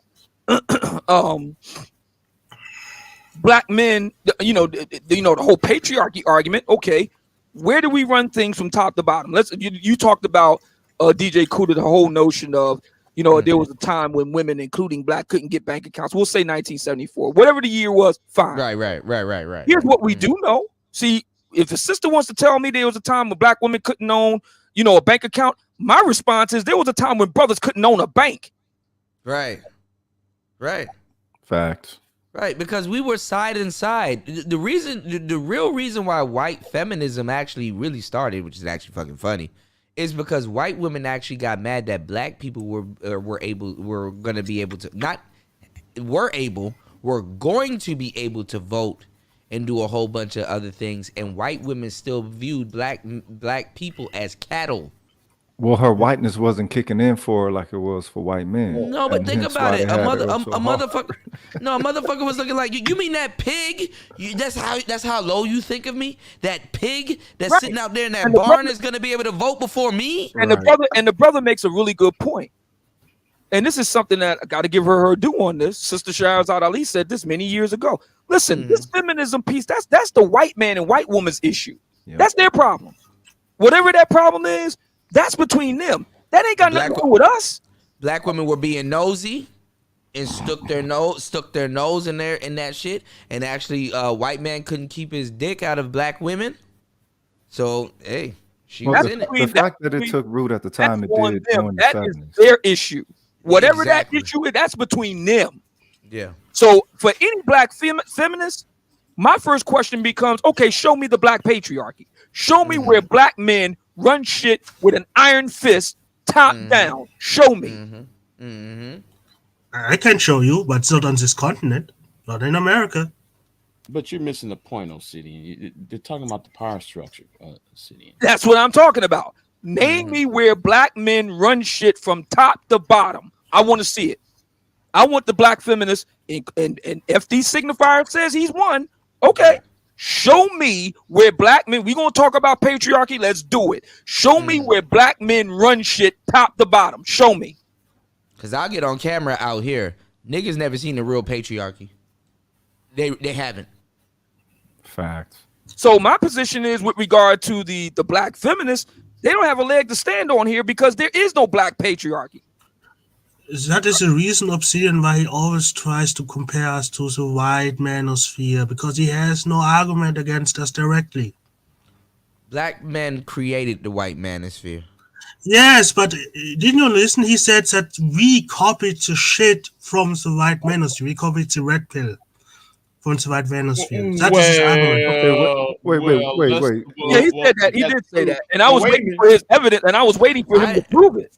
I bet you throughout this whole live stream, we're not going to hear Barbarossa, We're not gonna hear about Stardust. One of the people. Barbarossa is black. He is. Yes, But, that's what I said. We right. created that shit. Stardust is white. But my point is to go to the brother. So Stardust is white. To go to the brother's point, he makes a really good point. I was waiting for FD Signifier to, okay, this is what you got from the white manosphere. Okay. And I know because I got my start in the white manosphere. So I'm waiting for him to I was in the white manosphere. show me the evidence. Okay, show me the evidence. I haven't taken anything from the white manosphere. And that's not because I got, I was in the white manosphere or anything like that. My position was black people have their own unique issues when it comes to the relationship between black men and black women. That is different and unique from white men and white women. Good fences make good neighbors. Me and other brothers, if we want to have voices and advocates and spokesmen and so forth, we're going to have to create that on our own. So that's what I did. Oh, City. So I'm waiting for anybody to tell me I got all kind of writing. I got all kind of writings. I got 2 books. I've got writing dating back to 2009 on across half a dozen websites. I'm the only brother to date that's been published on both Return of Kings and A Voice for Men. I'm waiting for somebody to make the argument. I thought that FD Signifier was going to do it. That didn't happen either. Well, he's acting like he's not. He's acting like he's not listening to the show right now. So you're telling me we'll take that. You tell me you've been on on the Return of Kings and the Voice of Men, right? That's right. As a matter of fact, one of my pieces that I wrote for Return of Kings was a critique of black feminism, and which is what we're talking about right now. I argued that black feminism hasn't done anything for black women that's beneficial, and as a matter of fact, FD Signifier is making my case for me yet again, because when black women are able to choose, they don't choose black feminism. They choose black conservatism. Well, wait a minute. Hold on, Big J. Hold on. Not even. When black women even choose dykes. They choose the gangs. They choose the gangs. They choose the gang. They choose the gangster dykes. They don't even choose the young, upstanding man that pulls up his pants and pays his bill. That's not true. They choose the gangs. They choose the gangster dykes. That's not true. That's not. I'm sorry. That's just not true. And that's something that I know that when FD Signifier gets to the section on Kevin, he's going to. I understood all right, we'll get to that part. Talking about. And he already kind of worked up to it with the conservative piece. If you look at his video, he kind of already worked into that already. But the real problem here is, and this is the real issue for feminists, male or female, that are black, that are intersectional, like FD Signifier. Are they okay with black women in the form of voting with their feet, going to Kevin for the past 2 years? Are they okay with that? And can they be cool with just going ahead and doing them and knowing that they are in the distinct minority? Are they okay with that? Hell no. We don't know. Hell no. Because if you truly honor what feminism is all about, which is women having the right to choose what's best for them, then there's no argument. Black women don't care about feminism. It's just they gotta have the mindset. And that's it. It seems to me black women are not feminists. Black women want opportunists. No, they're not feminists. Black women want they're lousy opportunists. Lousy opportunists. Hang on. Black women want patriarchy. Now to go to your point about the opportunists. So again, watching House of the Dragon. Okay. Question. Wait, City. What started the modern day feminist movement? Pardon? Pilgrim. Told you. No. Y'all like to do those what y'all heard on YouTube. Now, see, what started? Not what we heard on YouTube. We just told you. Like what? And FD Signifier is covering all this right now. So we were about to be able to vote. No. It was something happened right after. My question to the brothers is this: I said the modern day. You're talking about the civil rights. What is the number one job? What is the number one job of a queen? To support her king. No. There was a grape case. What is the number one job of a queen? 1947. What is the number one job of a queen? Feminist movement. Okay, what is the number one job of a queen? I just told you, to support her king. No. In his service to the kingdom. No. No. No. What are queens supposed to do? Produce male heirs. That is her job. That is her number one job. That's the number one job. And when she cannot do that, she no longer becomes queen. She gets divorced, and another queen comes. Okay.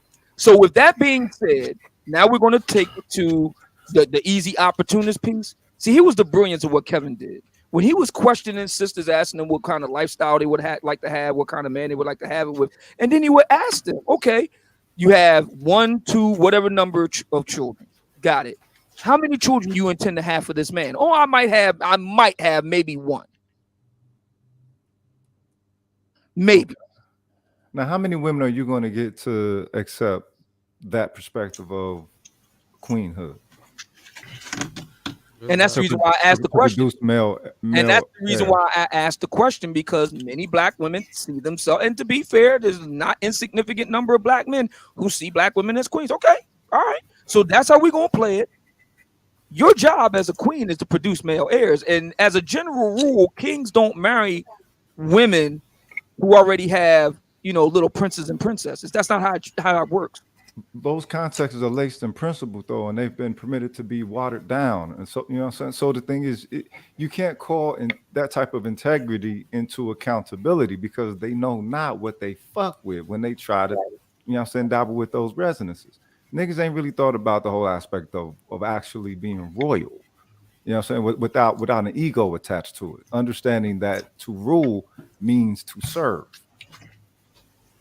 You're serving a constituency. And what a queen is actually supposed to do is support the king who's there to serve the kingdom as a whole. Yes, she's going to produce male heirs. I mean, that ain't it, though. I think that's some pilgrim shit. No. You know what I'm saying? No. That's job number 1. Did you know that if you're a queen, go ahead and tell a black woman that shit. If you're a queen and you cannot produce male heirs, that's what happens to you. You tell a black woman that shit, though. We ain't in those cultural times, though. That's the thing. We got a whole niggas got a whole different culture over here. Which kingdom you're referring to? A city, because you keep doing this. You keep doing this because that's not everywhere. A city. Okay, name a king. Name a king that doesn't do that. I can tell you from me being Nigerian, we don't really have that problem because we have polygamy. So even if one woman doesn't produce children, we have 4 other ones. All right. So how about this? So the black women that want to get with a high value man, chieftain type brother, and she doesn't want to give him children, is she okay with him having 2 or 3 others who will? And she just be in the rotation? How about that? Wait, say that again. I think the part that we missing out of this if a black woman isn't really crazy about having more kids, that's okay. But she wants that high value chieftain type brother. That's fine. You just heard from the brother from Nigeria. Okay. So how about this? Then you're in the rotation. He gets with some other women who down for popping out babies. You down too, but you just in the rotation. How about that? Yeah, that's called a sister wife. If she down with that, she down with that. Well, you know what's funny? In a weird way. If you listen to black women in America, they're actually trying to push for polygamy, as they should, on their terms more than black men. No, on their terms. But nah, they terms are fucked up. They terms are fucked up. They shouldn't be setting no terms. Yeah, they're pushing for polygamy more than black what's men. Good for the family. That's funny as hell. Fucking emotion. See, my thinking is, my point is, and I don't know if General's still here or not, but my point is that,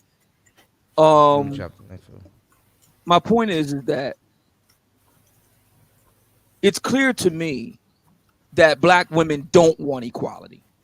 That's my point. Of course not. Of course not. Feminism, the argument behind feminism is about its equality between the sexes. Black women want anything but equality. Of course not. Those white women that was cheering them up for feminism went home and slept and fucked a white man. That's correct. That's correct. And went to work. That's what I'm saying? That's correct. Beyonce sat up here for decades tell you, the single ladies, and then went home and slept with Jay-Z. That's correct. Right. So actually, again, I think FD did us a huge solid, because it drives home. It drives home the point that, when you really get down to it, black women might pay some lip service to some feminist tropes, but when it really gets down to it, they ain't trying to be about that feminist life. They want patriarchy. Yeah, it's work. It's hard work. feet on the ground work. Oh, but so that's why let they get them to go to the let me LGBT go ahead, but let me marches. go ahead and add this piece, because you guys just said this, and I do agree with you on this. They want is to try to have the patriarchy on their own terms. It don't work like that. If I pay the bills and I'm the one that had to build myself up, you ain't want to build a boo or nothing like that, then we not equals. You do what I tell you to do. Right. That's how it goes. But see That's how they charge that up is now that's control. So then it goes It back is. into It is control. You're right. Yeah. It is. But That's it the should way it be. works. That's the way It should patriarchy be. works. It should be. Well, It well should be. no. The thing is, what it is direction. And now you can't blame them if control has been. Women think direction is control. Culture. Yeah, it resonates to them as control. But that's what what I'm saying. The white bitches taught them. I'm saying back then. Oh, he's just trying to order you around. That's the way it works. That's baby, the way. I'm growing us. What they should have told them. Look, That's the way it works. I'm growing us. Ladies, black women have backed themselves into a serious corner here because, and I think, I know you guys have your views about FD. He's clearly not a dummy. Guy's pretty smart. No, this guy not dumb. He's not dumb. He sees the pieces on the chessboard. There you go. He sees what's going on here. He sees where it's going. So you called it. He's dishonest. Yeah. He can see the checkmate here. The problem with a lot of black women is, and this is why Kevin, what he did was so masterful. Ladies, you backed yourself into a corner. There's no way you can make a case that you want to be an equal when you want a man that is the very epitome of patriarchy, and you want to rest in it. Stop it. Get some help. But do you know what I find funny? Think about it. Think about it, guys. Think about a world where the black man in America was the right-hand man of the white man. Think about it. How America would look like. Wait, what'd you say? I'm sorry. Because FD is basically saying that somehow black men in America are the right-hand man of the white man. Think about a world where we actually would be the right-hand man. It would be so massively different. But nobody want to see that type of productivity except us. So that's they're not. Yeah, they don't want to see it. I mean, you don't hear this type of stuff being talked about on their channel. Them bitches will sit up there and talk about makeup 24/7 before they talk about anything. The thing is, our productivity is diametrically opposed to a lot of shit, and and we have to be the one to. It has to come from a cultural perspective, and right now the Black Manosphere is shifting culture. Hence why, personally, I think KS was. Well, I mean, that's why they're copying us. They're like females are literally abandoning their like 2 months ago they were fuck niggas. They're abandoning their content to literally copy us. Yeah, being Kevin Samuels clones. Well, that's. I'm Michael Jordan. Stop it. Get some help. Stop it. Get some help. Hi. I'm Michael Jordan. McDonald's restaurants have given me this time to talk to you about something we both really care about, kids. Kids are the reason McDonald's sponsors their Get It Straight program, what's going on? a national drug awareness effort. Think about this. Many of you using drugs out there now are under 18. Do you realize that at 18, you have lived only 1/4 of your life? When you're using drugs, you're only cheating yourself out of the chance to find out who you really can be. And believe me, if you don't use drugs, you can just about be anything you want to be. Listen, you got at least 3/4 of your life to go. That's 3 more lifetimes to you. So don't blow it. Don't do drugs. If you're doing it, stop it. Get some help. McDonald's wants you to give yourself a chance to find out all the wonderful things you really can be. And so do I. That was a McDonald's commercial. Okay, I don't die on drugs, but I die on a heart attack with 24. Oh God, I'm never gonna get remonetized. Can y'all please support the channel? Monetization ain't even in the future for me. I'm never gonna get monetized ever again. Stop it. Get some help. I done blew all of my chances with you. I'm done. If you continuously, hi, I'm Michael Jordan for McDonald's. You never If you gonna, continuously I'm shadow never ban gonna get my yourself, super chat back. if you suffer from self shadow banning, stop it. Get some help. Get some help. Oh God. Thanks, FD. Appreciate the God laugh, bless bro. it. God bless America, man. I can't believe I beat a woman. If you weren't such a self-hating, hair hat wearing bedwench, I would have made you wife number 14 by now. Wake up, sis star. Menstruation's a choice. All right, let's get back to it. Say and think that they're doing it to address that problem. They're not doing it while also advocating for aborting black males. They're not doing it while also being homophobic, transphobic, outright racist. You know what I'm saying? Like the investors behave a lot like overt white supremacists, like literal Nazis. If you go to a 4chan board or Stormfront or wherever else, they do exactly what divestors do in their content. They will give you a story, horrible stories about black people, black men doing violence, in this case to white. I don't know why he points us out every single time and don't say nothing about the bitch. Shout outs to Gabe for the $40 on the Cash App. I appreciate it. Shout outs to Gabe for the 40 on the Cash App. Thank you, broski. Stop it. Get some help. People. If you go to your typical white supremacist space online, the whole page will be full of black men, black women, black mob, whatever it is, does violence to insert white person, insert other person here. Like, those stories exist. They're all over the country. It's a thing that's happening. I don't have to give you the statistics around poverty and crime and whatever else. I think we all know this. That stuff exists. It's like this mythology that it should be okay to unalive black men for looking at you wrong, that it's a fear response to the, you know, possibility of violence, while I empathize with where that may come from in a woman's experience, women who have experienced, you know, violence at the hands of black men, or women who have heard these secondhand stories of such things, especially, again, the fact that in their spaces, all they do are repost these stories about black men doing violent things to black women. I get that, but I want to, again, let you know, this is exactly what white supremacists do in their spaces. This is how the police... You know, black women are violent as fuck. Nobody ever talks about how lesbian on lesbian crime. Number one, Jesus that's Christ. first. That's the first point. But we can do it. We can do one better. Mm-hmm. 2 words. Will Smith. Oh God. Will Smith did himself in. You know, Obsidian, I noticed you go for pressure points, bro. That was a risk. Look how many black women, including Tiffany Haddish, was cheering Will Smith on. They were in full support of the use of violence. Yeah, but black man. What about the use of disrespect, though, Obsidian? Disrespect means violence? Well, it leads to violence.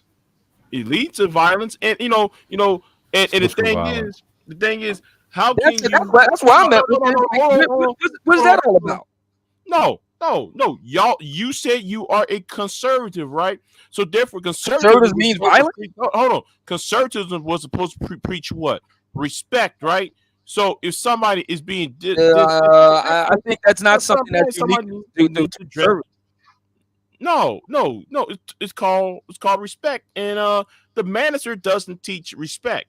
Anyway, I'm done. Go ahead. Yes, we do. No, y'all don't. I'm being respectful. Y'all don't. Hold on, wait. All right, Big J. Who are we supposed to teach respect to? The future. We got. Why don't you do it? Come on, that's vague. Why don't you do it? Why don't you teach people respect? That's what type vague. of respect? Hold on. What type of respect? What type of respect are you talking about? Why don't you go and teach the future respect? Wait, who is the black manosphere supposed to respect? Just baseline. Our own future. Won't you respect? Big J, that's vague. That's vague, bro. No, it's not vague. It's not vague. Please specify. Please specify. Hold on. Oh, you're not being respectful of yourself, Big J. Well, niggas. Well, Driller. I'm in a snake pit with y'all. And y'all vipers. That's why I'm not being as respectful. So Wait a minute. I'm just saying. You're calling DJ Kuda's home a snake pit? Really? This is a trap house. This is a Manosphere trap house, but that's vague. I mean, I allow y'all to sell crack in here. I mean, somebody selling crack, go ahead, sell crack, nigga. This is vague, I mean, the whole issue of black women starting the 2 world wars. I'm still tripped out on that shit. Huh? I think what you're confusing is the black manosphere is chaotic. I give you that, but respect. We try to teach respect. No, yeah. I've been there a long time. That's vague, man. Respect. Big J don't respect the people's right to have. No, it's healthy respect. Auntie, it's one thing to say. It's one thing to say. It's one thing to say. Oh, well, I disagree with you on option A, sir, because option A, and try to do a deconstruction of the person's opinion. All right, Big J, what's your thought? There is a difference between. What's your thoughts on FD Signifier? I think FD don't know what the hell he's talking about. He don't know what the hell he's talking about. even though I do agree with him on some of the points. However, there is a difference. Between, all right, what points? No, what points? Hold on. There is a difference between having a disagreement and trying to roast people just because you got a disagreement. Okay, so what's the points you agree with that he said? I agree with the toxicity point. I agree with the whole the issue when it comes to some of the rhetoric. Why y'all acting like we're bad? I've seen black women say way worse shit. Hold on. Big J, you've been but Big J, you've been around for a long time. Since 2018, this space has calmed the fuck down. Be serious. We both came to an agreement on that. It was way more radical in 2018. It back up though. The shit about to kick back up. How? Oh my God. YouTube is way worse now. You don't see what's about to go on, dude. This shit about to YouTube pop is censoring. It's not about to pop off. What you got a crystal ball? What are you saying? Are you talking about the infighting? That is normal. Everybody's looking at the manosphere like the toxicity of a city. No, I mean, I actually enjoyed y'all imploding though. I actually enjoyed the whole imploding shit. But the thing is, I said it. The thing is, y'all don't see what's about to happen. Y'all about to get attacked. Tell us what's gonna happen. I told y'all it was about to happen. It's gonna be a lot. Ever since when old girl got fired, y'all gonna become a target again. Okay. But what is new? You come on panels and disrespect a lot of people. You know that, right? You do know that. Hold on. Cause a bitch got fired. Cause a bitch got fired and we didn't do nothing about it. Shout out to number 16. You caught number 16. I know. Hello to the bad guy. Hold on, y'all. I know a woman got her right. I already know. I know that she got fired. She did that to herself. She did that. She kind of fucked on. You gonna get blamed for it. Hold on. I gotta address number 16. Number 16. I ain't that bad though. You got that joke, huh? System of a Down. A lot of people didn't. Hey, that's a pretty good band. Now, don't attack them, man. That's a pretty good band. Yeah, I know. That's a really fucking good band. Hey. Wake up! You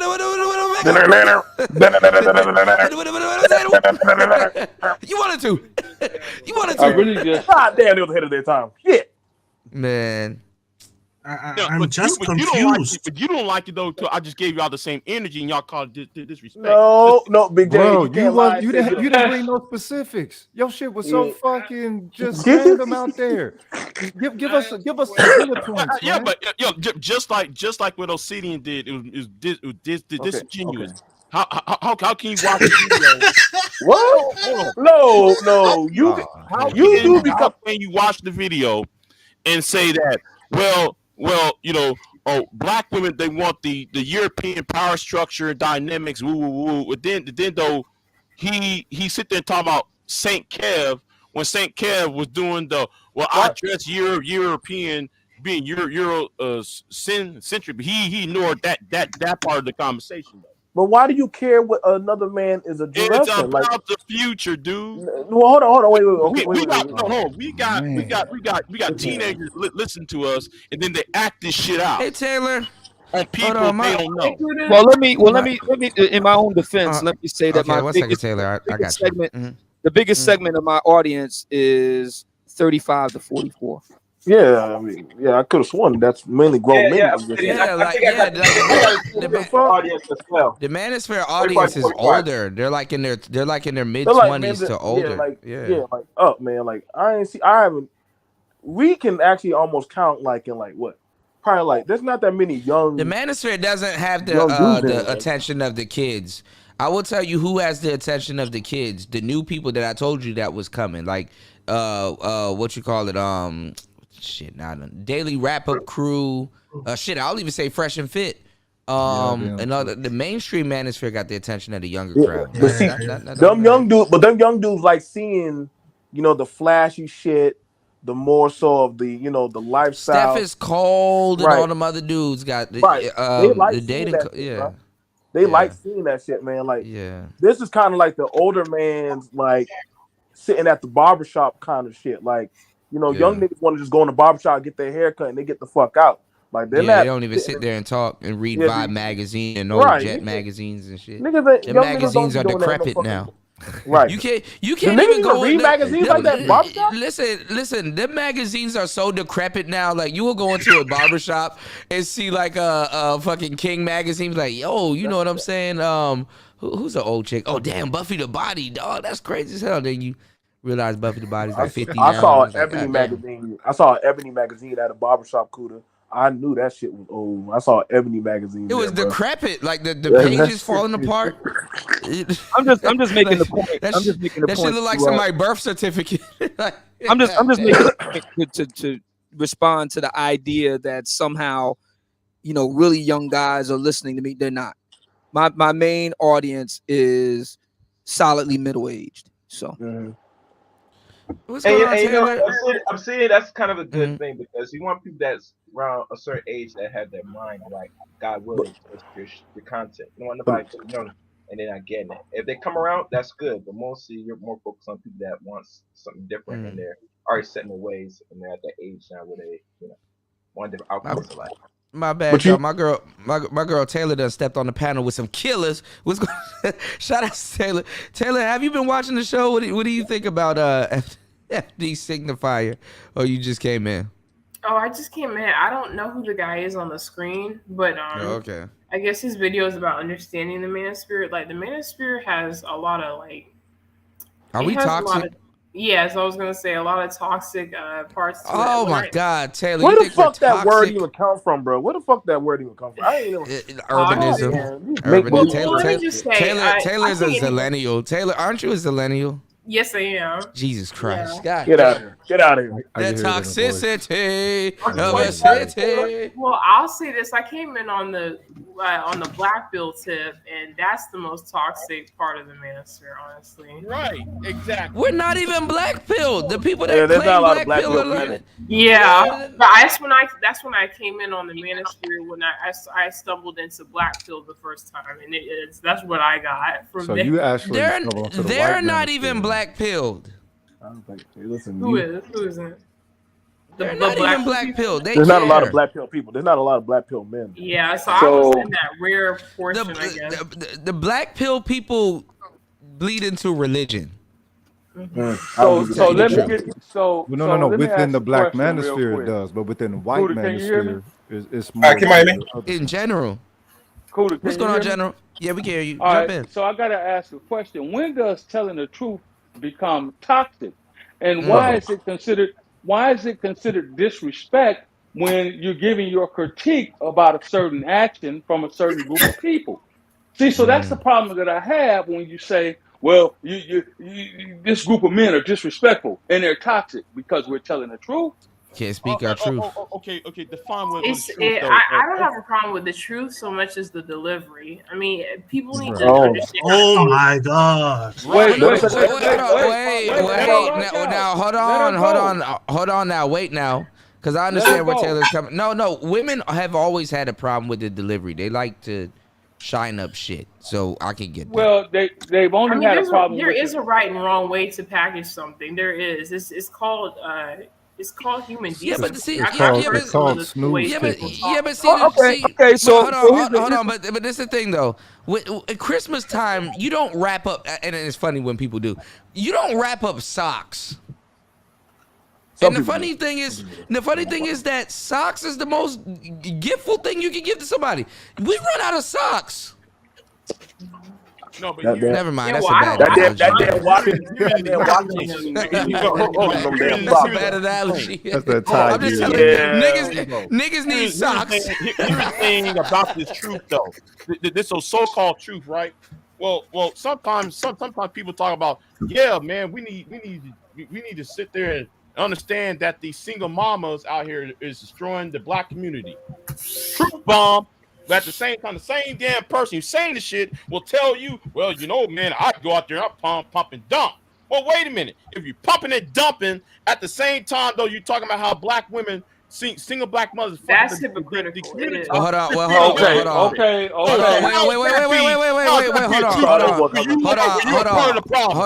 on. Triple X. I'm gonna say this now. That's where. Hold on. I'm gonna say this now because they just released an article. And the article been saying what we've been saying for years. Pump and dump. Women actually pump and dump way more than men. Thank you. That's not the argument. I'm talking about the argument of women are pumping and dumping way more than men. They encourage it. That's not the argument. The argument I'm raising is the men will sit there and say, well, man, I pump and dump, but goddamn it, man. I just gave you the truth, though. BG. How many of it? Y'all trying to have your cake and eat it too? Is no? The who is we? No, that's who not. is No. this we? I just gave you the truth. Oh my God! Women are pumping and dumping. There's a method called pump and let her dump because eventually she will dump you because she's pumping and dumping. I'm talking about the person who came in here with his chest all out, talking about single mothers is a part of the problem. And Kuda, I know what you're trying to do. Don't change. I'm not changing it. I gotta do a show on it. They just released this article. I understand that. Kuda, hold on. I can clear that up. See what Big J is leaving out. The brothers that are saying yes, I pump and dump. They're saying pump and dump respectfully. Pump and dump without creating single mothers or children. Protect your seed. That's the part that a lot of y'all who want to bring that argument forth are missing out on. They're saying they never said respectfully. I gotta get that to them. They do say, hey, don't be making no damn kids. They do say don't make no damn kids. They all say don't create any children. If you gonna pump and dump, don't make no kids. That's a part of their whole goddamn pump and dump scheme. But what about not creating no fucking without making children? Skits fucking sold and minded women. Wait a minute, that you still do that. But that's part of the issue with the fucking community. But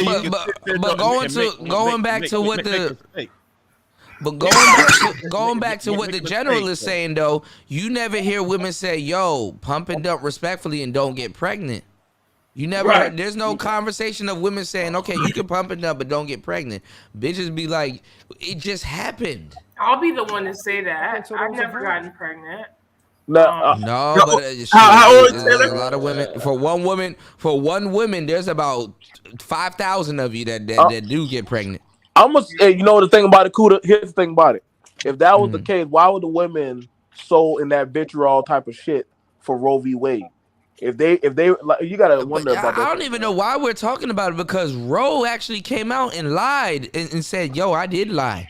She went on a Chitlin circuit. I lied. Press run, and nobody says nothing about that. Because it was never about her.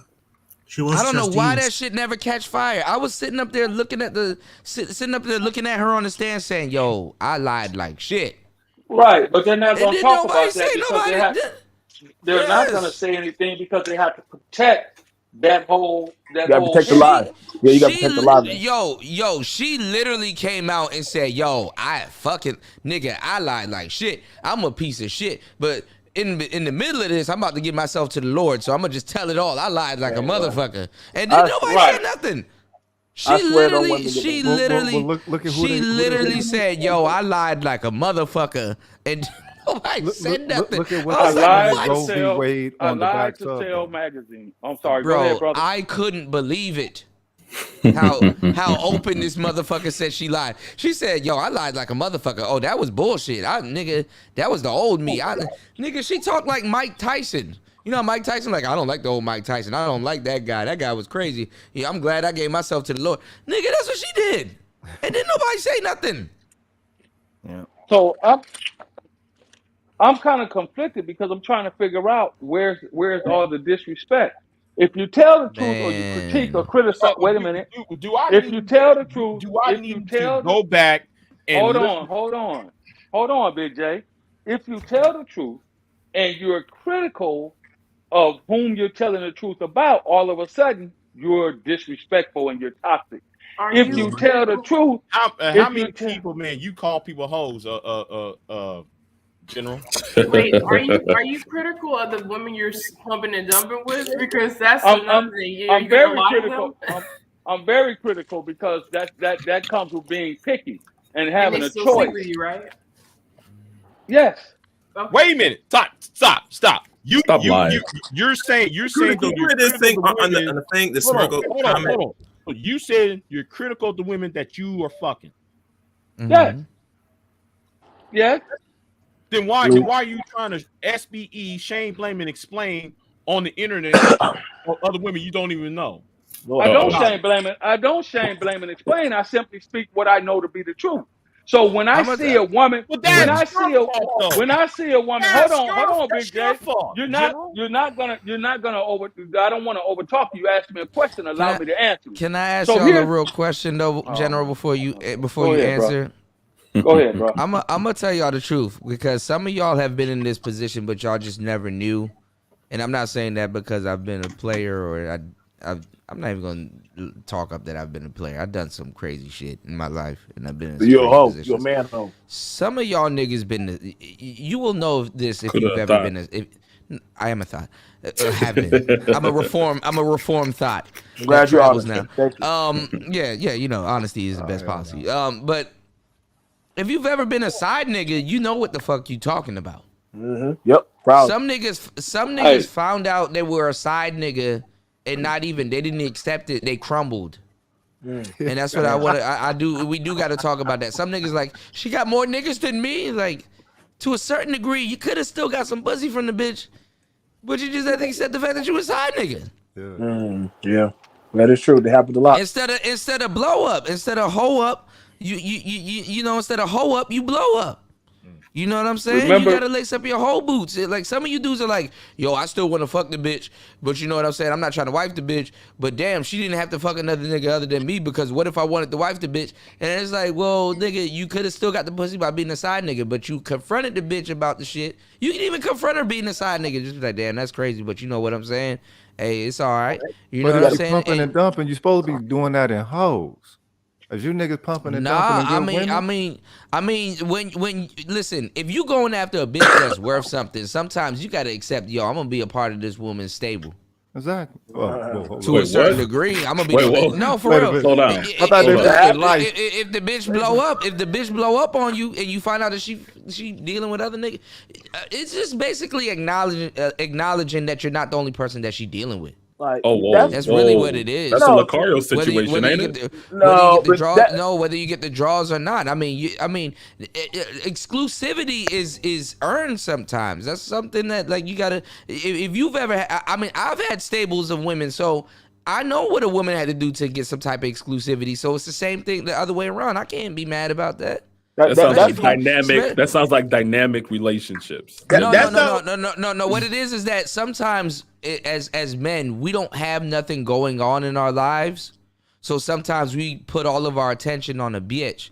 But if you got other women and you're entertaining and you got other shit going on, sometimes you can't, especially if you hitting hoes on the run. You can't really catch no feelings behind That's not that like shit. the military lifestyle to me because if I'm you on the just saying, run, I'm just being honest, bro. Like that's like if Oprah were to say, "Listen, I'm a gonna lot come of y'all by." can't handle being a side nigga too. That's another thing. That's like So if you want to be Oprah. a That's dude like on Oprah. rotation? But we're gonna learn all of this, y'all, in trick school. Oh in trick God, school, this nigga. we're gonna learn all. So you want to be a dude on rotation? I'm gonna by be a woman? trick. I'm gonna be a trick dating coach. I'm gonna be a trick dating coach. Come on, you want better for yourself, don't you think? Gabe. No, I don't want better for myself. I'm a trick. I'm gonna be a trick now. Yikes. I'm a trick dating coach. Kuda, you having women have work husbands? Come on, man. Like they'll say, "Oh, that's my work husband." Like I'm like, well, damn, shit. Like, I can see on her And work the sad husband. That shit be happening that way. BMT and BMT. The sad part is a lot of these niggas don't even realize that their wives and their girlfriends and others have work husbands. That's the sad part. Did your ex-wives have work husbands? They probably did. That's why they're exes. See how that I worked? I feel bad for you. See how that worked? No, you don't have to feel bad for me because my life is fine. I'm sorry. I'm in a 4,000 square foot home. I make about $11,000 a month. I travel internationally all the time. I have nice things. So nobody asks for your life stats. But see, Gabe, it comes along with the territory, brother. Life stats. That's the problem. You know what I just noticed? You know what I just noticed? Hold on, Kuda. Hold on. Who asked for that? Because a lot of these dudes Gabe uses office humor and he effectively trolls the space. I've been wondering why people hate Gabe. I'm just asking. I'm asking why do y'all? He tries, but that doesn't work. You see, because he said everybody's wife have a work husband, and I asked his ex-wife have it. Ain't nobody trolling him. I'm saying they probably did. So yet again, I'm not the one who's in a desolate situation. Neither are they, by the way. They've all turned out pretty well for the most part. Shout outs to old man. But at the end of the day, good. But at the end of the day, understanding who you are as a man, where you are as a man, and what you're up against and what you're dealing with in the modern day dating society, the way that we date and mate, that's a whole nother conversation within itself. Okay, you talk about that, but then why you talk about what you make and what type of house you stay in, the square footage? What was that? Because I didn't. How was that an addition to the? You know what I'm saying? Like, how was that an addition to the conversation? Okay, hold on. Well, he's showing you that he has freedom. I'll explain it. Because I understand what my mission and my worth and my value is as a man, and what my life goal is as to how I want to live my life, and to be free from the constraints of how you think my life should work out. I never said your life. See how that works? I never gave you any standard for what your life needs to look like. I never gave you any standard to what your life. No, I never gave you any standard. But who gave you the standard? That's why I didn't give you a standard for what your life needs to look like. You would have definitely preferred if your marriage or relationship had, made it though, right? Oh, yes, I would have, of course. All right, because it sounded like you. A humble brag on. Well, that bitch left this. I didn't understand what that. No. See, so let me explain to you. I'll say this: a lot of people talk about the general, and because General, you've been married about 3 times, right? I've had 3 different marriages and relationships. But that's what I'm saying. A lot of people fail to realize that some men prefer things in a particular setting. You know what I'm saying? Yeah. Like some people prefer things to be in a stable. Sometimes a man's marriage is a stable. It's like, okay, listen, this is cool. I like relationship. I like date. I like do this, that, and third. But I rather things in this particular setting because that's more comfortable. You know, I don't look down on a man that's been married 3 times. Well, it ain't about see that, a man. Kuda. What it's about is a lot of men, they talk leadership and they talk about being the head of the household. There's a lot that comes with that. A lot of these dudes, and I'm not pointing the finger at anybody on this platform. What I'm saying is a lot of men simply are in relationships out of convenience, right? That's what happens. They get in situations and it's like, oh, okay, yeah, I'm stable, but they're not truly happy. This is why you have what I believe the last stat was 60% of men that are married are in sexless relationships.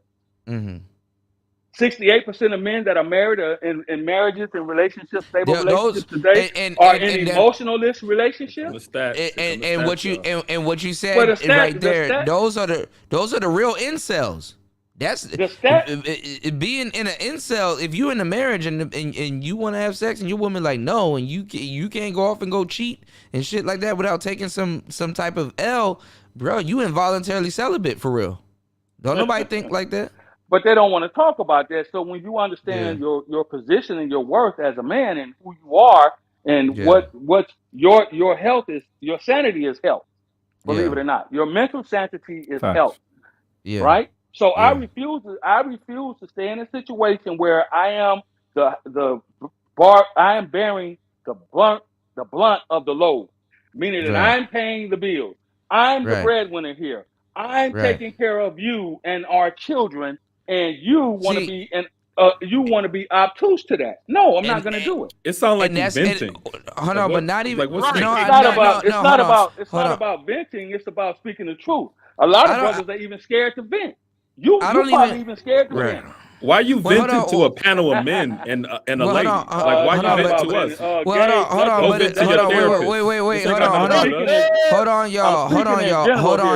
Hold on, y'all. But it's not even about that, because people will get on the general about his marriages and stuff like that. Yeah, but the thing is, okay.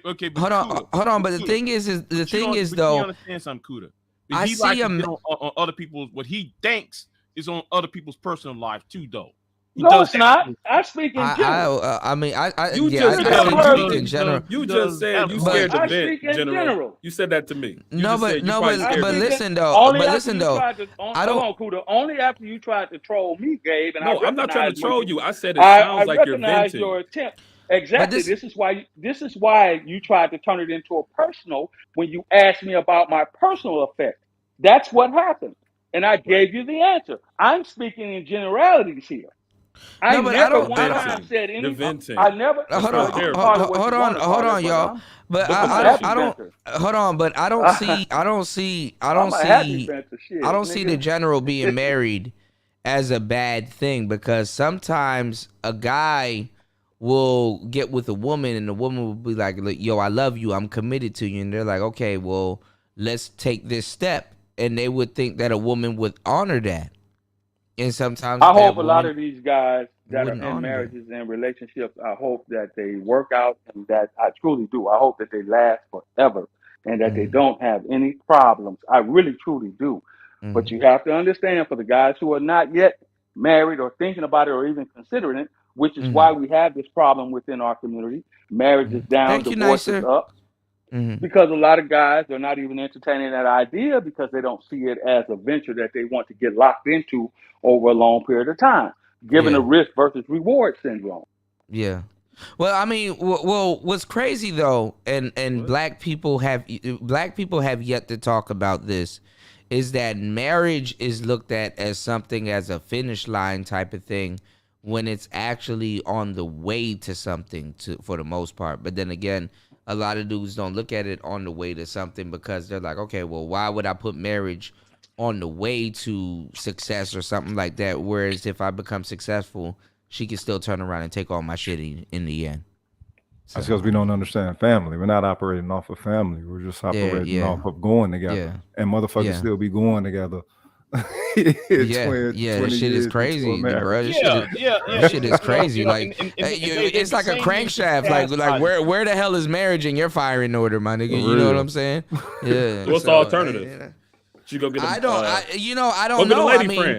I mean, I don't know, because I can tell a player when to get married. You know, I can tell a square when to get married. and stuff like that. But it got to be in his firing order, and he got to be adjacent to it. And then at the same time, it's like, you know, it's like, bro, are you gonna honor that, or is it gonna fall apart? And then she gonna get everything. You know, your buddy's FD Signifier said we still here. Nigga, you ain't left, bro. You ain't fooling nobody, bro. You're welcome to the club. But look, let's get back into FD Signifier since he's here. This show's about him. He's on the thumbnail. I got you, bro. I got you. Come up on the panel, like you act like we just gonna ask a couple. That's what he said earlier. He said he charged a fee for my nigga. You can waive that. You can waive that shit. Ain't nobody gonna see this. Go, professor. If you feel froggy, then fucking jump on the goddamn panel. Come on, because the thing is, I'm getting really seeing you trying to do this disingenuous argument. See, FD Signifier, what's your zodiac sign, bro? I know I usually don't ask niggas that question, but what's your zodiac sign? No, this ain't about being just from a fucking female. Hold on, y'all. Hold on. Big J, stop addressing people in the chat. Hold on. I'm gonna say this. What's your zodiac sign? Because to a certain degree, as content creators, we're all kind of like narcissistic. It's like, yo, man, this show's about me, man. Talk about me. All right, let's get back into it, goddammit, because we talking about marriage and stuff like that. How the fuck did we get on this topic? I don't know, General. The General just went all into these directions. So it's all connected. It's all connected because ultimately you're talking about relationship, right? You're right. You're talking family, which means you're talking. Right. You're right. You're talking. You're talking a people, a group of people. You're right. But, you're right. We talk about stats. We talk about work husbands. Talk about everything. Well, I didn't mention work husbands. It was brought up, so I merely responded to what was brought forth. Well, you elaborate on it. Well, what I'm saying is that a lot of women they cheating their asses off, and y'all don't know. It's to the point where I gotta tell y'all, if you found out your girl cheating, unless she's just a sloppy bitch, she wanted you to know. Anyway, let's go. Talk about black men. Police are quick to unalive black men because they fear that for makes their so much lives sense. Based solely off the fact that a black man looked at them the wrong way. Like, that is what institutional violence against black men looks like. It is the exact same rhetoric. And I'm sure some of those police have maybe lost a peer, a co-worker to violence at the hands of black men. And I know for a fact, if you look through their group chats and the places that they hang out in, that they have also surrounded themselves with specific images of black people to produce a specific attitude toward the value of black lives. So again, while I empathize with where that comes from, I give it no. You know what's funny? FD Signifier, I like how you try to pretend like you're different than us when you're really the same. You know, we go off on these different type of tangents, because halfway through this shit you just try to give us a feminist education, and it's like, bruh. Did we pass the part about KS? Huh?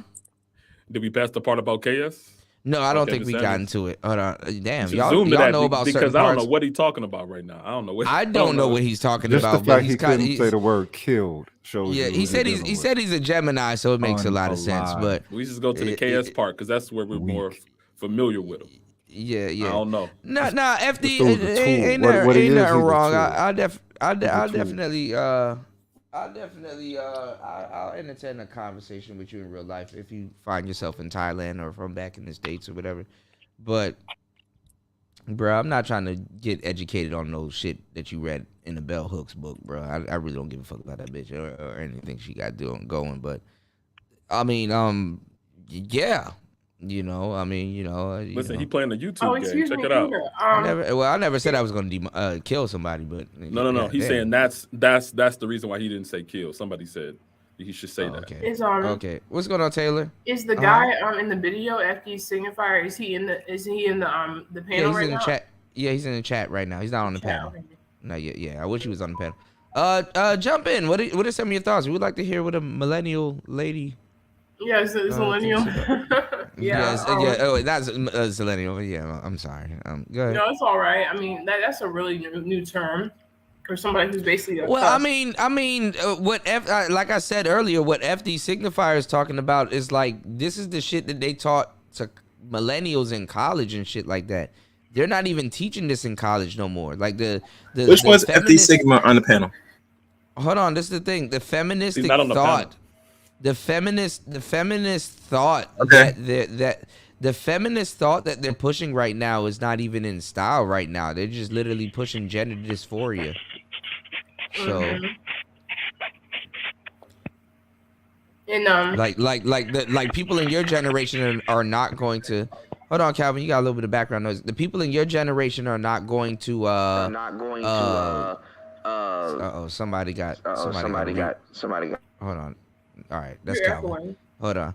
The people in your generation are not going to resonate with none of this shit. This is like old school. Like, did you read a Bell Hooks book? no. Exactly, cause they pushing fucking goddamn gender dysphoria. They're not. They took clowns out of schools and put transgendered people in there. I don't know. This is old education. Like, you know. Validity to say and spread the ideas that these women are spreading.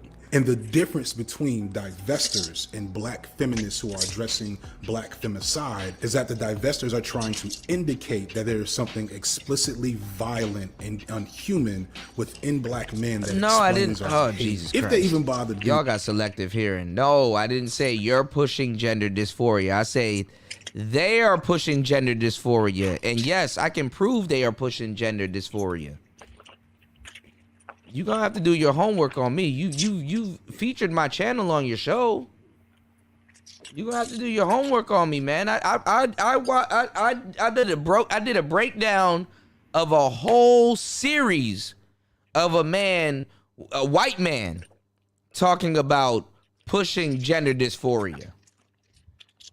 You know, I'm trying to tell you.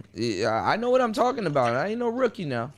do that because most of them don't. Most of them are doing exactly what I'm showing you in this video. They don't really care about black women. They don't really care about black girls because that's not what Chewing their gum or content is something. usually What the about. fuck is that? Their content is mostly about two things. I One, thought I was black on women mute. can I divest, muted aka it. get away from I'm black sorry. people, get away from She black up- men, and she up there ideas eating, of Iris- white Iris men, or at sea least moss. a non-black man to provide No, I'm hypergamy eating or whatever potatoes else, and, and by itself again. sausage. You up I went there? back and You up forth. there going to Do I town? approve or whatever? You eating the No, shit but out of I that would shit. not care. That I shit would good as never hell. have mentioned It is. I put divestment jalapenos, had garlic, that and just onion been on what it. it was. Because Yeah, I've we been hear hearing you. about that part of it for a couple of It's years hot. now. But when I got to the other part, the almost advocation sounded for like Dome, police so brutality I- against black men, the advocation for aborting Somebody black getting their boys, dick Yeah, I the mean- queerphobia, the transphobia, sound like the Dome. ableism, the colorism.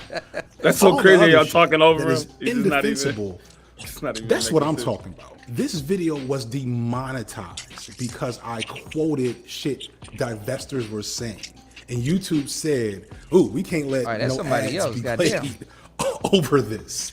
I'm And that saying was we should skip to light. the I other found parts way worse because stuff that I kept he to on some myself other because I stuff. felt like I didn't want to be overly salacious in this section. Because I do, and I said this very clearly, but some people missed it, I do see divestors as a very small, relatively insignificant, and unimportant issue that the black manosphere exacerbates to be bigger than it is because they're fucking stupid. But please don't try to equate. Oh, FD. That's smoke. That's smoke. That wasn't Oh, smoke. FD. Oh, That Calvin dude, FD. man. Calvin dude, man. All right, Calvin, that's you, bro. You got a replay in the background. Oh, FD. Are you calling us dumb or the They're divestors fucking stupid. dumb? Yeah, they're fucking stupid. I said he what I what he said. Oh, Jeez. come on, bro. Listen, you And come then- on, man. You don't want to mix up over here, man. And then you call us toxic. It get dirty, man. It get dirty. I don't think you want to do that. Well, he's a try-hard nerd. Come on, FD. The toxicity of a city. Whoa! What do you want in the world? He said I said what I said. You gotta put the Calhouns on it. It get Come dirty. on, bro. It gets messy. Come on, bro. You stop it, bro. You have to join this panel, bro, for the free. divestment, which is basically built from white feminism, girl boss feminism, and white supremacy, to actually caring about black girls and women who are going through fucked up shit in black communities. It is very different things. And if you really care about those parts, you won't really be spending too much time calling niggas bullet bags. It's a whole different conversation. But with no critical engagement with the normalization of Bro, you can't disagree with partial of that shit and not open it up. So let me get this straight. You will open it up on the manosphere, but you won't open it up on women calling niggas bullet bags. Nah, I think that's what he was saying.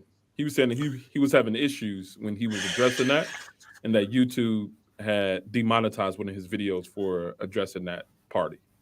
Oh, that's disingenuous. That's disingenuous as fuck. No, he's actually telling the truth. He's telling the truth.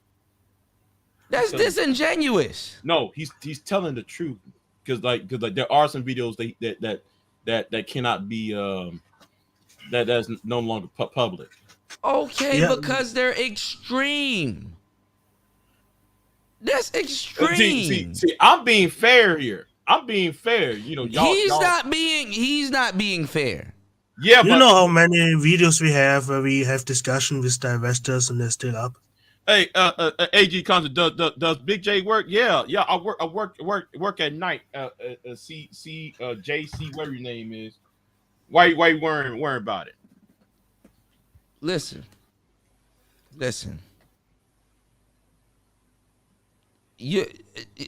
Look, bro, you're being very fucking FD. You're being very fucking selective, bro. I mean, he wants. That's why I say I'm very proud of the hustle. He gets that woke. Oh, you see, you will say that in my chat room, but you won't make a video about that, bro. I challenge you to make a video about it. I challenge you to make a video about that, nigga. You gonna lose half yourself. He said, "I'm not saying about the divestment overall insignificant as the trash they are." You wouldn't say Cynthia G is trash. No, even not. It's a YouTube slave master said no. That means no. FD, they got a bigger base What's a than the YouTube Manosphere. slave master? Hold on. They got a bigger base than the Manosphere. Oh yeah, with more money. Okay, all right. We'll let the video go.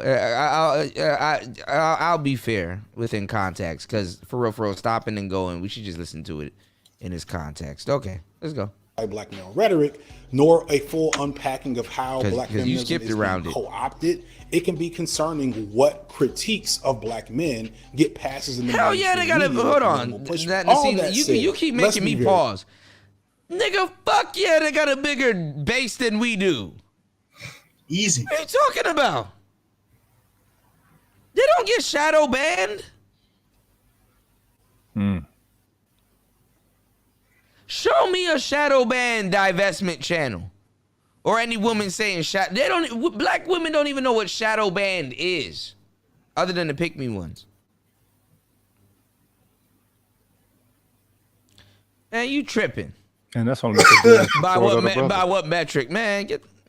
These Manosphere dudes are now trying to label every black woman they have an issue with as a divester. When I asked about this on my Twitter, I had people sending me stuff that was just like, misogyny bad, black men do better. And it's like, no, nah, that's not divestment. That doesn't make the cut. Misogyny is bad, and some of these niggas need to do better. It's a difficult balancing act because both these communities suck. It's impossible to engage with the issues of one without the other claiming you as on their side. And both their fan bases are prone to toxic behavior, although the Manosphere dudes have proven explicitly dangerous and violent at times, which is an important thing to keep in mind. But at the end of the day, both are coming from a genuine place of hurt and with valid issues that should be addressed.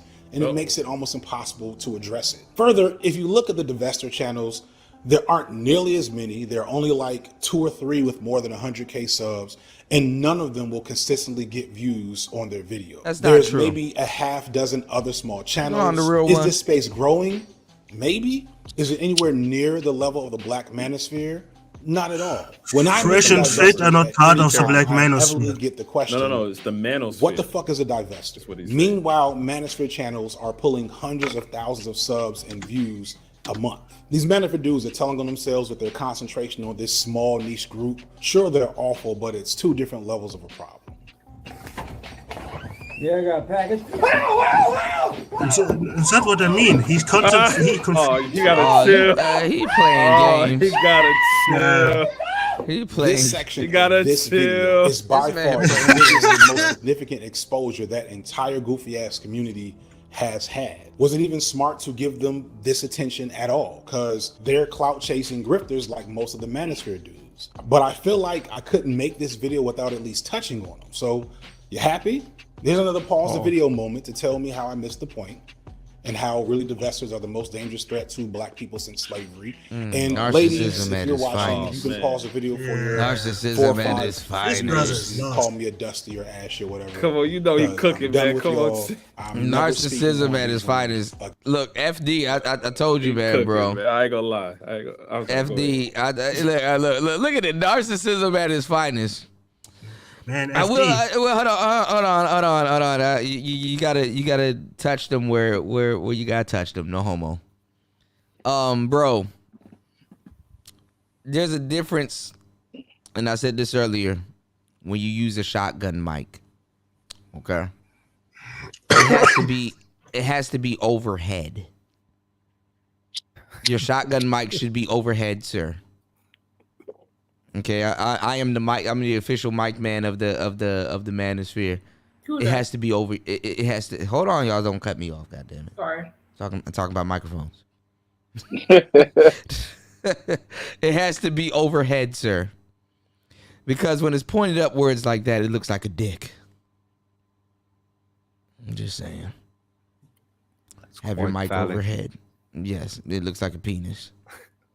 And it has a filter, a little filter on it. Come on. So you have a condom. Signifier. You have a condom mic that's signifying on going upwards. Well, have it overhead, sir. Makes you look like a cigarette. Just get you a nice little. It should be on top of your camera, overhead. So FD, are you now a permanent guest of the Manosphere, Black Manosphere? Because it has to be out of the shot. Also, you can turn up the gain, but you might produce a little bit of room reverb. Okay, there's some things you can learn about the Manosphere. Just holla at me on the back end. I won't. We won't mention the thing about what you're talking about, but I got you. PlayerTalkTV@gmail.com. I'm dying to know how all you black women are the cause of World War I and II. I just explained it earlier about the goddamn mouths and snitching. He said cock Mike. That could have been prevented. Again. Shout out to Gino. Block you. One thing that has always confounded me is the Manosphere, I got you. Audio is key. You know what I'm saying, FD? Anti-simping policy. Now, like I've heard people say simp is bad because a real man should, oh my God, he's like Derek Jackson, no even lamer. Work for or pay he's like Kevin Smith and Derek Jackson wrapped up together. Women or something. I'm not sure. The thing that throws me is that simping is bad, but only for women, it seems. Because if there's any bigger group of simps for non-women, it's niggas in the Manosphere. It's just they don't simp for cool stuff like. Hold on, y'all. I'm missing a bunch of comments. Hold on. What did he say? My bad. I missed a bunch of comments. You gotta go back. What did he say? One thing that has always confounded me is the Manosphere or Red Pill's anti-simping policy. Now, like I've heard people say being a simp is bad this a long because segment. A real man should, I guess have standards and shouldn't have to work for or pay for the attention of women or something. I'm not sure. The thing that throws me is that simping is bad, but only for women, it seems. Because here we go. If there's any bigger group of simps for non-women, It's niggas in the manosphere. It's just they don't simp for cool stuff like, you know, sex workers, titties, legs, ass. None of that. This Shame, dude is shame, shame to hilarious. simp I'm for not that. gonna lie. But, yeah, It's coming, yo. Damn, yo, It's coming, yo. hold No, on. play. Even Taylor came off mute and said this dude is hilarious. He cooking. I ain't gonna lie. He cooking. Man, he's cooking with greasy fat. That's what he cooking with. What was he talking about? Cuda. You might as well go ahead and play it, man. Because it's what his setup is about to go. Never mind. Go ahead. All right. Ooh, they will simp all day. And they simp for these dudes for kind of the same reasons that any man might simp for a lady. They want attention. They want that person to make them feel good, to make them feel better about themselves, to entertain them, to fill them with a sense of joy that maybe helps them get through their day. It's just I don't want to call it natural, but the urge to simp for a lady is somehow unmanly. But no, these dudes simp for grifters. They simp for men who quickly abandon them when the opportunity comes. Relax, everybody. Relax. For a 2-year period of time, nobody was making more money. FD, bro, off this the you, simping bro. of other black men than one particular person. Some call him the godfather of the manosphere. He finished. Wow. Oh, here we go. You made it this far, so let's go. Let's talk about Kevin Samuels. Oh man, that was a great lead-in. Yeah, dance off his grave, FD. Dance on his grave. FD, he's just priding himself on the goddamn presentation. I already know it. All right,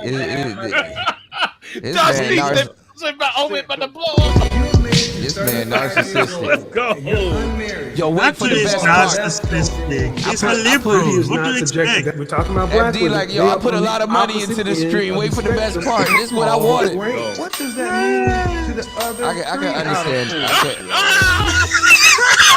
I can understand. Yo, not the East. Let's level set for a second. It's probably a blessing in disguise that I had technical difficulties. Listen, bro. I'm a bit of a media staunch myself. Trust me, when my heart was in it. FD, this space kind of has dulled me down a lot. But bro, making fun of a dead man is never a good move, bro. I don't think he's doing that.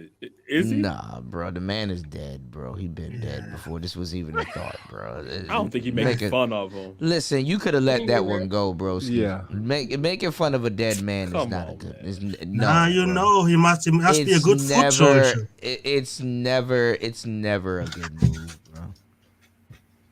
You know. Yeah, if you watch the think he video, doesn't he's even not really really mean what he's talking about chaos. He said cap, bro. That man is not here to even.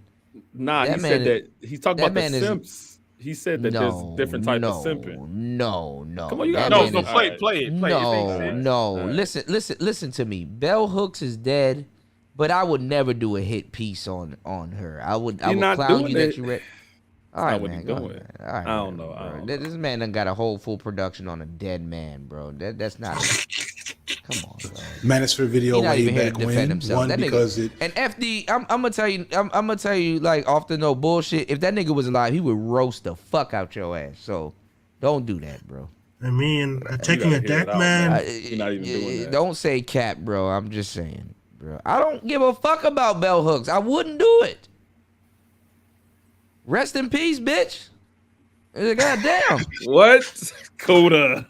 Gave me an excuse to make more content around it, which is good for the channel and helped me flesh out my ideas more. But also because I may have went harder on Kevin than I would have wanted to, especially right after he died.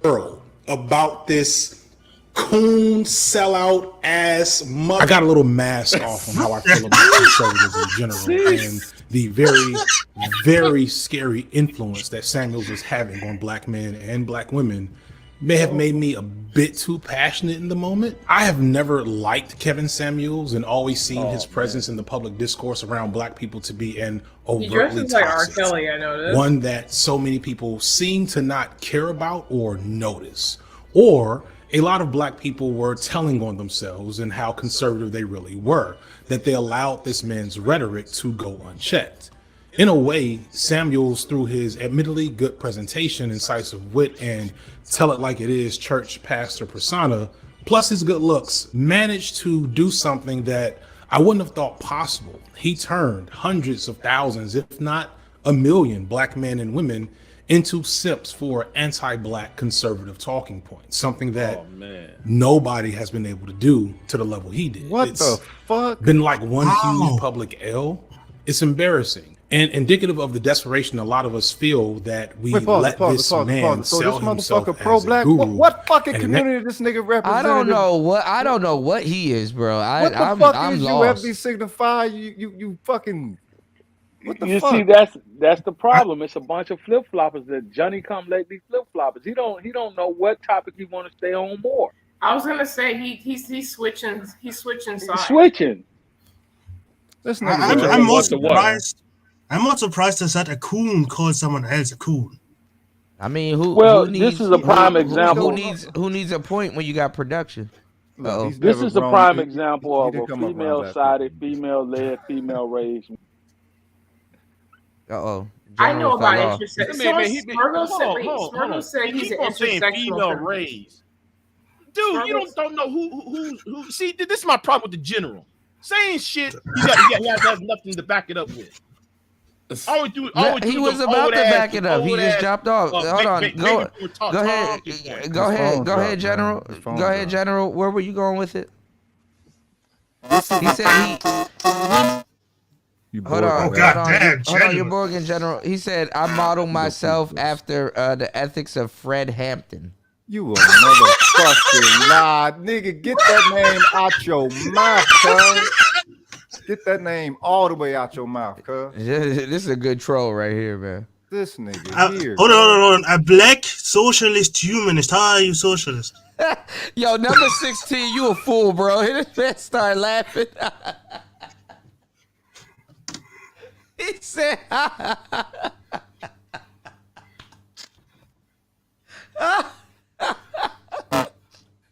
That's some thoughts. Oh, General, damn. No, go away. General, you're like Morgan really bad. I wanted to hear what he had to say. No, God damn, it's a collective gotcha. Damn. It's a collective. Is somebody trolling? Is this the General? Somebody trolling?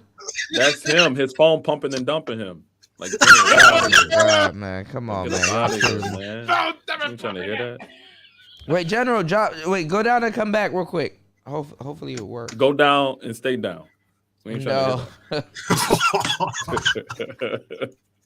Oh my God. Shout outs to Go P jump in. Here we go. Lose here. God damn, the party just got started. God damn. General, jump down and come back up. Hold on. Hey man, listen, bro. Y'all being disingenuous. This man cooking, goddamn. He Y'all let cooking this shit play, bro. You know y'all, he cooking. bro. Y'all gotta let this shit play, bro. This nigga cooking, dog. Y'all, Let it ride. Y'all interrupted. Y'all gotta let this shit rock, bro. This nigga fried this space So y'all telling me Karl Marx was right? Man, I'm saying this nigga right about that simping on other niggas. He right about that. Yo, He that's right about alive, that. Lou. Lou, that's alive, man. Yo, I'm with it if you do a live. He right about that shit, boy. Marxist-Leninist. Man, come on, man. Y'all gotta be able to take criticism, man. All right. Well, this is the thing, Lou. You gonna listen to him for a little bit, right?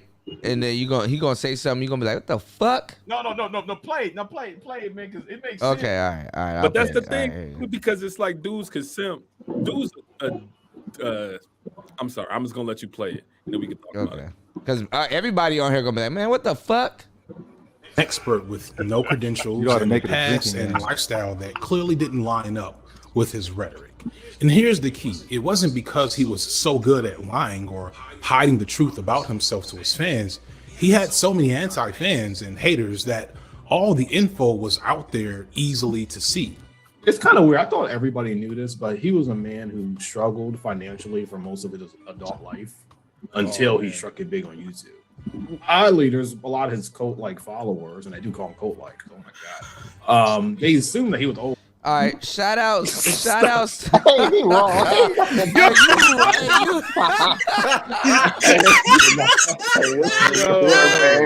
Let him cook. Yeah. No, shout-outs. let him cook. Wait. That's not a good look, Hold on, y'all. Shout outs to JC Conqueror for the 20 on the Cash App. Hold on. Now, first of all, hold on, FD Signifier. You got to put a big no homo at. Well, I don't know, because I mean, I don't know what side you on, but no homo after that. You aren't on our nuts. You know what I'm saying? But, bruh, come on, bruh. Don't. And then fucking Aaron Fountain talking about something. He was a man that struggled for most of his adult life. Listen, most black men struggle in their adult life. We don't always have it together. Like, so. Oh my God, man! Hey, can y'all hear me? Y'all are being we can hear you. Y'all are being you are being disingenuous as fuck, and you did not have to go and find this video of this nigga in some jeans jacket and stuff like that. Just listen, is that Levi? He has on a jeans jumper, and I get it because I got a black one. But listen, Doug, let me tell you something, bro. That's fucked up. You say you are not bisexual. I don't know. All right. I mean, it's cool. But what I'm saying is, listen, what I'm saying is this, though. It's like, bro, you know, the dude has a remarkable background. Like, I mean, just even if he was broke, it's still remarkable what he did. Why are you going to take that away from him? Attacking a dead man, you're never going to win, bro. You're never going to win. You're just putting a dark cloud over yourself. It may be fun for a day or two, but after a while, when the cameras are off, bro, you're going to have to live with that, Don't sell your soul, JD, with that, because, you know, cloud riding off of the man's memory and stuff like that. Can I read something, y'all? It's a really small, but. Thank you, Obsidian. It's What'd like, you say? okay, so it's a really short story, but I see what he's doing. Hey, hold on. Before you go, I only got a minute, but you know, I came up here because Big J said, you know, he wanted to have a conversation. Come on. What is, you know, I came up here. Yeah, I thought so. I thought so. Big J, don't answer, please. I'm here. I'm here. Yeah, I'm You know here. what I'm saying? Next. Shut up, Vivica Fox. Shut up.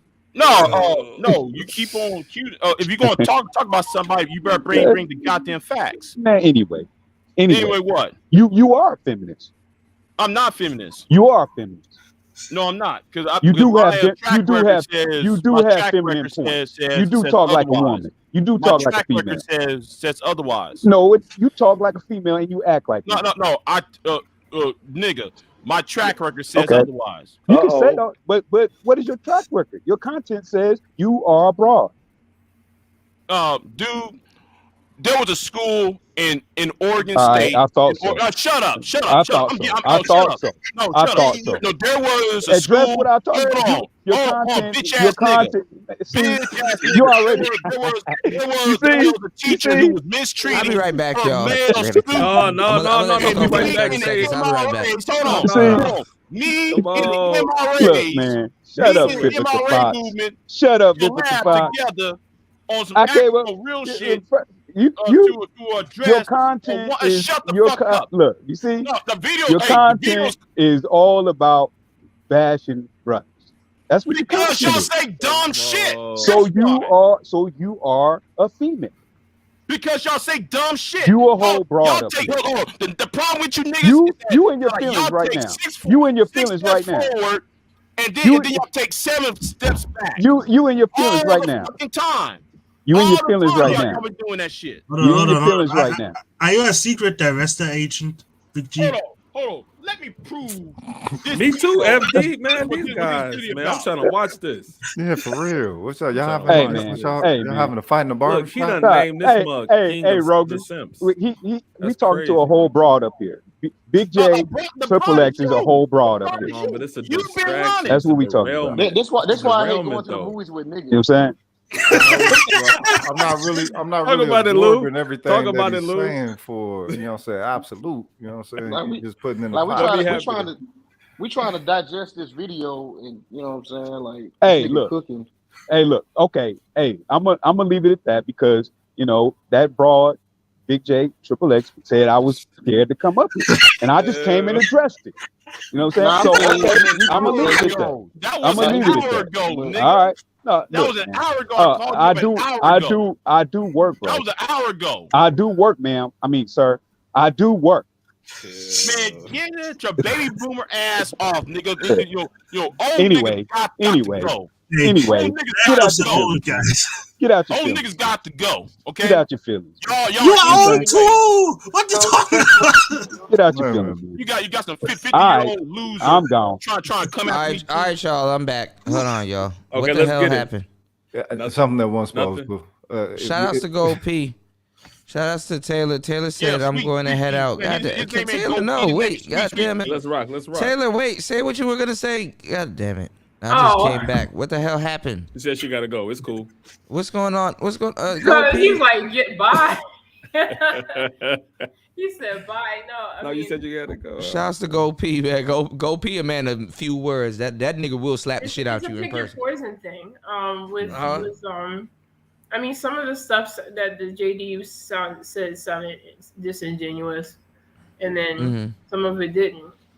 But I was there was a story that I saw that I laughed out loud because it was about a man. I don't know if you heard about the man who went to hell and he had to pick his torture. Did you read that one? What happened? Let me pull it up. Yeah, you said Kuda, you had you don't care story. what happened. Kuda, chill. You know you don't care what happened. Come on. Wait, somebody. Wait, let me read it. You said somebody got tortured. It says a man goes to hell. The devil greets him and says, "You have to pick your torture. Pick wisely because this will be your torture." Oh, that's the one. And the woman was sucking dick or some shit. And I heard. Yeah. Dang, I'm already up on that. No, there's a I'm already lesson up on behind that. that. There's a lesson. Hey, I you was made a up good on point. that. Hey, FD made a good point about that. He debunked that whole shadow, that shadow man. Can we keep playing the video, please? Because y'all going to lose focus. FD is clowning right now, and y'all going to lose focus. Yeah, that shit burning. That's why I keep talking. All right. It hurts. Okay, it's burnt. All right, let's go. Always like wealthy. I'm like, no, yeah, he admittedly was like struggling. It's because his fans simply did not care. But for those who aren't aware, let me run down some evidence that Kevin Samuels was very much a fraud. It doesn't take too much digging. And it's funny because Kevin Samuels was on this very show, and we know him intimately, and all of a sudden, not intimately. A fraud of what? Oh man, it's hard. It's hard. 10 hours into a live stream. 10 hours into a live stream, it's hard not to say something that can come off as homo. All right. We get it. We actually knew him as a person. So it's kind of funny watching somebody that doesn't know this nigga talk about this. Kuda, that's Obsidian job. You know that's what Obsidian's doing, man. Yeah. What do you mean? I think Obsidian left. Nigga, y'all don't judge me, nigga. 10 hours. I want to see how y'all talk after 10 hours. Shit. I want to go to sleep. They said drop Kuda. Drop Kuda. You gotta drop yourself, Kuda, for that. Drop yourself. Listen, I'm getting passionate. I'm getting passionate with my words. God damn it! I need to drop myself. All right, I'll drop myself. Give me a second. All right, let's just hear this guy. To see that Samuels is not what he would call a high-value man, which is a stupid concept to begin with. But I don't feel like getting into all that right now. However, the reality is that Samuels was very much a man that for most of his life struggled financially. The easiest evidence is way toward the beginning of his rising when he did an interview with noted culture vulture and snitch whisperer Vlad TV. Samuels clearly spells out what his life was like before YouTube fame. Yeah, a lot of things changed after that. I was working as in a research lab, and I enjoyed the work, and I decided to get a second job waiting tables at Pappas Corporation, and that's kind of what led me into corporate sales because I got offered a job as a waiter. Okay. What?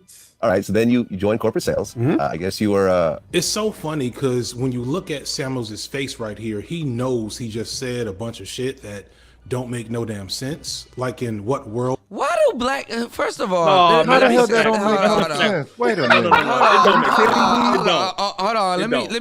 Let me say this.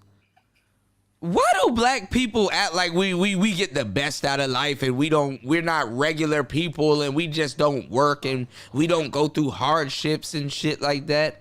No, why we act like we don't go through this? Sense. Let me tell you the part that didn't make sense. How do you go from waiter and then you're offered a sales job in corporate sales? You're a waiter. I'm not gonna lie. That you got to sell shit. I'm not gonna lie. God got listen to me. God got a fucked up sense of humor, nigga. You'll be a male stripper and then be like the hottest gangster rapper that's selling all these records out of nowhere. But you're not God gonna go got from a a male fucked up sense of stripper humor to a corporate sales executive. Listen. I can't tell you where your life is gonna go, but God got a fucked up sense of humor. Why? But cool. Man. Why you keep on pausing every 20 I'm saying he turning that stove off. That shit gets too hot. What? That's what it No. is. I'm saying. Nigga, this shit simmering. And you niggas ain't letting it How simmer, is he nigga. That's what cooking? Hold on. That's now the inner African come out of me. How is he cooking? You just say, oh, look, the black man was poor. What is that about? That's not the point. Well, you missed First of all, First of all, why are black people acting like we're at the top of the top? Like, get the fuck out of here, nigga.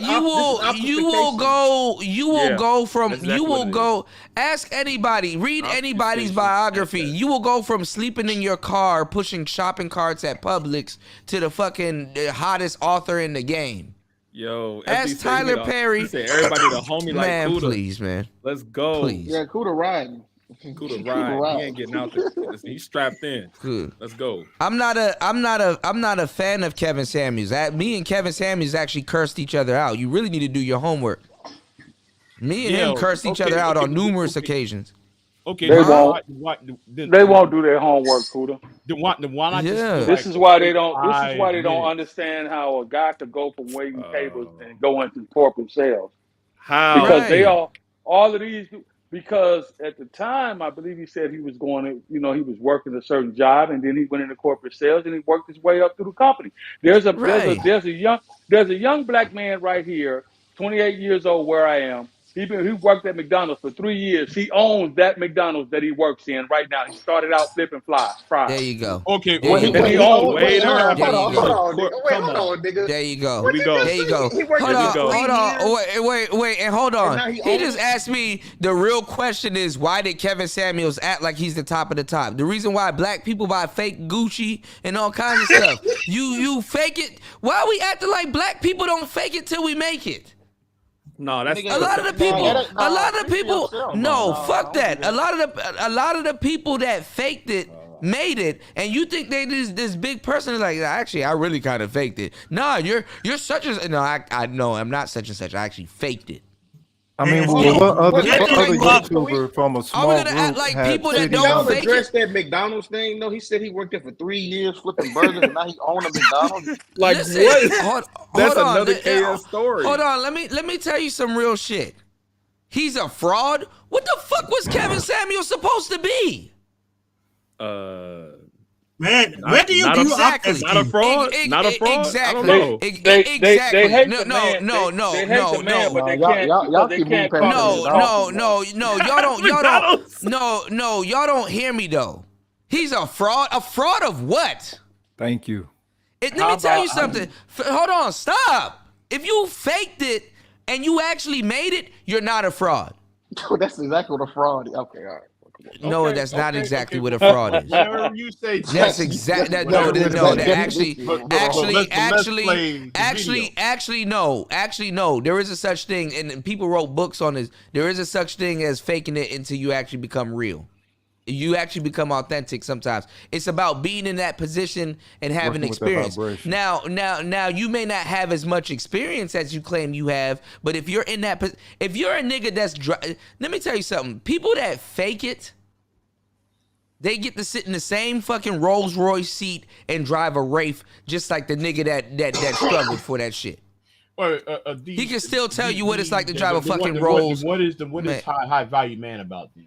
I mean, what's the purpose of being real if you could just be fake? He was fake by his own standards. Anybody can be fake by their own standards. It's called an imagination. Oh my God! Oh my God! Didn't nobody? Stop it! Stop it! Stop it! Didn't nobody tell you to make some standards that you didn't live by? You can be fake by your own standards, and real by another set of standards. Who the fuck determines? Wait, say that one more time. I didn't catch that. Listen, say that again. Listen, okay, all right. I'll slow it down. All right, I'll slow it down for the slow and impaired. Listen, if I claim that I made it and I say, yo, this is the criteria. Yeah. But I didn't live by that criteria, but I'm still real. I'm just not real by my own standards. I'm still real. I still made it. I'm still successful, but I'm just not real by my own standards. I'm not living. If you can say that he's not living by what he claim is what you should be, like he said, you should make a certain amount of money for a certain amount of time. Did nobody tell your black ass to listen to him and say, "Oh, that's the criteria of a high value man"? Nigga, a high value man. I'm gonna have to call you out on that because that's the same argument that y'all be throwing at these dating coaches. No, I don't. I never. Hold on. Y'all throw that at them because they're not getting the women that they claim it. Hold on. First of all, I never claimed niggas are a high value man by his standards. That's number one. Because my definition of high value and his definition of high value was different. So we got into an argument about that. I never claimed that. And at the same time, I'm going to tell you some real shit. I see dudes out here that don't got shit and they kings. So I don't know what the fuck y'all talk like high value. Like you can that was his imagination. He just blew up. He just got rich, and he put that standard out there. Did he live up to that standard? No. So is he a fraud by his own? Stop. Yes. No. Stop. Because now y'all switching y'all story. No. Because y'all just said he was a fraud in general. First of all, he could have been a fraud by his own standards, but the man was still successful. By the standards that everybody try to be successful by. So yes, what makes him fraud? but not by his own standards. If you were to say by his own standards, y'all didn't specify until y'all started. Oh man, Kuda, you ain't making no sense. Nah, stop that, man. I don't even think FD got all of the receipts. No, he create rules that he himself couldn't follow. The problem is he didn't create the rules. Listen to the okay, and a lot of us don't live up to what the hell we throw out there. We fall short of who we claim to be. Wait a minute, he didn't create that on his own. Hold on. Cass didn't create the rules. He didn't create that. He adopted those along with everybody else participating within the space. Yes, because Cass asked the woman, "What do you define as a high value man?" And they all answered the same. The man was successful. Okay, yes. Ain't no doubt about that. Kevin Samuels out. It's crazy. Y'all gonna say he didn't die successful? Lie to me again. Nobody said that. Okay, then. Well, you know what? I'm gonna be bold enough to say this. I'll be bold. The answer is no, because. He didn't die successful. And I'm gonna be as respectful as possible because I don't have a personal problem with Kevin Samuels. But the thing is, no, because he didn't have the people that was in his life wasn't there. What? What the fuck did you just say? What the fuck did you just say? Feminist alert! Feminist alert! What are you drinking, man? Man, understand. Mad dog. I thought I was fucked understand. Up. If you're making a video, if you're out there making a video saying you're going to die alone, but in the worst, he did kind of die alone, and that's a sad part. Man, men. Fuck out of here, man. Didn't he had a girlfriend? Listen, Big J, I ain't completely disagreeing with you. He didn't. You know? He didn't die long. He didn't die long. He died. Hold on. Stop. He didn't. Hold on. Stop. He didn't. He didn't die long. He did not die long. He died in the arms of a bad bitch. And first of all, first of all, family member. I said a family member. His first mama. of all, Hit the he video. had a whole. Wait. Let's watch the video. First of all, his whole goddamn cousin, who he was extremely close with, was on somebody's panel that talked about the man and said, yeah, we were all cool. We were very close to him. And he did his best to keep us away from the bullshit that they call YouTube. The man's relatives, the barber over there in goddamn, what's the name, did a whole goddamn 2-hour show with somebody. Yeah, it was on there. So don't talk about he died alone. Hold on. Here is the point I'm trying hold to on. make, General. Not even that. Here's the point I'm trying to make. He talked about finding his aunties and all them other people that died alone. The man, do you know when people die alone? Do you know how they find you? You're like not even just that. It gets past that. Sometimes when they find you, you're like goo. Yeah, I know. You're like goo on your couch. I know. I see. I use. Okay, so dying alone. I work at a funeral home. Your fucking dogs and your pets start eating you after a while. So dying alone is relative. Some people say he did. Some people say he black men die alone all the time. We've been dying alone. We're not worried about dying alone. Kuda, why are you trying to cut in? Because I'm making a point here. The point is his mother did only knew about it, not from a phone call, but from so. Okay, you the black sheep of your family. Are y'all trying to introduce y'all parents? Are y'all trying to introduce? No, that's not sad. Are y'all trying to introduce y'all parents to this space? What's fucking sad? No. Okay then. Okay, no, I'm not missing the point. The point, no, stop it. The point is that your family's not supposed to be in these conversations. The other point is the whole. Will y'all shut the fuck up for a little bit? God damn. The point is your family's not supposed to be in these fucking conversations. The second point is that this man had insurance and he fed his fucking family in his death. His mama and his daughters are straight. They find out his death by social media. They didn't find that's called 2022. That's called being in 2022. Oh, okay. TMZ. When you're a public figure. Look at those city and twerking in the chat. Look at those. Hold on, y'all. No, for real. I'm really gonna tell y'all some. I'm gonna really tell y'all some real shit. When you're a public figure. And you're and you're talking about stuff that your mama, your aunties, and your cousins and stuff like that won't agree with, and you become a goddamn nigga, FD Signifier, his parents wouldn't want to watch that shit. Or he wouldn't that's even. Not the stop point. it. That is the fucking point. That is the stop. Point is there was nobody with him. Stop. What do you mean? Let you know, stop it. Because he was getting some pussy, man. Shut the fuck up. Stop it. Stop it. Let's move. Hold on, y'all. The whole and look, Aaron done showed up. God damn it, y'all done got Aaron Fountain in here. The whole point is that you can do something that people will view as disingenuous, change the world, and sit up there. Nobody will still never understand you. You can become the black sheep of your family, and when you expire, that's the same thing that got your family up out of poverty. You know what? All right, can we? See, that's what I'm saying. I'm going. Never mind, man. Y'all niggas being weird. Y'all niggas being weird because this nigga's dead right now. Like he wasn't in y'all mentions. Y'all wasn't talking shit about him. Like y'all didn't do live streams about the man. Like the man didn't blow up overnight. Man. No, we're talking about. Me and him didn't see. There was nobody who's close. Me and him did not see eye to eye. We cursed each other out and we became friends. Dude, and at the We got that. Fuck, Cuda. I don't give a damn. I'm still Wait a gonna minute, talk my shit. So you want to know? So you want to talk about somebody being close to him? Why is that so important to you?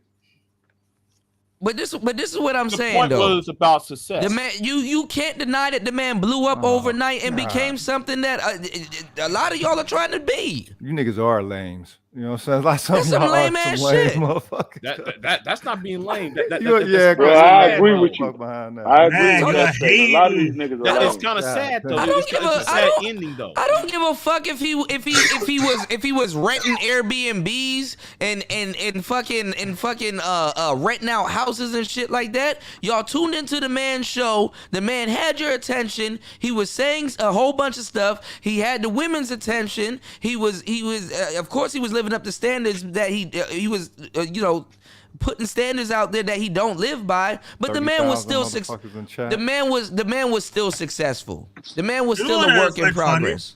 He died. I'm not trying to listen to no. He died successful, rich, and a legend. I'm not trying to listen to no black. I'm not trying to listen to no black man berate a man that was fucking a work in progress. That's some lame ass shit. And he's not even here to defend himself.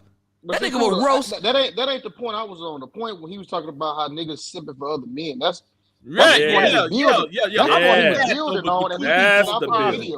That's the build. But DJ Kuda, do you know what I find funny? We keep stopping the video.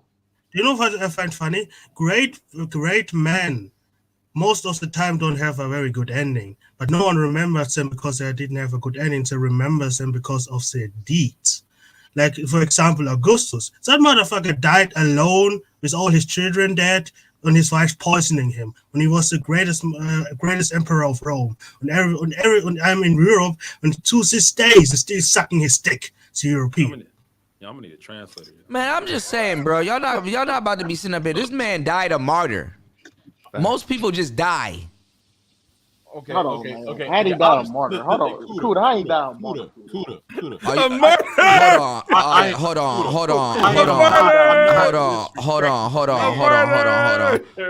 Hold on. Y'all gonna challenge me and say Kevin Samuels is not a martyr? Bro, that's not how you die as a martyr, bro. Come on. Y'all gonna are you fucking kidding me? No, that's not are you fucking kidding me? Oh, that's that deified shit. Okay, so when you die, is famous niggas, celebrity niggas gonna get you tattooed on their body? No, it's not. That's not how you die as a martyr. Okay. So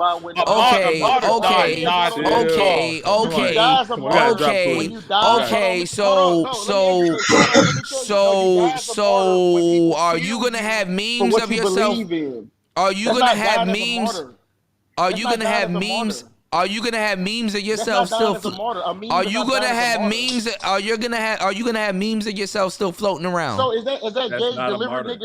Is he a martyr? When he died, the man died as a fucking martyr and not from the Manosphere space. These nuts nigga, is he a martyr? Bro, that's not how you die as a martyr. You die as a martyr when people kill you for what you believe in. Man, nobody killed this nigga. Joan of Arc is a martyr. Martin Luther King, Malcolm X for your beliefs.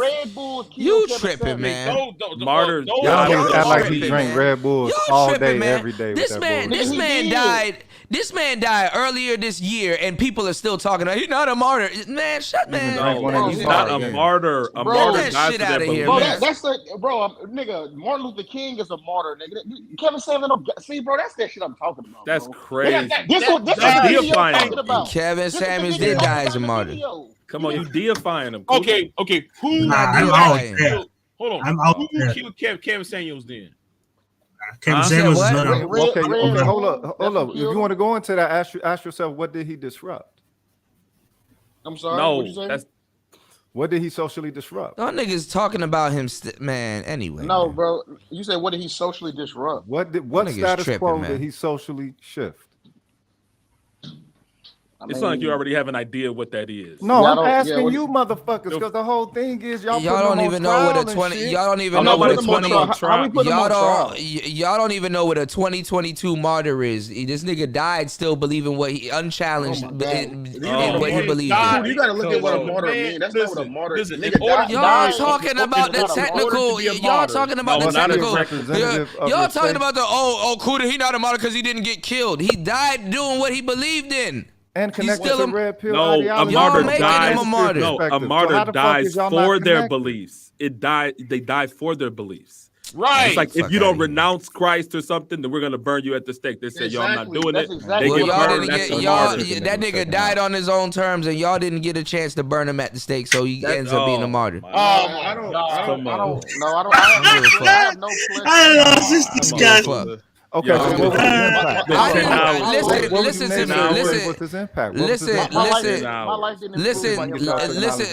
Listen to me. I didn't say the Manosphere made him a martyr. All the other people that knew about him after he blew up made him a damn martyr. You can't say the man ain't a damn should martyr. have said like legend. I was giving he died a legend. Yeah, a you know, legend. Yeah, I give you that. You know, but a I martyr, give but him that's that. not the. Y'all niggas, y'all elevating him higher than a martyr. Okay, well shit, fuck it. Go ahead. A legend, but a martyr, no. Has way more Yo, than a legend, bro. check out Obsidian. He is twerking hard for that FD cosign. Look at him. Anyway, man. He's going crazy.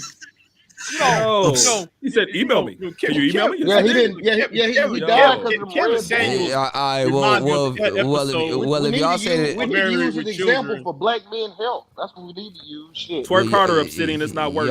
Y'all niggas funny as hell. Y'all niggas said that he's a legend. not Okay, working. it's even better. No, it's not. Well, You know what? Now y'all about to argue with me? He not a legend now? God damn. No, he did die as a legend. We still talking about him now. You can't erase that. But you said a martyr. A martyr is somebody who is killed because of their religious belief. Oh my fucking god! Now niggas want to use a dictionary. Okay, the nigga was killed. Now y'all want to use a dictionary. He used the word, nigga. You can't get mad. You can't get when mad. the last time a nigga you see Kuda in this thesaurus it says when the last time you see niggas do that? See, that's why niggas is. Well, that's the thing. They don't want to. Niggas don't do that. But all right. Well, okay. The whole thing is you supposed to be crafting your narratives. Okay. Air quotes. He died a legend. Because if I had said that, y'all would have argued with me about that shit too. No, I wouldn't have. I said it before you said martyr. I said he died a legend. FD, chill. Right now it's Manosphere. I didn't say we made him a martyr. Blue pill niggas made him a martyr. Niggas that just discovered him made him a martyr. Who you see getting tattooed? But you didn't say that though. You didn't say that earlier. I literally explained that 3 times. I just asked y'all what Manosphere nigga got Kevin Samuels tattooed on him? Exactly. But there's niggas out there. There's more than 3. There's more than 3. There's more than 3 niggas walking around with Kevin Samuels tattooed on them. I can name one. Batman Kevo. Yeah, and So what does that mean? Says saying Kevin. And if you don't think that there are people that are actually pushing his principle who has out been there, gargling KS's nuts ever since he came on the show. We all know that. We all know that. Okay, that's why he calls him Saint Kevin. He's been gargling. It's like he's gargling FD right now. Y'all just got personal gripes anyway. As being a waiter lead to telecommunication sales. He said he already was in sales at some point, so maybe that makes sense, but revealing that he was also a waiter just kind of further destroys the mystique he's been building. I don't know too many high value men that take on a second job as a waiter in order to, live life to the fullest, or more than likely just make ends meet, maybe pay child support. I'm not sure. He also reveals that he had been divorced twice and had an adult daughter, which greatly conflicts with his rhetoric on black people needing to be married, and the need for black families flies in the face of his own capacity to do so. Further in this short section, he admits that he never finished college and jumped around various low-level direct telemarketing sales for, I'm assuming, 30 years or so until he started his... Why y'all... I don't get it. Why y'all tripping on how the man makes his grip? Because it cannot attack I don't see y'all be like, yo, man, he sold crack down the street and then he did this and that and third and then he moved up to the deluxe apartment AC, in the sky. Not KS, that was AC. The problem is it cannot attack truly his idea 100%. So the first thing to do is preparing the meal. Softening the target before they attack. Black people are the last people to job shame anybody. I mean, we already know that FD didn't grow up in the black community, like me. I don't think he's trying to job shame. I think it's more along the line to where when Wait, hold on, wait a minute. How can you say it's wrong to job shame when Kevin job shamed two brothers on his live stream? One of them talking about what job you got, and he's job shamed that brother. Then he job shamed don't you think don't you think that somebody? I mean, if you're okay, Kevin, that was one of his weapons. That was one of his weapons. Hold on. Now, of course, you're gonna look for They're looking for consultation. Of course, you're gonna be critiqued when you become famous, but that doesn't mean that you're looking for consultation. That dude was looking for a consultation. But he was you get the battling him. KS was battling him with a wooden sword. Right. Yeah. Okay. The problem was hold on. He was asking for a standard when he didn't match the standard. What is the problem? And that's what FD is attacking. He's attacking the standard.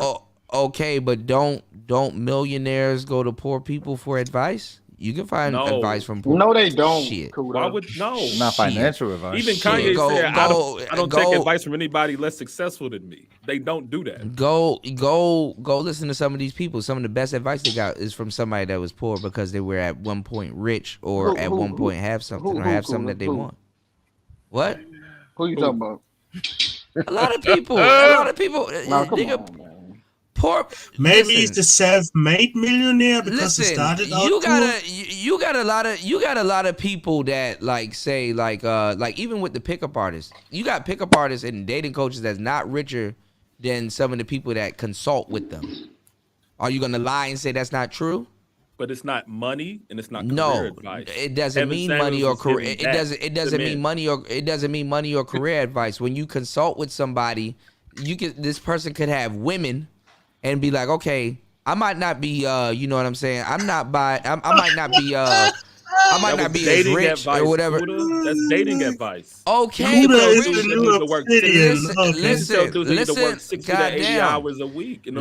to what I'm telling you. A rich man will consult with a poor nigga that got bitches because he's rich in something, and that rich man may want that something. Yes, all the time. Never. But if you would have said like fitness, you mean like fitness or something like that, a lot of these gym niggas is broke as fuck. I'll give you that. I'm not wilding. I'm telling y'all. I'm telling y'all the truth. That might be a black community.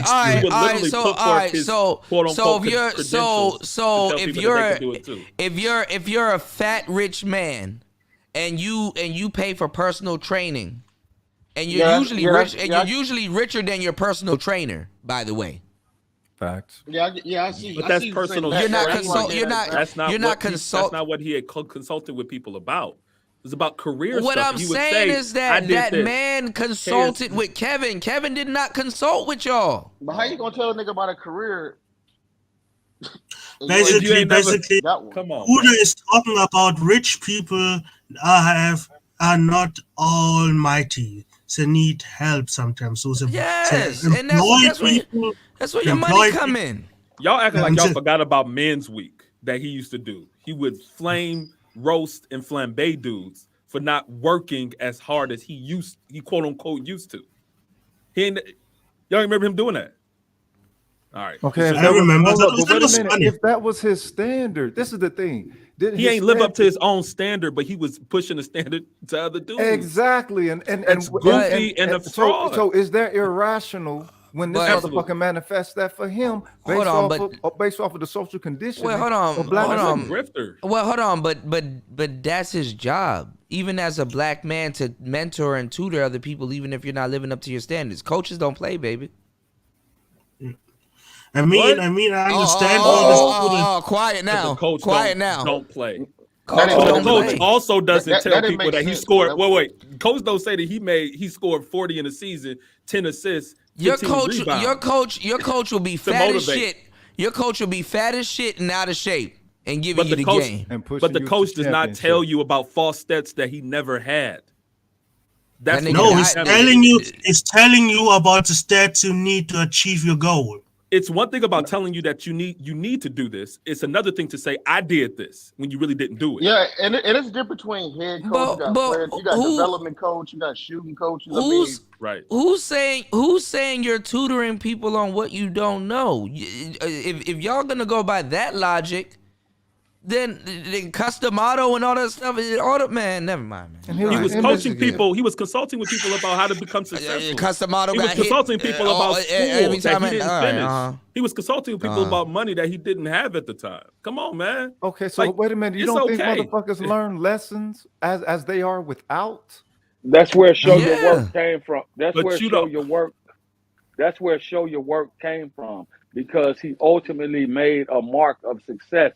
The man had over 1 million or 2 million freaking people following him, tuning in, listening to him. 20,000 people in the chat. No, he didn't start out where he was telling everybody else. But what he did was he showed it through his work. He worked to get there, even though it was a short time. He worked under a false premise. He told people that they need to accomplish something. Why are black people acting like we don't fake it till we make it? Let's say it was a contextual talisman, and he had to have their talisman there until he got it. What the fuck? What the fuck is y'all issues? No, he told people that this is what I did. Let me tell you. Hold on. And I want the general to talk about this, because let me tell y'all that's something that's funny. Y'all will debate over if this man is real, and you will have actual real people telling you what to do, and y'all don't listen to them day after day. You have people that'll show they work and oh, they're real and stuff like that. Oh, he a coon. I'm not gonna listen to that nigga. Oh, he this, that. There's real black people, and y'all don't listen to them. To niggas that haven't done shit. Entertainers and comedians. There you go. Right. You really don't want to listen to a nigga that done the shit. Black people do That's that. true. We don't seek out black expertise. We go to niggas that do it. Let somebody really do that shit and try to talk to your black ass. Ain't nobody gonna. You ain't gonna listen to that nigga. Okay, Cuda. Let me tell you like this, Cuda. And I might sound like a coon when I'm about to say. I remember when I was younger, right? Somebody told me, "Hey, Big J." Not a coon. Yeah. Big J, let's jump on this airplane and let's go to El Paso. Okay. And I jump on the plane. That was the best plane ride because I learned more about law because it was a lawyer's plane. And when I get back, the same old nigga still talking about game and not about power. See, and that is black men's problems. You worry about the game shit. Everybody else is on power, dude. That's the point. Everybody's on power. All right, Kuda. I'm glad you threw me a bone, and I'll say it. I'll say it like this, Kuda. Nobody would be singing the praises of one Kobe Bryant during his first 2 years in the NBA when he wasn't getting any playing time and he shot 7 fucking air balls. If he had flamed out in his third season, nobody would be singing saying Kobe Bryant is up there with Michael Jordan. Nobody would be doing that. But Kobe got the stats, and he proved it. But he got by working hard and winning the championships. I got it. Going on first teams. So what? I got it. So what does that have to do with somebody who never did it? I'm a correlate it for you. He did do it, although it was at the end of his life. He did do it. The man became an overnight success. The man had 2 years where he made more than $1 million or $2 or $3 million. So he did overnight success. You cannot compare Kobe Bryant to an overnight success. You didn't hear what I literally, said. Literally, somebody made a song about Kobe and said you wasn't with me shooting in the gym. Kevin Samuels wasn't shooting in the gym. Is my point. He was. He shot in the gym all the way until he made his mark in life. Oh my! He went through the trials and tribulations of being starting out. He had his own stories. Hold on, Kuda. He started out waiting tables. He went to school for a little while. That didn't work out. Waiting tables didn't work out. Then he made his niche. It took him a little time. Whether he was in sales or not, I don't know. I'm simply saying what came out of the man's mouth. I looked at where he said he started from and where he ended up. My correlation with Kobe Bryant was this: had Kobe flamed out in his third season, all that you wasn't with me shooting in the gym, it wouldn't have made sense. It took Kobe the same amount of time, damn near, that it took Kevin Samuels man on Vlad TV. But Kobe didn't. Kobe didn't take Kareem's ring. Kobe didn't wear Kareem's ring. Just ignores that Kevin Samuels suffered on cancer. Kevin Samuels been on YouTube for like 6-7 years. What are you talking about? Okay, he sat around. He went through the hustle and bustle. He learned analytics. He learned like everybody else. Yeah, he learned analytics and he learned to sell a story that was untrue. Yo, I would hate to become successful because I would imagine how y'all niggas would treat me. Well, this is the crab in the barrel mindset. Miss me with the whole. This is the crab in the barrel black mindset. Black crime shit. Crab in the I want to hear barrel. that shit. We're talking Somebody about facts who was here. lied in the like. There is no saying. One, you're supposed to be talking about red pill motherfucking rhetoric and red pillology, red pill perspective. Bro, I mean, it's to the point. It's to the point of respect the man, dog. He not even here no more to even do that shit. I mean, we talk about the And I ain't video. even agree Like with you got the that. video going through it. We're talking about the talking about, content. We talk about the content of the video. Yeah, like we go. But what I'm saying is that why are black people acting like we don't fake it till we make it? Like, damn, a lot of dog. them are mad because they cannot defeat. They rather talk about the man instead of what he talked about. You can't sit here and say you can't sit here and say that some of the things he said were not true. You cannot sit here and say that some of the shit he said, whether you like the man or not, didn't resonate with you. All great leaders at some point in time went through it. I'm sure it was That's the thing, though. Hold on. That's the thing, though. Hold on, y'all. Because hold on now. My thing is that it's not even about faking it till you make it. Sometimes when you think you faking it, you actually really doing the shit that you think you faking about. And like, dog, I'm actually really doing the shit. It's tapping into a resonance, but so he didn't make it. I mean, the man made it. Y'all, come on, man. The man made it on Vlad TV. The man got the world's attention. Yeah, he wasn't even in a foul series, but that's not the point. My problem is, okay, Kevin Samuels was a man. We get it. He was broke when Why he is faked it. y'all talking? First of all, Kevin, hold on. Why not finish hold on now. His name is Robert Paulson. Hold on, I find you don't have no shame. You don't have no shame, man. I was like, why not just finish the clip? Why not just finish the whole Kevin Samuels? Because it's monologue. Because we're talking about stuff that we know. But Kevin Samuels, them haymakers, nigga. That's what. Yeah, hurt, man. Them shit's hitting hard. What haymakers? I like how people that actually grift talk about grifting. fucking FD Signifier been sitting up here this whole podcast grifting on this whole show. And just, you're grifter.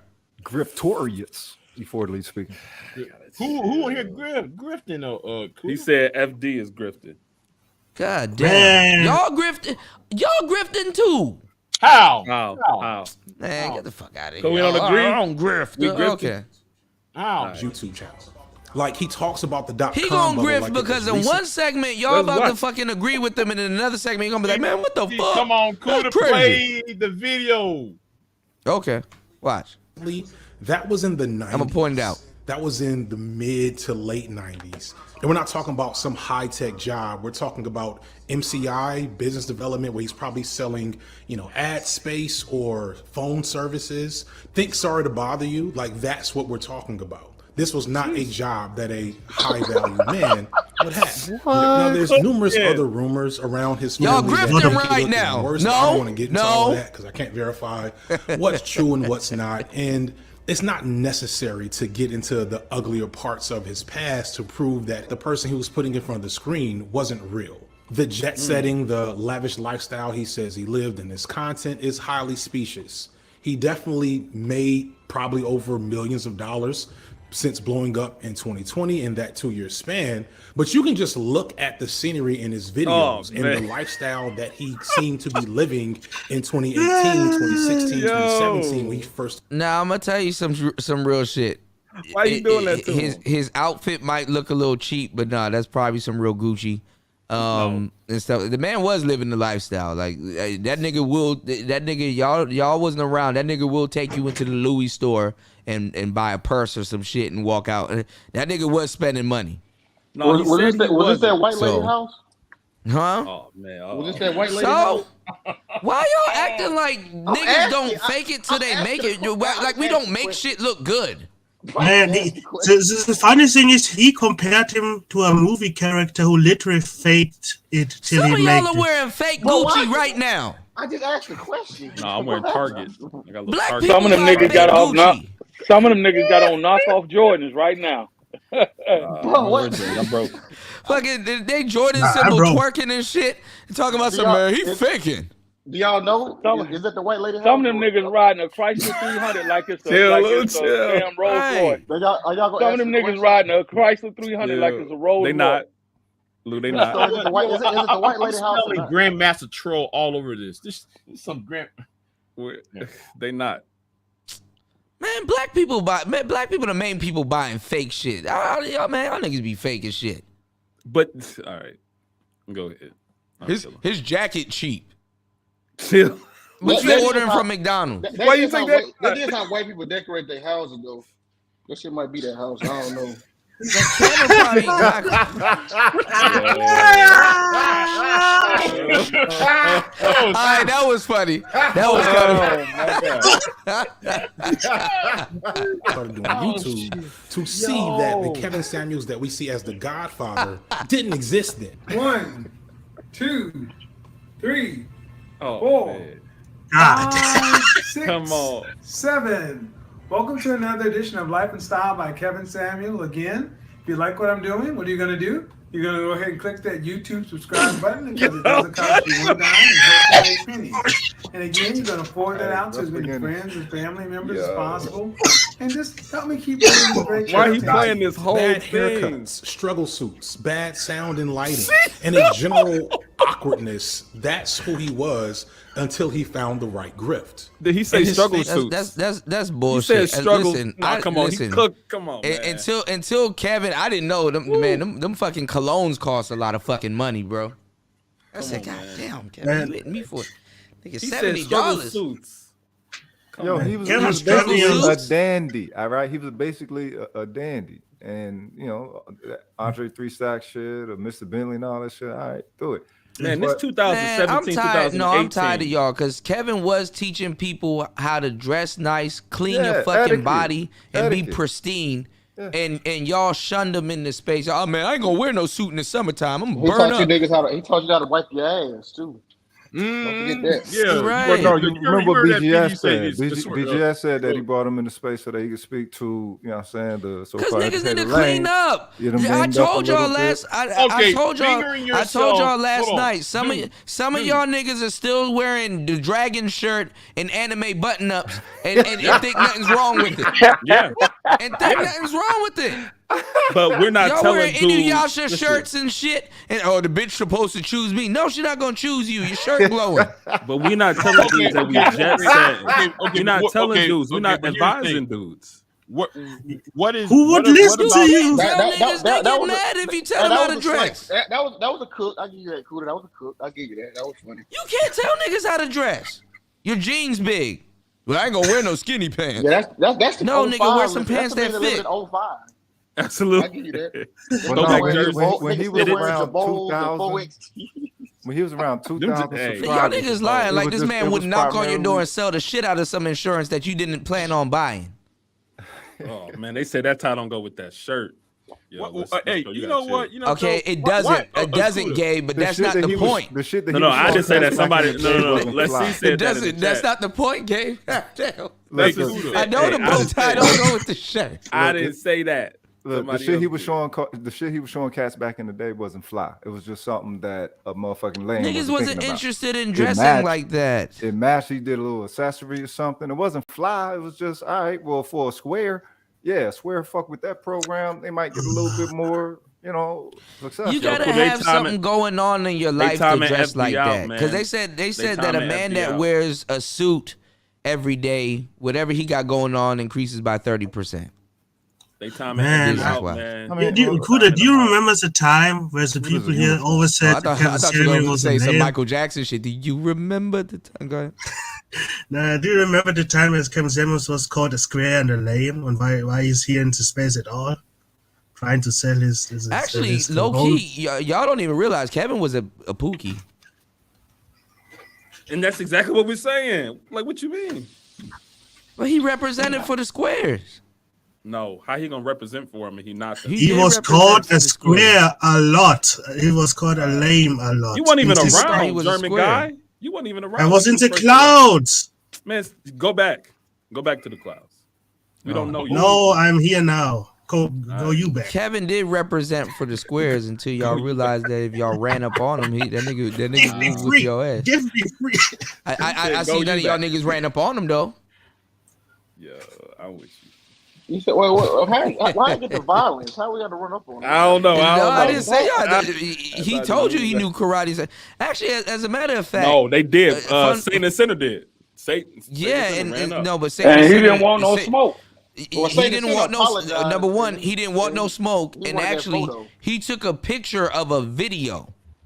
Y'all forgot about that. That wasn't Kevin didn't sit there and took a picture of him. He was live videoing, and he took a still shot of a video and made it seem like it was a selfie. KS didn't. So let's get that straight. And number one, and you know what? Y'all couldn't even really connect with Kevin. Do y'all? I know some things about Kevin. A lot of y'all don't know. You know Kevin played Yu-Gi-Oh? Nigga, we played Yu-Gi-Oh. That's funny as hell. Huh? Nah, I didn't know that. He was a staunch anime guy. Hold on, wait. Y'all wasn't listening to him on the old Angry Man streams and just regular. He was an anime dude. Wait, before Angry Man was cooking them or after? Hold on, that ain't no millennial, he was so that an don't really anime make guy. sense. That mean he was playing Yu-Gi-Oh at like 36. Yeah, early on. So? It sucks now. Are you talking about before Angry Man was cooking them or after Angry Man was cooking them? He played. I know I'm not helping Ty City. I'm just. I'm trying to find a common ground. Like I want somebody if he was a millennial, I want somebody that's talking shit to be like, damn, I didn't know that. That's crazy. He was grandpa. Maybe I need to rethink my. Still not a that martyr. old nigga buying all. No, he said he's still not a martyr. He's the old nigga buying all. I don't give a damn how much he's summoning Exodia. He's still not a martyr. That nigga had the coldest deck. Nigga, them old niggas. Damn, I can't even say, yo, Kevin ran an Exodia deck. Yeah, damn, y'all niggas cutthroat. And y'all try to pretend like y'all not pookies. Okay. All right, well, anyway. Fans and sycophants knew this. They knew he wasn't what he seemed because while the video evidence isn't there of the exact moments, Cameo started out his YouTube career seeking entry into the first wave of the Manosphere, where he was summarily rejected early on. Let's go. He knows his history. And Kevin said, we know this is Angry Man. Let's go, AM. Signifier. You have a bad. And Kevin. Let's go. Do the same niggas. You have a bad ass that even mentioned the word marriage. Do the same niggas. Yeah. This is horrible. The EBS version, man. If you believe in black love. And I'm gonna tell you right now, if you co-sign Kevin, I don't give a fuck if you're cool with me. If you've ever talked against marriage and you co-sign Kevin, you're a fucking hypocrite. Wait, ain't this the same guy? Wait, pause. Ain't this the same guy? Listen, we gonna speed past this part. No. Don't speed past it. You know what? I think we're gonna speed past this part. Don't speed past it. Embrace it. I think we're gonna have to jet set past this part. No. Let's embrace this. Let's embrace this because Angry Man was the same dude who cried. That same guy. He cried. He cried after the passing of Kevin. Okay, we didn't think it would get to this point. Okay, we ain't never think that he would cry. I'm just saying. What else you want to know? He said, if you mess with Kevin, you don't mess with me. And then his tears. And then his tears. What else you want to know? That's the reality. The goofy flipping. That's all I'm. Acting like the audience wasn't behind You don't it. think those were genuine tears? You know the audience. You know the Angry audience. Man is someone who was hard on the outside and soft on the inside. Okay, they had a disagreement. It happens. You know the audience. You know the audience be geeking niggas up. See if you fuck rallied with dudes them, against. you ain't alpha. Listen, if my enemy die, if my op die, I'm not about to like cry. I'm sorry. What am I crying about? Okay, but they were cool behind the scenes. Like this people's lives. Like you didn't reconcile with them. Do you want to cool behind the scenes? If you had a falling out with a friend of yours, do you want to die on those terms? Like, damn, I kind of really didn't get a chance to tell him that. You know what I'm saying? No, that's why you do reconciliation. No. That's why you do. None of these niggas. Stop it. He wasn't his friend. That's why you do reconciliation if you got something on your heart. Man, y'all niggas, You got y'all something niggas, on your mind. You y'all reconcile. niggas cold. Y'all niggas cold blooded. Kevin sidestep, Euro step past these niggas to the goal, nigga. He ain't these niggas friends. AM couldn't stand him because of the suits. He was gonna get right back. Right. Hey, Cuda. Come on, man. We was Can there. you mod up FD? Can you mod FD because they keep flagging his ass? Yo, stop. Y'all gotta. timing his ass out. Who's timing him out? Because I can't see you in the chat. Stop timing him out. He's good. Yeah. FD is now officer member of he in the thumbnail. Y'all don't time him out. He can say all the type of debauchery shit he wants to say. Goofy flip flopping of these dudes, man. I swear. Why are you surprised? No, I'm not surprised. I'm just calling it out. I'm just calling it out. Smirgo, you don't have a wrench? I gave y'all a wrench. It's YouTube that's taking y'all wrenches, man. It ain't me. That's the same guy. Listen, that's the same guy who was dissing dudes about crypto and then later Trolls was got a doing wrench. streams about crypto. Who, Angry Man? Absolutely. Y'all just. That's the same dude who started calling his. Come on, Kuda, you know. Come on, Kuda, you know the situation. Look, I don't know about the whole crypto shit, but you know. Okay, how about Boss Talk Radio? Where that come from? My super.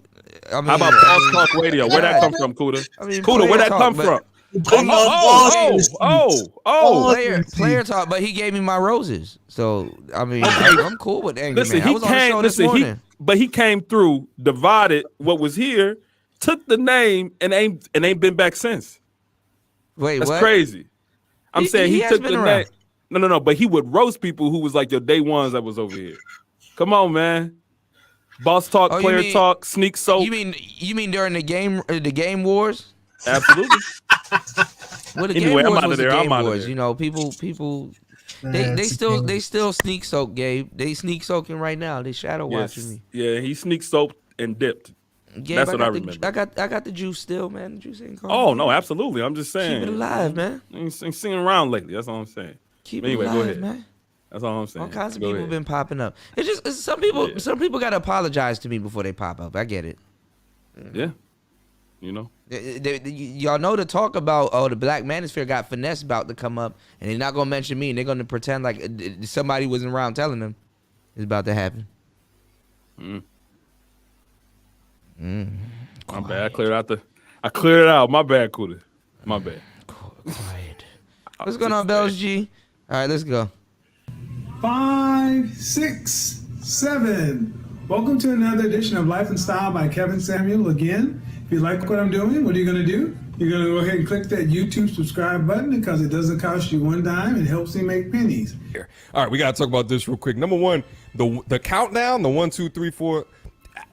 This is something that he used to do on all of his old videos. To me, this is the worst kind of sipping, when you know that someone is lying to you, but you buy anyway because you want to believe. Or maybe you're too dumb to know you're being lied to. It's like going to a strip club and you really think the stripper likes you, or you know the stripper is just doing their job, which is perfectly fine, and you keep spending money anyway. Also perfectly fine, unless you're the type of person to say, don't simp, which, again, gentlemen, what were you doing these last 2 years? But being a fraud isn't really my issue with Samuels. It's the contents of his message that bothered me. One thing I don't think a lot of his fans fully got was Samuels' conservatism with a capital C, which is evident to any person, not just a leftist, but people like lean. Let me tell y'all something, man. As a content creator, and I know this for a fact. FD's a fraud. I'm a fraud. Everybody's a fucking fraud. Like I'm not a fraud. Yes. We contradict ourselves. We're frauds. We don't live up to. We're not the content creator all the fucking time. Everybody's a fucking fraud. Ain't nobody is living 24/7 by the doctrine that they preach. Even the motherfuckers that preach that shit. I mean, I don't. Okay. Hey man, you don't always use game when you're talking to women. Okay. Ain't nobody fucking 24/7 the same nigga that they are online. Touch grass, man. God damn. Niggas be lying they ass off. He a fraud. Nigga, you a fraud too. Yes. And if you say no, then if you say no, you the biggest. Leaning left. God When you damn. pay attention to the way he Shit. talked about marriage and women, it's not uncommon to hear someone say that black people are conservative, and I do believe this is true to an extent. However, it doesn't truly mean what many people think they're saying when they say conservative. We don't really look at black folks like this, but there's a lot of black folks who are conservative. I think conservative for us is very different because our American political system, whether they're Democrats or Republican, they all conservative relative to our position. But within blackness, there's ways of being conservative and there's ways of being progressive. It's not always a thing all the time. So you can find people who hold value in, like, you have to look a certain way, you have to be presentable, I have to be held to a standard. But if you look at his videos, his standards are relative to the people he's talking to. You know, a lot of these guys, they grew up in urban areas when crime was spiking during the 70s and 80s. So that's when they came of age. So they do hold that view that, you know, the greatest barrier for racial inequality for black people are black people's behaviors. Right. That's an ideology that's Gen still, X, you know, bullshit. Respectability politics. Yeah, and that's why I call them conservative. When someone says black people are conservative, what they're getting at is that black people have a lot of reverence for traditions and cleave to older proven ways of living and thinking and look skeptically at change. That's lowercase conservatism. And this is greatly because following a traditional cultural path and norms proves safer than challenging the status quo if you're black. Doing something new as a black person is a good way to stand out, and standing out as a black person is a good way to get killed. But that's conservatism with a lowercase c. With a capital C, that's a bit different. That's when black people cross a threshold from believing in the value of tradition to explicitly enforcing it, or worse yet, actively playing a role in holding black people back, holding us to positions we've always been forced to occupy in this country. That's where we get black Republican grifters that usually pop up because conservatives with a capital C are coon, sellout, ass, mud, Candace Owens, Herman Cain, Larry Elder, Jesse Lee Peterson, and the father of this wave, one of Kevin Samuel's favorites, Uncle Tom Sowell. In fact, you can observe Sowell's own racism is our fault rhetoric all through Kevin's opinions on fixing black people in the black family, ignoring the reality of white supremacy. He even admired your favorite racist uncle, Jordan Peterson. Shout outs to Fighter Complex for the 7 on the Cash App. He said, call me Bowtie Complex. Y'all jump in. I'll be right back. Give me 1 second. Y'all jump in. Kevin did do a lot in this short time here. Stop I'm interested to which audience is this video focused? Which audience? Black people. Right when it was about to get good. Yeah, that's what I'm saying, bro. Yeah, Y'all you be y'all right when want it's to about to interfere. get good. No, Kuda had to go somewhere, so that's why you saying rock out until you get back. Oh, okay. I'm about to say, this nigga landed haymakers. Absolutely. It's about to get good. He want to pause it right at the right moment. I mean, so what y'all thinking so far? I mean, that What are one some of the part he was highest talking points? about that shadow ban. He debunked that shadow ban shit, and that and how niggas be sipping over other niggas. I gotta give him that. He on point with this shit. That's a fact. I mean, you see it in the chats, right? You jump in somebody's chat and you disagree with them, you get tied out. So it's like, it's interesting.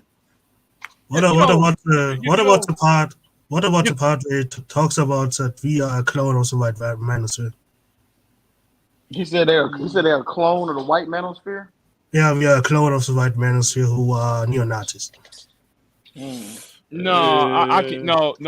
I can't say y'all clones of the white manosphere because at least the white manosphere actually put up a lawsuit in Houston. I remember they actually formed a group down here in Houston, did a lawsuit against the United States government. No, he said he didn't say that. But he said he didn't say that. So he didn't say too that we are the reason why the divestment movement started. He didn't say that too. Oh, so he said the divestment movement is like a reactionary response to the black manosphere. Yeah, that they are spawned from us. Who is this us? I don't know. Because you think about people Black like Manosphere. Harrison, she was there well before the Black Manosphere's inception. She was writing books, she was touring, she was doing all that.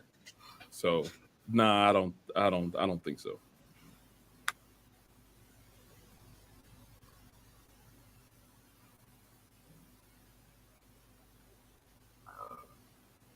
Come on, y'all got to keep rocking. No dead air. You know, I'm doing some shit, but I'm doing some no, work that too. one part about the shadow ban shit. Yeah, I mean, nigga, yeah, he was right. You can't say niggas is shadow ban. You got all these black male content creators blowing up. Just because niggas is doing the StreamYard live stream shit, that don't mean the audio only. I mean, these bitches, they editing their videos, they camming up, they got the mics on deck. I mean, they putting shit into the craft. Most niggas don't even cam up, so it is what it is.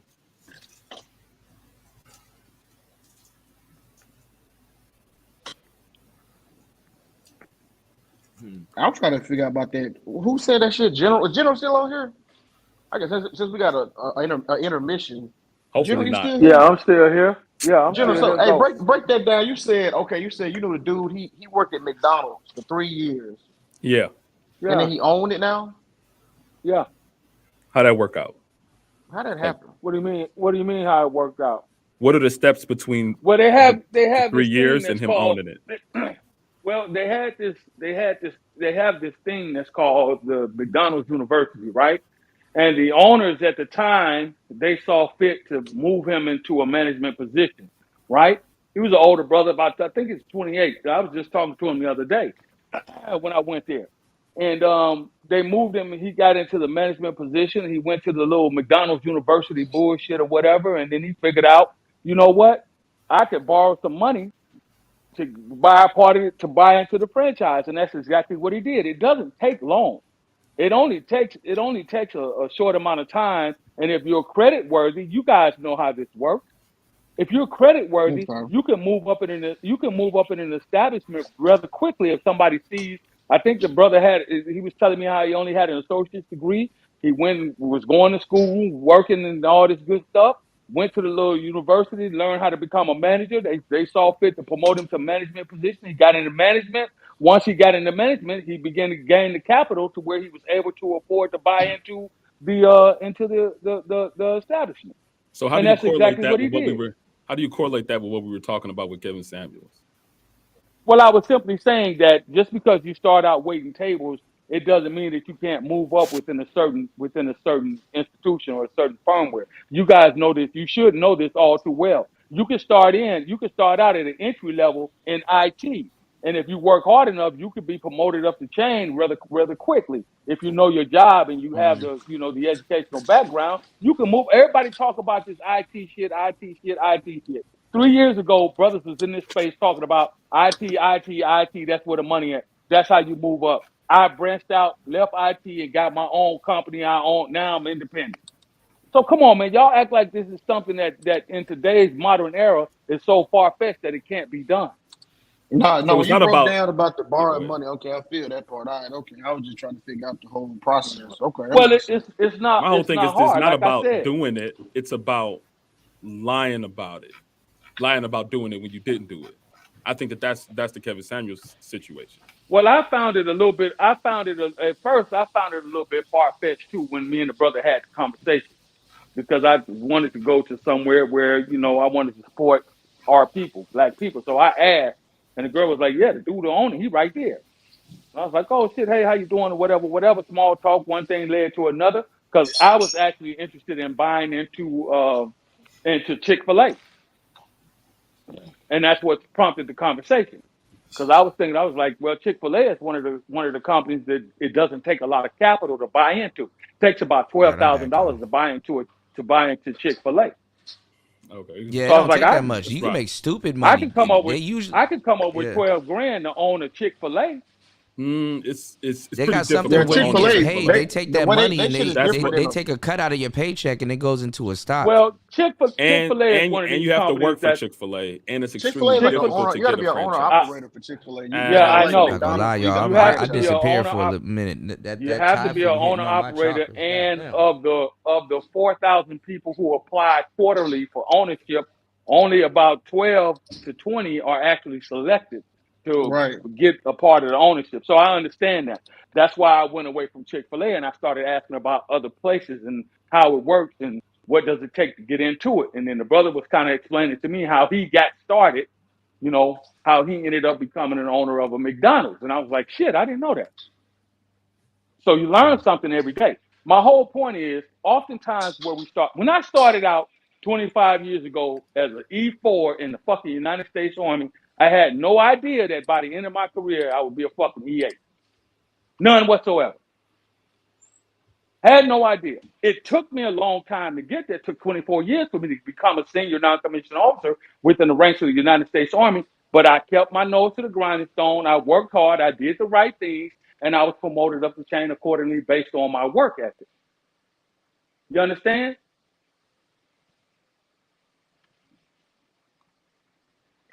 So Yeah, we can yeah, scrutinize. We can I feel you on scrutinize. that, but that's not the We can same as like scrutinize and you were. criticize. We can scrutinize and criticize the brother for, you know, whatever we want to criticize him for. How well do we really know parts of his past life prior to 2017, 2018, when the brother came on the scene and actually became a big deal in 2019, 2020? How well, or 20, I should I say, yeah, 2020, how well do we know? What do we know about him? Well, we do know that people were saying he's not a member of a Pan-Hellenic Greek fraternity, a national fraternity. Turns out, brother was. They did the same thing to Dr. Umar Johnson. I hate to bring him up because, you know, but it is what it is. They did the same thing to him. He don't have no degree. He ain't been no principal. He don't know nothing about being no psychiatrist. Meanwhile, He black ain't people did don't this. listen to people He that ain't got all did that that. shit. Right. And then when the man finally went live and said, well, let me go ahead on and put my shit out here. Here's the schools that I went to. If you want to contact them, fine, do it. And then when people started doing it, niggas had to hush them out. They got real moms. Now, again, And they still don't I listen to don't, him. hold on. Niggas do Again, listen to Umar. hold on. Again, I found some fault with some of the things that he was saying and doing. However, when he started talking about what we need to do for the children, the next generation, I was like, okay, I could agree with that. I feel them on that part.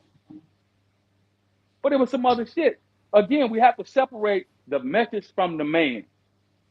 You can't take away from none of the shit the brother was saying on his channel. Because I'm quite sure, regardless of how you may feel about him personally as a person, I'm quite sure that he said some shit that made you say, you know what? Yeah, he got a point right there. You might not agree with 25% of what he said. You might not have agreed with 80%, 90%. You might not agree with 50%. But I'm sure he said something that made you say, well, you know what? He got a point right there. And that's what it's really all about at the end of the day. Right. No, you're right about that, man. You know. And it's not. You know. I'm not a part of his defense force. Kevin, I knew Kevin very early on. I was very aware of his earlier work when he was talking to men, right? 2017, 2018. I'm doing very well. I'm sitting to tell you, I've been on many panels with him. We had various same here. disagreements. Yeah. We had various disagreements. But at the end of the day, I didn't agree with everything that he said. But a lot of shit he said, it resonated because I was like, damn, okay. Yeah, I have to say, you got a point with that one. You're correct about that. So what a lot of people like to do, and particularly in the black community, is we want to market and kill the person that's saying it instead of dealing with what was said.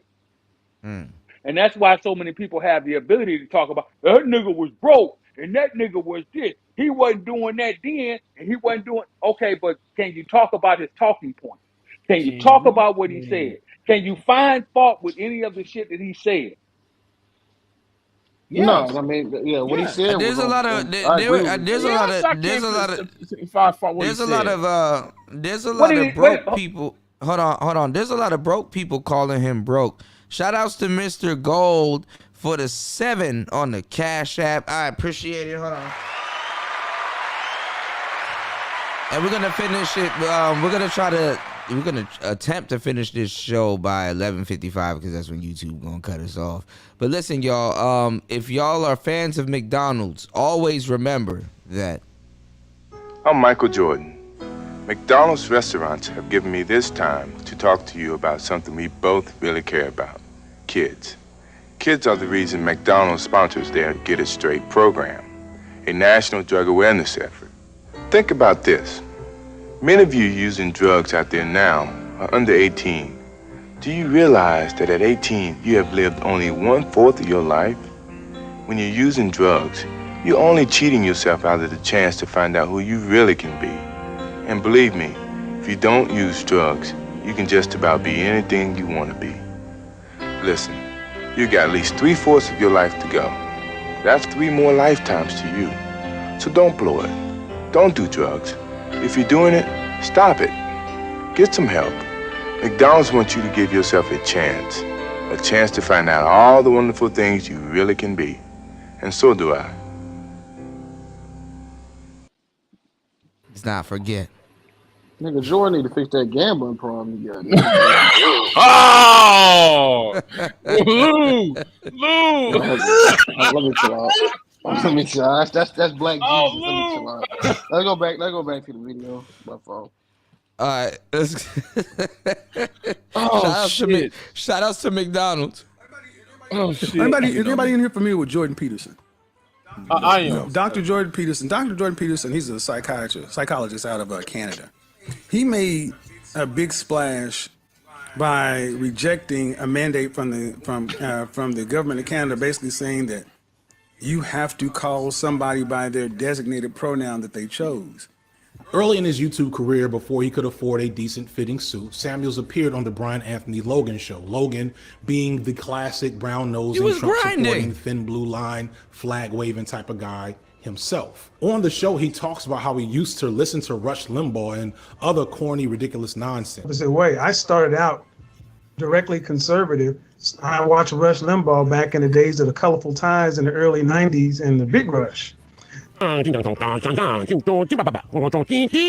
you guys? Your own that man had a golden have learned that no RE20. means yes if you know how to I need stop. to step Al my Sharpton game goes up. out the front door. Yes, I spoke a little Negro dialect there. I can do that when I want to. Would you rather have ABL, a neighborhood of ABLs, or would you rather have a neighborhood of Pookies and Ray Rays? Because you can't have both. See, I'm a black person, and I have roots that go all the way back to slavery, and I can tell you what my people went through. Now, I was born in a place called Rand, West Virginia, 95% white state. What's going on, Kareem? Grandmother. Oh was no, it's KKK about the grandmother. in person. They never hurt her or anything. Matter of fact, they would bring toys and food down to the black community in Christmas time, and also I think on the 4th. Who do you want next door to you? As soon as I could register to vote, I registered Republican. And an entire family full of Democrats, Baptist upbringing, church, very family oriented in the church and so forth. People ask me, why in the heck would you register for Republican? Your family's Democrat. I'm like, yeah, you are. I'm not gonna lie. When Kevin Samuels got that gray beard, he turned into Hollywood Hulk Hogan. He turned into Hollywood Hogan because he looks so different without the beard. This is Kevin Samuels I remember, But I believe in smaller government, laissez-faire economics. I'm a hustler. I'll make it.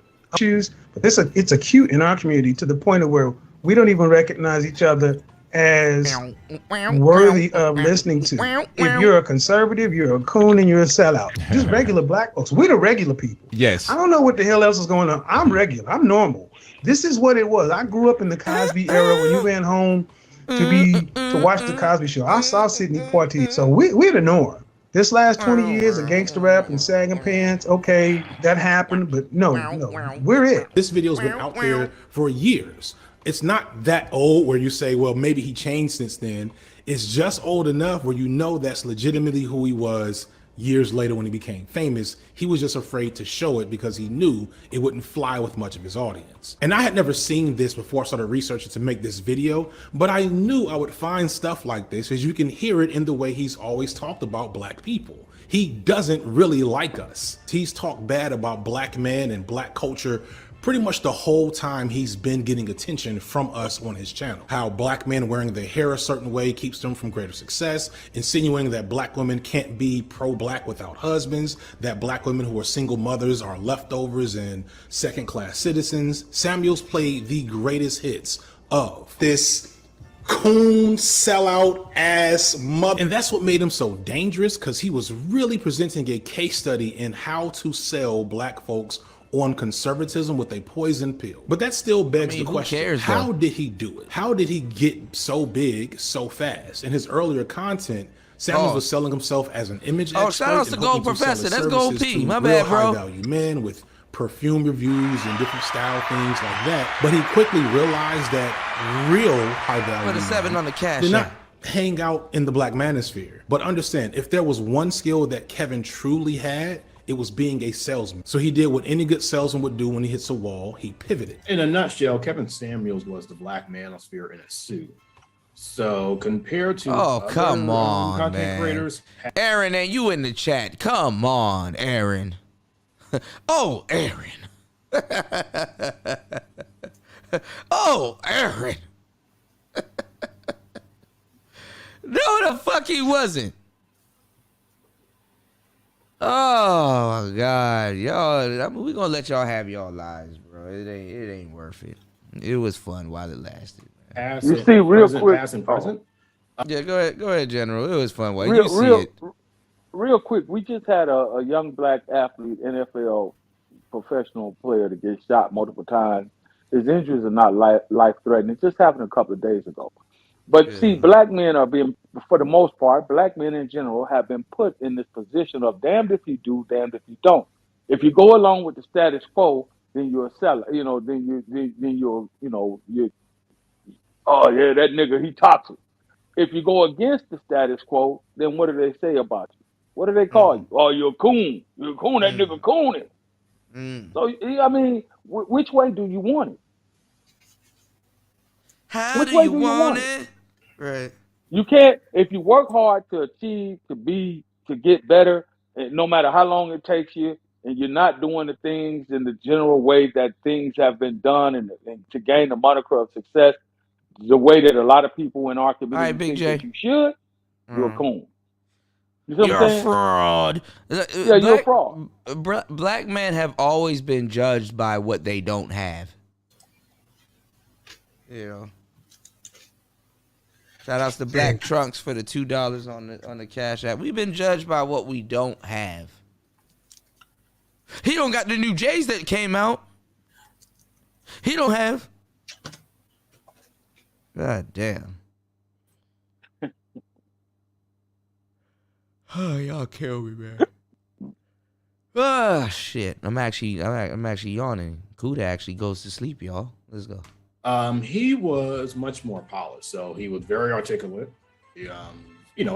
Conventionally, women. Actually, the funny part is FD and Aaron Fountain, he was actually representing for y'all. Uh-oh. You would see him as like an attractive guy. He wasn't like this, this old fart who was just like mad at the world. He wasn't a young, naive guy. Like, he knows the power of appearance and how like wearing a suit, being dressed up, give him gives him the I would say the visibility, what was I trying to say? Authority. The command of authority.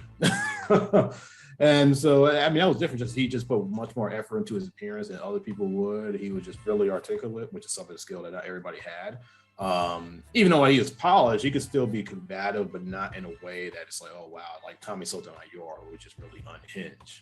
So he was much more level-headed. So I think that's what made him so different. My wife's friend compared him to a pastor, right? Yeah, he grew up religiously. Yeah.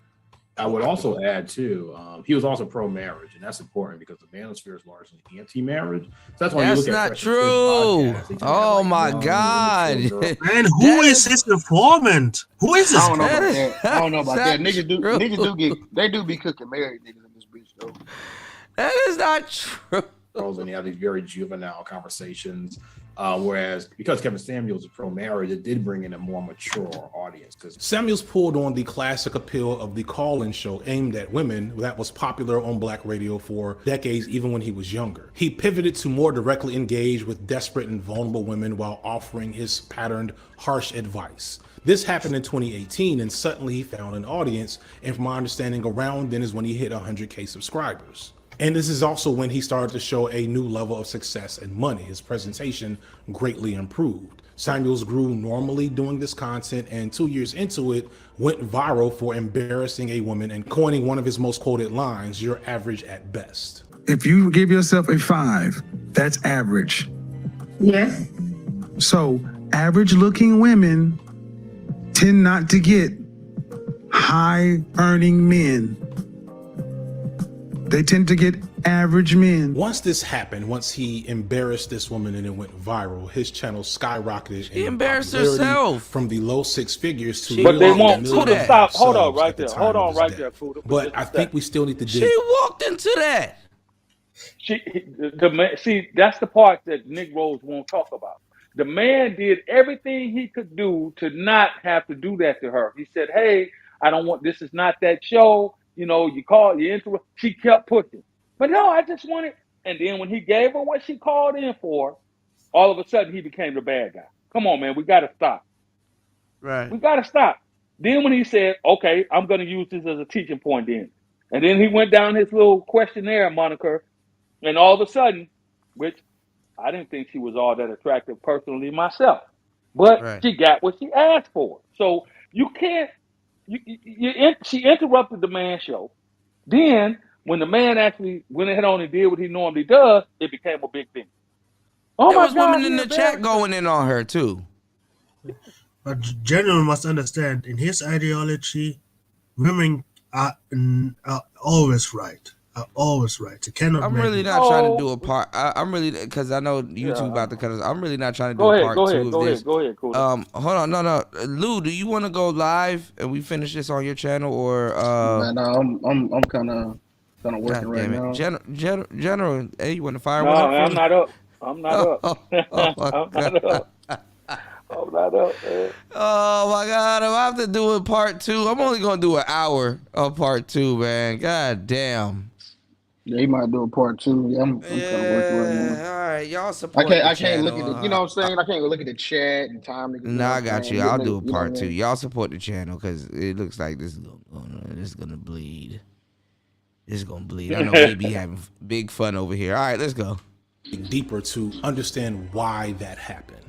Kevin Samuels is what many might call an authoritarian. He does not really allow for criticism of him or his arguments or beliefs to happen on his time or his show. He presents himself as an absolute power and authority in his space. He speaks with confidence and decisiveness. He presents well. If European fashion sensibilities and off-the-rack clothing are your thing, then to you, he'll come off as traditionally hegemonically masculine. And thus, without knowing it, there was a great desire for what he had to offer, even if it wasn't good for those consuming it. A study in the Journal of Personality and Individual Differences in 2018 found that certain features of one's personality, such as openness to new experiences and having a worldview that perceives greater danger, predicts a higher likelihood for leaning into authoritarianism. St. Andrewism did a great video on the mind of an authoritarian, and some of the examples he points out make sense here. People who are prone to authoritarianism ignore blatant contradictions and double standards. People who are authoritarians cling to us versus them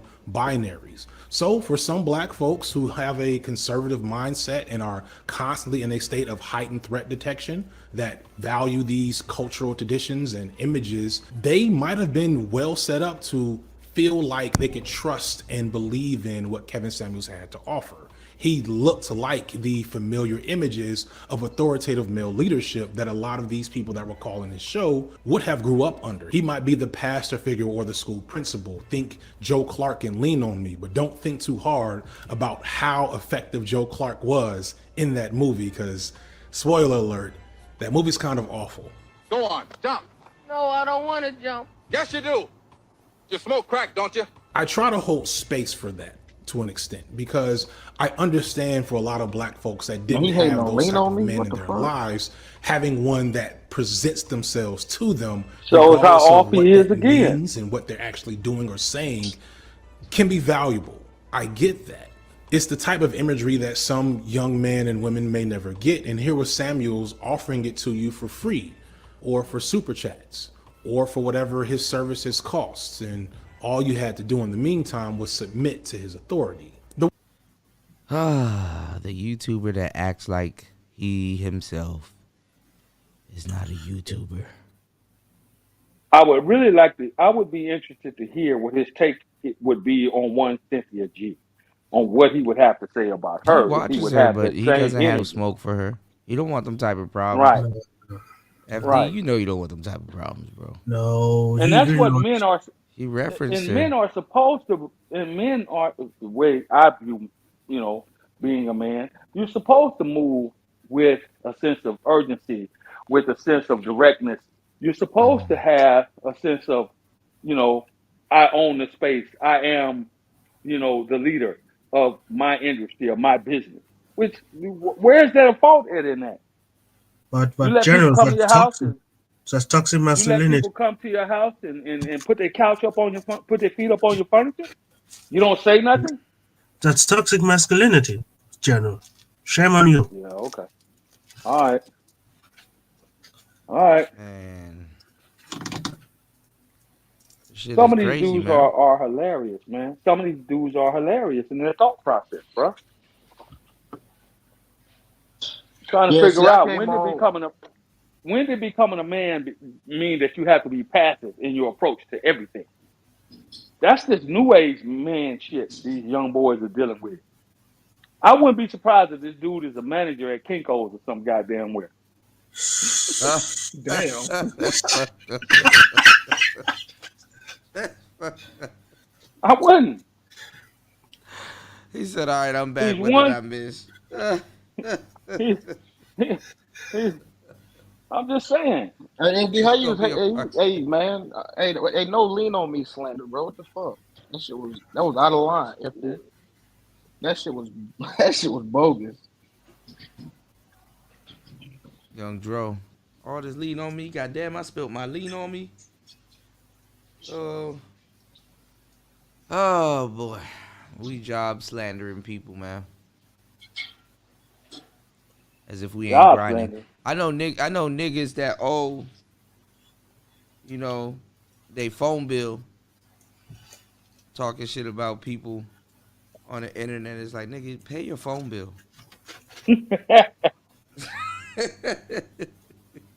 Your phone Job halfway slander. on. Nigga phone not even on. He's using somebody else's Wi-Fi to Yeah, on the like, internet. let me, Fuck. yo, you got Wi-Fi, bro? Why? So I can contact my folks? They ain't have the nerves enough to talk about the next man. That's what I don't understand. All of the projection that's happening from these people in this space, man. It's ridiculous. Yeah. I don't give a damn. Kevin was renting rooms and all that other shit, man. As long as he cut on that camera and get the fucking work. You understand what I'm saying? But see, Kuda, half of the people that's talking shit are still renting a 1-bedroom apartment. That's what I don't understand. They're still driving a fucking 2004 goddamn Toyota Camry or Nissan Maxima or some stupid shit. Right. That's what I mean. Make it As make long- sense. That's all I'm saying. But I mean, as long as you grinding and getting to work and doing what you got to do, you know Right. what I'm saying? No, I think what General's saying is that like you clowned on the nigga who was in your situation. That's what nigga be saying. What I'm saying is you're trying to clown on a man whose moniker was show your work. The man went out there and whether he was true to his word about what his past was, it ain't my problem. I'm not talking about his past life. It ain't for me to go digging back to 1980, 84 and 94. It ain't for me He to do that. motivated a lot of people. And motivated a lot of So people. you got niggas that want to dig into the man when he way back when he was in high school. You got niggas about that nigga wasn't 52, he was 56 years old. That's bullshit. His own family member came out and dispelled a lot of the myths that a lot of people had came up with. Devin Samuels and a lot of the females was he was 56 years. No, he wasn't. No, he wasn't. He said y'all treat Cynthia G like she Nino Brown and it's embarrassing. Well, according to her, you shouldn't be here because you're a black male baby. Thank you. And if you speak out on it, then what happens? You get labeled as what? Yeah. You're toxic. I got the whole toxic thing. masculinity. If a boarding, she had a follow-up live stream after that, saying if aborting black male babies ain't the solution, then what is? Calling for the That's because of, genocide of young black boys? I think the problem is that FD doesn't understand the history of the space. No. Conveniently, all of a sudden, he missed that live show. I never seen shit. I don't know. I mean, they do what the women do, man. Yeah. Because if you understood that, the divestors were a really, really big thorn into the back of the black manosphere. Because the problem is, they came on our channels and annoyed us. We never came to them. It's in the video, but bro, it wasn't no focal point. You ain't touch on that. You don't want that smoke with Cynthia G, bro. You ain't touch on that. Man, no, this is why he would rather go after a deceased man instead of actually going after somebody who can. You ain't touch on that, get man. You back ain't at honed it. in on that. Nah, he doesn't want that. He Holding on black smoke. toxic masculinity and all this other stuff. I've yet to hear the word misandrous. You ain't holding on that, man. Yeah, FD, if you're not scared of it, it's all good, man. Yeah, I mean, if you're not scared of it and you don't care about your money, make 2 videos.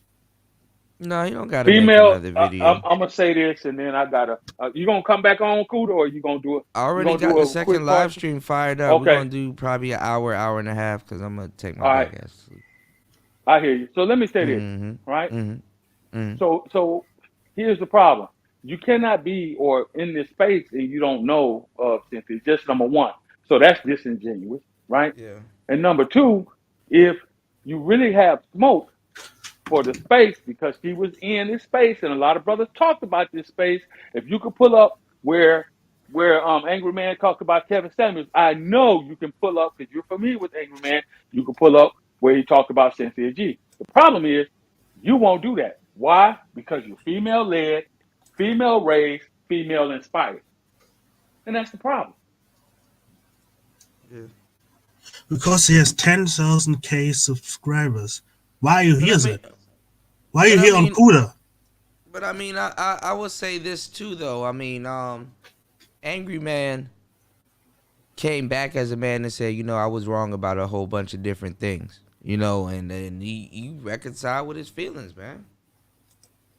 I mean, of course, dude was going hard as hell about it. Ain't nobody think somebody gonna die the next day. This is obviously, and I don't know this brother. I'm just finding out about him here today. But this is obviously what you like to call in the modern era content strategy. That's all this is. I'm building a channel. So what better place to do it than off of one of the biggest male names that was in this space? Simple. Yes, that's what I say. I like his hustle. Yeah, you got people. You got people still tagging the man. The man is gone, man. But they're not going to talk about that. They ain't going to talk about that. Yeah. Once again, and the divestor platforms are not small. They're actually once again, if you compare it to the white manosphere FD, I would understand what you mean with small. But if you compare it to the black manosphere, and I mean pure black manosphere, the pure core, they are bigger. Because the black manosphere is not that big.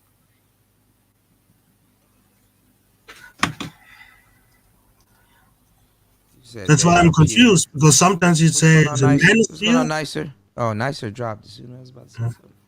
Yeah, because sometimes you say it's a manosphere and sometimes you say it's a black manosphere. So what is it? What is it? Because the white manosphere and the black manosphere are absolutely different from the core. We do not like each other because we have different goals and we have different ways how to achieve those goals. We even have different problems and different problem-solving mechanisms. Yeah, why don't y'all go help that therapist get another job, man? That's fucked up. Hire her to edit your videos or something like that. Like, help her ass out, man. That's fucked up. Now she got hit by friendly fire. You dig?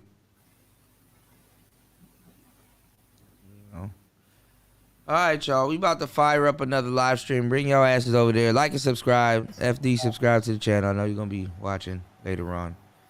Does this guy got 300K subscribers? FD Sigma. Yeah, he got over like 366, I think. So, because he popped up in your channel. I find it very odd. Because I'm doing a video on him. But Medical did a lot of videos on Kuda, but he never popped up one time yet. Because he discovered. Listen, y'all. Not to toot my fucking horn. I'm actually a little bit more famous than you guys give me credit for. Even though my channel's in the shadow realm because of y'all niggatry. His niggatry is strong. All right, I might jump over there because you're gonna do another 6-7 hours anyway. Over next anyway. So. Can I toss the show to somebody like I usually do? God damn. I mean, I would go live, but I can't do it right now, man. I know everybody can't go live. I got a show tonight, so I can't just go live right now and shit. I got you, FD. Did y'all cut off? Am I still live? FD Sigma, I got on the alerts. Laughing out loud. Damn, FD Sigma. I don't know if you subscribe to my channel, but if it is cool. I like to have a talk with you, but I doubt that will happen. But like I said, Chaos Ring, I'll put my name in the chat room. FD Sigma. Man, but I hope really FD said it doesn't go too deep. My bad. I had to switch my Wi-Fi. The Thailand Wi-Fi fucked up. My bad. FD said I got an alert. All right, I got you, player. You said you live. No, my fucking Thailand Wi-Fi is ass right now. Tired of being the realest nigga in the space, man. My fucking back hurts from carrying this goddamn space. FD Sigma. Let me sacrifice that. I mean, I wished the Black Manosphere would be as efficient and as threatening as FD is displaying it, but we can't even found a coherent group without fighting each other. So, that's why I'm so surprised why he took us and not the White Manosphere. Well, FD is being disingenuous because he kicking us while we're down and shit. You know what I'm saying? He kicking us while we're down. You niggas don't even got content creators. God damn, he's right. Now we gotta act like we got content creators and shit. Damn, way to kick us when we're down, FD. Goddamn, my fucking back hurts. Spinal. We ain't got no content creators. Who is gonna rebut against them? No one. That's why he took us. We are BGS said fuck it. He did like a 10-minute video.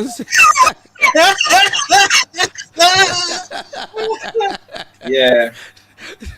And a lot of people begging him to do it. And a lot of people begging him to do it. A lot of people begging him to do it too. A lot of people. Man, ain't nobody going to and the so-called man. I know he got a kick out of it. I mean, laugh. I mean, I don't got. That's why we laughing. That's why I'm laughing, because to Keep 100, we don't take you seriously because the space is not seriously. Yeah. Not really. I ain't gonna lie, FD, you might be right. The space is a joke. Okay, can you remember, Kuda, when someone of the space tried to trademark Black Manosphere and the space imploded again? No, can you believe? Can you believe I argued with niggas over microphones? That's when I knew there was trouble in the water. Y'all told me to go fuck myself. Man, the discussion I had here, hours discussion talking about bullshit like, man, you must keep your shoe game up. How can you talk 4 hours about shoes? God. And niggas buy shoes. Niggas love shoes. I thought niggas liked shoes. What's the most number one accessory that black women like and can't get enough of? Shoes. Yeah, and which shoes that? High heels. And new shoes. Men used to wear high heels before women because we were black pilled and incels and we had heightism problems before women. They stole that shit from us. I mean, that is the entire reason why if you really want to know Signifier, why the space was so hard on Kevin, when he got popular is because he was one of the few who shouted us out. It's like being a country no one gives a fuck about, and someone important says your name. That is the reason, because all the other big quote unquote Manosphere, MGTOW, POA guys, they don't fuck with us. They don't fuck with us. Because I gotta figure out how to find the live stream. My bad. Go ahead. Okay. Go ahead, Snake Man. Because we are too niggerish. We're too black. That's it. Too much I need to figure out how to. Oh, Nice is back. All right, so I'm live on this same channel. Well, on both channels. All right, so you gonna end this one? We go over there. So Yeah, 11:55. What's going on, Nicer? Are you awake? Hey, hello. What's going on, Nicer? Hey,